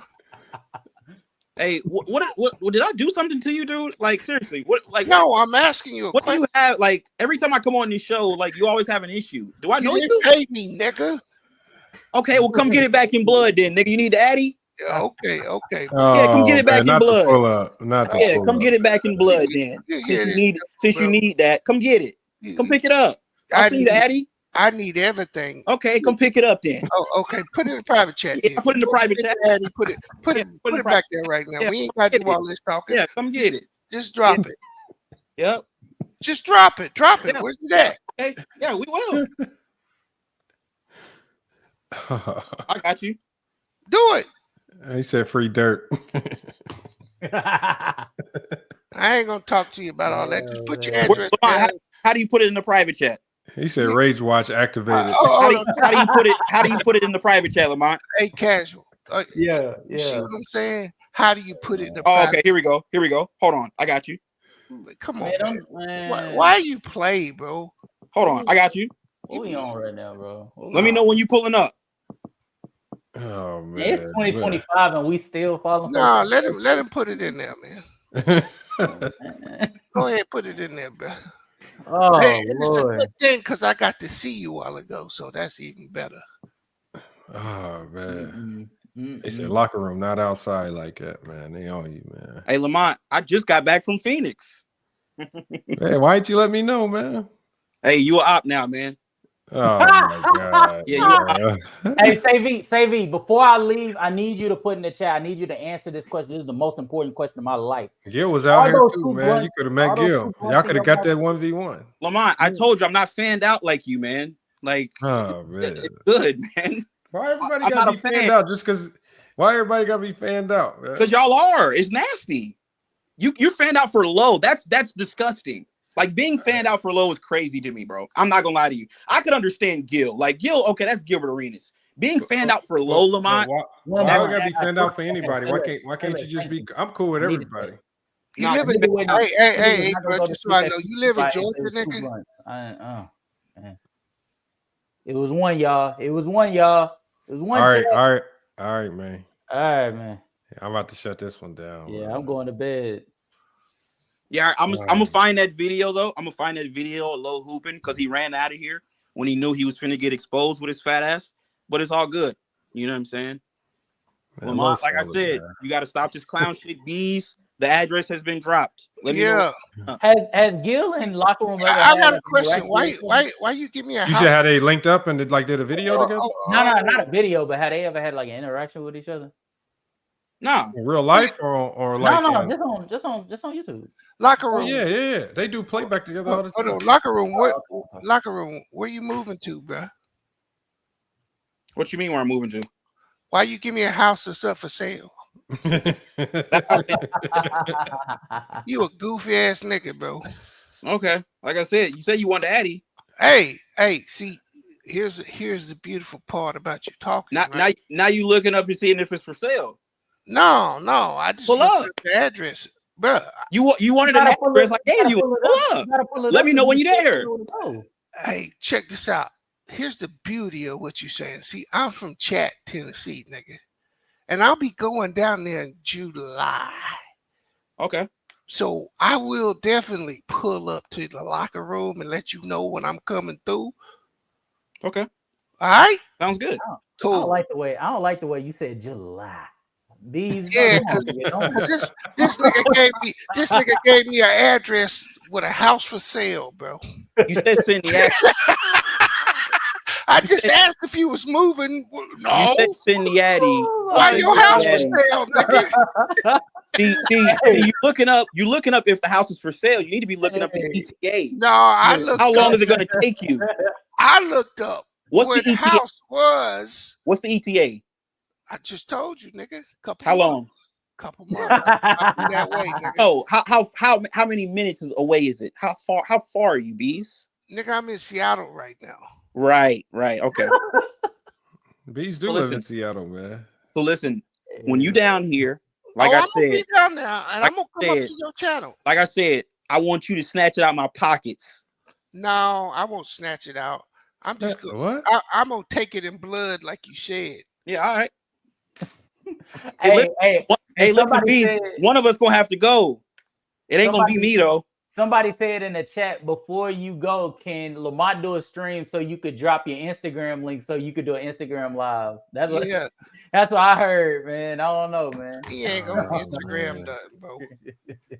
Oh man. I don't even know why this man even said something about Addies. Lamont, this was nasty. Like Lamont, why every you play time, with little girls? every time I come up here, man. Like I said, I don't know what I don't even be knowing what I be doing to you niggas. Like it's like I come up here and niggas just hate me over here. I don't know what I did to you. Nobody hate you, nigga. Nobody hates you. Man. I must have blocked you. Bees, they say you got a musket, bro. You go pull up in a musket. yeah, I'm gonna pull up in a musket, bro. I got this nigga. Don't worry about it. Get his ass, B. What, with the gun there with the trumpet in? The gun look like a trumpet on the end? Yeah. hey, Lamont, you gotta add the powder. Oh shit. Lamont, all I did was pull up, right? And you got the whole panel. It's like a 20v1 whenever I pull up. I don't know what I do to you niggas. Man, this nigga all this nigga do is cry, bro. I don't know what I did to you, bro. For real. This is nasty. Lamont, I don't know. Listen, I don't know. Lamont, I don't know. Lamont, man. Maybe you said something crazy to him. Man. When you pull up, Lamont, like I said, I wouldn't allow this to happen to you. You know what I mean? Now, if one nigga jump on you, that you a man, you got to handle it on your own. But I ain't gonna let 10 niggas get on you, Lamont. I'll just stand there and don't say nothing. I wouldn't do that to you on my platform. I moderated it. You're dirty, bro. You're dirty. I pulled up. I tried to show you some love, and you let these niggas just attack me all night. This is crazy.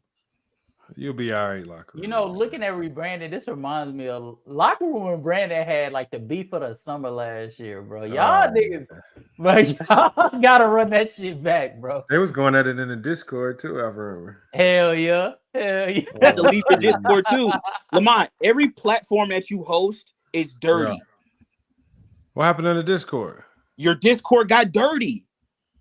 It did get a little rough. Your channel is dirty. Your Discord is dirty. Like everything associated with you just gets dirty. Nah, see, Brandon trying to he on his politics now these days. Don't act like you nigga crashed out because something that he said to Maria, something that Locker Room said to Maria.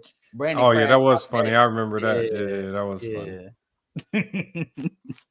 They said Locker Room plus Ticket TV equal mini ticket. Mini ticket. Come on. Like I said, y'all got these niggas up here jumping me. I don't even know these niggas. This nigga you had named John, I don't even know this nigga. Who is that? I don't know him either. Who's what John? You want me to do? I ain't never seen him before. like I just jump on the panel. Lamont, I haven't heard from Brandon Katz in months. Like every time I ain't seen Brandon in my. This is the first time he been on the panel in like 6 months. You see when I pop out, Lamont. You see when I pop out, I bring the people out. Well, there you go, man. Keep showing out, man. Like this is crazy, man. You got fans. Yeah, they love you, man. They fanned out. Remember, you said everybody fanned out, man. You're starting to grow. That's true, man. Bees, he another one. I don't even know this nigga. You know what I mean? He don't like me. I don't even know the nigga. Yeah, pay me my money, nigga. Come up here. Hey, Harden dropped 50 tonight, Lamont. God damn. Yeah, he dropped 50 on Detroit. I picked the Clippers to win too, but my whole parlay got screwed up because the goddamn Grizzlies got blown out, man. Screwed my shit. I could have told you they was gonna get beat by OKC. They just came off a no, but I just need them to cover the 8-point spread. They couldn't even cover that at home. Yeah. Oh well, yeah. I see what you're saying. 8-point spread at home. I gotta take that. A team that's 38 and something. You should. But what's crazy is OKC was favored to pull it out. I think it was like a 9.5 favorite. I don't know, but that's why I can't be betting on that shit. This shit's too unpredictable. I mean, I only put like a $5 parlay in. It wasn't nothing crazy, but Jesus Christ. I thought that was gonna hit for sure. They was up 2 in the game, then they lost the lead quick. It was that third quarter. Yeah, that third quarter got yeah. Hey, so what is your take on the Lakers, Lamar? With Luka? Yeah, going for playoffs.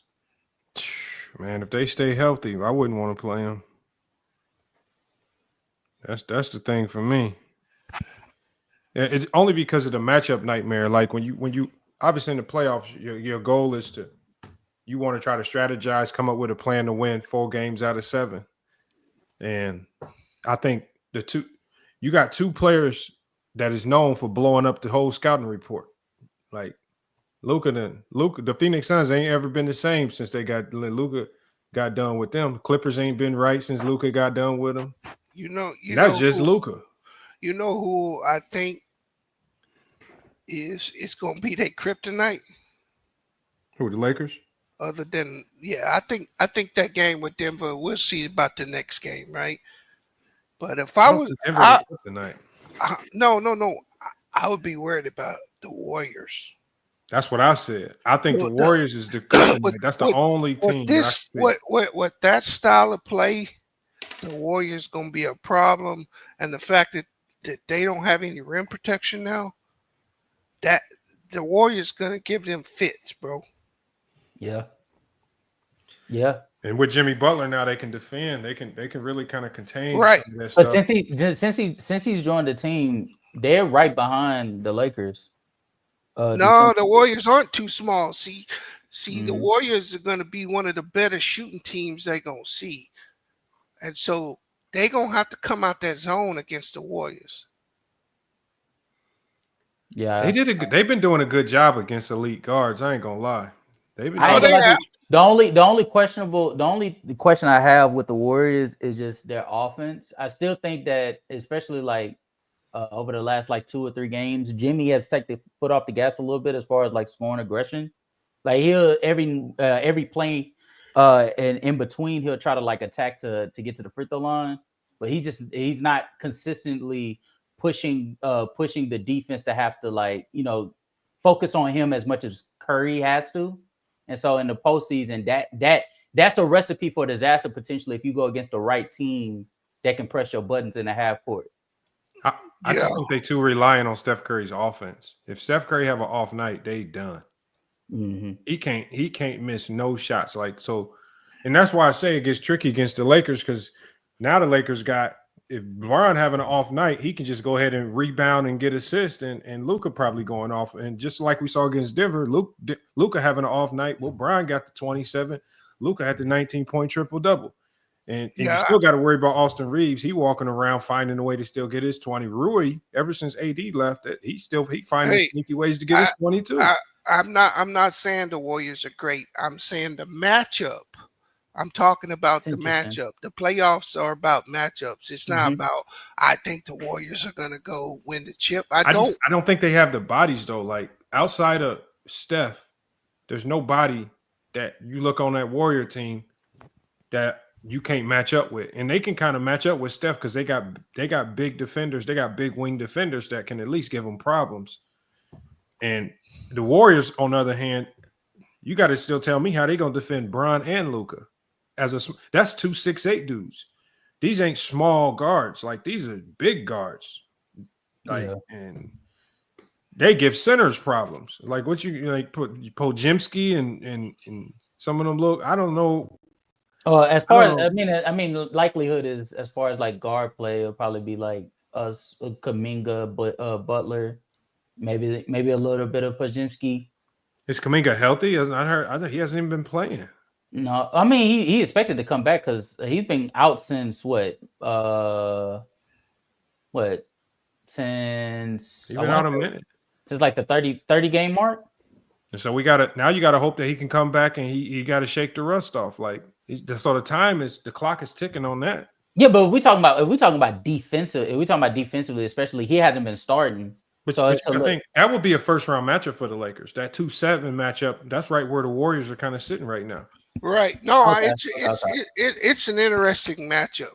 Now I wouldn't want to play the Warriors in the first round. That'd be the scary part. That'd be like maybe second round to get tuned up, but if you got to play Steph in the first round, that can throw a lot of. Because the only reason why I say that is that to me, that would be the team that would be able to make them come out of their zone.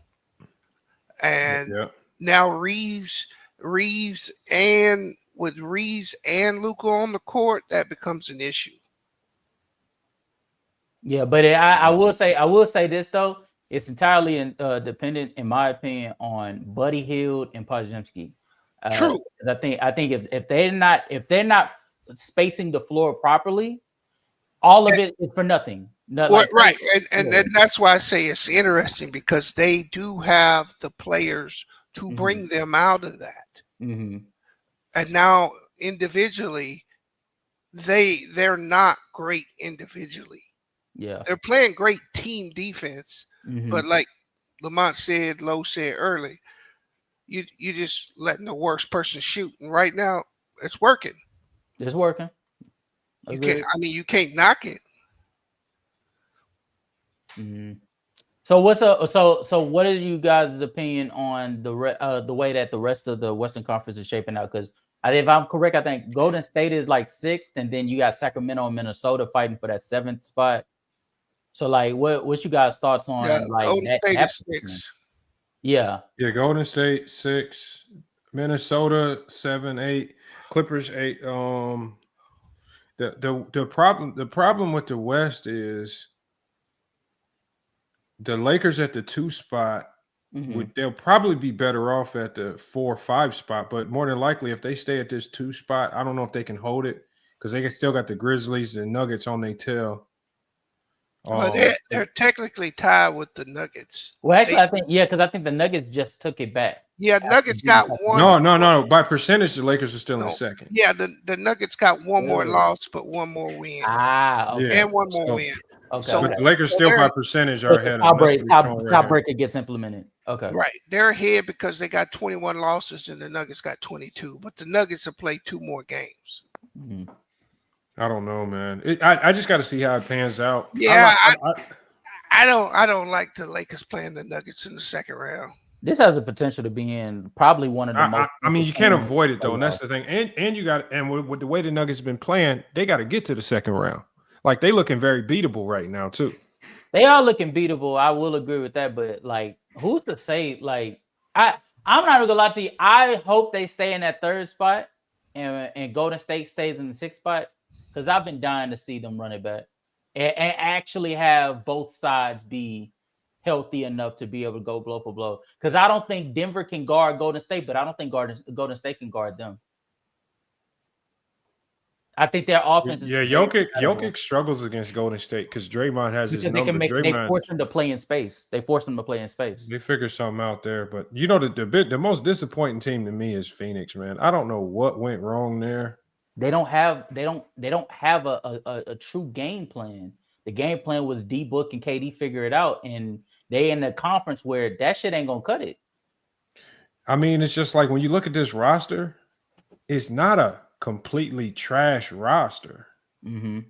I mean, you got D-Book and KD. That's a hell of a start. Ryan Dunn is a good prospect. I like him. Bill. Tyus Jones isn't bad. Grayson Allen isn't bad. Lamont, can you put the link in the chat? I got to share my screen with you real quick. I found something. I got to show you. I don't think you have to use the link. I think you can just do it through StreamYard. I mean, I'm on my phone though. I'm on my computer. Okay. But yeah, I don't know, man. This year is like it's like 2 seasons in one because this trade deadline just made it feel like a whole different season. Yep. So it's just like I don't know, what. Like I think that's what's helping going into the playoffs is like we don't know what to expect because so many teams look different. Like I don't know what to expect from Sacramento. But is that not when the league is at its best? When teams get just a tad bit more dangerous in those other areas? Like the fact that Sacramento retooled and now they're looking a little bit better than they did before trading to De'Aaron Fox. Golden State, I mean, obviously Dallas hasn't panned out, but I think that like there's some hope for what they got going on next year, depending on what Kyrie we get. So like I think they saying Kyrie won't be back till like February. Shit, look, the niggas Your season could be you mess around and be 15 and 30 by niggas better go in. They better go and sign a point guard on a minimum contract. Oh, my bad, locker room. He said wrong link. No, I think this it's gonna be a good one, man. Entertainment. It's gonna be solid. Hey, y'all have a good night, man. You all too, right, brother, man. I'm Bees. finna head out, man. All right, casual. Yeah, I appreciate you pulling up, man. Let me see what Reggie's doing. I gotta shut this one down. You gotta hurry up, Reg, man. I'm trying to shut this down. Come on, man. What you found low video, man, hooping? Now, Lamont, real quick, man. How do you share screens, man? You just gotta hit share screen. Is it present? Yeah.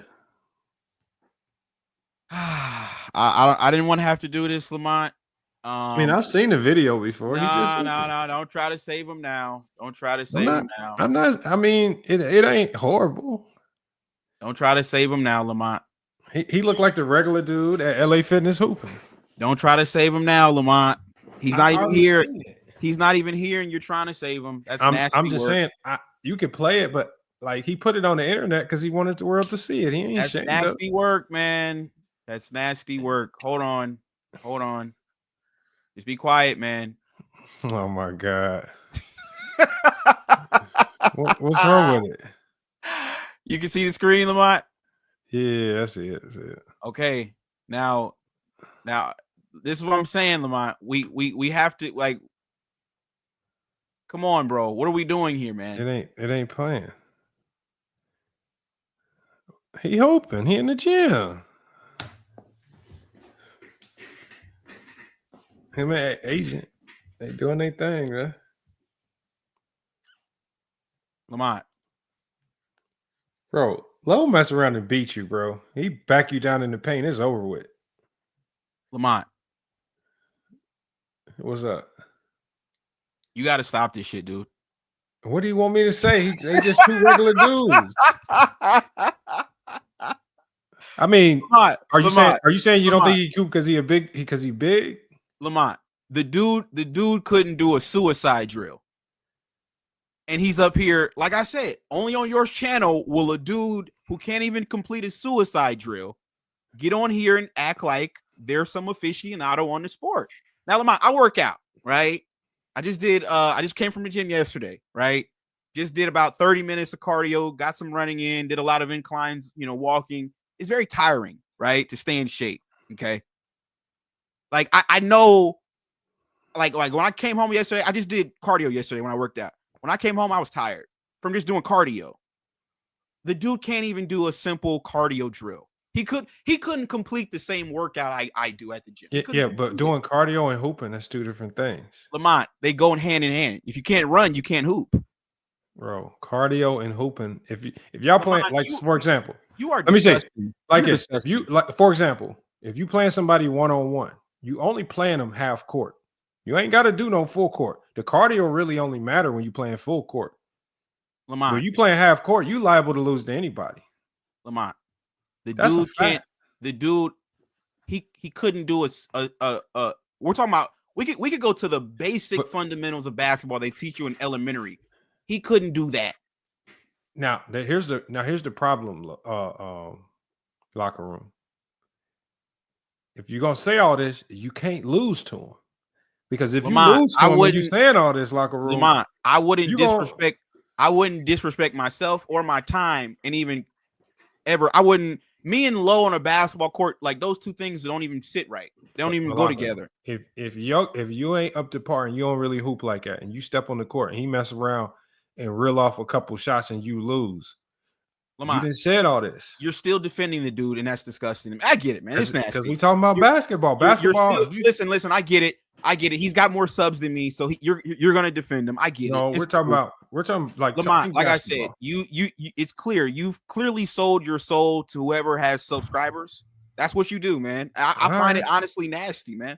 Now that it's me and you, I'm glad it's just me and you now, man. Because listen, real talk. We need to have a conversation, man. This stuff. I mean, I gotta shut it down, though, man. Come on, man. Okay, but you supposed to shut it down an hour ago. So I know. That's more the reason why I gotta shut it down. I don't want to hear that now. I just want to let you know, Lamont, the stuff you do is just nasty. We got about 2 minutes. What? I ain't do nothing. Now you let this dude come up here and disrespect me. He didn't disrespect you. He did disrespect me. We were strictly talking basketball. All I did was tell him he was a casual clown and he didn't know the sport. I was very respectful. That's not respectful. No, it's all good, man. It's all love, man. Like I said, it's just when I get on the internet, Lamont, and I see that this is the guy that they gave the subscribers to, I have to think that there's something going on here. This is not like this is a joke. This is why I say Dreamers Pro, Low, you know, this stuff is just a joke to me. I don't even take it seriously, man. I ain't gonna lie to you, man. So it's all good, though. Low solid, man. But all I'm saying, if you say this, y'all match up, you better not lose. Defending basketball, defending a guy who's 400 pounds, Lamont, is nasty work. I don't think he's 400, and I'm just saying, if you look, you can't say all this and you step on that court and you can't hoop, Lamont. If me and Lo play basketball, let's just say we play 2-11, right? And I get the ball first. He's not gonna get the ball back. If we're playing make it take it, he won't get the ball back. Rich, Rich, what if he do this, Rich? What if he just step back off you to guard the paint and make you shoot jumpers? You gonna make every jumper? He's not getting the ball back. Because guess what? Long shot, long rebound. I'm beating him to the rebound. No, hold on. No. And 1-on-1, that's not how you play 1-on-1. You miss the other person's ball. Oh, and you're still defending him. You're disgusting. You're just as disgusting. I'm just telling you how. I'm gonna tell you how 1-on-1 goes. You can go 3 dribbles or you can go by possessions. Lamont, let me once just that shot go up and you miss, there ain't no rebounding and fighting. Let me just ask you one more question. Do you take issue with Dreamers Pro doing what he's doing, knowing you're a basketball coach? So what do you do? No. I'm just asking. Do you take issue with guys that have never played the sport but they're talking the sport? Is that a problem to you? I just want to know. No, it's not a problem, man. Anybody can. Some of the best basketball minds are people that didn't play. But what if they're up here and so you think Dreamers Pro knows what he's talking about when it comes to basketball? No, I'm not saying I'm not talking about Dream. I think Dreamers Pro is from the entertainment side. I think he's solid at what he does. So you think he knows basketball? No. He's an entertainment content creator. Yeah, that talks about basketball. So I'm asking you, do you think he knows basketball? He's not one of them basketball heads that come out and act like he can talk X's and O's. He knows that he can only talk from the entertainment perspective. Lamont, he just did a video. He just did a video yesterday breaking down Jordan and his numbers and all that. He's talking basketball, man. Like, what are you doing, man? I'm asking I didn't watch a question. But look, I don't watch Dreamers. See, that's the thing with me is the people that I don't think are very credible. I just don't watch them. I don't watch Dreamers Pro like that. You know what he called you? I don't watch him. He said you're dirty, man. I know. He said you're a snake. He's still mad that you snaked him over that Gilbert Arenas thing. He's still mad about that. Oh yeah, I seen that when he did the Low rant when he ran about Low. I seen that. Yeah, he called you a snake. Called me a snake. Yeah. Listen, I rarely agree with Dreamers Pro, Lamont, but I got to admit he kind of cooked on that one, man. You are kind of a snake, man. You got snakish tendencies, man. Hey, look, man. If that's the MO, I'll rock with it. I think it is, man. All right. Like I said, you got to clean it up, man. You know, I try to come over here and have a constructive conversation, and dudes are jumping me. They're on my channel getting personal now, and I didn't even mention it. Personal. No, he was getting personal. You know, he's trying to call out the way. YouTube channel is public information. I make my videos. He's talking about my channel. I didn't mention his fat ass, and you just let him. Just giving you constructive criticism. No. There's no constructive criticism because I didn't ask him for no help. I didn't ask him for nothing. So how are you giving constructive criticism when I didn't ask you for nothing? You trying to clown, and you defending him is nasty. Hey man, look, man. It is what it is, man. You got to Nah, get your cool. look. Low can handle it. If you want to clap back in the video, go ahead and clap back. No. Nobody's watching a video about Low. You know, no, I don't do that anymore. I don't make videos on content creators because nobody's gonna watch it. Nobody cares about these dudes. So there's no point in doing all that. I'm just letting you know what you did tonight was disgusting. You know what I mean? Yeah, but it is what it is. All right. I wouldn't expect anything different. Man. Well, I'll pull up. Well, you gonna be live tomorrow? Yeah. Game day. So, well, hold on. What time you normally go live? I don't know how I'll be missing because we ain't got practice this week. We off for the next 2 weeks. So I'm gonna have time. Lamont, listen, we waived you last summer, but you were a regular. Man. You were a regular on the channel, man. Why are you trying to act like you don't know when we're live? Like, bro, I don't never get a notification or nothing. You unsubscribed, didn't you? No. Okay. I promise you I don't. So now, now you just conveniently don't know when we're live anymore. Okay. I think I saw because normally you're live. When you went live, it'll pop up on my feed. So normally I know when people live because when I go to the YouTube app, it's right there in my feed. Like Go Mike live right now, it pop up immediately. But I'll never see yours pop up in my feed. Yeah. All right. I see your uploads, but I'll never see your lives. Yeah, we went live. Yes, we've been going live twice a day, Lamont. Actually, shit. Yeah, we've been going live twice a day. Yeah, we've been going crazy. So, like I said, man, you know, I'll just be busy. Listen, we can bring you back, Lamont, on a 2-way contract. We got to kind of see how you've improved from last year because last season it was just it got disgusting, man. It got so bad we just kind of had to part ways with you. But yeah, man, if you pull back up, like I said, we'll throw you a 2-way. We'll evaluate you, and hopefully, you've improved your game. You know what I mean? Hopefully, you've improved your game. Maybe y'all stop. Yeah, did y'all stop talking about trades now that the trade deadline is over with? Oh, no, we don't talk about. No, we don't talk. No, Ben, you ran Ben off. So no, we don't talk about Zach LaVine and all that anymore. No, we don't discuss that. Yeah. Right, well then we might be able to conversate, man. Y'all can talk reasonable. See on my platform, Lamont, I'm gonna let you speak. We're gonna have a constructive conversation. Like I said, I don't know what you're running over here, man. You got 20 dudes on here. I can't even talk. It was 3 dudes, man. Stop it, man. Man, come on, Lamont. That was nasty, man. You got to clean it up, man. I'm serious, Lamont. You got potential, man, but that was just nasty. Like I said, I wouldn't do that to you. You came to my show, they got on your ass. I defended you. I didn't let them disrespect you like this. They called you. What did they say?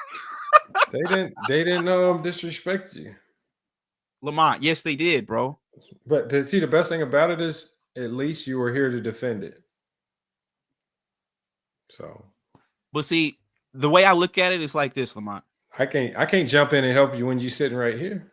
But see, the way I look at it is like this. Like I said, me personally, I feel like I watch a lot of content creators, and the one guy that I could say in the independent space that I think is doing a good job is Gilbert. Like he's the one, like he's putting out really good content. But like the rest of these guys, man, it's just, I mean, it's kind of nasty out here, man. Look, I think it's LA Ballin said he's right. He said, "Hey, look, man. And people don't come over here and kill locker room, man. We don't. Lamont, they just sat up here and jumped me for 2 hours, bro. But you were here. They jump you. I'm talking about when you're not here. What I'm saying is your platform enables this kind of nonsense. No, like we don't do this on my channel, bro. If you go back and listen to the show we did last night after the game, it was a constructive show. We talked basketball. It's like when I pull up, right? It's like that, like Fat Ass Low. They're like, okay, what do you think about the Lakers? I tell them what I think. Oh, but why did you say this? Or what about this? Or what about this? It's like y'all just trying to like. What you did was you came up and you antagonized everybody for the talking points, and you expected them to play nice with you. No, I didn't antagonize anybody. Y'all were having a conversation about being a choker, and you essentially called everybody's stance stupid and told them why, and then expected them not to say nothing back. No. Because I don't know why we're still discussing what a choker. I think it's pretty well known. I think most people would agree if I asked them, "Is James Harden a choker?" Most people would say yes. Well, then you're the only guy defending James Harden. From the conversation, as you can clearly see, not everybody agrees. Yeah, a lot of people are casuals. It is what it is. You know what I mean? See, a lot of people are casual. I mean, you expect people not to flame you when you call them casuals. Are you not a casual? I mean, if that's what you want me to be. I just hold on. Do I got to share the screen again? Do I got to share the screen again, bro? Is that not a casual to you? Low? No, Low's not a casual. I wouldn't put him in that category. Lamont, everybody that comes up here is a casual. No, it's not true. Except Gilbert. That's it. And even Gilbert has goofy takes too. I tuned into Gil's Arena the other day, right? Mm-hmm. And we actually did a show on it. This dude Gil was like, he was like, yeah, now the Lakers can beat the Nuggets because now they have somebody to offset what Nikola Jokic does. They do. That makes sense. I remember when he said that. That makes no sense. Do you know? I'll break down what he said because he told me about that. He was basically talking about how, as good as Anthony Davis was, Anthony Davis could definitely meet Jokic's point production. But the problem is, and what kind of threw off the numbers was, while LeBron James was trying to match the production of Jamal Murray and Michael Porter Jr., which he can cover that himself, AD couldn't match the production of Nikola Jokic because Nikola Jokic produces not just points for himself, but with his 10, 12, sometimes 15, 16 assists, he producing points for others too. And so AD 28 points, if he just matches Nikola Jokic's 28 points, Nikola Jokic still producing another 32 points somewhere else in assists. More than that, sometimes at they threes. So Nikola Jokic was, and so now that you have a guy in Luka Doncic, Luka's one of them guys similar to Jokic who, if he gonna get 30, but he also gonna bring with that 10, 12 assists and maybe on a good night 9, 10 rebounds. And so he bringing hellified production. And as you can see from how much better Jackson Hayes is, he helping everybody produce at a higher level. Vandy making threes. Look at Jackson Hayes, 17 points in the first half. We would have never thought he could do that. And that's because you have two hellified playmakers around you that's willing to get you the ball, and they really attacking in a manner that's conducive to making you better, allowing you to get them lobs off.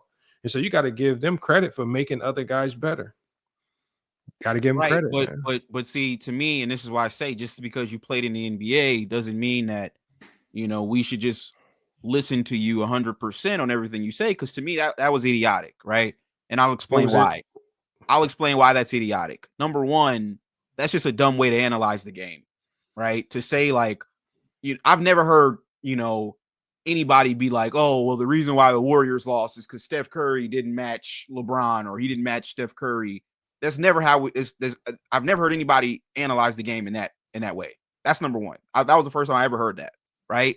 So then number two, you're saying, oh, well, now Luka can match what Nikola Jokic does offensively, but what about defensively?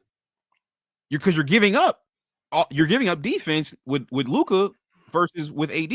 AD's a way better defender than Luka, so you're not factoring that into the equation. So, like I said, to me, it was just a stupid take overall. But what is Nikola Jokic giving up defensively? He's not a great defender, right? He give up a ton defensively too. Yeah, I didn't say he didn't, but what I'm saying is for you to say that, oh, we're all of a sudden just completely better because Luka's gonna give you 3-4 more assists than what AD was gonna give you. That's just a stupid way of analyzing. 3-4 more. Yeah, if you go back, I went and looked at the numbers. If you go back and look at Nikola Jokic's numbers in the playoffs last year, he was only giving you 3-4 more assists than AD. See, the problem with the difference is Luka's assists make guys that normally can't score better. So, for example, guys like Vandy and Jackson Hayes, guys that can't get their own bucket, can now get 10, 12 points a game. AD can't facilitate to Jackson Hayes and Vandy to help them get points. Luka can. And so when you're getting junk points from guys that don't normally score, if Luka's good enough to – Rui going to get his 10, 15 to 20 some nights. Austin going to get his 15 to 20. He don't need any help. But if Luka and LeBron are able to help manufacture another 25 to 30 points from other guys that don't normally produce a ton of points, That's not something AD could do. AD was kicking the ball out to shooters who could already score, like Reaves and guys like that, but he wasn't creating points. He wasn't creating lobs. He wasn't creating actions. AD was really, when he touched the ball, it was for himself. It wasn't for others. But AD was giving you 4 assists a game in that series, though. Nicole was 4 assists a game ain't enough, because 4 assists a game is just assists to Austin Reaves. He gonna get his 20 anyway. Assist to Rui, he gonna get his points anyway. He can't throw no lobs to Jackson Hayes or Vandy to help them get their points. Those are the junk points that help you extend the lead from maybe 6 points to a 12-point when things get sticky. Did you watch did you watch the game when the Lakers played Charlotte a couple weeks ago? No, I don't remember. I didn't watch that one. I know they think they lost it. Yeah. So at the end of that game, somebody put a video on Twitter showing how basically the Hornets, every play down the stretch, were putting Luka in all the actions, and they were cooking him on defense the whole clutch time of that game. So yeah, while I agree, is Luka a little bit better, of a playmaker than Anthony Davis? Yeah, but to say that that's the reason why the Lakers can beat Denver, and you're not even factoring in the defensive side of the ball and how Luka's a defensive liability, that's a little bit absurd. So what other teams tried that and it worked? Boston. No, since he's been with the Lakers. Oh, well, it's the regular season. Most teams are not like gonna be scheming like that in the regular season. You're only gonna really see that come playoff time. And one of the things with Luka, his best attribute, like for a guy that is not the greatest defensively, he's gonna make up for it in making the other people, the offensive players, he's making them defend. So some of your best defenders are gonna have to exhaust a ton of gas trying to defend him, and they're not gonna have much left in the tank to really work on the offensive end. So I mean, I'm not gonna pretend like Luka on this team ain't significantly better than having AD. I don't know why y'all. I mean, Luka is light years better than AD. You can clearly see that he makes this team better, and they actually better defensively without AD. As you can see, since the trade, they're number 1 in the league defensively. I think what's going on now is you have people overrating Luka and you have people underrating Anthony Davis. Okay, and I think Gilbert was one of those people that perpetuated that BS narrative, saying that Luka was in the finals last year. Yeah, and AD was an Olympian, an All-Star, All-NBA, no. Defensive Player of the Year candidate. All that, and Luka with Kyrie and a bunch of just randoms. No, don't do that. Don't say randoms. That was a very good Mavericks. No, that was a very good Mavericks team. No, they were not. Yes, they were. That was a very good constructed Daniel team. Gafford, Derek Lively, and Derek Jones Jr. are all randoms. No, they're very good players, especially around Luka and Kyrie. So what has Lively been doing this year since Luka was hurt? Well, he's been hurt. No, when he was healthy, what was he doing? I mean, like I said, I personally believe that Luka makes Lively better. Like, I'm not saying Lively is that great without Luka, but I'm saying with Luka, how they were constructed last year, they were a great team. So for you to sit up here and diminish, for you to diminish them, basically to say that they're randoms or they weren't that good, like they're randoms without Luka. No, he didn't. No, that was a very good team. Luka made those guys better. The only person he didn't significantly impact and make better was Kyrie. Yeah, I'm not disagreeing with you, but to act like those guys aren't good players on their own merit is crazy. Because I would have taken they're not. Yeah, okay. Well, I would have taken, like, for example, Daniel Gafford. If the Lakers would have traded for Daniel Gafford, I would have loved that trade last year.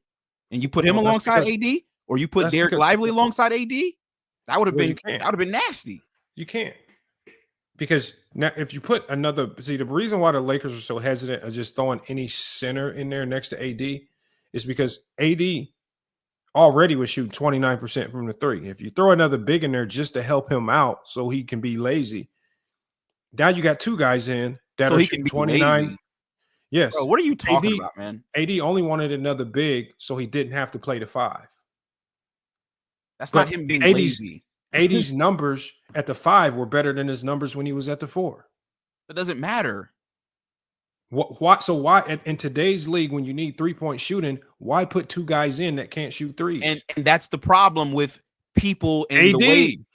No. You just said in today's league where you need 3-point shooting. You want to know what's funny to me, Lamont? Before Steph Curry and came along a few years ago shooting all these threes, three-point shooting, the three-point line was still there. Why wasn't three-point shooting a big factor then? It's because not teams weren't it wasn't teams were not putting that much emphasis on three-point shooting 10 years ago. No, what happened was when Steph Curry hit the league back in the 2010s, there was a problem that the league was having because when the league brought back the zones, all the defenses got really good in a short amount of time, but nobody had the shooters to stretch the zones out. So all throughout the 2000s, you had a whole bunch of elite defenses, but not enough shooting in the league to stretch those zones out. The only team in the league that could really stretch them out was the Phoenix Suns. But now Steph Curry brought in this new wave of play that started to stretch these zones out. And then once teams saw that, okay, this is how you pull these zones out from the paint. More shooting on the court. Oh, you can't pack the paint as much. And it opens the game up. The Lakers, you've seen what it looks like when you don't have shooting. You have Russell Westbrook. Why put 2-3 guys on the floor that can't shoot threes? Because you got to play Vandy. So you're telling me Vandy, AD, and another center that can't shoot is going to keep the floor spaced? You're not going to have no spacing. You can't run no offense. Y'all once again, and this is the problem, in my opinion, with the NBA. It's a copycat league, and the GMs and the people running these teams aren't smart enough, right, to implement their own tactics and strategies on how they want to play. So they just want to follow, Steph Curry and the Warriors win with three-point shooting. Now you got Daryl Morey's dumbass. He going to put PJ Tucker at the 5. He want to just shoot none but threes, and that's not how basketball is played. That's just not. Who's playing the same? What two teams are playing similar? I'm just saying. I gave you an example. The Rockets back in 2018. Daryl Morey and his analytic ass, their strategy was, we're going to outshoot Golden State, and that's how we're going to beat them. Well, what happens when the shot isn't falling and you miss 27 straight? Now you got to play basketball again, right? So in the basketball that I grew up on, how did you win? Defense and rebounding. If you can't get stops, if you can't get rebounds, you can't win. So when AD is saying, yo, get me another big, I can't be the only one in the front line playing defense. I need some help down here in the trenches. There were no centers to get. I need another JaVale McGee, right? They weren't available. No, they were available. Who? Dwight's been begging to come back to the Lakers. They didn't want to sign him for whatever reason. JaVale is out the league. He's playing in Dominican Republic, wherever. They could have been done this. They had Tristan Thompson. He won a championship with LeBron. Darvingham didn't play the guy. So I don't want to hear it. At the end of the day, you have to surround your players, right, with the best. Look. AD's gone, man. They don't have to worry about his crying. He was crying for a big. He can be in Dallas with. So let me ask you this. Do you expect the Lakers to win this year? They have a championship contender if they stay healthy. So do you expect them to win? No, because anybody can win it. What I'm saying is, I don't have a favorite. I have a favorite to come out the West and a favorite to come out the East. So what you don't have a favorite to win the championship? No, because I don't pick that until I see the matchups. The matchups dictate who my favorite's going to be because the playoffs is about too many matchups. I mean, it's easy just to run to say the Cavs and it's easy to say OKC, but OKC can be beat if they run into the wrong matchup. So when I see the bracket, when I see the seeding, when I see where everybody fall and who they might run into, I could tell you who my prediction is. I could tell you who the contenders are. I think the Lakers are a bona fide contender right now. So how far they go is going to be based on matchup. Let me ask you this. So you think okay, if you had to put a percentage on the Lakers winning the championship this year, what percentage would you give it? I give them a good 20%. Okay, that's with Luka, right? Yeah. That's a high percentage. Let's just say they still had AD and had all the same players without Luka, but with AD, what percentage would you give them? 0. They don't have a chance to win with AD. That's a clown take. And the reason why they don't have a chance to win it with AD is because AD only gives you defensively one thing, and offensively he only gives you one thing. Oh my God! The Lakers. Ridiculous. I mean, it's just. I mean, we've seen it before. This is ridiculous. There was a one-dimensional attack. So let me agree. Let me ask you this question. if you could undo the Luka trade and get a healthy AD back right now, would you do it? Yes, absolutely. and I'm going to explain to you why. Let me explain to you why. Because once again, you've probably been listening to Gilbert, right, on his channel.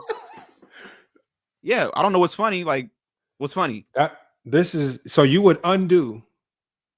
I just told you the most yes. lopsided trade in NBA history. I just told you. You don't have to ask it again. I just told you yes. And the reason why is because once again, you're overestimating Luka and you're underestimating AD. Okay. Yeah. AD last year. Hold on. AD last year. No, AD's at home right hold now. on. I'm hold not on. underestimating him. Hold on. AD last year, all NBA second team, all NBA defensive player of the year candidate, Olympian, all-star, and he's an NBA champion. And did it matter when it come to Luka? I mean, when it came to Nikola Jokic, did it matter? Once again, I don't put the blame on us losing to the Nuggets on AD. You do. That's where we. Well, how come Luka's first shot at the Nuggets they blow him out? Once again, the Nuggets are not the same from what they were. No, the Nuggets beat the Lakers at the beginning of the year with this new form roster. So okay, but what I'm telling you is, if we would have had AD, I still think we could have beat them. They had AD at the beginning of the year. That's one game. We got okay. So if we have the Nuggets like one or two more times this year, if we lose, what are you going to say? Oh, we should go back. If they had AD, they would have won. Okay, hold on. Do you want to make a bet on that? No, because I like where we're at. But I'm just saying. I'm just asking you.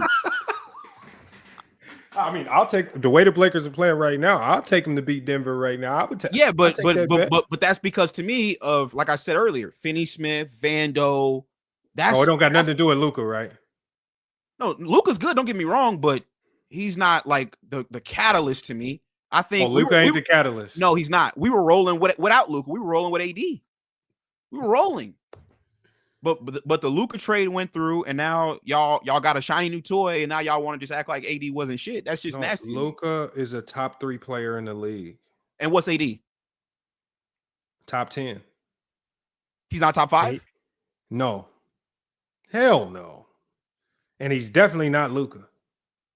Okay, so I'm trying to figure this out. Who are the 4 players who are five? No, if he's not top 5, then who do you have above AD? I got Bron over AD. Okay. I got Shai Gilgeous-Alexander over AD. I got Giannis, Jokic, Luka over AD. And all those guys are easily over AD. And then you're gonna have a handful of people that would take Tatum over AD, even though I wouldn't 100%. I know that's why I said some people. I don't think it's definitive that we can even say Luka's over AD. Well, is it definitive with the names that I said? I would agree with you on Nikola, Giannis, Luka, Jokic, Giannis, Luka, LeBron. No, Nikola, Giannis, LeBron, and I could give you Shea right now, but that's about it. I don't think it's definitive that Luka's definitively better than Anthony Davis. I think if you put it, so for example, if we swapped out AD on, Luka is definitively better than AD. It's not even close. No, I don't believe that. Okay. I don't believe that. Anthony Davis is a champion. Until Luka wins a championship, then we can have that argument. But we're not going to sit up here and degrade champions for guys that haven't won and say that they're definitively better. Because like I said, that's why I asked you, where do you have the Lakers finishing? Because y'all ranting and raving about how good they are right now. Then so go ahead and just jump out there and say they should be they should win the whole thing. I'm saying the Lakers are a title contender. They're one of the 6 teams. I'm telling you right now, 6 teams that can win an NBA title. The Lakers are one of them. Okay, let me tell you like this.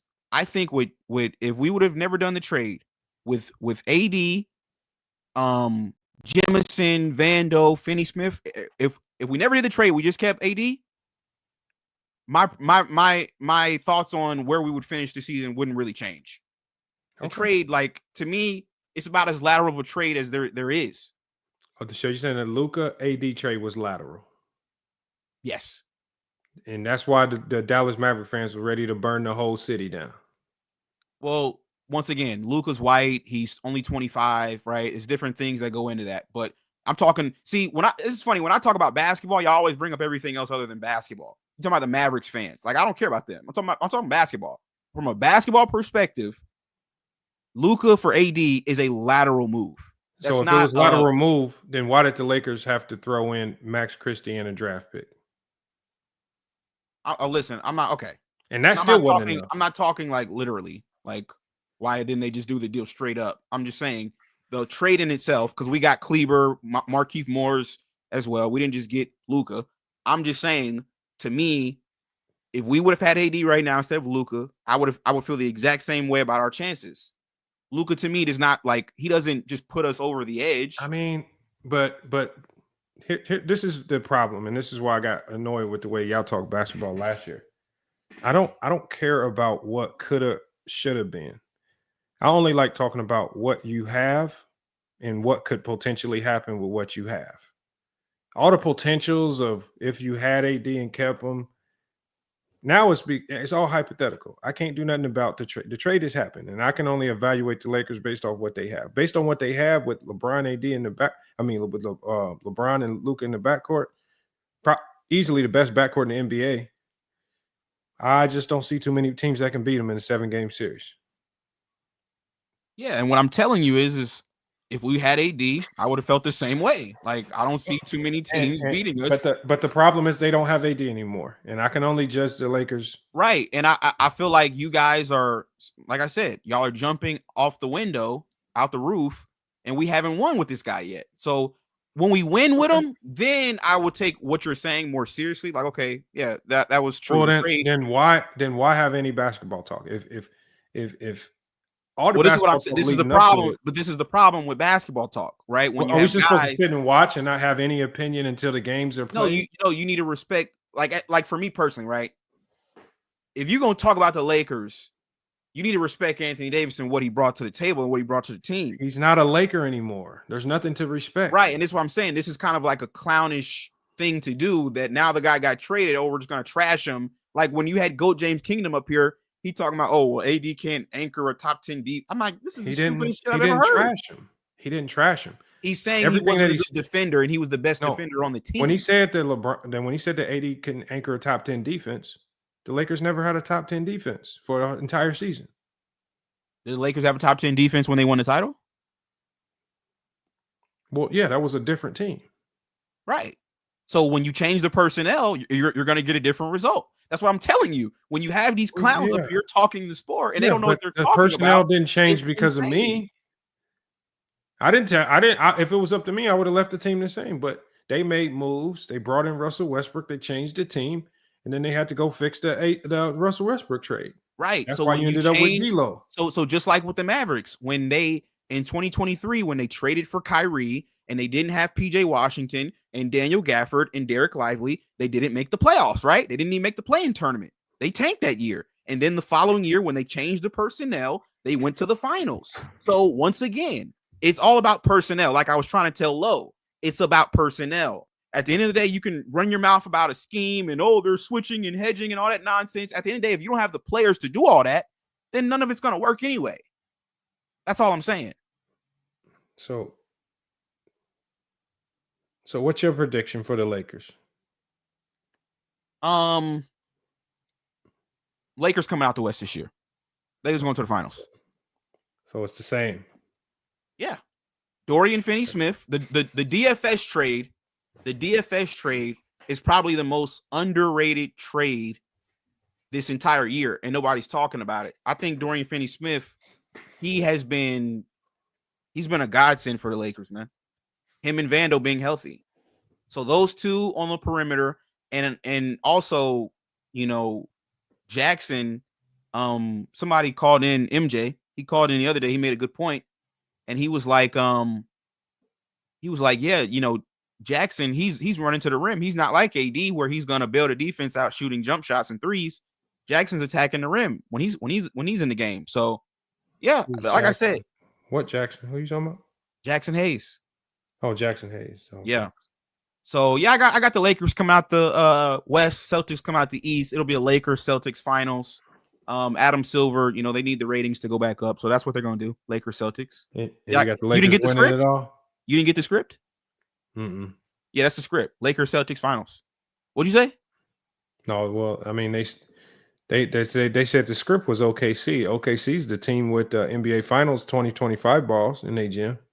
No, they're not going to the finals, man. That's who has it. I mean, I'm saying if you want to go off a script, OKC's they leaked it on Twitter. They got NBA Finals 2025 balls. I think you might have got the bootleg script.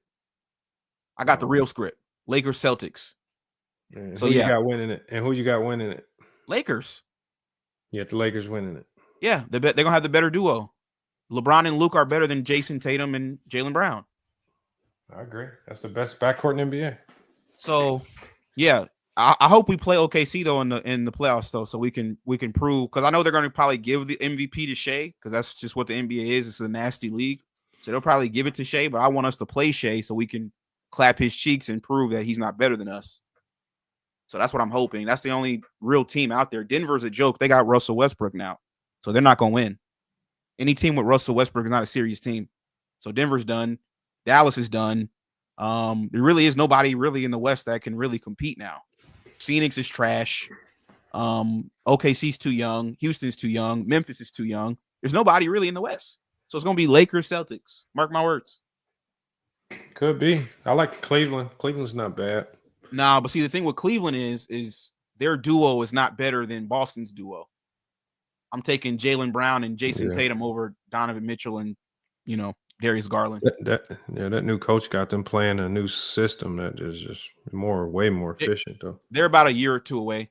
I think if they stay together and keep playing, they'll get it. They're solid, man. Yeah, they'll get another year or two, but not this year. It'll be another. Now, a sleeper team out east is Milwaukee. I think if Dame can get a sleeper, I don't think that's a sleeper. Yeah, I think if Dame can get hot in a series, they can really beat anybody. But it's really gonna come down to Dame. Now, see, here's what's interesting though.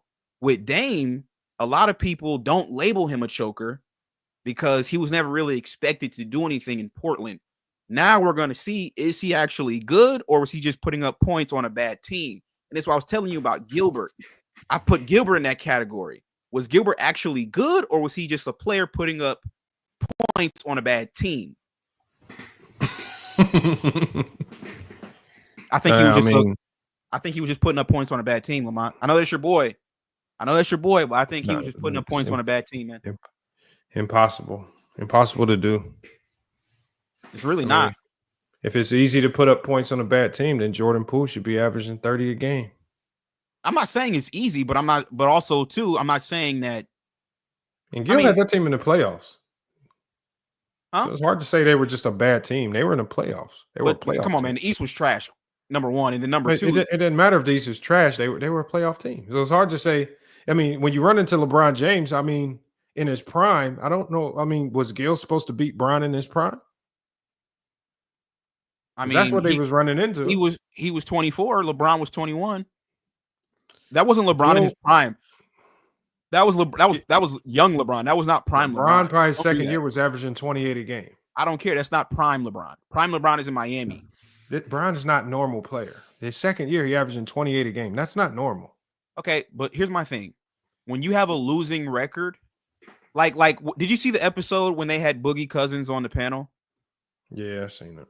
So this is my problem, right?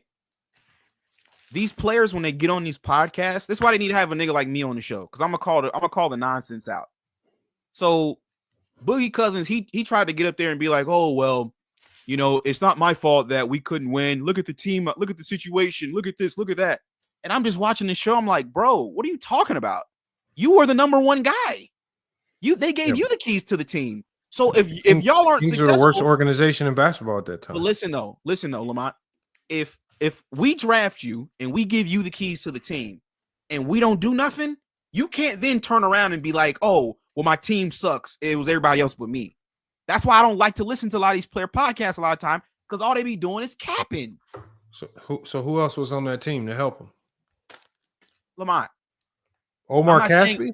That's who they were drafting. I'm not saying he had a great team. They drafted Will Cauley-Stein and Omar Caspi. Yeah, I'm not saying he had a great team. But what I'm saying is that when you get on a show, don't try to sit up here and act like you didn't play a role. Like, for example, Boogie's attitude, the way he moved, the things he did. that played a role in Shaq not being successful. He had a lot to do with that. But he's just gonna deflect and say, "Oh, it was everybody else but me." No, bro, you played a part in that. Yeah, but it's hard to blame the guy giving you 28 and 15. No, it's not. No, it's not. Because if they would have won, he would have wanted all the credit. So when they lose, we can't blame him. I'm not saying we can't blame him, but when you got a guy leaving it all on the floor and he giving you everything that you want out of a center, the defense, the scoring, the rebounding, but yet when you look around, you can't name another reliable starter that he had during this entire duration when he was there. I mean, I just said name one reliable starter. I'm not even saying name the whole starting lineup. You can't even name one reliable starter his entire duration. That's a fair point because I didn't watch the Kings. They were never on TV, and I didn't watch the Kings like that. So that's a fair point. I really probably can't name you a reliable starter, but for you to sit and act like the reason why y'all weren't successful was because of everybody but you, but they gave you the keys, you have to take some culpability in why y'all weren't successful. You can't just deflect and blame everybody else. Now, I would have respected him. Hold on. I would have respected him if he would have said, yeah, we didn't have nobody, but I could have done things better. I could have been a better leader. I could have been this, and that. Then I would have respected the take. But he basically just tried to deflect and say that it's everybody else but him. I can't respect that. I'm going to tell you their roster. I'm going to give you their 2016 roster. Remember, they drafted Ben McLemore out of Kansas. He was a bust. Willie Cauley-Stein. You got Omar Caspi, Aaron Aflalo, Jordan Farmar, Tyreek. What year is this? This is 2016. Okay. Hold on. Let me make sure. Let me go with right years.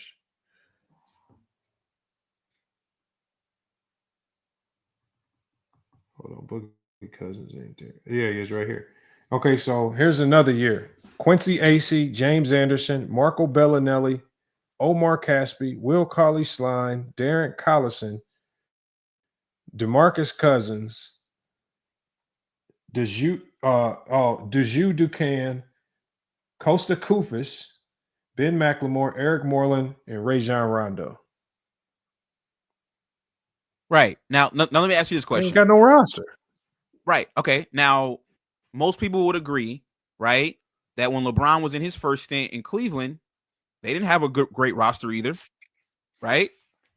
Yeah. So what's the difference? What's the difference? Because Bron is Bron. Exactly. He's a floor raiser, and that's what I'm saying. Y'all be trying to give players credit because they're getting their numbers, but it's a team game. So what were you doing to contribute to the team? Traditional centers can't be floor. Traditional centers can't be floor raisers. Traditional centers need somebody to facilitate. Nikola Jokic is a floor raiser. He's not a traditional center. He's a point center. He controls the offense. He makes the passes. He can get you 10, 15 assists. Boogie Cousins at that time was a back to the basket big that needed somebody to facilitate to him. He wasn't going to go out there and get you 10, 12 assists. He was going to get a ton of rebounds and a ton of points. And when you are a traditional center, you can't floor raise nothing other than your own numbers. So everybody else was then trying to just figure out, okay, how do we elevate and how do we get better? Boogie's getting his. LeBron's always been a floor raiser. And but this is what I'm saying though. And this is why I think this conversation is fascinating, because you have a lot of NBA players that, yeah, they played the game, they were in the league. But what I started to realize listening to Gils Arena is that a lot of players play for their own numbers and they play for their own glory. And they're not really focused on making the team better, trying to win games. They're focused on their numbers so they can get stats and contracts and they can do what they got to do. So I think that's why it's such an interesting conversation. When you listen to some of these players, it makes you wonder, like, okay, were you really that good? Were you really that good, or were you really just padding numbers? You got your numbers, but your team never was successful. Because when you tell somebody to go be a number one option, you're essentially telling them, go get your numbers. When you tell somebody to go be a number one option, but you don't put any good players around them, the only thing that's going to happen is you're going to do a lot of losing, and that number one option is going to get his numbers. They did not put any viable help around him. Even if you put LeBron on this roster, he's going to struggle to get into the playoffs. I don't care if you give a prime LeBron. If you give a prime LeBron, Omar Caspi and Will Cauley-Stein. Prime LeBron would have had them in the finals. No. Yes. No. Prime LeBron would have had them in the finals. Not coming out the West. And that's why I think there's a difference between the there's just levels to the players, right? Like some players are great because they play the game the right way. They make other people better. They bring the best out of their teammates. And then you, like I said, you have some players just out here playing for numbers. That's why I asked you earlier when I asked Lo, I'm like, do you think D'Lo is a winning player? That's why I asked him that. He's like, well, I don't know. You got to put him in the right situation. I don't know. No, just say no, because he's not. He's not a winning player. He doesn't do what is necessary to win. In the right system, he can be. Man, stop it, man. The man been in 8 systems. He still can't win. Stop it. That don't mean nothing. Yes, it does. It means everything. I mean, he was on the roster when the Lakers went to the Western Conference Finals. That was a winning team, and he was. Yeah, he was one of the biggest reasons why we lost. Doesn't matter, but no, he wasn't the only reason why you lost. He was one of the biggest ones. No, he wasn't. I mean, yes, he was equal. He was just as equal as Bron, AD, Darvin. No, Ham. Absolutely not. You're crazy. He wasn't on no equal on Bron and AD. Stop lying, bro. Bron shot historically bad from the 3-point line that series. Yeah, and he still produced more than D'Lo. Like it's not the same. Bron, in his own way, defensively and offensively, was just as bad as any of them. If you're being honest. Bron is going to get a pass because listen, it wasn't the greatest series from LeBron, but it was still a good series. It was not a good series. He's still going to get more of a pass than D'Lo because he's a champion. D'Lo's not. You haven't proven anything. But just because you give Bron a pass doesn't mean he didn't play bad. No, he didn't. Remember, listen to what I said. He didn't. He shot historically bad from the 3-point line, and that's the only thing. Bad from the 3-point line. No, he was historically bad on defense. No, not the only thing. Bad. Stop it. He was literally just as bad as D'Lo on defense. No, he was injured too. He had that foot injury. Okay, from Dallas, Dallas game, which led to him. Was D'Lo injured? As bad as D'Lo. Was D'Lo injured? No, he wasn't. He was fully healthy, and he still was ass. So no matter why he was bad, Bron was just as bad as D'Lo. Yeah. The only one that could score the ball was Austin Reaves. Listen, that's a crazy take. Number one. Number two, take is just it already happened. I mean, it's facts. Yeah, these are alternate facts. These are facts you created, but okay. Okay, so did LeBron shoot historically bad from the 3-point line? We'll see. Yes, yeah. Was LeBron a horrible, atrocious defender that series? I wouldn't say atrocious. Was he bad? I wouldn't say bad. Okay, then I don't know what you define as bad. I don't, because he definitely wasn't good. Okay. Well, he still averaged what? 27. Hold on. I don't know if he averaged 27 that series. Yeah, 20. No, he was 28, 10, and 10. I don't know if he didn't average a triple-double. Yeah, he did. Bro, you're putting a lot of extra sauce on them numbers. 28, 10, and 10, bro. Look it up, man. If that's historically bad to you, then I don't know what you're watching. I said he shot historically bad from the 3-point line. Okay, and we can agree to that, but outside of that, I mean, he did everything he could. All right. I mean, if you're not willing, because remember what you said, if you're the best player, you hold him accountable. Why are you not holding the best player accountable? Why are you holding the third option accountable? Because our number one option did his job. He did his job. He didn't shrink. We just had a whole conversation earlier today where you said win or lose, the best player gets the blame because they get all the credit when they win. You give no blame to LeBron. Listen, LeBron gave us 28, 10, and 10 in that series. If you want to say if you want to say it was his fault, okay, that's just you then. I'm not gonna argue about it with you. I'm not saying give all the blame to LeBron. I'm saying, did you hold Bron accountable? No, I didn't. Me personally, no, I didn't. Okay, so you went against your principles of holding the best player accountable just to go blame a third, fourth option. Well, my first option actually outperformed his regular season numbers, and he was not the reason we lost. Well, his numbers didn't go up that second time you played Denver. All his numbers across the board went down. Okay. Still a champion. So he didn't choke because he's still a champion. Yeah, he's a 4-time champion. You can't be a 4-time champion and be a choker. Now, if you've never won, no. Right? Now you want to go back to this. See, the reason why I hold him accountable for not performing up to his regular season standard.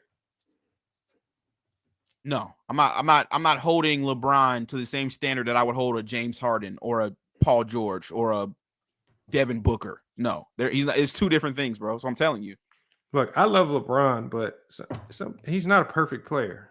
You got to just be able to call out when he's as close to perfect as you're gonna find. He's not perfect, and we will never see a perfect player. Okay. Well, like I said, when we look at his numbers, though, 28, 10, and 10, nah, I can't. I'm not blaming you. I'm definitely not blaming you. I'm definitely not blaming Anthony Davis. Now, I'll blame Aston. I'll blame D'Lo. I'll blame Schroeder. I'll blame Darvin Ham. But I'm definitely not blaming you. You know. Right. But then too, Lamont, you got to know that I'm biased towards LeBron too. So, you know. No, I mean, what it is. I mean, I'm not tripping. It is what. Hey, look, man, Bron's a good player, man. He probably the GOAT, but what do you mean probably? I mean, it's arguable for a lot of people. Everybody don't have him as the GOAT. Now, what's up with these clowns? I think he is, but what's up with this clown? Everybody. You got these clowns in this chat, man. What they do? Why you hold me responsible for the chat, man? Because you got these, you gave these dudes wrenches. Like it's like every dude you empower over here, they just got like this clown Jared. Like Jared is one of the OGs of the channel. He's been here since day one. Yeah, I know the clown. He called me a few times. I don't get why he's trashing me in the chat. Jared's solid. He's not trashing you, man. It's Jared. He's been trashing me the whole show. He said I didn't know basketball. It's probably because I kicked him off. Probably because I kicked him off the show. Probably because I kicked him off the show. Low. Low. We found that video, Low. We found it, man. You ran out of here. Yeah, we found your video, Low. Like I said, you're a casual clown, man. And like I said, it's no disrespect, bro. You know what I mean? You know, you do what you got to do. But come on, man. Y'all can't talk. Y'all can't talk basketball, man. Anybody can go on Basketball Reference, Low. You said why? Hold on. What do you use? What references do you use? No, I use the same things too, but I'm just saying, like, that's all they know. See, like, I grew up playing basketball, Lamont. Like that's why I'm so passionate about it. Like, I would be talking about basketball even if I wasn't doing this channel. Rich, we all grew up playing basketball, but we didn't. That's what I'm trying to tell you. Dreamers Pro has admitted he's. You know what Dreamers Pro said, Lamont? He said he ran track. I'm not talking about Dreamers Pro. Right, and I'm telling you, there's no way Low ever played in the U.S.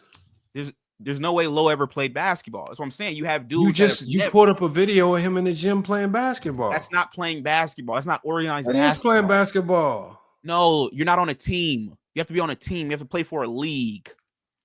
You have to play AAU. That's real basketball. Playing high school. That's real basketball. High school. Everybody and their mama can make the high school basketball team. Lamont, I don't think you can say you're a legitimate basketball player unless you were like a D2, D1 athlete and you're more legitimate than somebody that did it. No, you're not a legitimate basketball player if you played in high school. Everybody makes the high school team.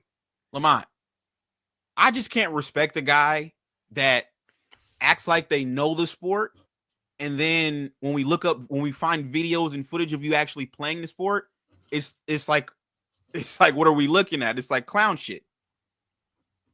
That's all I'm saying. I don't mean you don't know the game. Just because you can't hoop like a D1 player don't mean you don't know the game. And I'm like I said, I'm 1,000% positive. It's not a lot of people that can hoop at a high level. Not right, and I'm not saying that either, but I'm saying my issue is when you have people that because they figured out how to create YouTube videos, because that's what really this is, right? Dudes figure out how to like use iMovie or Final Cut Pro, and they figure out how to make a video. Now all of a sudden they hop on panels and they think that like their knowledge of the game is just above everybody else's, and that's what he does. But why do you think Low feels that way? He don't act. That's what he does. He no, comes it's not. and you enable him. That's what I'm saying. He comes up here, you enable him to feel like he's some aficionado, and I gotta be the voice of reason. Hold on. Be like, bro, Me and calm Lowe this shit disagree down. on a whole bunch of stuff. Me and Lowe disagree on players. Nigga, y'all have stop it, Lamont. You be glazing, man. That's my issue with you, man. You glaze too much. Oh my god, man. Now, like I said, Lamont, I just hope that when I get somebody pull up black man. Who is Lamont, that? when I get my subs up, I just hope that you glaze me the Hey, same what's going way. on?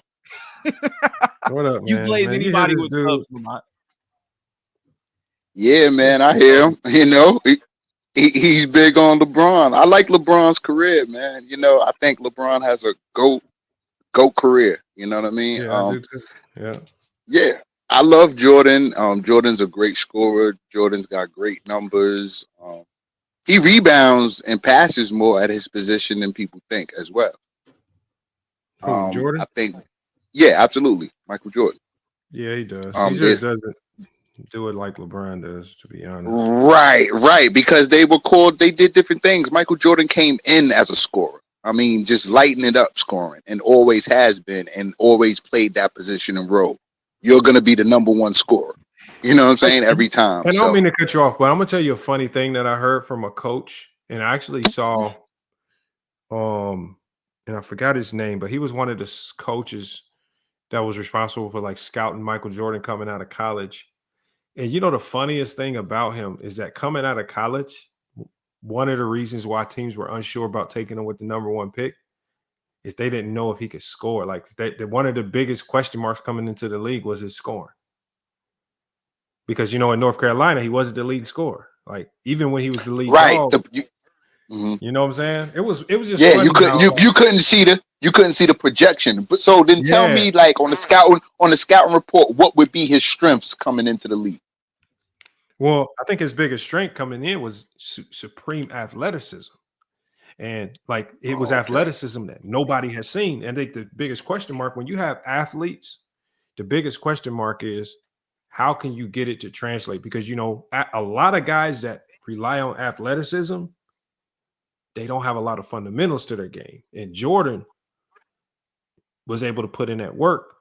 And I think he was the first player that we've ever seen, maybe Dr. J did a little bit, to mix elite athleticism with elite fundamentals. And absolutely. That mix, especially at that time in the league, was a nasty combination. And transcendent, you know, yeah. So I just think he hit the league. He hit the league with something he never seen before, and you know, took it by storm, man. Absolutely, without a doubt. But then, as we seen from the rookie year, this guy can score. He's about a bucket. Yeah, even early on, it was just all about getting to the rim, scoring, killing when you were in my athleticism. He didn't really develop that jumper. And I think that was one of the worries why they didn't think he could score. They didn't think he could develop that jumper the way he did. And it's interesting because in college, he shot a game-winning shot on the jumper. But let's be honest, that jumper looked funky as hell when he shot it.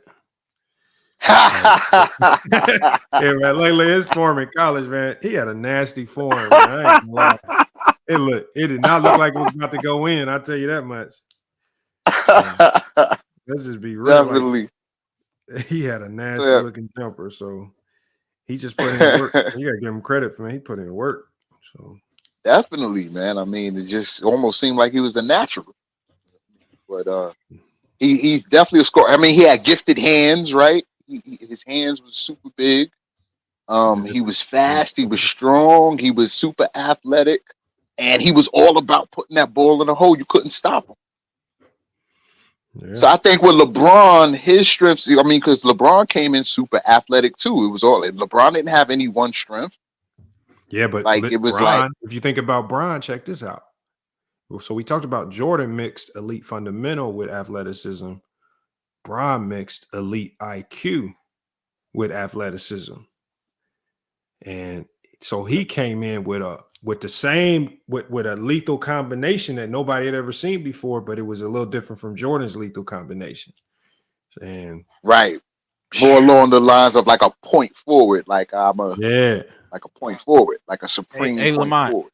Lamont, Yo. real quick. I just want to know what number of subscribers do I need to get glazed? Oh my god, man! I don't. I just Bro, want to know. care. Why you Nah, look? 'cause- You came in talking about subscriber counts, man. Nobody cares about that, man. No, because like I said, you glaze anybody that's got subscribers. So I just want to know, for me to get the respect from you, right? Oh my god! So hold What on. do So I- you saying I glazed True the King? That's the homie. True to King, come on, Lamont. True to King, seriously, I haven't heard that name in a year. Stop it. Why are you mentioning Casual got a channel. You saying I glazed Casual?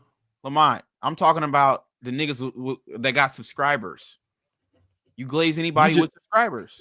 But that's because I'm cool with everybody. No, you glaze. So I'm asking you.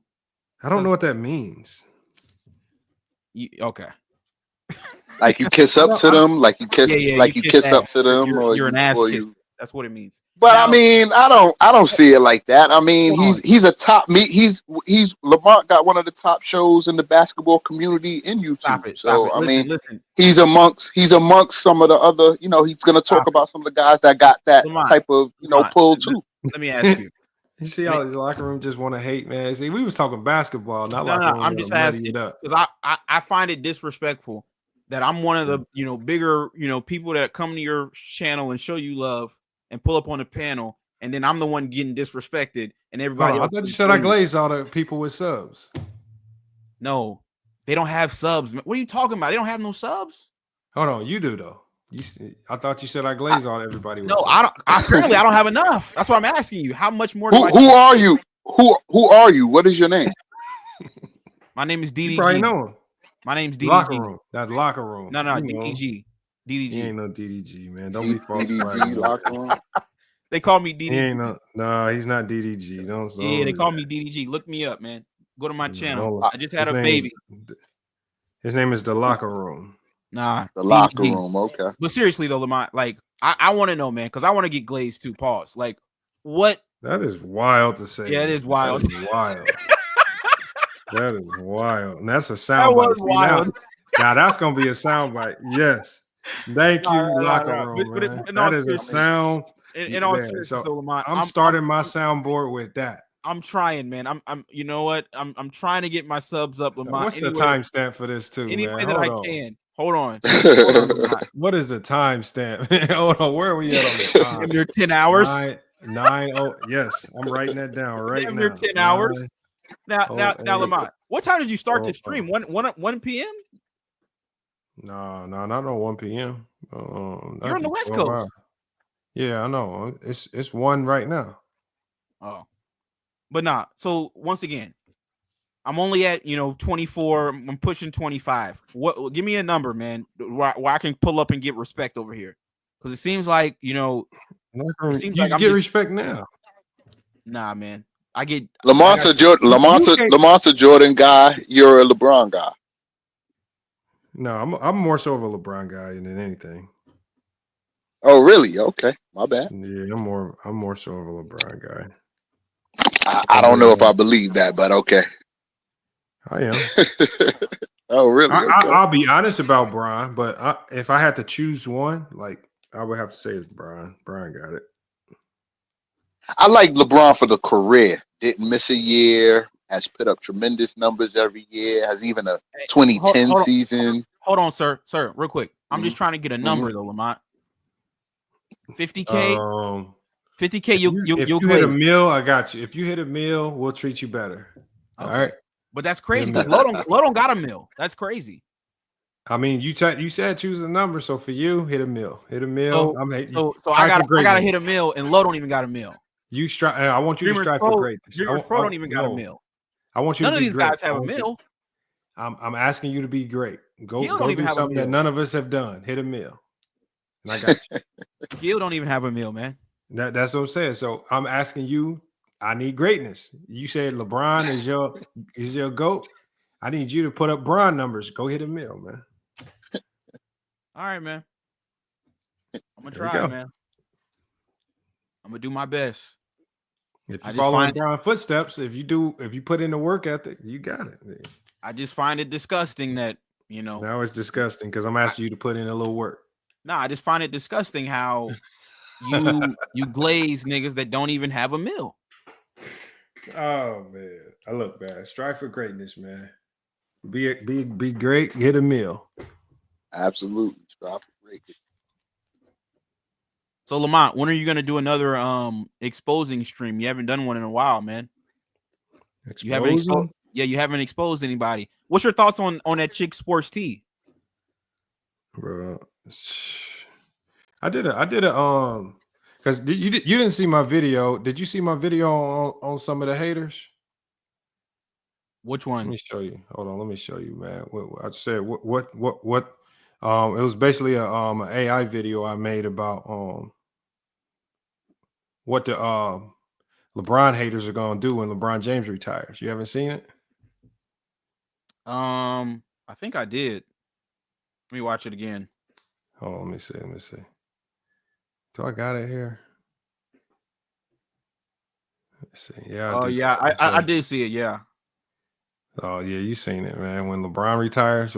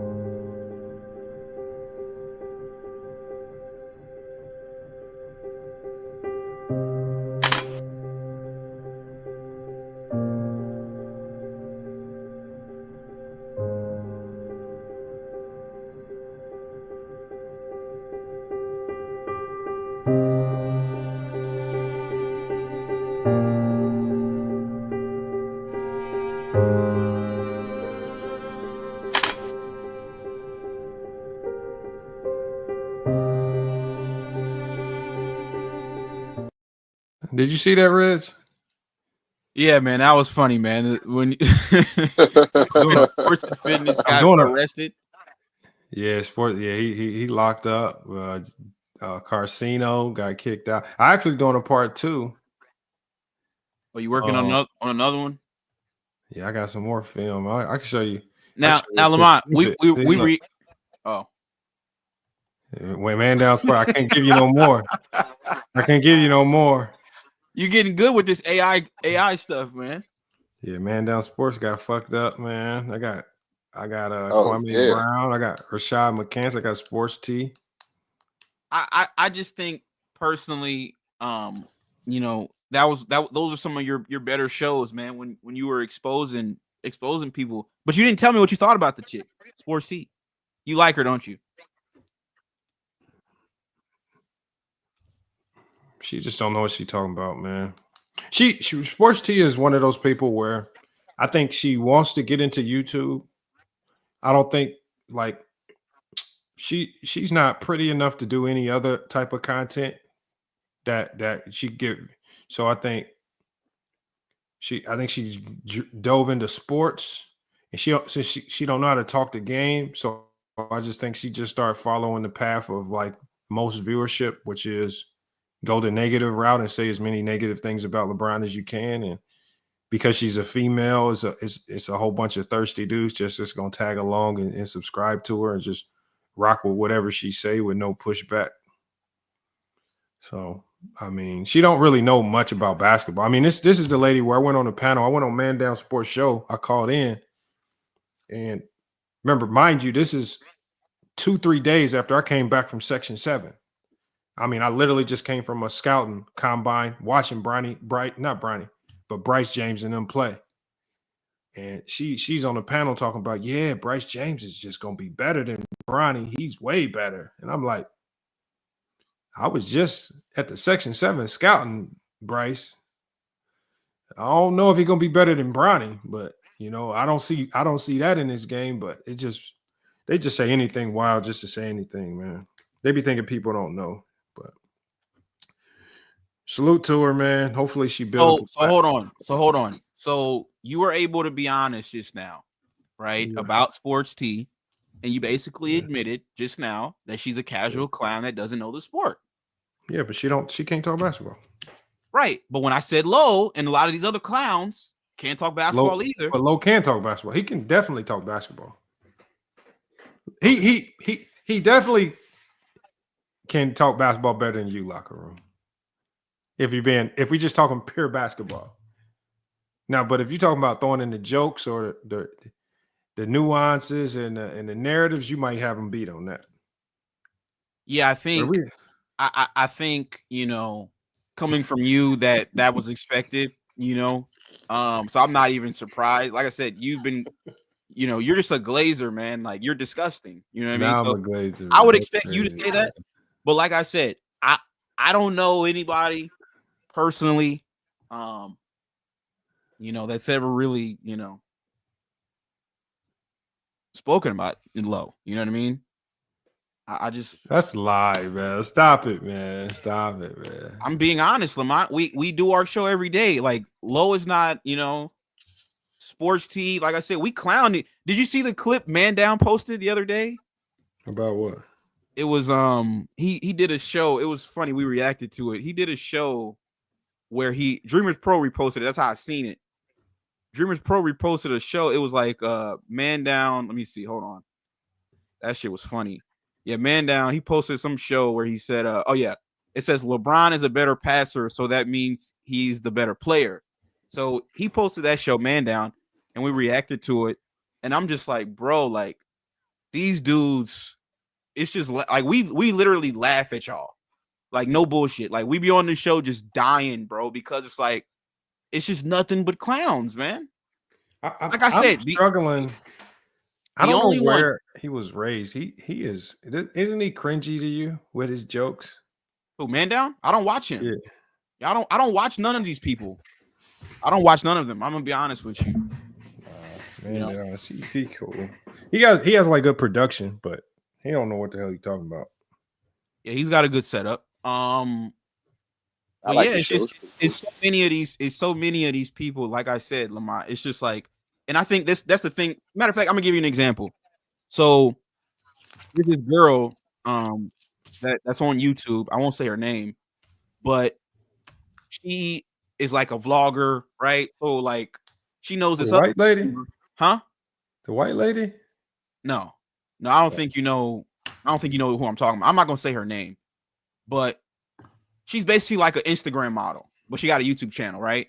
So I then go on her Instagram like 2 days ago, and I see she got like a sports page in her bio, right? So I click on it, and she's now talking sports, and she's interviewing like big sports gamblers. They're flying her out to games and all this different stuff, and I'm just like, bro, it's really that easy sometimes for some people. They could have no knowledge of the sport, nothing really, and they can just choose to get in it, and people will take them seriously to a certain extent. But is she talking basketball or is she talking the entertainment side? She's covering like the sports gambling side. Yeah, that's what I'm saying. Like that's open season. That don't take a lot of sports knowledge to do that. Yeah. And she's using her looks and being that she's an Instagram model, just using that as a vehicle to get her in wherever she can get into. Lo said, "Do you watch me?" No, I don't. I heard about you through from the playback channel. That's it. I didn't even. I was stunned when I saw you. I think the first time I saw you on Talking Sports was on playback, and I was like shocked. I was like, that is cap, Lo. I put that everything on. I put that on my mother. You ran into Lo. You debated him before he started doing playback. No, I didn't. I don't think he was doing playback when you debated him. No, I found out. I found out about Lo years ago. He was. You want to know how I found out about Lo? Through a Fresh and Fit video. Yeah, him and Fresh and Fit was beefing. That's how I found out about Lo. So when I heard him talking sports, I was a little bit stunned. I'm like, that's kind of weird. Why is he talking sports? I thought he was like a reaction channel dude. You know what I mean? Then that's how I know you knew about Lo, because you knew he was a reaction channel. Yeah, I seen him beefing with Fresh and Fit from playback. I never knew he talked sports. Oh, my bad. I'm tripping. Not playback the basketball thing, to playback the channel. Yeah, okay, yeah, I'm his tripping. channel. My bad. Yeah, his channel. Yeah, the channel. So that's how I found out about Low. Fresh and Fit was clowning him back in the day, like a few years ago. They was I beefing. think Fresh and Fit, Lamont, I think Fresh and Fit wanted the fade, but it never happened. Hold on, Low got caught up in another beef with a big time YouTuber. Who was it?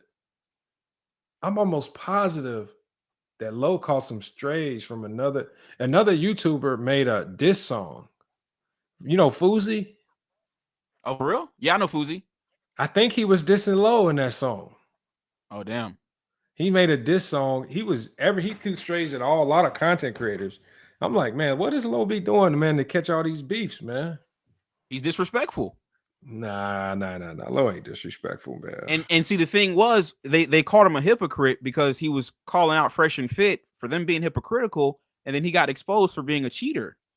But I didn't even bring that up. Yes, you did bring that up. Why are you lying? I didn't bring it up.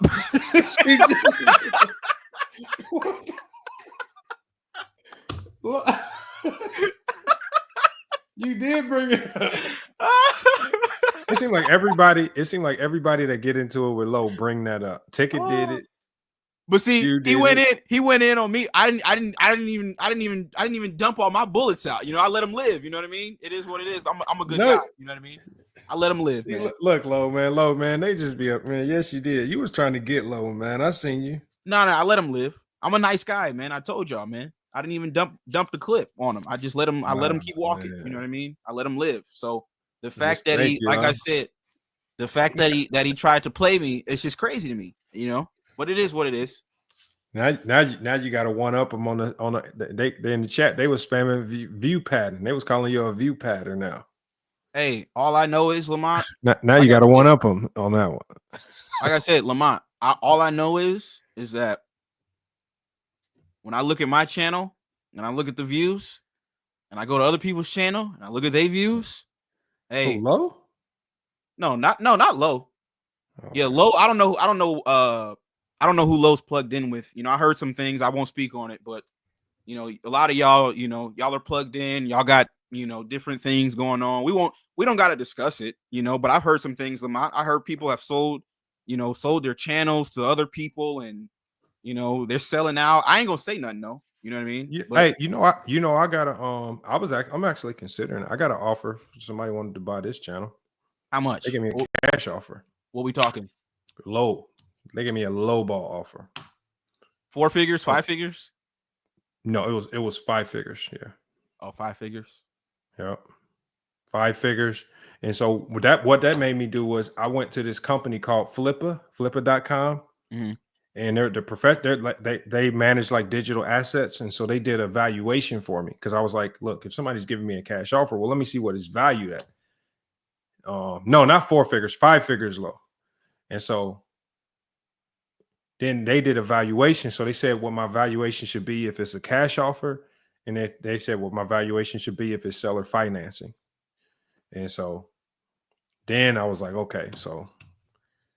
Then I said, well, if I do sell, at least I know what the valuation is based on the digital assets. So, and look, locker room, man. Low snuck out the bed, Lamont. y'all been up here so long, man. God, I'm trying to get off, Low. I'm trying to get off, man. Low snuck out the bed with his girl. Look, Reg, if you want some advice, trust me, I got you, bro. You ain't got to get plugged into nobody. Don't believe the lies, dog. You just gotta work harder. That's all. I gotta stop stat padding, dog. Hey, Low, listen. That's it. Low. You stop stat padding. I promise you get better results. Hey, Low. Check my results. We're doing good. No, locker room been solid, man. He been growing. Yeah, we good, man. But he did the stat pattern. That is the kind of nasty angle to take, though. That was funny as hell. I ain't gonna lie. See, Low ain't even been on here a minute. You already glazing. You're disgusting, man. You're a disgusting bro. Dude, You're stat padding though. You're a disgusting dude, man. Are you not stat padding? You're a disgusting dude. Are you not stat padding? This dude got out of bed at 4 a.m. I'm asking. Well, actually, I'm about to record. I stay hustling. You know, so I'm about to record a video. So. Nah, I respect it, man. But you some of the stat padding, dog. You gotta stop stat padding. I promise you, bro. It'll change your whole. Low. I'm actually about to drop more music, man. The people been wanting it, man. You can't stat pad that either, though, man. Hey, Low, stay in your lane, man. I didn't ask you for advice, Lo. Stay in your lane. You don't be asking these niggas for their criticism. Your criticism, you still give it. So I'm just giving you mine, man. All right. That's what I'm adding. Hey, Lo. Yeah. You know, I was sitting back in the back watching the show. 444. And I got to be honest with you, Lo. Tell him the truth, man. You're not convincing, Lo. I see through you, brother. With what? With what? I really do. With what? The stat padding jokes. It was creative for a moment, though. It really was. It really was. But you articulate well, but you're not believable, though. I'm gonna be honest with you. With what? Believable with what? Because your sarcasm doesn't fit you, though. Like if I Believable didn't with see what, like though? like What, your though? sarcasm, it doesn't fit you though. But believable with what though? Because I don't even think you even believe your sarcasm. You don't think I believe that he's stat padding? No, what I do is just that you don't say it with a level of confidence that you truly believe what you're saying. Oh no, I believe that he's stat padding. You get what I'm trying to say? Let me be clear. You get what I'm trying to say, Lo? I've been ultra critical of people. No, I don't understand what you're saying. I've been ultra critical of people for years about what he does on his channel. That's not anything. I'm not just doing that to him. No, I know. It was the way that you did it though. It was I saw what you did. It was, you set it up pretty cool, you know what I mean? You kind of threw it on the spot, you kind of made it look like you're trying to help and but in reality you were being very condescending, sarcastic, and I get it. I mean, it was cool, but what I'm saying is that it still didn't feel believable. Like when I'm listening to you and I'm looking at you and I'm looking directly at you, you didn't seem like you were committed to what you're saying. You get what I mean? Like, that you're being kind of. What does that mean? I don't know. What are you saying? What I'm trying to say is this: it's like you ever look at the guy who walks in and he wants to command the attention because, he thinks because he has money or he has material things or subscribers or whatever it is, but then you can look at him and you could tell, oh, this guy's a clown. This guy doesn't even He's not that guy. He's not that guy. You're not that guy, Lo. That's what I'm trying to tell you. You're really not that guy. You're not that guy. You really aren't, Lo. I'm gonna be honest with you, and I'm being objective. I'm still kind of confused. What does that guy look like, though? Yeah, what does he look like? So we're gonna all play dumb. Okay, the world is cut like this. This is how the world is cut. Okay, since we want to play dumb, this is what we're gonna do. This is what I'm saying. You got some guys who have material things, and they think because they have material things, they can command certain things, right?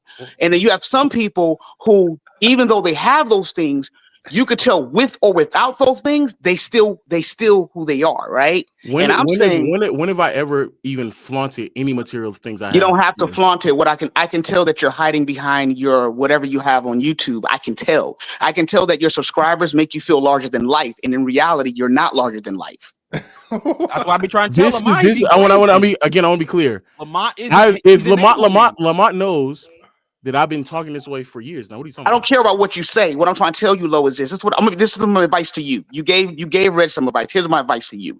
Your words would actually hit harder if you look at yourself and you improve who you are outside of YouTube. So now when you say what you say, it will even reach and hit even harder, bro. Does that make sense? So there's no way that you could be talking. It actually does not. No, I think this is what I think. I think people like you project. Because in your mind, what a man looks like or some form of masculinity, you want to reach that, or you believe that is the pinnacle of success, and you think there's an bro. There is no way. I'll let you speak.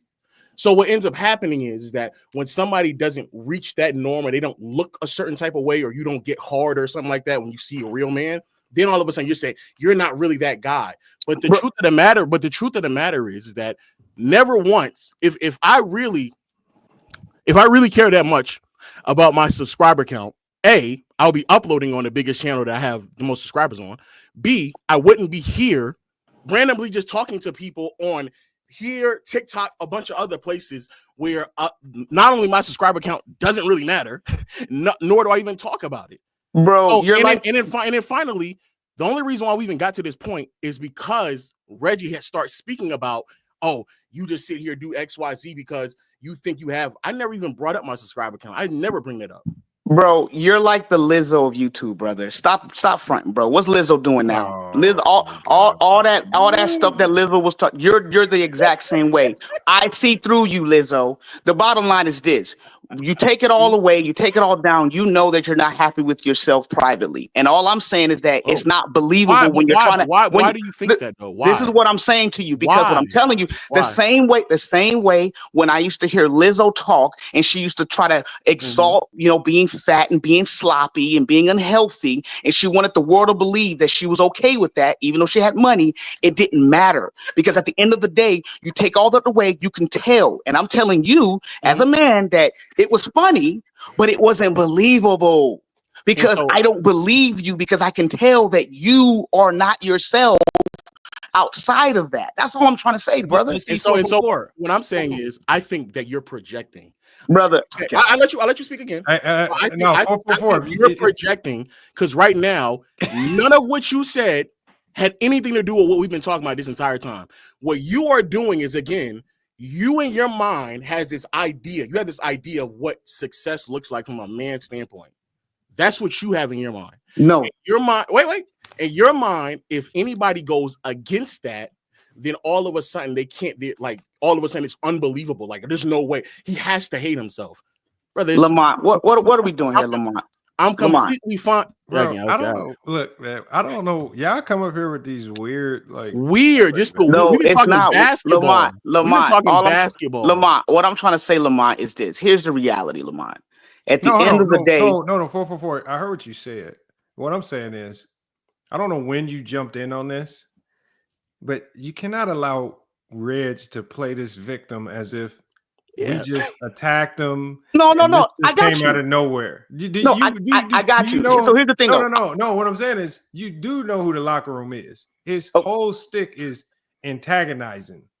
He's might be the GOAT antagonizer on YouTube. But see, he doesn't. And so anything that Low dished out to Reg can take it because nor I don't think neither one of us took it that serious either. Hold on. Yeah. Hold on. But see, Low, I don't think neither one of us took it serious. But Low, when you pulled up my page, right? Like I said, we were having a constructive conversation. Exactly. Like when you pulled up my page and you start trying to troll and say, oh, you're but why did you pull up your page? Hold on, Lamont. Why did I pull up the page? Why did I pull up him? No, I'm asking why did I put? How did we get to that point? How? Can I finish with what I'm saying? Okay, I'm sorry. I'm gonna let you. This is you just playing victim now, Reg. Go ahead. No. Lamont. 444. This is what they do. They double team me all the time. Now we double team. It's a double team going on. That's good. Stop playing victim, Reg, man. You're not a victim, man. Let me just say this, Lamont, real quick. Right. Like I said, we were talking basketball. All right.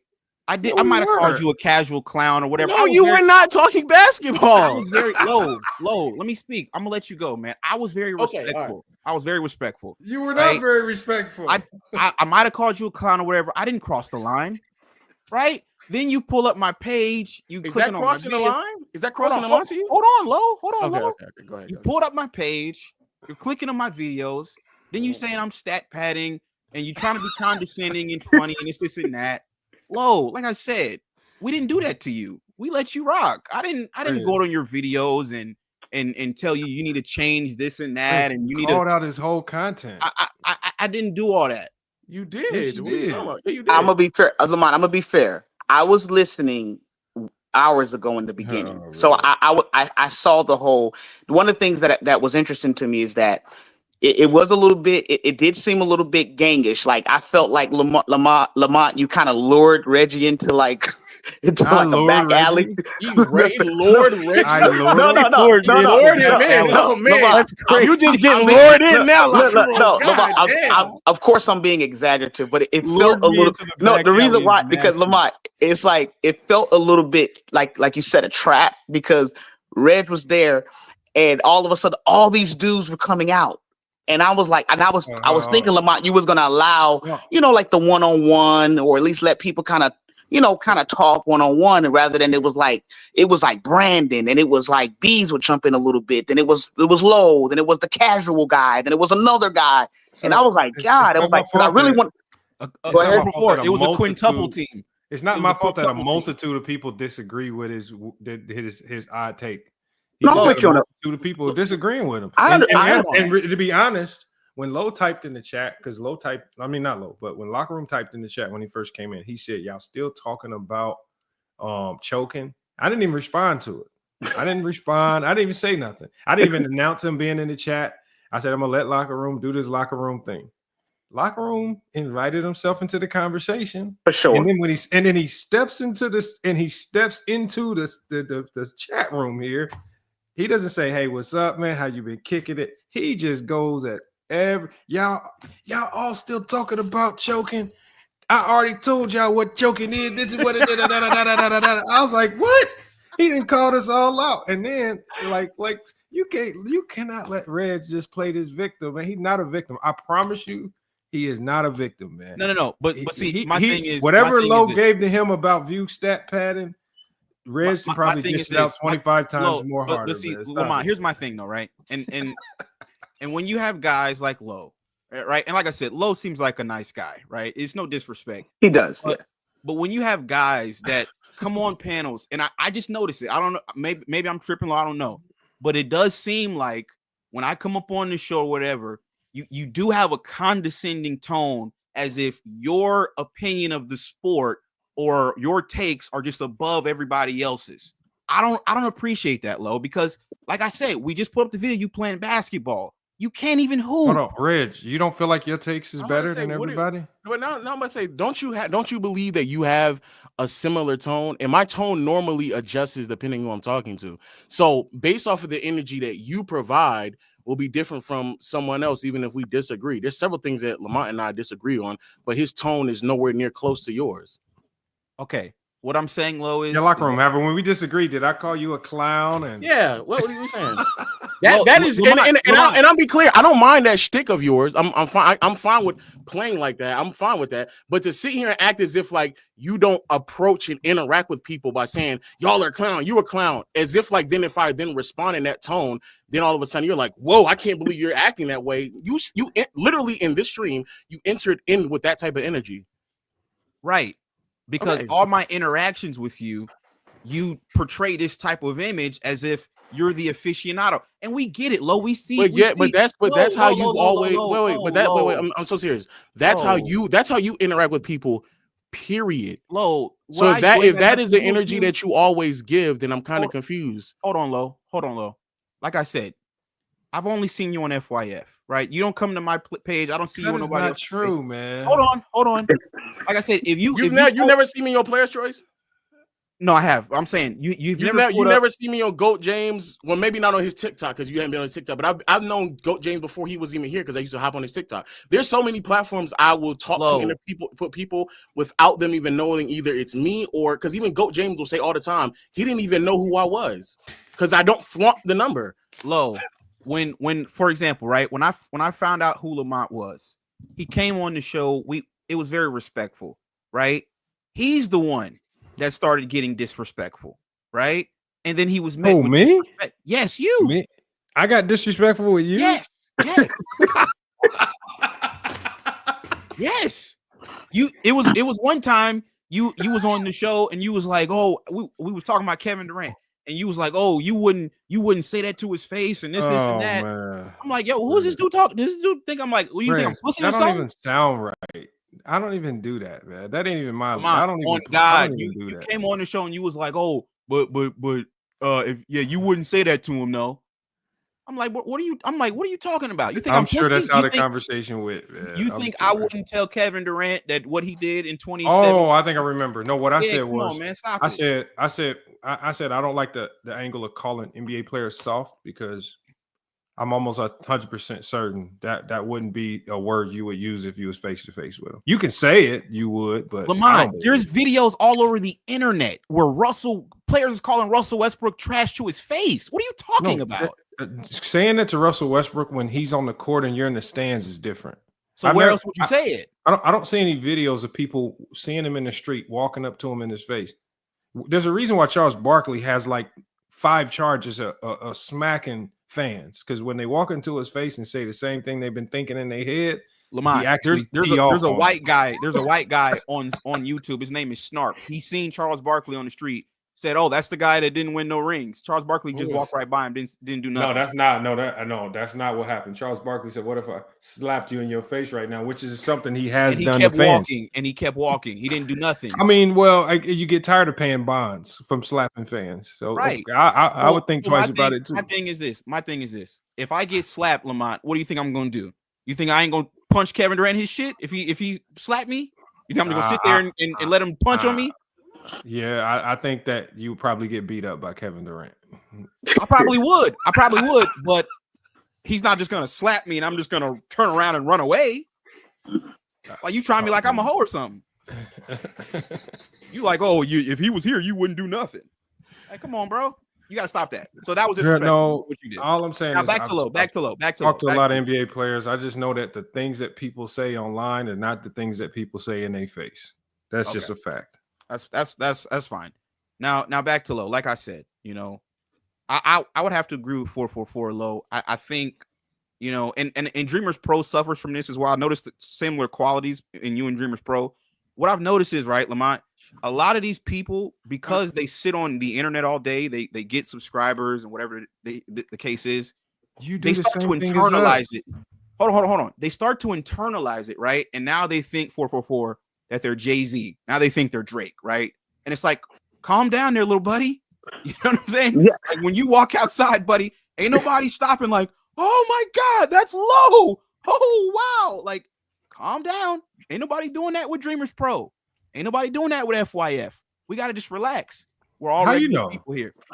Come on, knock it off. And see, if I were to say that, then I'll be adding to the arrogance. But no, I know I've had that happen to me. Yeah, I'm about to say I've had it happen. But if I say that, then it will add to the arrogance of these niggas thinking for whatever reason. I'm stop it. If you walk into Publix right now, nobody's saying anything to you. I get stopped every time I go outside. Okay.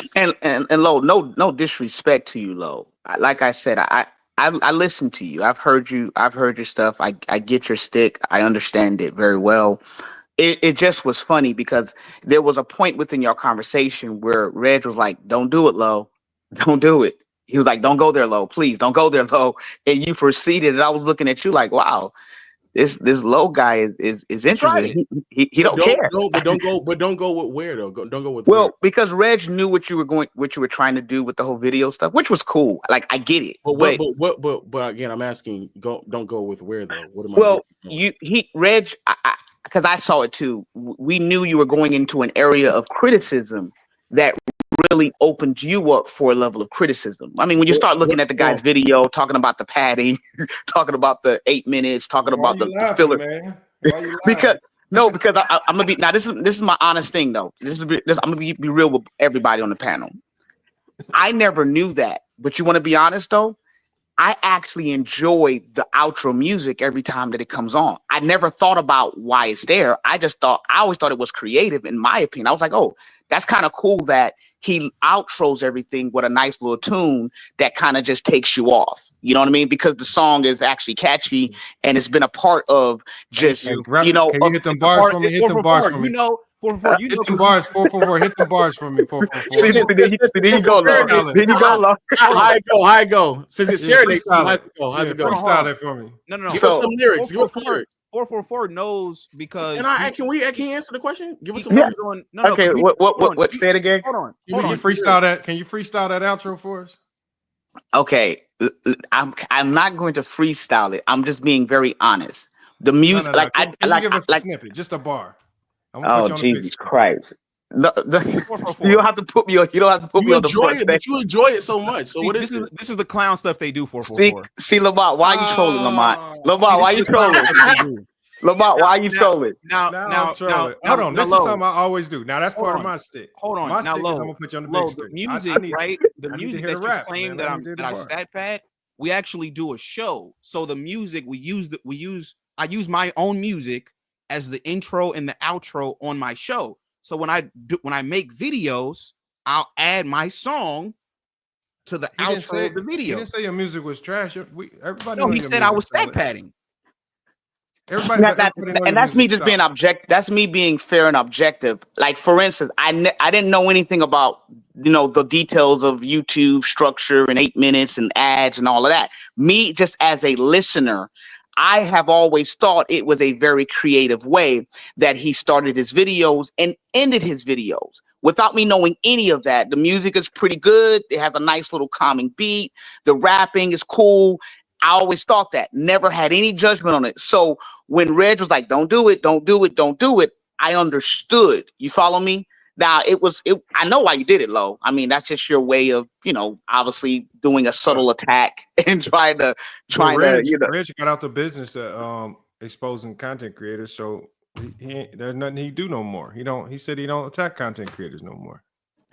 Well, because nobody's gonna. I would if it was gonna bring me views, but nobody's gonna watch a video on low. Unless it's like so what was you telling them? Why was you telling them don't do it if you wasn't willing to do a video? No, I was just telling them don't do it, as in don't try to basically Joan or roast or whatever. Like, don't do that. Yeah, that's what I mean. Then it's gonna get dirty. Low ain't gonna shy away from a good roast battle. Okay. What are you, just like lawyer, man? Like, this is disgusting, man. But I'm just saying. I mean, if You're the roast, it was an opportunity to roast, you could have roasted. Hey, Lamont, you're funny, Lamont, because I watched about 5 guys jump on Reg, and you didn't say anything. You was quiet as hell. Yeah. I told you. Hold on. It'd be like this. It'd be like this would be like me walking into a Crip neighborhood, instigating all type with blood attire on. It is just like, and I walk out there. Oh, they jumped me. Oh, why they jump me? No, man, look, Reg is not a victim in it. Reg knew what he was walking into, and he knew this fire he was stirring up when he started poking at everybody up here. I got a question for Lo, though, outside of all the other stuff. Lo, can I ask you a question? Mm-hmm. Who do you have as MVP I'm just curious. Who you have as MVP? Probably Shea.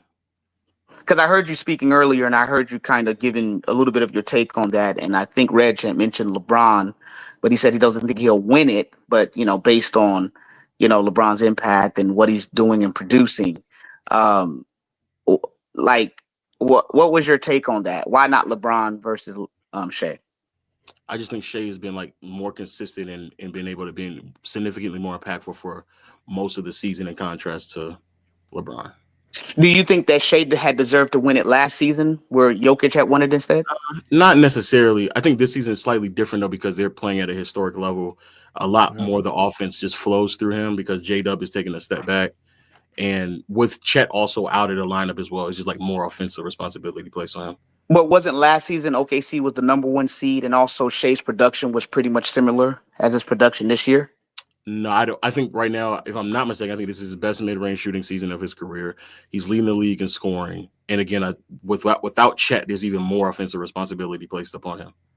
I get the reason why I'm asking, because last season, I mean, everybody was projecting Shea to win based on the incredible season they were having, being a team that nobody had going to be the #1 seed. Him kind of pushing the team to, obviously being the #1 seed, his production, everything that he's doing now.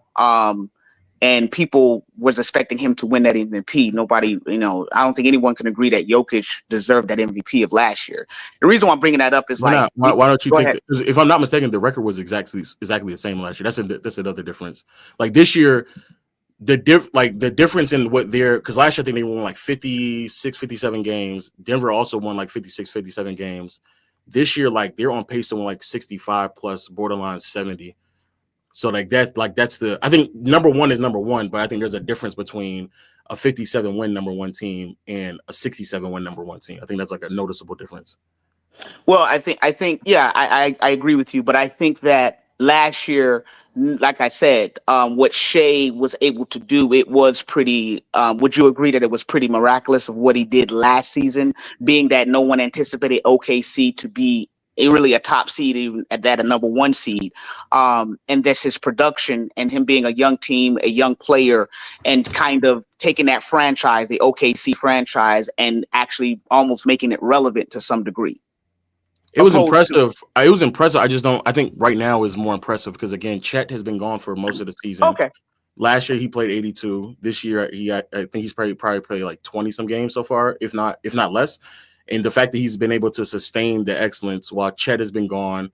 Again, I think J-Dub is slightly regressed, and the offensive load has just been more on Shea. And just again, like I think there's a difference between a 57 win 1 seed and potential 67 win, especially with the if they finish this way. I don't know if they will, but I think it's the highest net rating of all time. Like so you agree with Jokic getting the MVP last? You kind of was on the side of the Jokic side last season. Yeah. But also just in a general sense, I don't personally speaking, I don't really care too much about like who ends the season with the MVP. I view it through the lens of like if you had an MVP caliber season, that's how I view it, because there's too many other things that go into play. So I think last year like 3 or 4 people had MVP caliber season. So if somebody wins it or not, I don't think that's a distinct difference between the person who did or didn't win it in my lens. So even right now, I think Jokic is still a better player.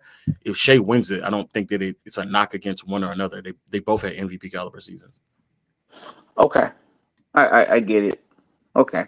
Yeah, no, because I just, it's for me, I feel that why is it so far out of the realm for LeBron to be considered or even win MVP if he continues to be consistent and going at the rate that he's going right now because of the same way that go ahead. I'm listening. No, I agree with what you just said 4 for 4, and I think when we're talking about, because we talked about this on the show last night or yesterday during the day on the show we did, it's about expectation too, right? So, for example, the reason why I have LeBron as MVP is because not only is what he's doing more impressive to me than what Shea is doing, but it's also because of the expectation. JJ Redick came into the season and said, "Don't expect nothing from us," and now they're the 2nd seed. And most people think they're competing for a title, right? This is not what that means. They don't have any expectation. No, that means that even JJ Redick probably didn't see this. That's what that means. No, but it's kind of like it's almost. Hold on, I'm not done, like Lamont. Can I finish? House money. Can I finish though? Coming to a season, Do you mind if I finish? All right, go ahead. That's kind of opposite. So for example, right? Like 4 for 4 just said, OKC was the 1 seed last year. They're the 1 seed again this year. Okay, that's not really that more impressive than the Lakers, who are projected to be a playing team, and now they're in the 2nd seed, right? You have LeBron doing what he's doing. I just think what LeBron is doing, I'm not saying Shea's not having a great season, but I think what LeBron is doing is just a little bit more impressive, in my opinion, than what Shea is doing. He did this last year, and he lost the MVP to somebody else. So, to rebuttal to what he's saying, this is why, like, and I'm not trying to sound condescending, but like that's why there's a difference between a 57 win 1 seed and a 67 win 1 seed. Because though what he's saying is correct, and I think both teams are exceeding expectations, because even though yes they're the number 1 seed, nobody not think they're going to be historically great, and being a number 2 seed in a conference where there's a historically great team, still impressive. But the way that the standings are set right now, bro, the Lakers are somehow closer record wise to the 7th and 8th seed in the play-in than they are to the number 1 seed. That's how large the gap is right now. So like just looking at the standings without putting into context that one team is like 11 wins ahead of everybody else in the conference, just because you're the number 2 seed shouldn't necessarily mean that you're close, but you're actually much closer to the 7th or 8th seed being in the play-in. But the reason why the record to me isn't that big of a factor is because we've seen recently dudes win an MVP and they're the 6th seed.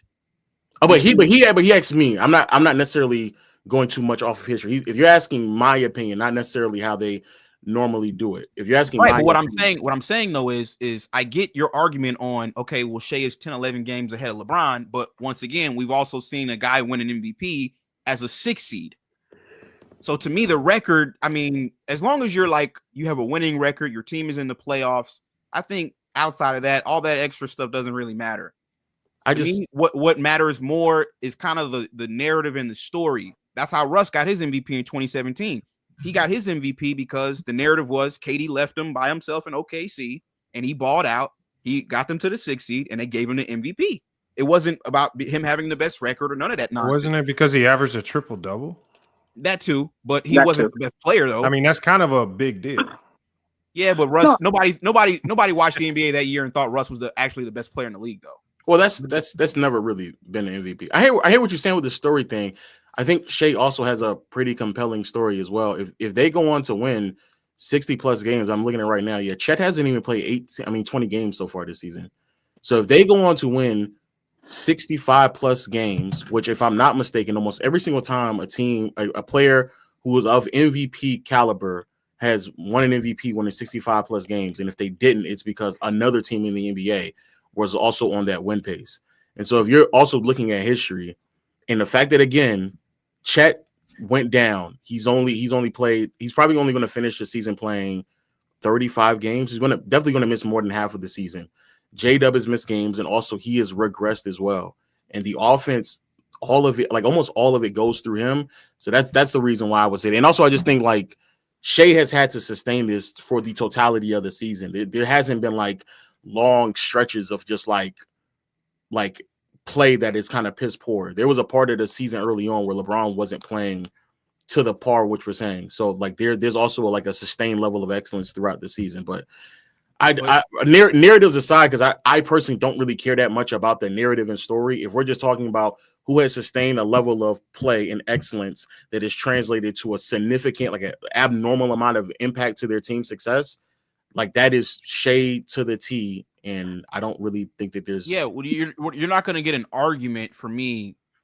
I just think LeBron's narrative and his storyline this season is just more impressive. That's it. I'm not saying Shea doesn't have an argument. And also the way that you can pinpoint the fact that Chet going out and Jay Will regressing and another thing that we're overlooking though is that regardless of those things, Shea has a level of comfortability with the team, right? They know each other. They've been playing. So the team construction, they have a level of rhythm. Whereas the Lakers were in the dumpsters to some degree. Look at all of the drama that's been surrounded them. Look at everything that has happened to the Lakers, and still the Lakers have, even in the media now, you're starting to see the media finally come around in a somewhat positive manner as it relates to the Lakers. You weren't hearing the Lakers in a positive light. LeBron has been the leader and the center of a lot of that. I mean, it went from people saying, "Oh, it's JJ Redick is LeBron's fault," right, to now JJ Redick probably being coach of the year. So when you're talking about all the challenges that Shea has gone through, we're not considering the challenges that a 40-year-old man has gone through and who is putting out the output that is of an elite level. Now people complain about him not playing defense. He's playing defense at a high level. 4-4-4. Yes. 4-4-4. This is why I feel like they should do the MVP after the playoffs.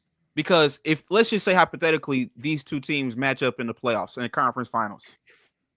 If I ask you who's the best player in the series, I don't think, maybe a few people would say Shea, but I think most people would say the best player is either going to be LeBron or Luka.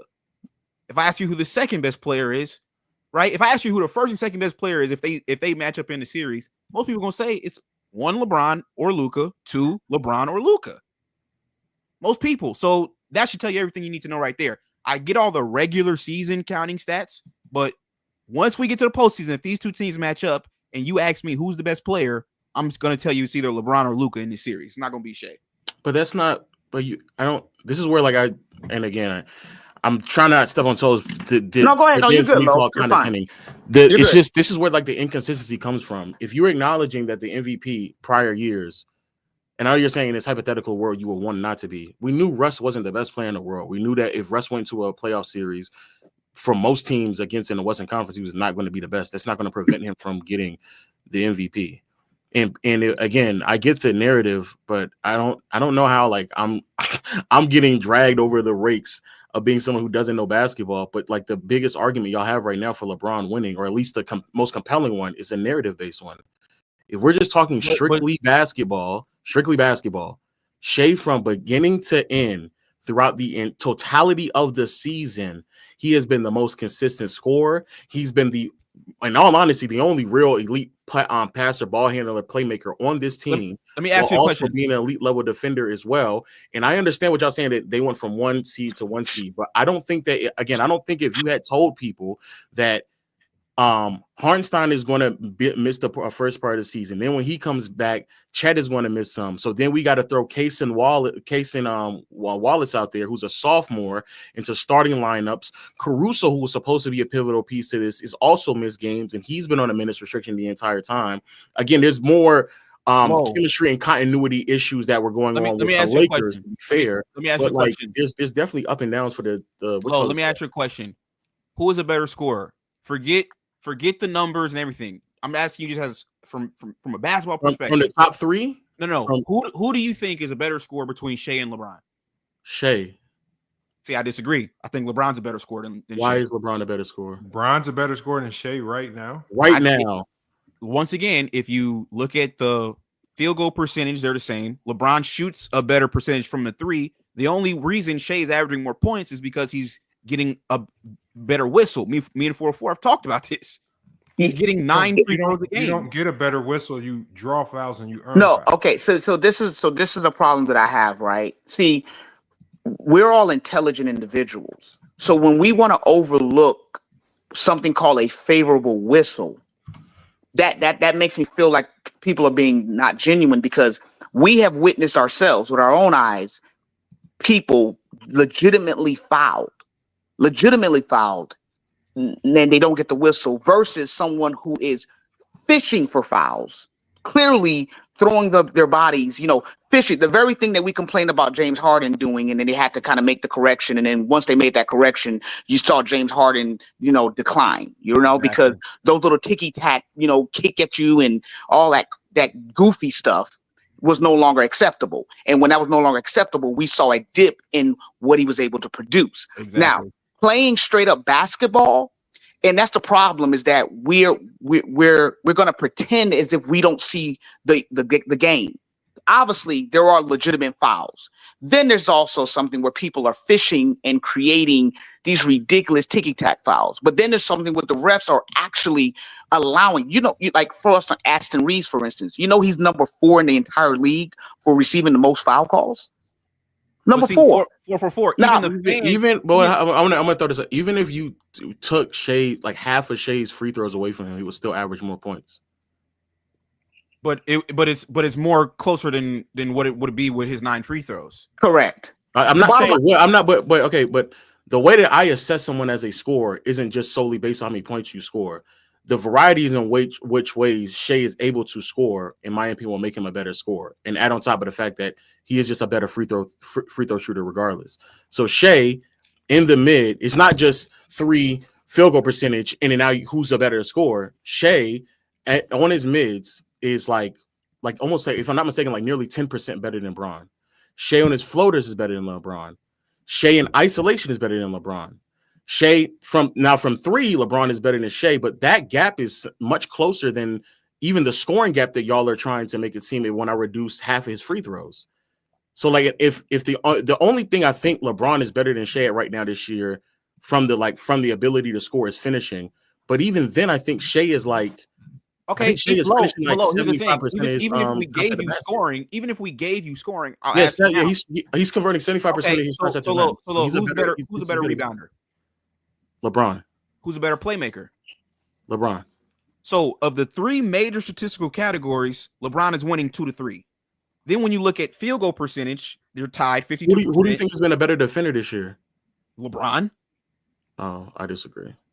Come on. Have you been watching LeBron play? JJ Redick said he should make an all-defensive team. Yeah, he said these are all recent things that he was saying. I don't think the totality of the season he has been a better and more consistent defender than Shea for the totality of the season. Okay. If you for example, for the last who can guard more positions? If you're the ability to guard LeBron, but who actually has the impact to guard more positions, then he hasn't been doing that for the totality of the season. Okay, let's just say the defense is a wash then, Lo. It's not a wash though. Okay, well, let's say Shea is better. Shea's been a better defender the entire season. Okay, so of the 3 statistical categories, LeBron edges him out 2 to 3. You claim he's better defensively. I would claim that LeBron's better, but whatever, I'll give it to you. Then when you look at field goal percentage, it's tied 52%. And then you look at 3-point percentage, LeBron is a better 3-point shooter. So when we really crunch the numbers, LeBron is technically better. But do you again, I want to be clear. Do you understand that if you're shooting 52% from the field and I'm shooting 52% from the field and you're getting more of your shots at the basket in contrast to me, I'm more reliant on my jump shot. That's not my problem. It doesn't matter. I'm not saying it is, but I'm saying that's not a clear indicator of who's a better scorer. Now, this is a much more extreme example, But if Giannis and KD both average the same amount of points and relatively similar efficiency, but we know that Kevin Durant it has a much higher capability of scoring at various other levels of the floor, why would you not then say? I'm asking, why would you not then say because that? I'll tell you why. Because the game, and I've said this on this channel before, the game is not about who is the more versatile scorer. That's not what it's about. It's about scoring at the end of the day. It doesn't matter if you shoot a 20-foot jump shot or you lay the ball up. They all count for 2 points. So you're trying to say, well, Shea is actually a better scorer because he's shooting mid-rangers and floaters and all that. I'm saying LeBron is a better scorer because he's able to lower his shoulder and get to the rim. Yeah, but if it's about just putting the ball in the bucket, who scores more points? Like I said, Shea edges him out slightly. That's not slightly. Okay, so but even if you say slightly, you would still have to say he's a better scorer then. I said I gave it to you on the scoring. I mean, you just sat there and said you think he's a better scorer. You just sat there and said that. You just said. Yeah, I personally do. But if you want to say that, I personally do think LeBron's the better scorer. Like, there's no. If we played OKC in the playoff series, I'm not afraid of Shea scoring. I'm not afraid of that. You're not afraid of Shea scoring.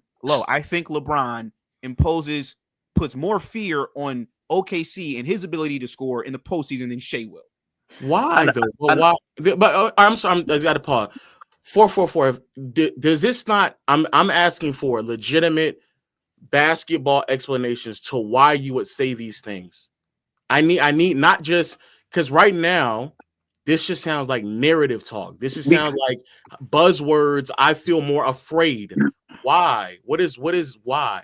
So my answer to that is that we was able to see what Shea was made of last season when he played against Luka.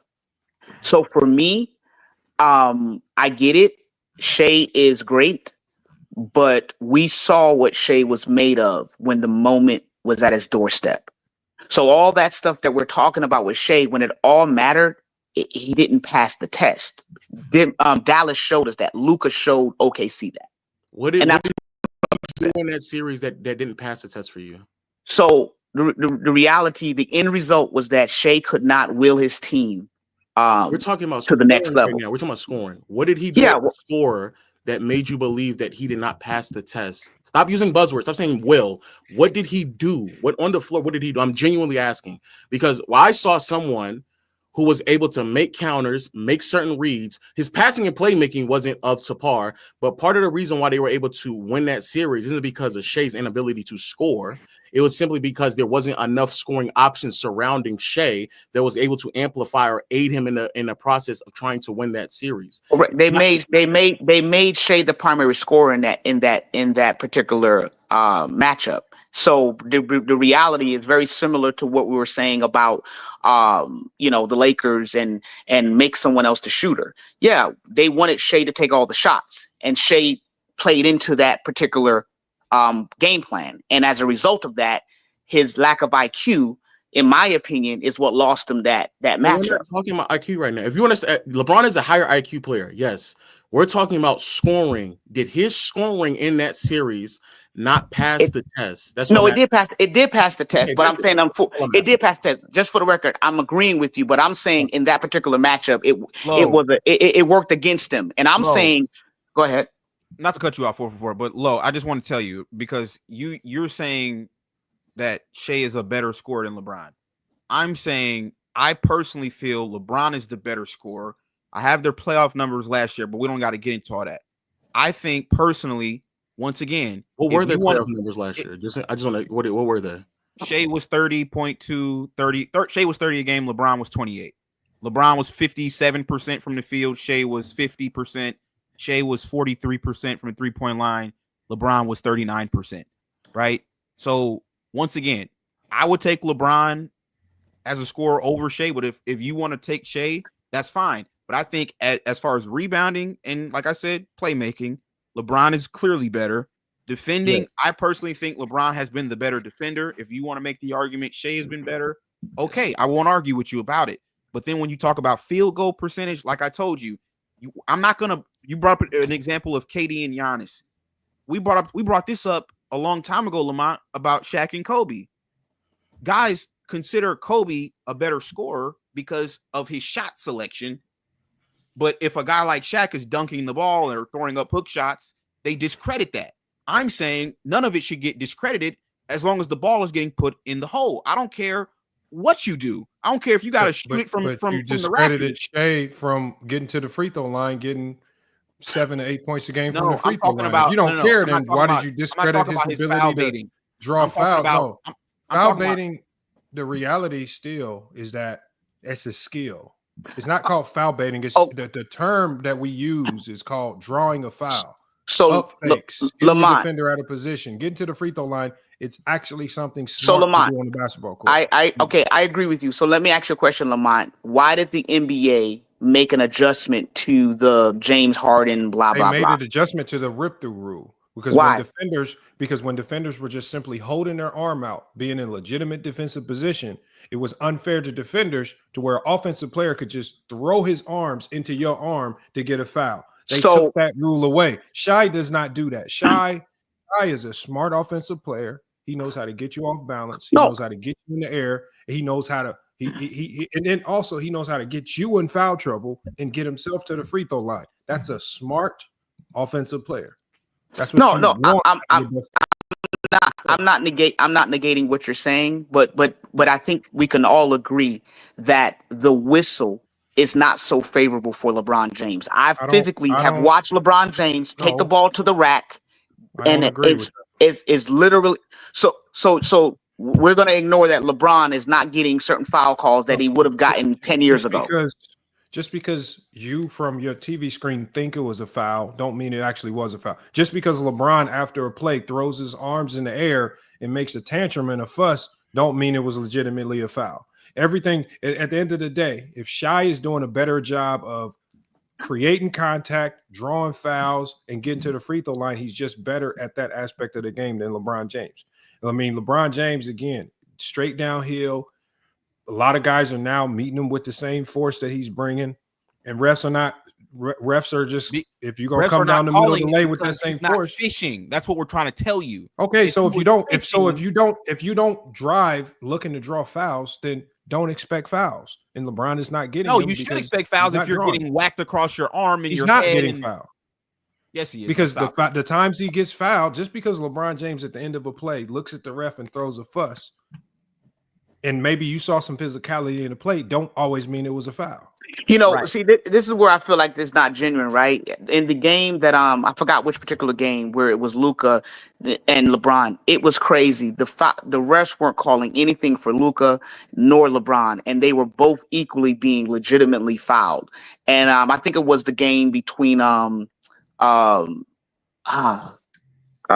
mean, the reality is like I just feel like we're over. So? Because I don't see any other post game reports that cite a whole bunch of missed calls. Because generally the NBA has a post game report citing if there were a ton of missed calls. A casual could see that LeBron James is not getting a favorable. But what I'm saying is, come on, man, y'all eye and y'all sky watching on a TV screen as Laker fans, where you want everything to be a foul for LeBron James.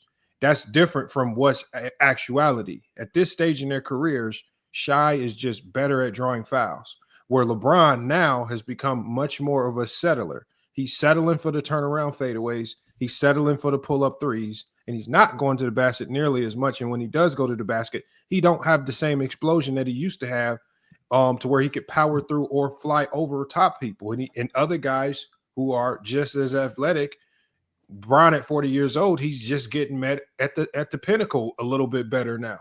And unfortunately, not all of these are fouls. He's getting to the free throw line 4 times a game. And at the end of the day, why would you want him going to the free throw line more after you literally just watched him airball a free throw the other day? Once again, Lamont, not his strongest asset. Lamont, all we're saying is that if you're trying to tell us that Shea is a better scorer because he's averaging 7-8 more points, that's what you said. No, that's what Lowe said. You said that is not what, not because of more points. So I actually I specifically went away from the points argument. I'm more so talking from a skill set standpoint. That is not what I said. You said it's literally about just putting the ball in the basket. If it's about putting the ball in the basket, who puts the ball in the basket more, Shea or LeBron? Shea. this season. But that doesn't make him by a better your scorer. logic, he's just a better scorer. We can move on. No, because he's getting more free throws. Even if he cut the free throws in half, he still gets more points. No, You if just you said you don't care how you score. Hold on, You just said that. hold on. If we swapped them out, right? If we swapped the free throw attempts out, and LeBron got Shea's whistle, and Shea got LeBron's whistle, He still don't score 32 points a game. he wouldn't be scoring 32 points a game if he got LeBron's whistle. He'd be at about 26. He's saying LeBron doesn't score 32 points per game.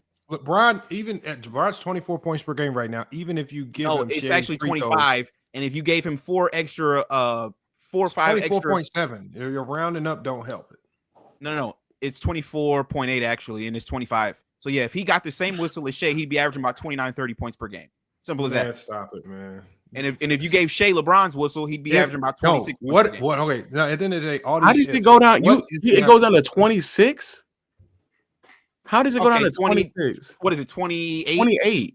Okay, 28. So LeBron will still be averaging more. He'd be averaging about 29. I have to double check your math because you just be saying stuff. So let me double check what you said. How is LeBron going up to 29? He only makes 77% of his free throws.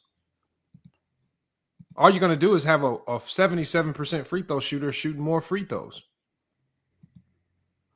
Lamont, he's averaging 25 on 5 free throw attempts per game. Shea's averaging 32 on, I think, 9 free throw attempts per game. Yep. Lamont, but Shea shoots 90% from the free throw. So LeBron will go up to 20. They were both average basically 28, bro. Exactly. LeBron will go to 28. Shea will go to 28. No, but these are all ifs. This I'm trying to make it understand. But this even is in this hypothetical world just you live because Shai is getting more foul calls does not mean he's foul baiting. It just means but that's why he's averaging 32. Brother, he's just a better offensive player right now. No, he's not. Because if they match up in the playoffs, you're not going to take OKC. So stop it. It's not going to be LeBron. I'm going to take. I'm about to say there'll be other reasons why I would. Yeah, there'll be other reasons to why I would. Like do that. Luka plays a significant role in my selection there. 444. They're really trying to convince us that Shai Gilgeous-Alexander. We just saw LeBron hit 50,000 points last night. And they're trying to convince us Shea is a better. That's his career. That's not. Now 444. Yeah. Listen to the conversation we're having. He pivots to a career accolade, and we're talking about this specific year. No one is sitting here saying that Shea's a better scorer throughout their careers. We're saying this one year.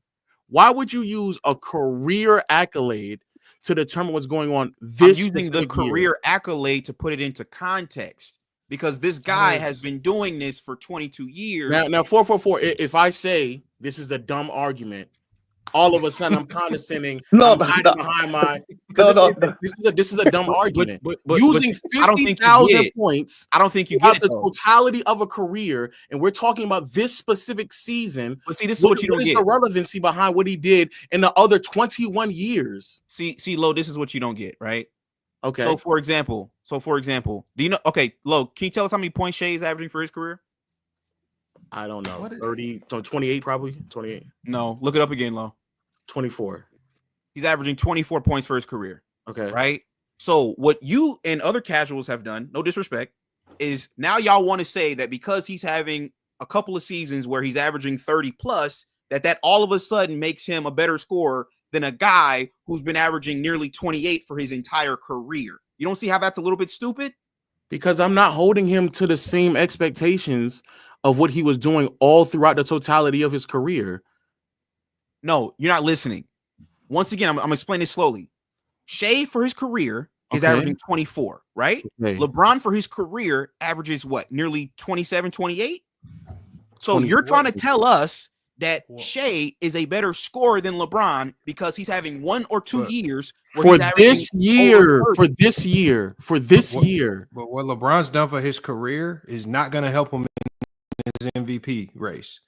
This year. We're talking about this MVP race. Let me ask you this. Do you think the career average of Jokic is an accurate representation of what he's doing this year? No, but that's not my point. Okay, that's the whole argument is for this year, though. It's not a career argument we're having. You're not listening. I'm telling you that the reason that Shea is giving the Thunder 32 this year is because everybody in the world is noticing how he's baiting for fouls and he's attempting. Again, can we talk about through the lens of what I just said? Let's cut it in half, and it's 28-29. So he's averaging 28-29, which is still more than LeBron, right? So 28-29. If we speak about it through that lens, and it's still more than LeBron, what is then the argument? I'm conceding this argument that he's a foul baiter. Cut it in half, it's still 28-29 points. And LeBron will be if you gave LeBron his whistle. We're taking them for who they. I'm not giving nothing to LeBron. We're taking LeBron for who he has been, and I'm taking for Shea for who he's been. But I am cutting his what you call it in half because you're saying that that's not a skill. Now I want to continue to bridge off into various skills. The various other skills of scoring, Shea is better than. If we're talking skills. But see, you're putting more emphasis on floaters and mid ranges, and those are all skills. Those are all different ways to score. Okay, and does LeBron not have all that in his bag? I'm not saying he doesn't, but he does it. Shea does it significantly better. Like Shea is having an all-time great mid-range shooting season this year. Let me get this straight. I just want to make sure I'm getting this correct, right? So because a guy 1 year or 2 years is, I think it's been like 4 years at this point for Shea. Hold on. So because a guy is slightly better for a couple of years at shooting floaters and mid-range shots, now all of a sudden he's a better scorer than a person that's done it for 22 years. Am I hearing that correct? LeBron has never reached these heights as a mid-range scorer. Never. Okay. He's never come close to this level of mid-range shooting. Lo, can you tell the people who's leading the league in free throws this year? I don't know. Who is? I'm asking. You're the stat guy. But I don't know who. What is? Well, can you answer my question in the mid range though? We want mid range. LeBron has never seen these heights as a mid range. You're right, Lo. Shea's a better mid range shooter. Whatever. Okay, so that's all I'm just saying. Like, there's various other skills of scoring. I don't care about how you get your points. All I care about is that you get them. You do care because you care that it's not foul baiting. You care that it's not. Yeah, that's not exactly. That's not a part okay. So you do care about that. Okay. But Lo, now can you tell us who leads the league in free throws? Shea does. Thank you. So let me ask you. We can cut it in half, though. I'm omitting the idea of cutting it in half. Let's cut it in half. And he would still average more points. And we have to take away legitimate points that he earns because a few people who watch maybe one game every month of the OKC Thunder tell us it's foul. This is what me and 444 were trying to tell you, right? You're not listening. Just give me what makes what y'all say any credible. Hold on, y'all don't watch OKC games. I want to explain this to Lo because he keeps cutting me off every time I try to. Lo, please don't cut me off. Let me just explain this to you one last time. This is wild. If we swapped out, right, Shea's free throw attempts per game, and we gave him LeBron's free throw attempts per game, and we gave LeBron's Shea's free throw attempts per game, LeBron would then basically be washed out with Shea. It would be a wash in terms of scoring, right? So the only real I don't believe that, but hold on. See, you're doing it again. So the only real edge that Shea has this year in terms of his production from the scoring angle is the free throws. If we take those away and we gave them to LeBron, they'd be averaging the same amount of points, Lo. So then we go to rebounding, LeBron's better. We go to playmaking, LeBron's better. Okay, wow. How about this? If I took LeBron's responsibility defensively, which is to be more of a roamer, help defender, backline help, and I gave that to Shea, and then I told LeBron to defend more on the perimeter, being away from the basket, don't you think the rebounding numbers will be different? No. And LeBron's a better rebounder than Shea. Reg, who was the former NBA player? Make that distinction. I know that he is a better rebounder. You're basing this off of numbers. I don't need the numbers to make that distinction. Reg, who was the former NBA player that also pointed out the LeBron foul calling? Because I know Lamont. Robert Horry. Yeah, so Lamont, Robert Horry even made that observation as well. I mean, this is not something that people are making up. It's very obvious. I'm not saying that refs don't miss calls on LeBron. So now Robert Horry don't know what he's talking about either, right? No, hold on. I just said I'm not saying refs don't miss calls. Because probably if you count the fouls that they miss on Shai Gilgeous-Alexander, you could probably add free throws to him as well. because with the way he plays. No. What I'm saying is, if you're going to give Bron more fouls, then I'm almost sure if we go through every game, there's fouls that they miss on Alexander as well that we could probably add and tack on too. Like y'all what y'all doing is, and you stop calling for low. What you got to stop doing is you can't take an aspect of the game, and just because you don't like that aspect of the game, you try to completely erase it because you think that aspect of the game is giving a player an advantage over a guy that you like. You might not like drawing fouls. You might not like his ability to get to the free throw line. It's a skill and it's part of the game. It's been in the game since the 60s and it's not going anywhere. Lamont, if you all the great scorers have done it. Kobe did it with the ball fakes. Jordan did it. And you can go to any great scorer of this game, and that's been a significant part of how they get their points. And we have not complained about it. That's fine. Why complain about it now just because Alexander is just a tad bit better at it right now than LeBron is? Okay, it's fine. Don't complain about it. Now let me say this. Lo, let me ask you this. Do you think pick and choose? Lo, do you think there's any correlation with Shai Gilgeous-Alexander being the number one leader in free throw attempts with him being the number one scorer?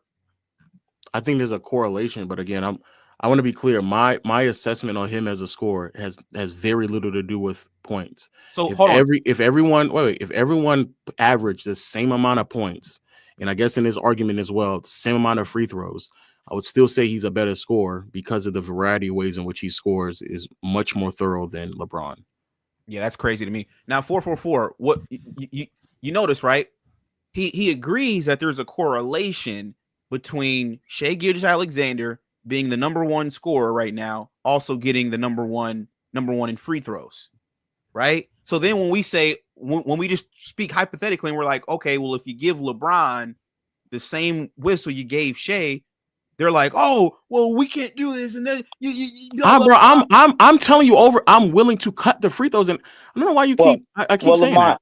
I get your angle, Lamont, and I know it's not too much of an argument there because Lamont, what I feel is like, yes, I'm not taking anything away from legitimate ways to draw fouls like ball fakes, etc. See, when I look at before Joel Embiid got hurt, right? Joel Embiid also was a poster child for foul baiting, but we're going to act like he's doing something super special to draw those fouls. Most of those fouls that he was given, you can clearly see that it was just a favorable whistle. He's not doing anything super spectacular. Watch the games to even know that. Watch if you have a compilation of it, or if I could trust that you actually watched enough games to have a strong enough sample size to even conclude that opinion. You don't.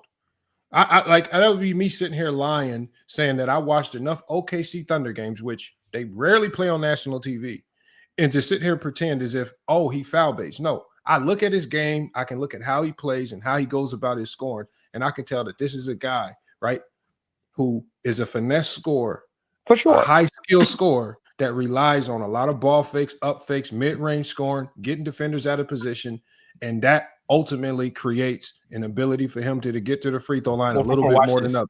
That's a skill. Lamont, Kobe did it. You go to any great scorer, and you can go all throughout NBA history.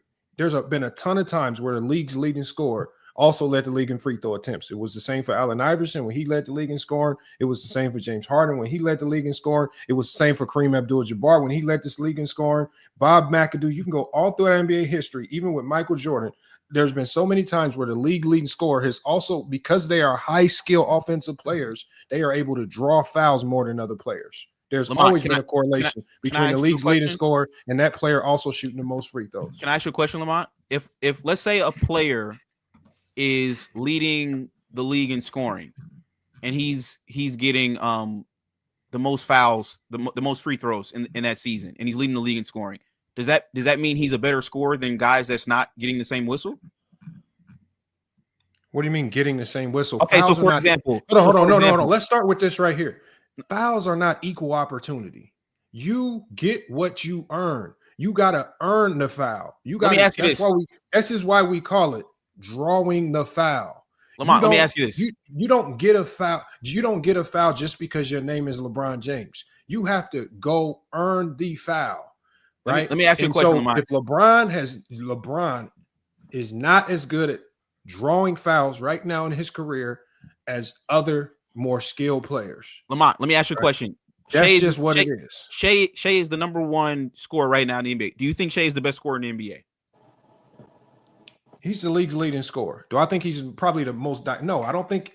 I wouldn't say he's a better scorer, for example, than Steph Curry or KD. I think those guys, as just far as scoring goes, are just better scorers. But he's the league leading. I think Jokic is a better scorer too. I think Jokic actually is the best scorer in the league. I would say that too. But at the end of the day, he leads the league in scoring for a reason. Because who do you think is a better scorer between Jokic and LeBron? You asking me? Yeah. I would say LeBron. Now here's my thing, right, Lo? But so Jokic has better field goal percentages everywhere on the floor. Lamont, you know what's funny, right? I looked up the last three leaders, the last 3 years. I looked up who led the league in free throw attempts. You realize that the last 3 years, everybody who's led the league in free throw attempts won the scoring title. So 3 years ago it was Joel Embiid. Last year it was Luka. He led the league in free throws, and then this year's is Shea. So what I'm telling you is, just because you're the number one scorer or you're putting up points, is my argument with Lowe about Shea. That to me doesn't mean that you're the best scorer. Holy fuck, bro. Okay, I'll say it again. And I don't know how many times I have to say it. And this is the reason why I think I come across as condescending, but I'll say it again. My assessment on if they're a better scorer or not is based off of who scores more points. I've just sat there and said numerous times, if they scored the same amount of points, I would still pick Shea based off of skill set. But now I'm going to ask you the question of, why isn't Jokic a better scorer than LeBron? I think LeBron is not a think. Why are you not using the same metric you were using over before? The course of their careers, LeBron has proven that he's a more consistent scorer than Nikola Jokic. So no one. So in all honesty, no one can be better scorer than LeBron. Right? Ever. Why are you asking? I know. I think that's just dumb. If we're talking about right now, this year, if there is a player who's averaging nearly 30, shooting 58% from the field, 44% from behind the arc, and 82% from the free throw line, and isn't feasting on the free throw line like a Shea is, and there's nowhere on the floor where he isn't above league average, and Jokic has effectively been doing this for like 3 or 4 years now. Why would he not be a better scorer now? So Shea, wasn't he shooting a ridiculous 3-point field goal percentage? So I have 44% from three. I have a rebuttal for that. So I hear what you're saying, and those numbers are true. The problem that I have with that is this: you see a major drop in that when the right game plan is implemented for Jokic. Case in point, when we saw what JJ Redick did, you saw all of that decline. So then you have to ask yourself the question: have teams in the league been playing Jokic the proper way? I think Jokic has been feasting in all of those areas because no one has figured out how to play the proper defense or have the proper game plan. And I think that when I see other teams apply game plans to LeBron over the course of years, LeBron has been able to mostly kind of still rise to the occasion. But I've seen Jokic kind of not rise to the occasion when he's faced with true, real adversity. Exactly. In my opinion. Here's what you got to understand. But here's what you got to understand. Hold on. I'm responding to what he said. Again, we're not. This is not a career argument. If y'all want to say who's a better scorer throughout their careers, that is fine. But right now, I'm talking about this year. Who is a better scorer this year? 444. Who is a better scorer this year? Based on the stats that you laid out. No, actually, no, not even stats. If you want to use skill, that's fine as well. However you view it, who's a better scorer this season? Oh, I'm going to. For me, I am going to have to go with LeBron, and it's totally based on, like I said, when I saw Jokic put in some real competition, some real problems, I didn't see the great Jokic, and I was a little bit shocked. That's just my limited opinion. Do you think the limited amount of floor spacing and shot creation, in contrast to what LeBron has around him, played a factor in how teams defend him? That if Jokic had the same level of floor spacing and set primary and secondary ball handling and playmaking, do you not believe that he wouldn't have those problems? I agree with you. I don't think he would have those problems. Listen, here's what you got to understand, though, Lo. You're trying to use one, like, this is why I say it's kind of a casual, like, clownish take to me. And I don't mean to sound condescending or rude, but if we're gonna let's just say next season Jordan Poole comes out and he's scoring 30 a game. I'm not gonna all of a sudden say he's a better scorer than Steph Curry or KD just because he had a good season, and that's what y'all are trying to do. But y'all are trying to take Jokic is like on a 5-year run though right now. Hold on, y'all are trying to take 1 or 2 seasons where It's a guy 5 for Jokic. Hold on, y'all are trying. We're not saying who's the better career scorer. We're saying hold right on. now. I'm not saying that either. What I'm saying is 1 or 2 good seasons does not. You have not surpassed a guy who has been doing it consistently for 22 years. We're that not doesn't make saying you better than anybody's him. surpassed LeBron career-wise. We're just talking about. I'm saying this season. year, just because Shea is averaging 32 does not mean he's a better scorer than LeBron. Jokic is doing it. No one, bro. No one has said that because he's averaging 32. Why do you keep saying that? Because if he was averaging less than I've LeBron, already said it already. that. If he averaged the same amount of points as LeBron, I would still say him. What if he's averaging less? If he averaged 27, LeBron averaged 28, I would still say him. Yeah, you're lying. I think KD's a better scorer than Giannis. Okay, I think Steph's a better scorer than Giannis. Yeah, what the fuck are we talking about? Okay. Well, that's just how I view it. I think most people, the casual fan, like if I ask the casual fan who's the better scorer right now, they probably say Shea, and that's why they're casuals to me, because you're only going to look at what he's doing this year. It's hard for me, like Reg, you just talked about people that actually play basketball. It's hard for me to think you ever played a real game of basketball if you are running around saying that what Shea does is foul baiting and is not a legitimate part of the game. Lamont, I'm not saying it. It's trending all over Twitter. The whole NBA community is saying it. No. Because the NBA Twitter is all casuals. I said if you said locker room, but NBA YouTube isn't. So NBA Twitter is all casual, but NBA YouTube no. I'm talking about you. You said you legitimately played real basketball, high school and up, and from all your years of playing high level basketball, that you don't understand the importance of being able to draw foul and get to the free throw line and getting your points from the free throw line. If you are trying to diminish that, then there's absolutely no way you've played any level of basketball that's anywhere, because that's one of the most important things you can do on a basketball court. No, it's not. Stop it. If not, what are you talking about? No, it's not. Putting other team.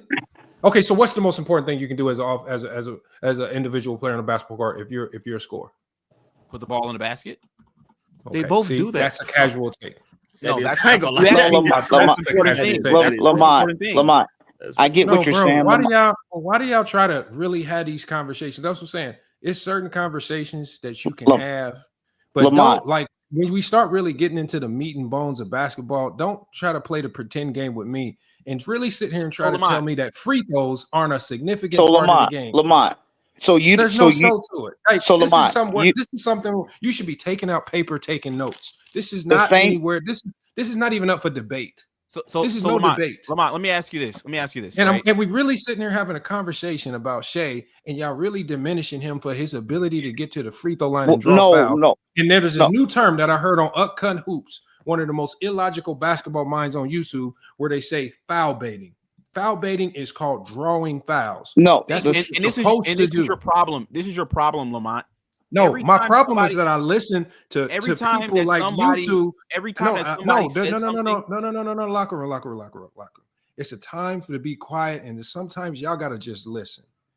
When y'all really start talking very, very low level basketball, I gotta pump the brakes, man. I didn't listen, I didn't set back. But when y'all sit here and just run and talk about foul, first of all, foul baiting is not even not even a real term.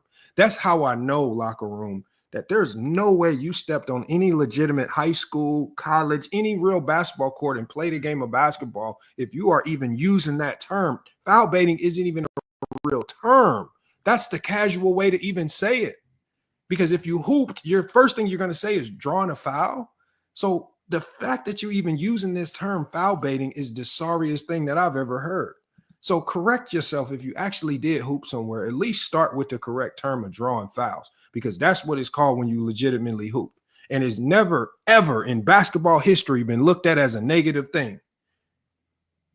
It's an elite skill that only the elite scorers got.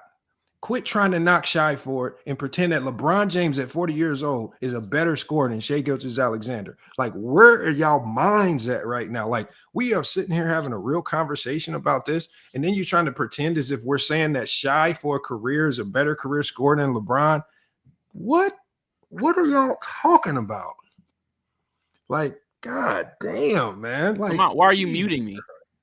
I muted you because sometimes y'all go down the path of stupidity and y'all want to hold on to stupidity, and I'm supposed to sit here and really like absorb and accept it in as if it's real basketball talk. And then how do you think we feel listening to you half the time? And no, at this stage, I don't care, because you throw around the word casual more than anybody I've ever heard.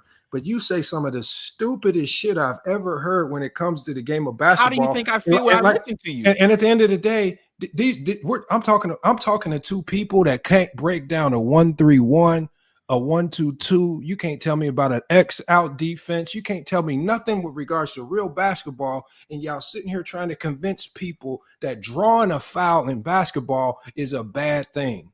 How stupid do you have to be to say something like that? It's one of the most elite skills you can have as an offensive player. You apply so much pressure to a defense when you put them in foul trouble, and you so stupid that you are trying to convince us that putting another team in foul trouble is a bad thing for the offensive player. Like, use your brains. Like, we're not trying to denigrate LeBron. I'm not trying to tear down LeBron. This is not, but if you want to try to pick and choose what you want out of these offensive players just to try to prop LeBron James up, this is why people look at LeBron James fans in the light that they do, because y'all reached the point of just being illogical that I've never seen, man. And it's so illogical that it's just pure stupidity. And it's hard for me to just sit back and just be like, yeah, Locker Room just on one of his tirades again, saying some old stuff about basketball. It's stupidity. It's stupid. There's no basketball mind. I can bring on this panel coach after coach after coach. And if it wasn't so late, I would call some. But what you're saying right here, there's no coach in his right mind that would agree with what you're saying. And you call everybody casuals. I mean, at least just don't call everybody casuals if you're going to have this take. Because this is the most casual take I've ever heard. Right. And you're the same guy that says player. You're the same guy that says I'll take that. I'll take that. Right. I'll take that. Whatever you say, I'll take it. But all I'm saying is this take on fouls and this term foul baiting, this is got to be one of the dumbest things I've ever heard. It's not basketball. I mean, we can agree.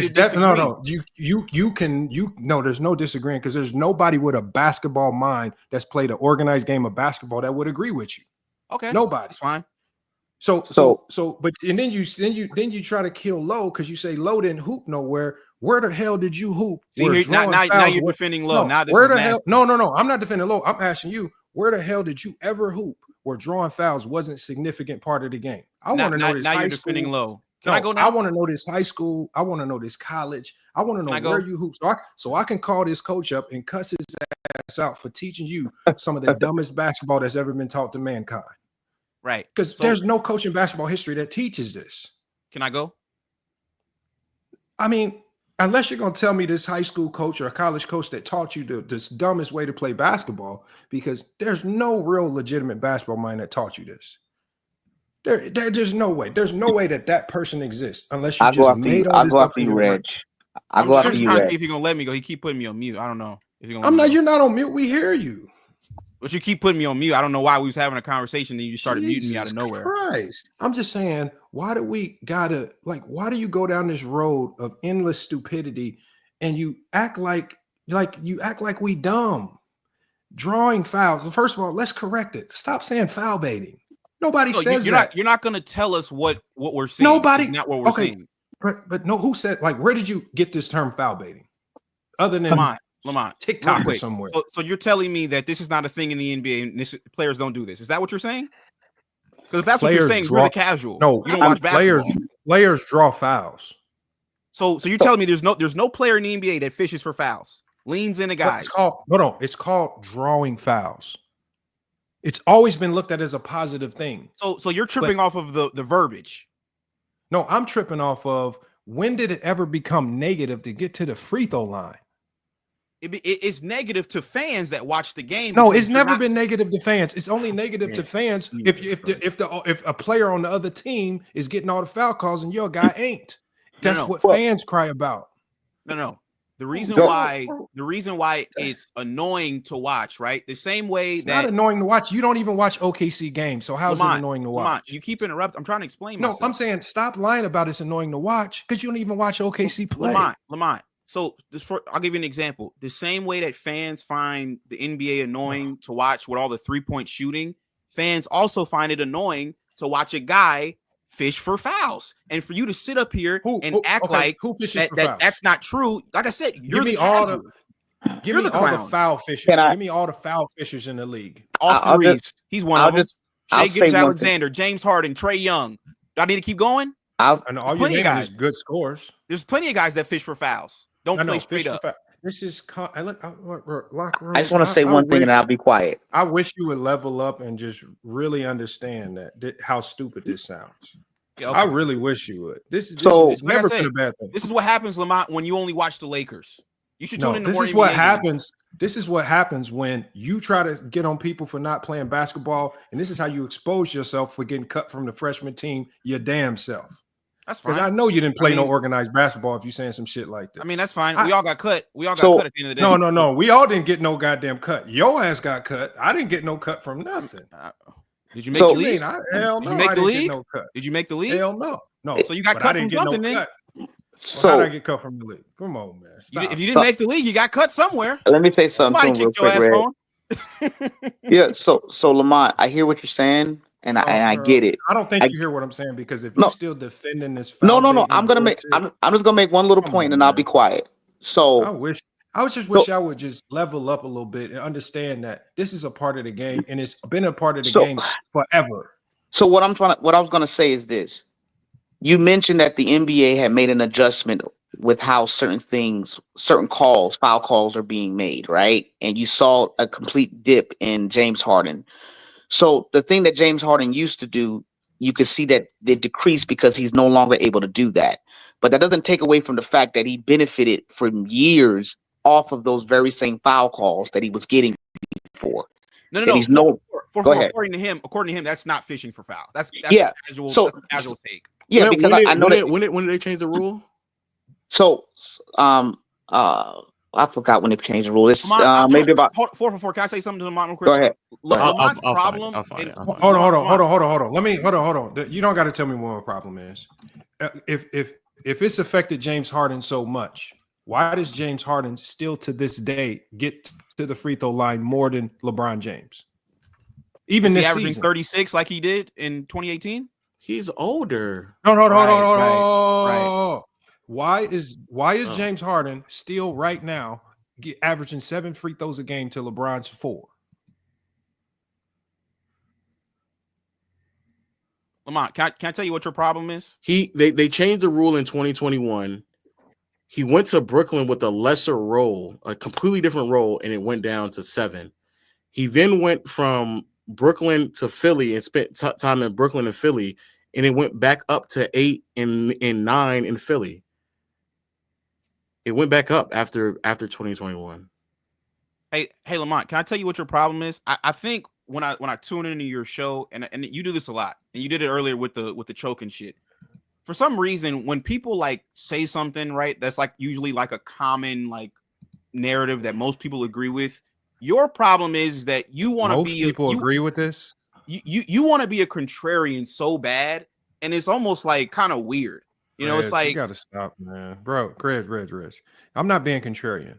No, you are, because like this is you are. No, hold on. Your way of thinking. So let's put it in this lane. There's 2 ways you can see the basketball.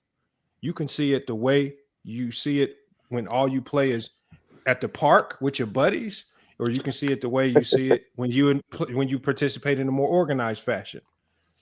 I'm really starting to believe that the only way you've ever played the game of basketball is at a YMCA. because there is no level of organized basketball where drawing free throws and getting to the free throw line isn't one of the most important elements of a basketball game. Never in life.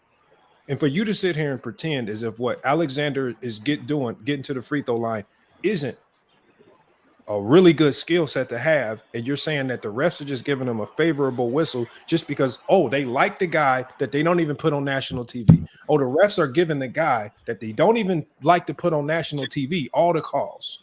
Makes no sense. Oh, James Harden, now with the Clippers, who's less than. Oh, they're just giving him more fouls. Now that he's on the lowly Clippers, they're just giving him way more fouls than LeBron just because they want him to go to the free throw line more. All these guys shoot more free throws than LeBron. Why?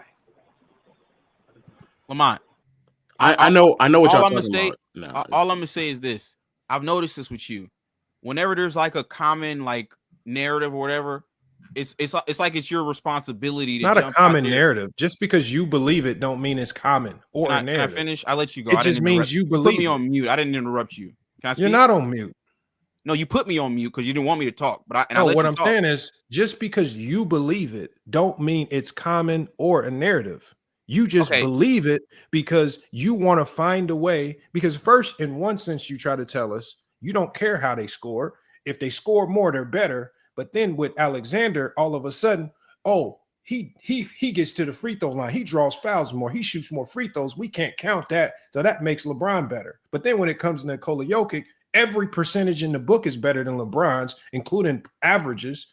But none of that matters because he don't have a career of scoring that matches LeBron James, which absolutely makes no sense. Your criteria for this, as far as evaluating players in one individual season, makes no sense.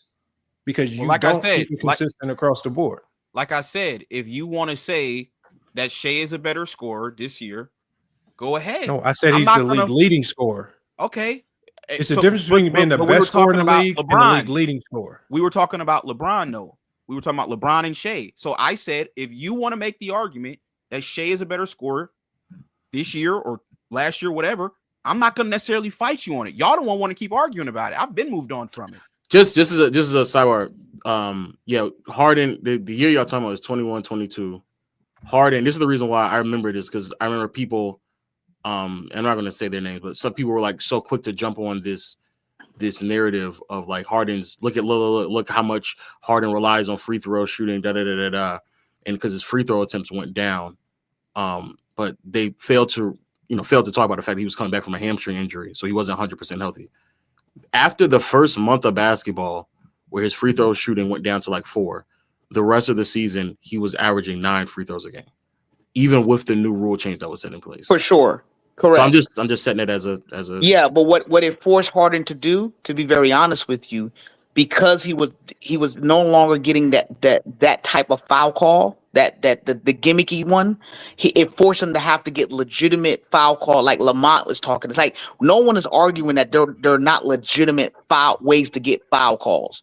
What I'm saying is that the league recognized that NBA players were falling into a very gimmicky manipulation of the game, and it was throwing the rhythm of the game off. A lot of people were complaining about it. So when you have a player like Trae Young, who is throwing his body into the defensive player, but expecting a foul call. When you got players like kicking their feet up and kicking players and drawing foul calls, the NBA recognized that if we do not control this, it can be problematic. And so it forces players to go back to how why are the same players still leading the league in that's the point. That's the point. I want to ask him a question. According to I agree. You're casual. I'm going to ask for the follow-up question. The follow-up question behind it would be, I can't hear nobody. Everybody's talking over each other. After the rule change. Yeah, the follow-up question would be, if that's true, would you then have to not admit that in some capacity would have to be a skill? Because even after the rule change, James Harden the following year, after he adjusted to the rule change, he still was able to go out there and get 9 free throw attempts. Correct. Let me respond to that. Correct. Once again, I never said foul calling is not a part of the game. What I specifically was focusing on is the gimmicky, ticky-tack manipulation of the game that the NBA saw and recognized and had to put a rule in place to say no more of this. The people who go out there and get legitimate foul calls, I'm agreeing with you. That does require a skill. Absolutely 100%. I'll say it 1,000 times. Okay. Yes. I'm talking about 444. No, but 444, that makes no sense because if they already changed the rule to adjust to the gimmicky fouls, then why are you crying about Gilgeous-Alexander's free throws now? Because calling them gimmicky. So what was the rule though? It was for the rip through. Thank you. See, no. What gimmicky the 21, 22, the 21, the rule that was changed in the summer of 2021 was the rule that you're talking about when Trey, they would use the example where Trey would stop and throw his body back. And he would also what he's saying is that rule, they changed that rule, and yet still, players like a Harden and a Shea are still able to average 8, 9, 10 assists. I'm agreeing. I can respond to that. This is what I'm saying. Now, let's see if we're going to be honest. Before the NBA stepped in and changed that rule, are we saying that us as people watching the game weren't not frustrated and annoyed and was able to recognize that that particular being allowed to do that was a problem? Guess what? No, we're casuals according to Lamar. Hold on. Let me ask you one question, 444. My question to you would be this. What does that have to do with the guys that are getting fouls this year? Because as we just talked about, there were certain fouls that they removed from the game that we can all agree were gimmicky. So if they remove the gimmicky fouls, how come the same players that were getting all the free throw shots before the rule are still getting all the free throw shots now? The Trae Young, he's still averaging 8, 9 free throws a game. James Harden still averaging 7, 8 free throws a game, right? Alexander, 9 free throws a game. Luka still getting to the free throw line a ton himself. Why the same guys, even after the rule changes, still getting to the free throw line just as much? And I'm going to answer this just in total honesty. All I'm trying to say is this. Even though they made the adjustments, there is an aspect of the game where we can see and watch. They're not going to completely take away things, brother. They're not going to do that. Exactly. They need, you got to understand, they need certain players. First of all, the league is growing. We need stars. We need faces. We need people to be into the storylines of people, right? So all I'm saying is this. I'm agreeing with you, Lamont. There is an aspect of foul, getting fouls and a technique, yeah. But there's also another element that we can all agree that when I watch Shea, okay, I see Shea get legitimately fouled. And there's sometimes I watch Shea and I see the whole kind of gimmicky stuff. Exactly. The NBA is not going to remove. Hold on. Give me an example of one of the gimmicky fouls. One of the gimmicky fouls that Shea does, one of the things that Shea loves to do, he loves throwing his body and initiating the contact. It is annoying. You mean like in pick and roll situations? Like when he puts somebody in jail and he throws his body, doesn't he? Hey, Lamont. Go ahead. I'm genuinely trying to understand. You talking about when he puts someone in jail and he throws his body back? Is he saying? I'm talking about yes. I'm talking about when he throws his body and then he over exaggerates the contact. He initiates the contact first and then he over exaggerates the contact. I'm talking about those moments. I'm not talking about the legitimate fouls that he gets. I'm giving you credit. Yes, hey, Lamont, it's a skill. Lamont, if you Google Shea Gilgeous-Alexander free throw merchant, a Yahoo Sports article pops up. So apparently, in a game versus the Hawks, the crowd was chanting "free throw merchant" as Shea approached the line. So let me guess, everybody that was watching the game in the arena that night, they're all casuals, right? No, what I told you was this. Well, what I told you about foul calls. Why would they be? I said fans are mad only when their player is not getting fouled and it's the other team player that's getting the fouls. So it's only because they're mad, not because they don't know basketball. Hold on, listen, because the Atlanta Hawks, if you want to talk about free throw merchants, they might have one of the biggest free throw merchants ever in Trae Young. Because he does the same thing. So they know how to spot one, right? But they're not crying about it when Trae does it. That's what he's saying. I get what he's saying. Okay, so then what is the they don't reference? care about it when their player does it. Because Yeah, Trae Young is does just as much of a free throw so-called merchant as Shea Gilgeous-Alexander. So now you're admitting Shea's a free throw merchant. We're just using your ideology. Hold on. He literally just admitted it, but 10 minutes ago he was mad that we were saying it. Utilizing your ideology. At the end of the day, I do gotta go. It's like 5 o'clock. I don't know. It's 5 o'clock in the morning. I know locker room. I just want to say, I just think that if you have to use hypotheticals to get to the point of who's a better scorer, I think that's a bit excessive. 10 minutes ago, Shea wasn't a free throw merchant, and you were casual if you said so. Now he is a free throw merchant. So we're just I was going just through using your your terminology. Yeah, we're just using your terminology. Oh, now you were just using my terminology. Second of all, we all know. You're at 11 hours. You're at 11 hours. Second ago, we all know that we all know just because if you're the better overall player, that does not mean that you're going to win the MVP. We kind of know that as well, right? So just because you may be the better overall player, getting more better points, rebound, you better score, better rebounder, better passer, playmaker, that doesn't necessarily mean that you're going to win MVP. We know that the MVP is not just who's the best player. It's what has way more to do with impact as well as like a lot of statistical excellence. And so I just feel as if, and to be fair, expectations as well. No one had the expectations set that the Thunder, without Chet for most of the season, would go on to be net rating, statistically speaking, in many regards, one of the best teams in NBA history. No one was expecting that. No one was expecting that if they lost Chet, that they would still be on pace to win 65 games, which, if I'm not mistaken, is either the best or second best in franchise history. Yeah, right now they're on pace to have the best season in franchise history.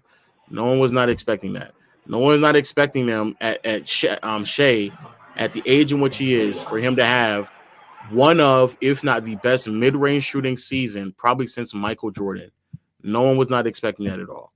So there's several things that even they are exceeding expectations. I understand the LeBron argument. I just believe that I think that if we're being honest with ourselves, most of this argument for LeBron is really just based off of what he's done over the last 15 to 20 games. And I don't think that is enough of a sample size to juxtapose what both Jokic and Shea has been doing the totality of the season to kind of get us back in line of where we're at right now. I mean, bro, do you know how? I mean, come on, you can't be that fanned out to where you're running around saying that LeBron deserves the MVP this year. Like that brother Jokic is averaging a 29-point triple-double on some of the greatest efficiency we have ever seen in our entire life. And he did that while we all know Jamal Murray's playing like boo-boo cheeks early on the season. Aaron Gordon was missing games. They were forced to, their lineup had gotten thinner before the season even began. They were out there trying lineups with fucking Dario Saric, and the brother is averaging a 29-point triple-double. Lamont Lowe. Let me say one thing. We got locker room. First of all, locker room, we were saying foul baiting. The term foul baiting is the term that I've been hearing from casuals the most, like uncut hoops. We were free throw merchant is just more of a common barbershop term that you hear thrown around these. But at the end of the day, whether you want to call it foul baiting, free throw merchant, drawing a foul, however you want to call it, none of it's bad. If you want to call it foul baiting, that's a good thing. If you want to call it being a free throw merchant, it's a good thing. If you want to call it drawing a foul, it's all a positive thing. The best scorers in the NBA are good at getting to the free throw line. That's the point. I've never heard of getting to the free throw line as being a bad thing. It's one of the best things you can do as an offensive player. Makes you easier to guard, puts the other team in foul trouble. Makes your life much easier as a basketball player. That's what you're supposed to do. Nobody's going out there trying to avoid getting fouls for an entire game. Lamont Lowe. I left the channel at 11 p.m. I went to bed. It's now 5 a.m. Bro. You've been on stream for 11 hours straight. Well, I left and I came back. I didn't do the whole 11 hours. It's just Lamont. Lamont, real quick. Lamont, I didn't text you earlier yesterday and throughout this year and throughout the last few years about this. Low, it's so bad. I've told Lamont this is one of the reasons why I don't join these panels anymore. Just because of stuff like this. It's just low-level IQ basketball casuals who just don't know the game. You know what's so crazy? The irony is that you brought up Uncut Hoops. Uncut Hoops was one of the people who made that video about everybody's free throws are going down. And as both of them stated, it became a narrative, but it actually was not facts. People using James Harden free throw dip that season in the first 10 to 15 games when he was coming off of a hamstring injury.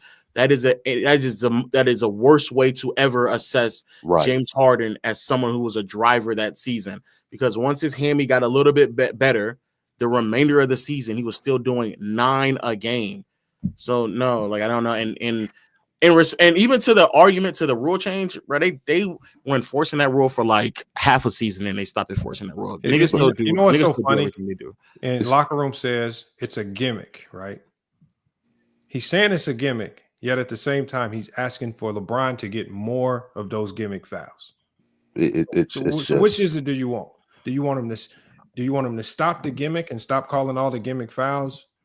Or when people draw fouls, or do you want them to just give fouls away? Which one? You can't have it both ways, because if anybody flops and tries to sell calls, LeBron James is one of the best at them.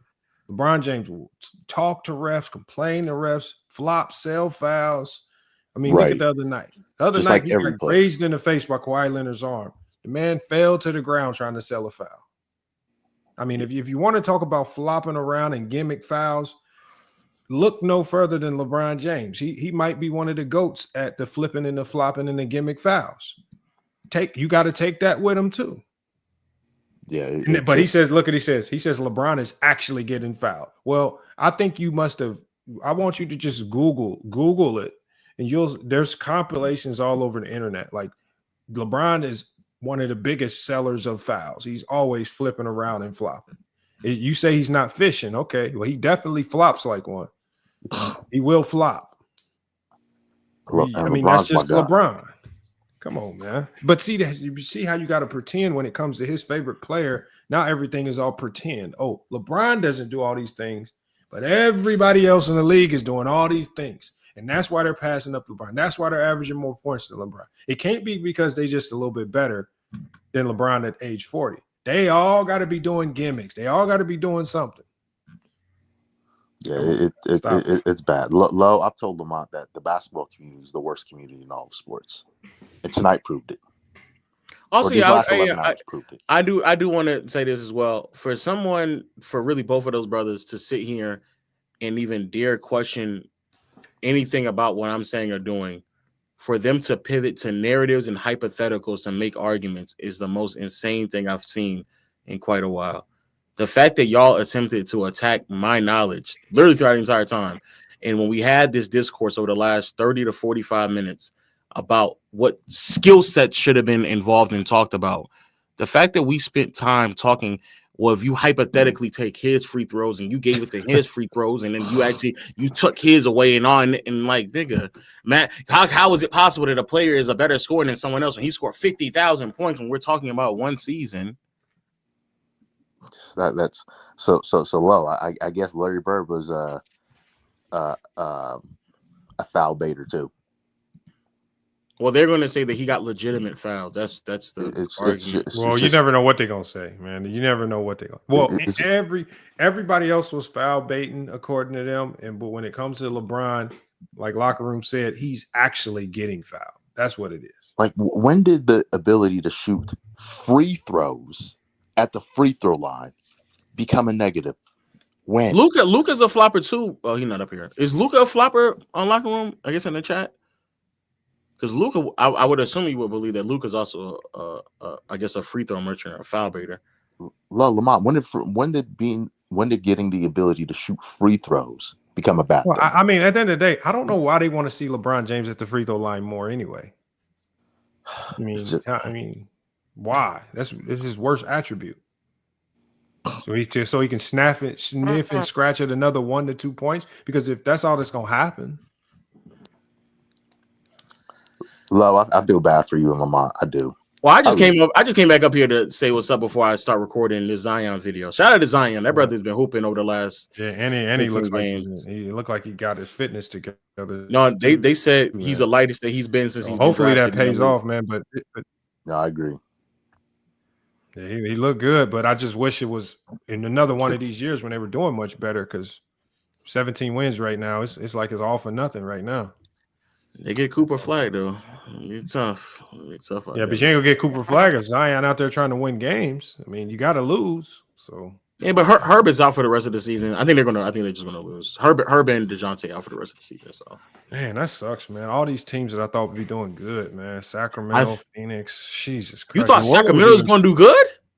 No, with De'Aaron Fox, I thought I'm not gonna say that I thought they were gonna be top of the West, but I thought they would be a top 6 seed. That's what I thought too. Where they at now? I didn't see that. Like, nah. The Suns, like I don't think any of us predicted that the Suns would be bottom feeder in the NBA. Suns, I did not. But the Kings, I felt that they were going to be a 46 win team. The West is very competitive. I had a feeling they were going to be 46 wins. But what it is going to do is going to create some really good first round matchups because we're going to have some really good like teams that just had like bad starts to the season at the bottom of the playoffs. So we can have like the Phoenix Suns. I wouldn't want to play them in the first round. Like nobody wants to see KD and Brook in the first.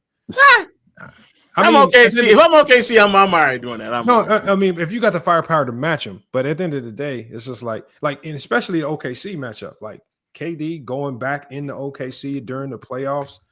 I mean, I don't know, man. Like the playoffs is weird, man, and like all types of crazy stuff be happening. I just wouldn't want to see no KD in the first round, not KD and Booker.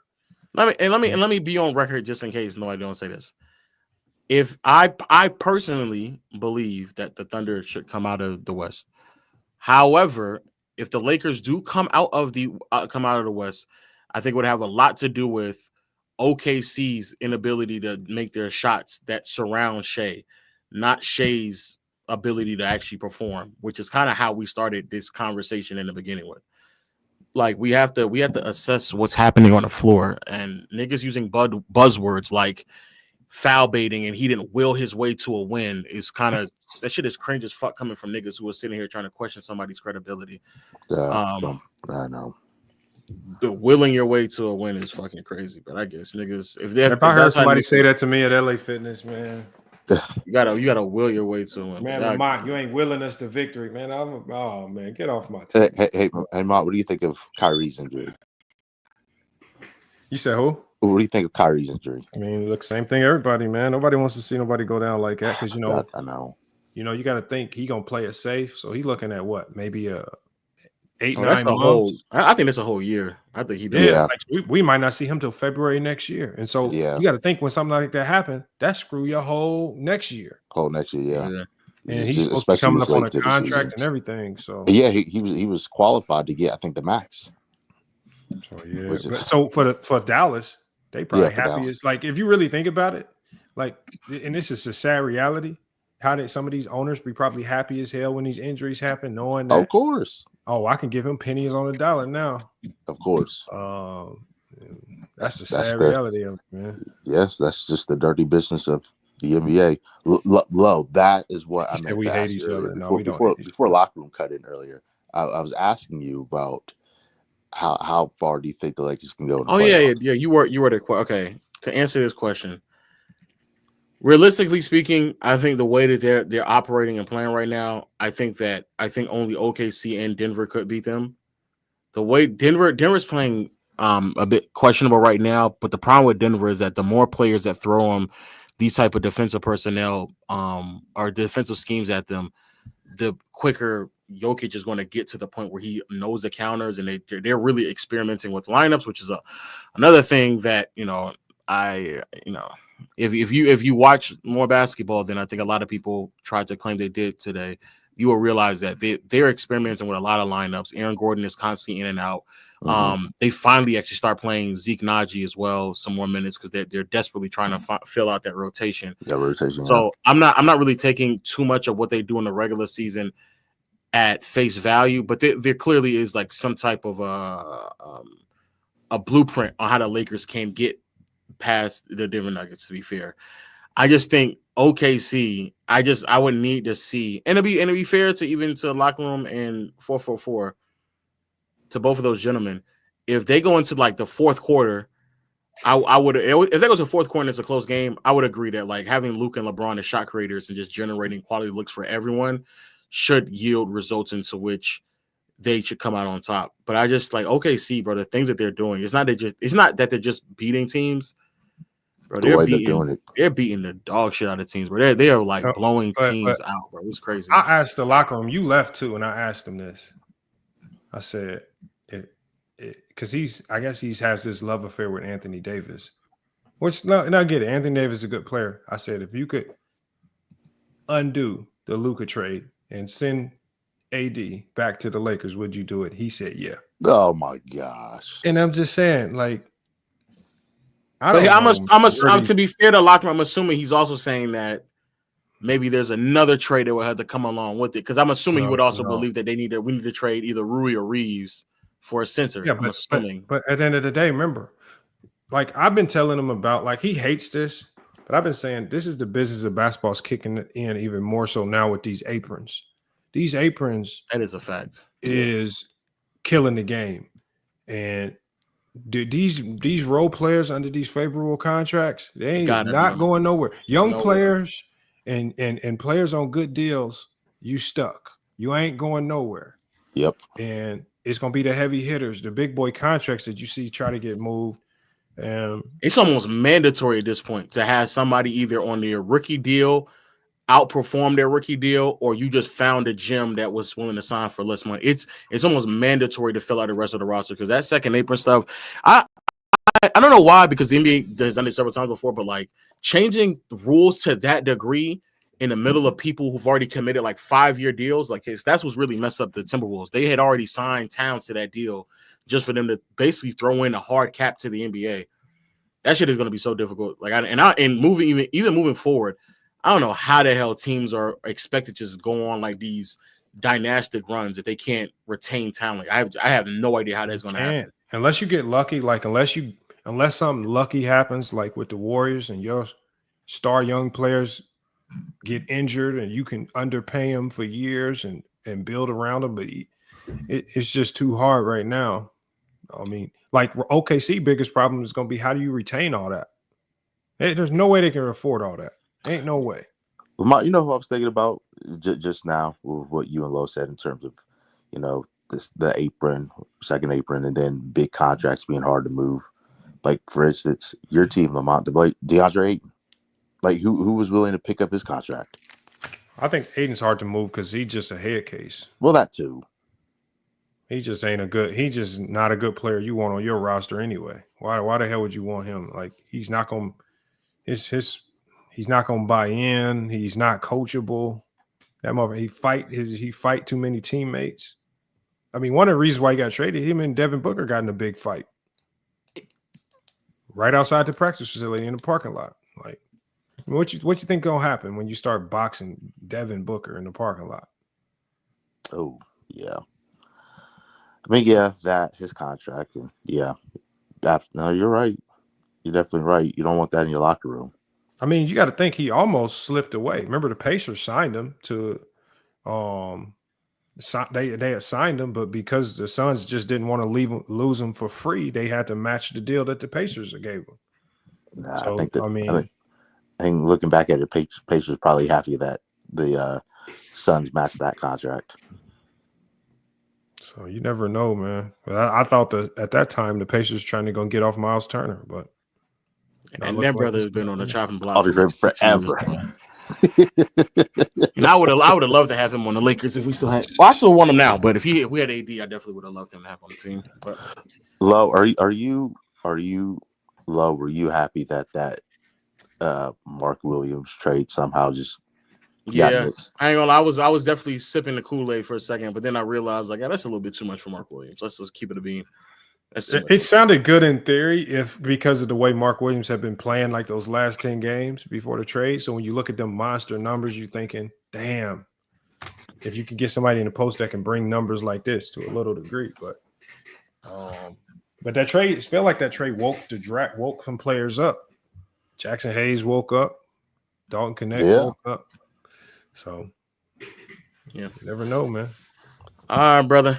I'm gonna shut it down, man. Officially this time. I'm gonna officially shut it down. Locker room, man. I apologize, bro. I apologize if I really got in your feelings tonight, man. I hope this doesn't come across as too sarcastic. Apparently, and I hope my insecurity doesn't bleed through my shell that I'm putting on to the rest of the world, because you may not believe it, but I really do apologize if I pushed a button by going through your channel and critiquing it.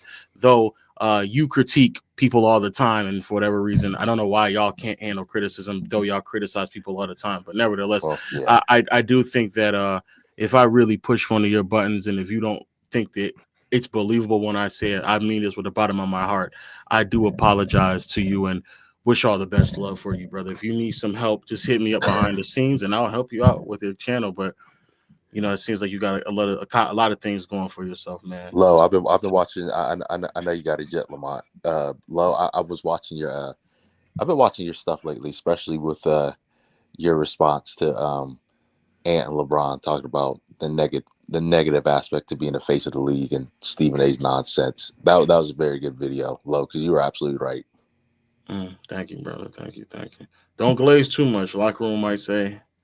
You know what I'm saying? Oh yeah, of course. Yeah, of course. Don't be casual. Yeah, don't do it too much. Don't do it too much, man. But I do appreciate it, man. And also don't do it too much, because then my ego will start to, inflate a little bit, and my insecurity makes me now be unbelievable to a lot of people. But thank you, though. He was trying to give you a whole psychological breakdown, Lo. He was trying to get into your mind or something. Man. I was like, what is this? I always find those individuals hilarious, because again, like if you ever talk to Johnny, genuinely speaking, he'll tell you all the time he did not know who I was. And I was talking to Johnny in TikTok live streams for months, if not maybe a little more than a year. And never once did I ever sit here and say, oh, you need to go look at my channel. Like that's never even to the point where Johnny didn't even know who I was. So the fact that like anybody would even dare say that, like never once do I ever even sit here and say anything. The only time I ever even say anything about my channel is if Lamont tells me to. But even then, I don't really want to do that. But you know the funny thing about that, which was all ironic, and I just didn't say nothing about it. Locker Room then throwing his channel at smaller content creators like True the King all the time. He'd be like, he'll tell True the King his content trash, his channel, his subs are low, and it's just like, see, and I wish you would have said that, because then and in that the irony of it, because it sounds like 444 is somebody who actually is familiar with Locker Room, and so for him to even have the audacity to come and check me. When if you are aware enough that he does that, sound like you need to be checking someone else. But when people do that, I know it's just projection. Those two brothers are insecure and they're projecting things on me that I didn't even know he did. So if you do that, you are quite literally projecting.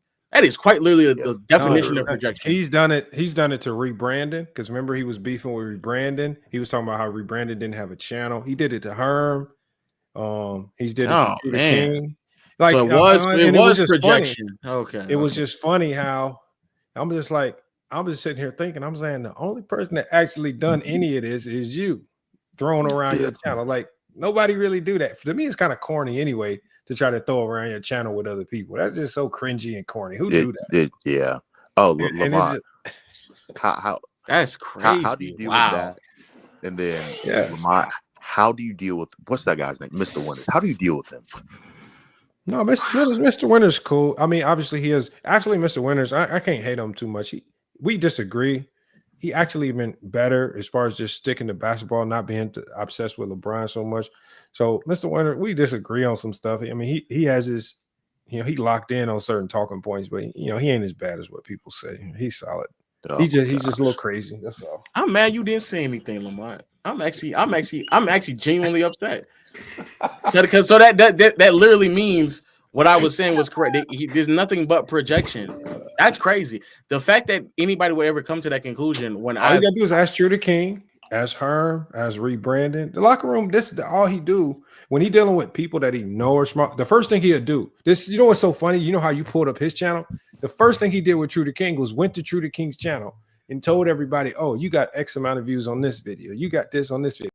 He literally did the same thing. Oof. And you were at least more positive in the fact that you actually gave him advice that was kind of useful. He just was tearing people down. He would go to their channel and just tear them completely down. So that's why I said it was so funny. Because so North, he done it a lot. Yes. Oh man. So it's as I said, it was projection, which is why I don't really get offended or moved off my square when we have people like 444 trying to sun me or talk down to me about who he thinks I am when he's never talked to me a day in my life. Brother, if you felt that comfortable trying to psychoanalysis me, brother, you are just insecure, and it literally bleeds through every single last word you were trying to sit there and tell me. And the level of projection was obvious to the point where I didn't even know that the nigga did that, and yet he does it, and yet you don't check him, and you thought it was okay to check me with something that I don't do, but the nigga that you were trying to defend does it all the time. All the time. But, I mean, whenever he gets into it with content creators, the first thing he does is he tries to attack your content. And if you're smaller than him, he's going to check your channel size. Damn, Brandon, he said he does it all the time. And you know what's also funny? I always realize that people bring up my subs or talk about my channel more than I do. There's never a point where I've ever in my life even led with any of that. But them niggas, boy, the insecurity that bro, I ain't gonna lie. It's just the insecurity. It's just insecure. Like genuinely in the audacity of him sitting there saying. That's why I say you should feel bad about the joke you made. That shit was funny. The view, they were spamming it in the chat. What do you call it? Stat padding. Yeah, the view. They would call it view padding. Let it rock, man. You gotta hold that one, man. Look, let it be funny because he done thrown around his fair share of jokes on other people's channels, man. Playing victim up here. Lamont, you still got Cash App? Yeah, I got it. Yeah, I'm gonna donate. I swing it. It's about time, Lee, because Lee, you know, look, I'm gonna tell you about Lee here. You know what Leah do? Leah send me. I'm thinking that somebody done blessed me with a Cash App. This fool will send me a money request. Wow. He ain't never like you don't know if I'm struggling. I might not have it. I might not actually tap the wrong button and actually send it to you, man. Come on, Lee, man. You done put me through a lot of stress with some fake Cash App requests, man. So you owe me, man. I do. I used to set Lamont Cash App notifications, but it would be me requesting like 2,000 for Lamont just to joke around. No, that's nasty, actually. Bro, Lee is wild, man. So I'm like, man, Lee. I'm thinking I got a nice Cash App. Somebody to really you love the content. It's just Lee, man, messing with me, man. That's tough, man. That's tough. But no, seriously, I got you, Lamont. All right, man. I appreciate it. Cash App is in the chat. I got a new Cash App, Lee. So I don't know if you got. Well, I think you have my new one anyway. I have your number anyway. So. Oh, okay. No, not my number. My new Cash App. I've been using my girl. Because my FYF Cash App got hacked, man. I had to shut it down. Ooh. Also, I know what Johnny want to argue with me with AD now no longer on the team. I know he want to argue with me, but they ain't gonna lie. Defense. Yeah, they ain't gonna lie. Well, they were already trailing in that direction before he got traded. But not gonna lie, I can't. This is it. I was hoping that Johnny may have popped up, but he be doing days I can't do, man. Like Sunday, I'm not gonna be able to do it. So let him know that I'm not ducking. I genuinely cannot do it this Sunday. I got like very important things to do on Sunday. You got to concede though. This Lakers defense has been far superior without Anthony Davis, man. I don't know about far. They were trending in this direction before. Maybe a little better. Far superior is crazy. They were literally trending in this direction before that. No, they were not defending like this. They were so inconsistent. No, they were brother, so inconsistent. I'm telling you, if you will look at like the 10, 15 games before the trade happened, they were already trending in the direction of being like a top 5. They were because JJ had them playing better basketball. Yes, I agree. I give you that. And Dorian Finney-Smith was there, which that's another thing. Because I ain't gonna lie, I look back at the first Denver game and seeing on weak side it was D'Lo and Connect. I was like, oh man, it's a difference having DFS, boy. I don't know. See, the thing is with Luka and LeBron on the floor, now you can play Dorian Finney-Smith, and Vandy at the same time. I don't know if you could play AD, Vandy, and Dorian Finney-Smith all at the same time. You couldn't do it with Vandy because he's not. I ain't gonna lie, the playmaking that Luka, who he is as a player, it never dawned on me like what playmaking truly could do, even if you have negative offensive players on the floor. Yeah. The stuff that he's doing that's facts, though. is like Jackson that last game, he was getting a good look every single position. I was like, damn, bro. LeBron's first like 20 points in that game is just catch and shoot or attacking closeouts. It was actually crazy. I was like, bro, the ball movement has been so crucial too. And that I will agree with Johnny and you. The offense is much more fluid, better ball movement without AD. And obviously, when you add someone like Luka, I mean, it's going to go through the roof. A lot of this looks like Luka just going in, creating something out of nothing and just space, man. Just you two on the ball. I'm gonna find a way to get the lob off, hit the open man, and it's just he just takes it back to just basic basketball with him. He don't overcomplicate nothing, man. Which his game looks so simple, man. It's crazy, bro. That what he did last game, I was like, nah, this is crazy. This is there ain't no rhyme or reason. 80% of the time, the ball in your hand, we getting an open look. Yeah, wide open look. Wide open. That's crazy, bro. And it's like they're playing so well. There's no rushing Rui and Reaves back at all. Like, actually, no matter who you playing, like even when they play Boston, I still feel kind of confident with what they got, even without Rui and Reaves. Now, of course, you want to see them too, and I think they were holding them out so you can make sure you can play both those guys when they play Boston. But the way they've been playing, man. See, I don't think they're gonna come back until that Milwaukee game on the 13th because you'll give them like a week and a half, especially That'd be smart. Reed. I think they're gonna just hold them out for another 2 to 3 games. But you're right though. I mean, the way they playing, boy, it's crazy. Lamont, how good Luka was. I think people just forgot how good Luka was. Yes, I think he did. But I think it's even crazier knowing that he even on a team where he doesn't have. Like, obviously, I mean, you know, Jackson Hayes, but it's even on a team where he doesn't have a lob threat, like multiple lob threats like Gafford and Lively, and don't have constant three-point shooters around him because he's on teams, he's on a floor like Gabe Vincent and Vando, and niggas are still getting open looks, bro. That is crazy. It'd be one thing if it was like 3-point shooting at every position and you had to pick your poison, and now you're just, brother. That brother is like quite literally generating, like you said, something out of nothing. Every possession. That last game, bro, he got like triple team 5 times and making like behind body passes. It's crazy, bro. And Luka, I think his biggest attribute for this Laker team is he know how to hit the nastiest dagger shots.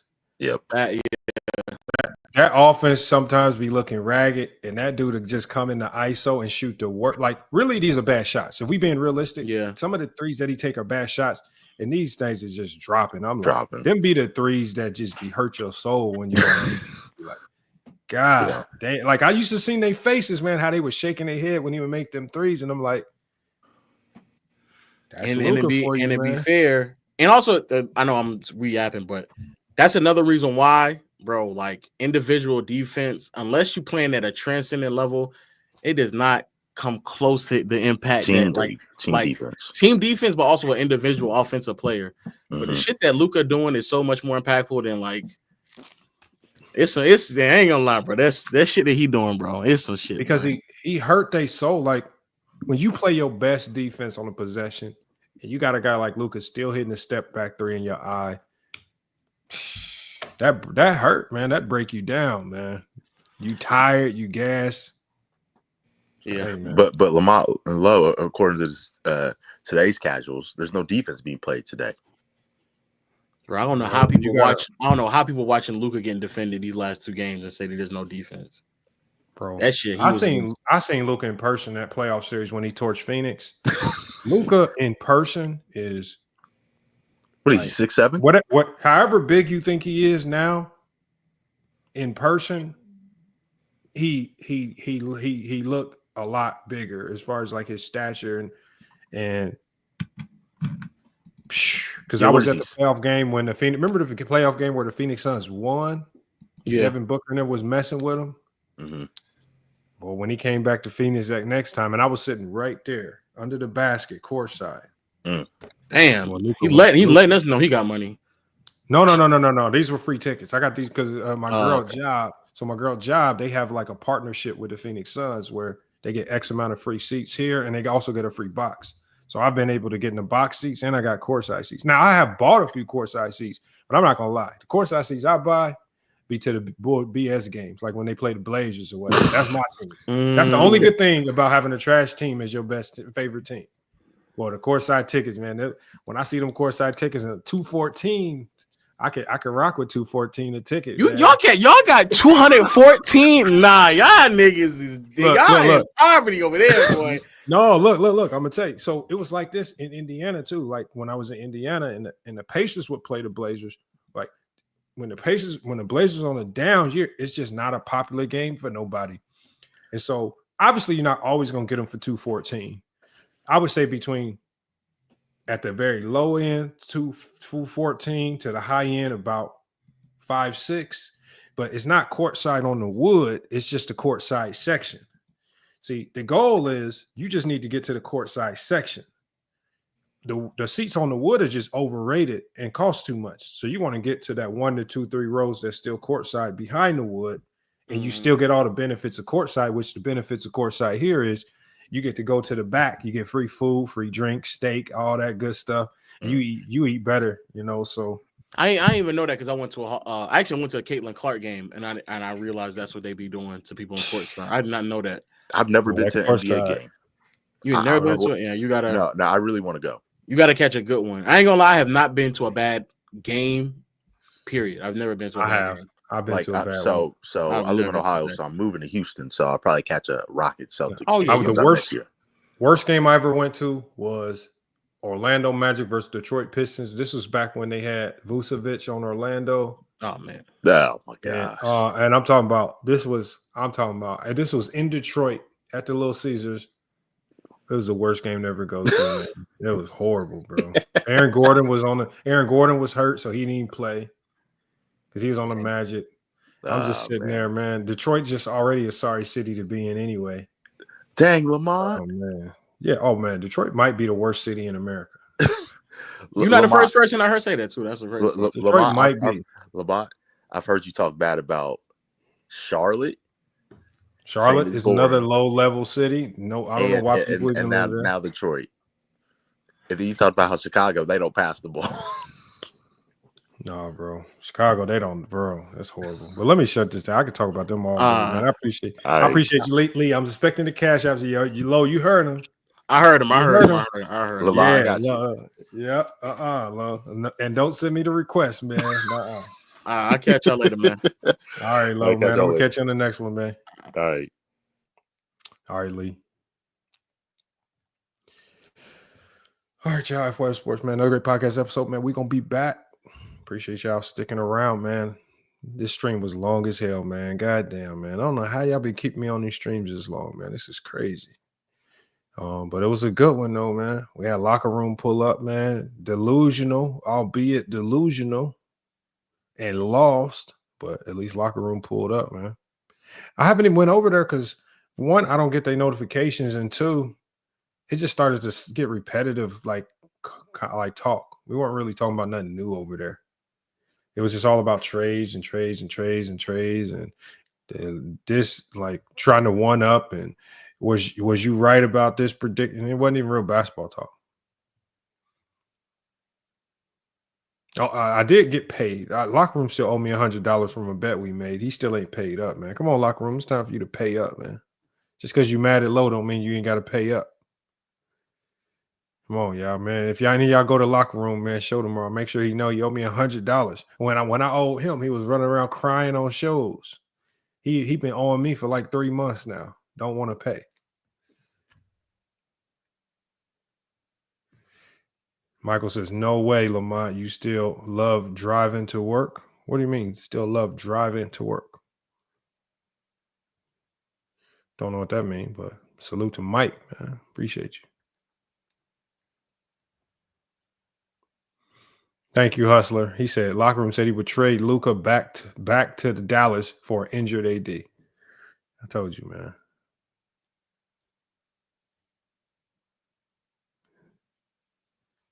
It's wild stuff that people say on YouTube, man. Aaron Frazier, what you mean he sounds stupid?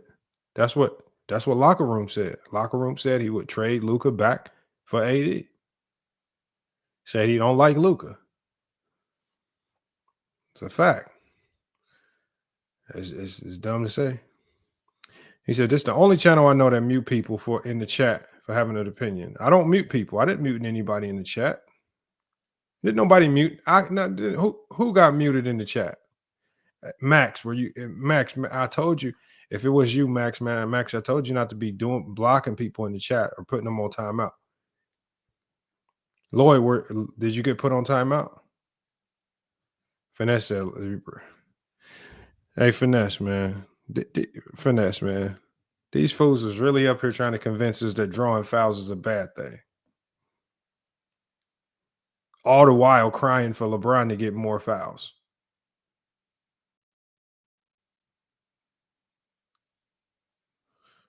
Yeah, we still live. I know I wasn't supposed to be live, but yeah, we still live. You said you got muted. That's my apologies. If you did get muted in the chat, I don't even know how you get muted in the chat. I know people could put you on timeout, but oh no, you must be trolling, Lloyd. Ain't nobody muted you, man. Stop trolling, man. Because I can usually see when people get blocked and muted, man. That's the cap. But look, y'all, man, I appreciate y'all sticking around. We still got 214 in the building. On average, we had about 500 in here for the whole night. So again, I appreciate y'all for sticking around, man. We're going to try to keep these live streams going for the next 2 weeks, at least while I got this time off. And then, obviously, as y'all know, I got to get back in the lab with the team. We got to prepare for a couple more tournaments to finish the year. And hopefully we can run it back and repeat as national champs. We got a lot of work ahead of us because I'm going to tell y'all what, man, we got that target on our back this year, man. I ain't going to lie. We got a big target on our back, and I'm talking about the Sharks is coming for us. So, I got to get the guys woke up, man. We'll have them ready to go, man. But look, FYF Sports, man, another great podcast episode. We're going to be back with more sports and news. Until then, man, it's FYF Sports, and we out.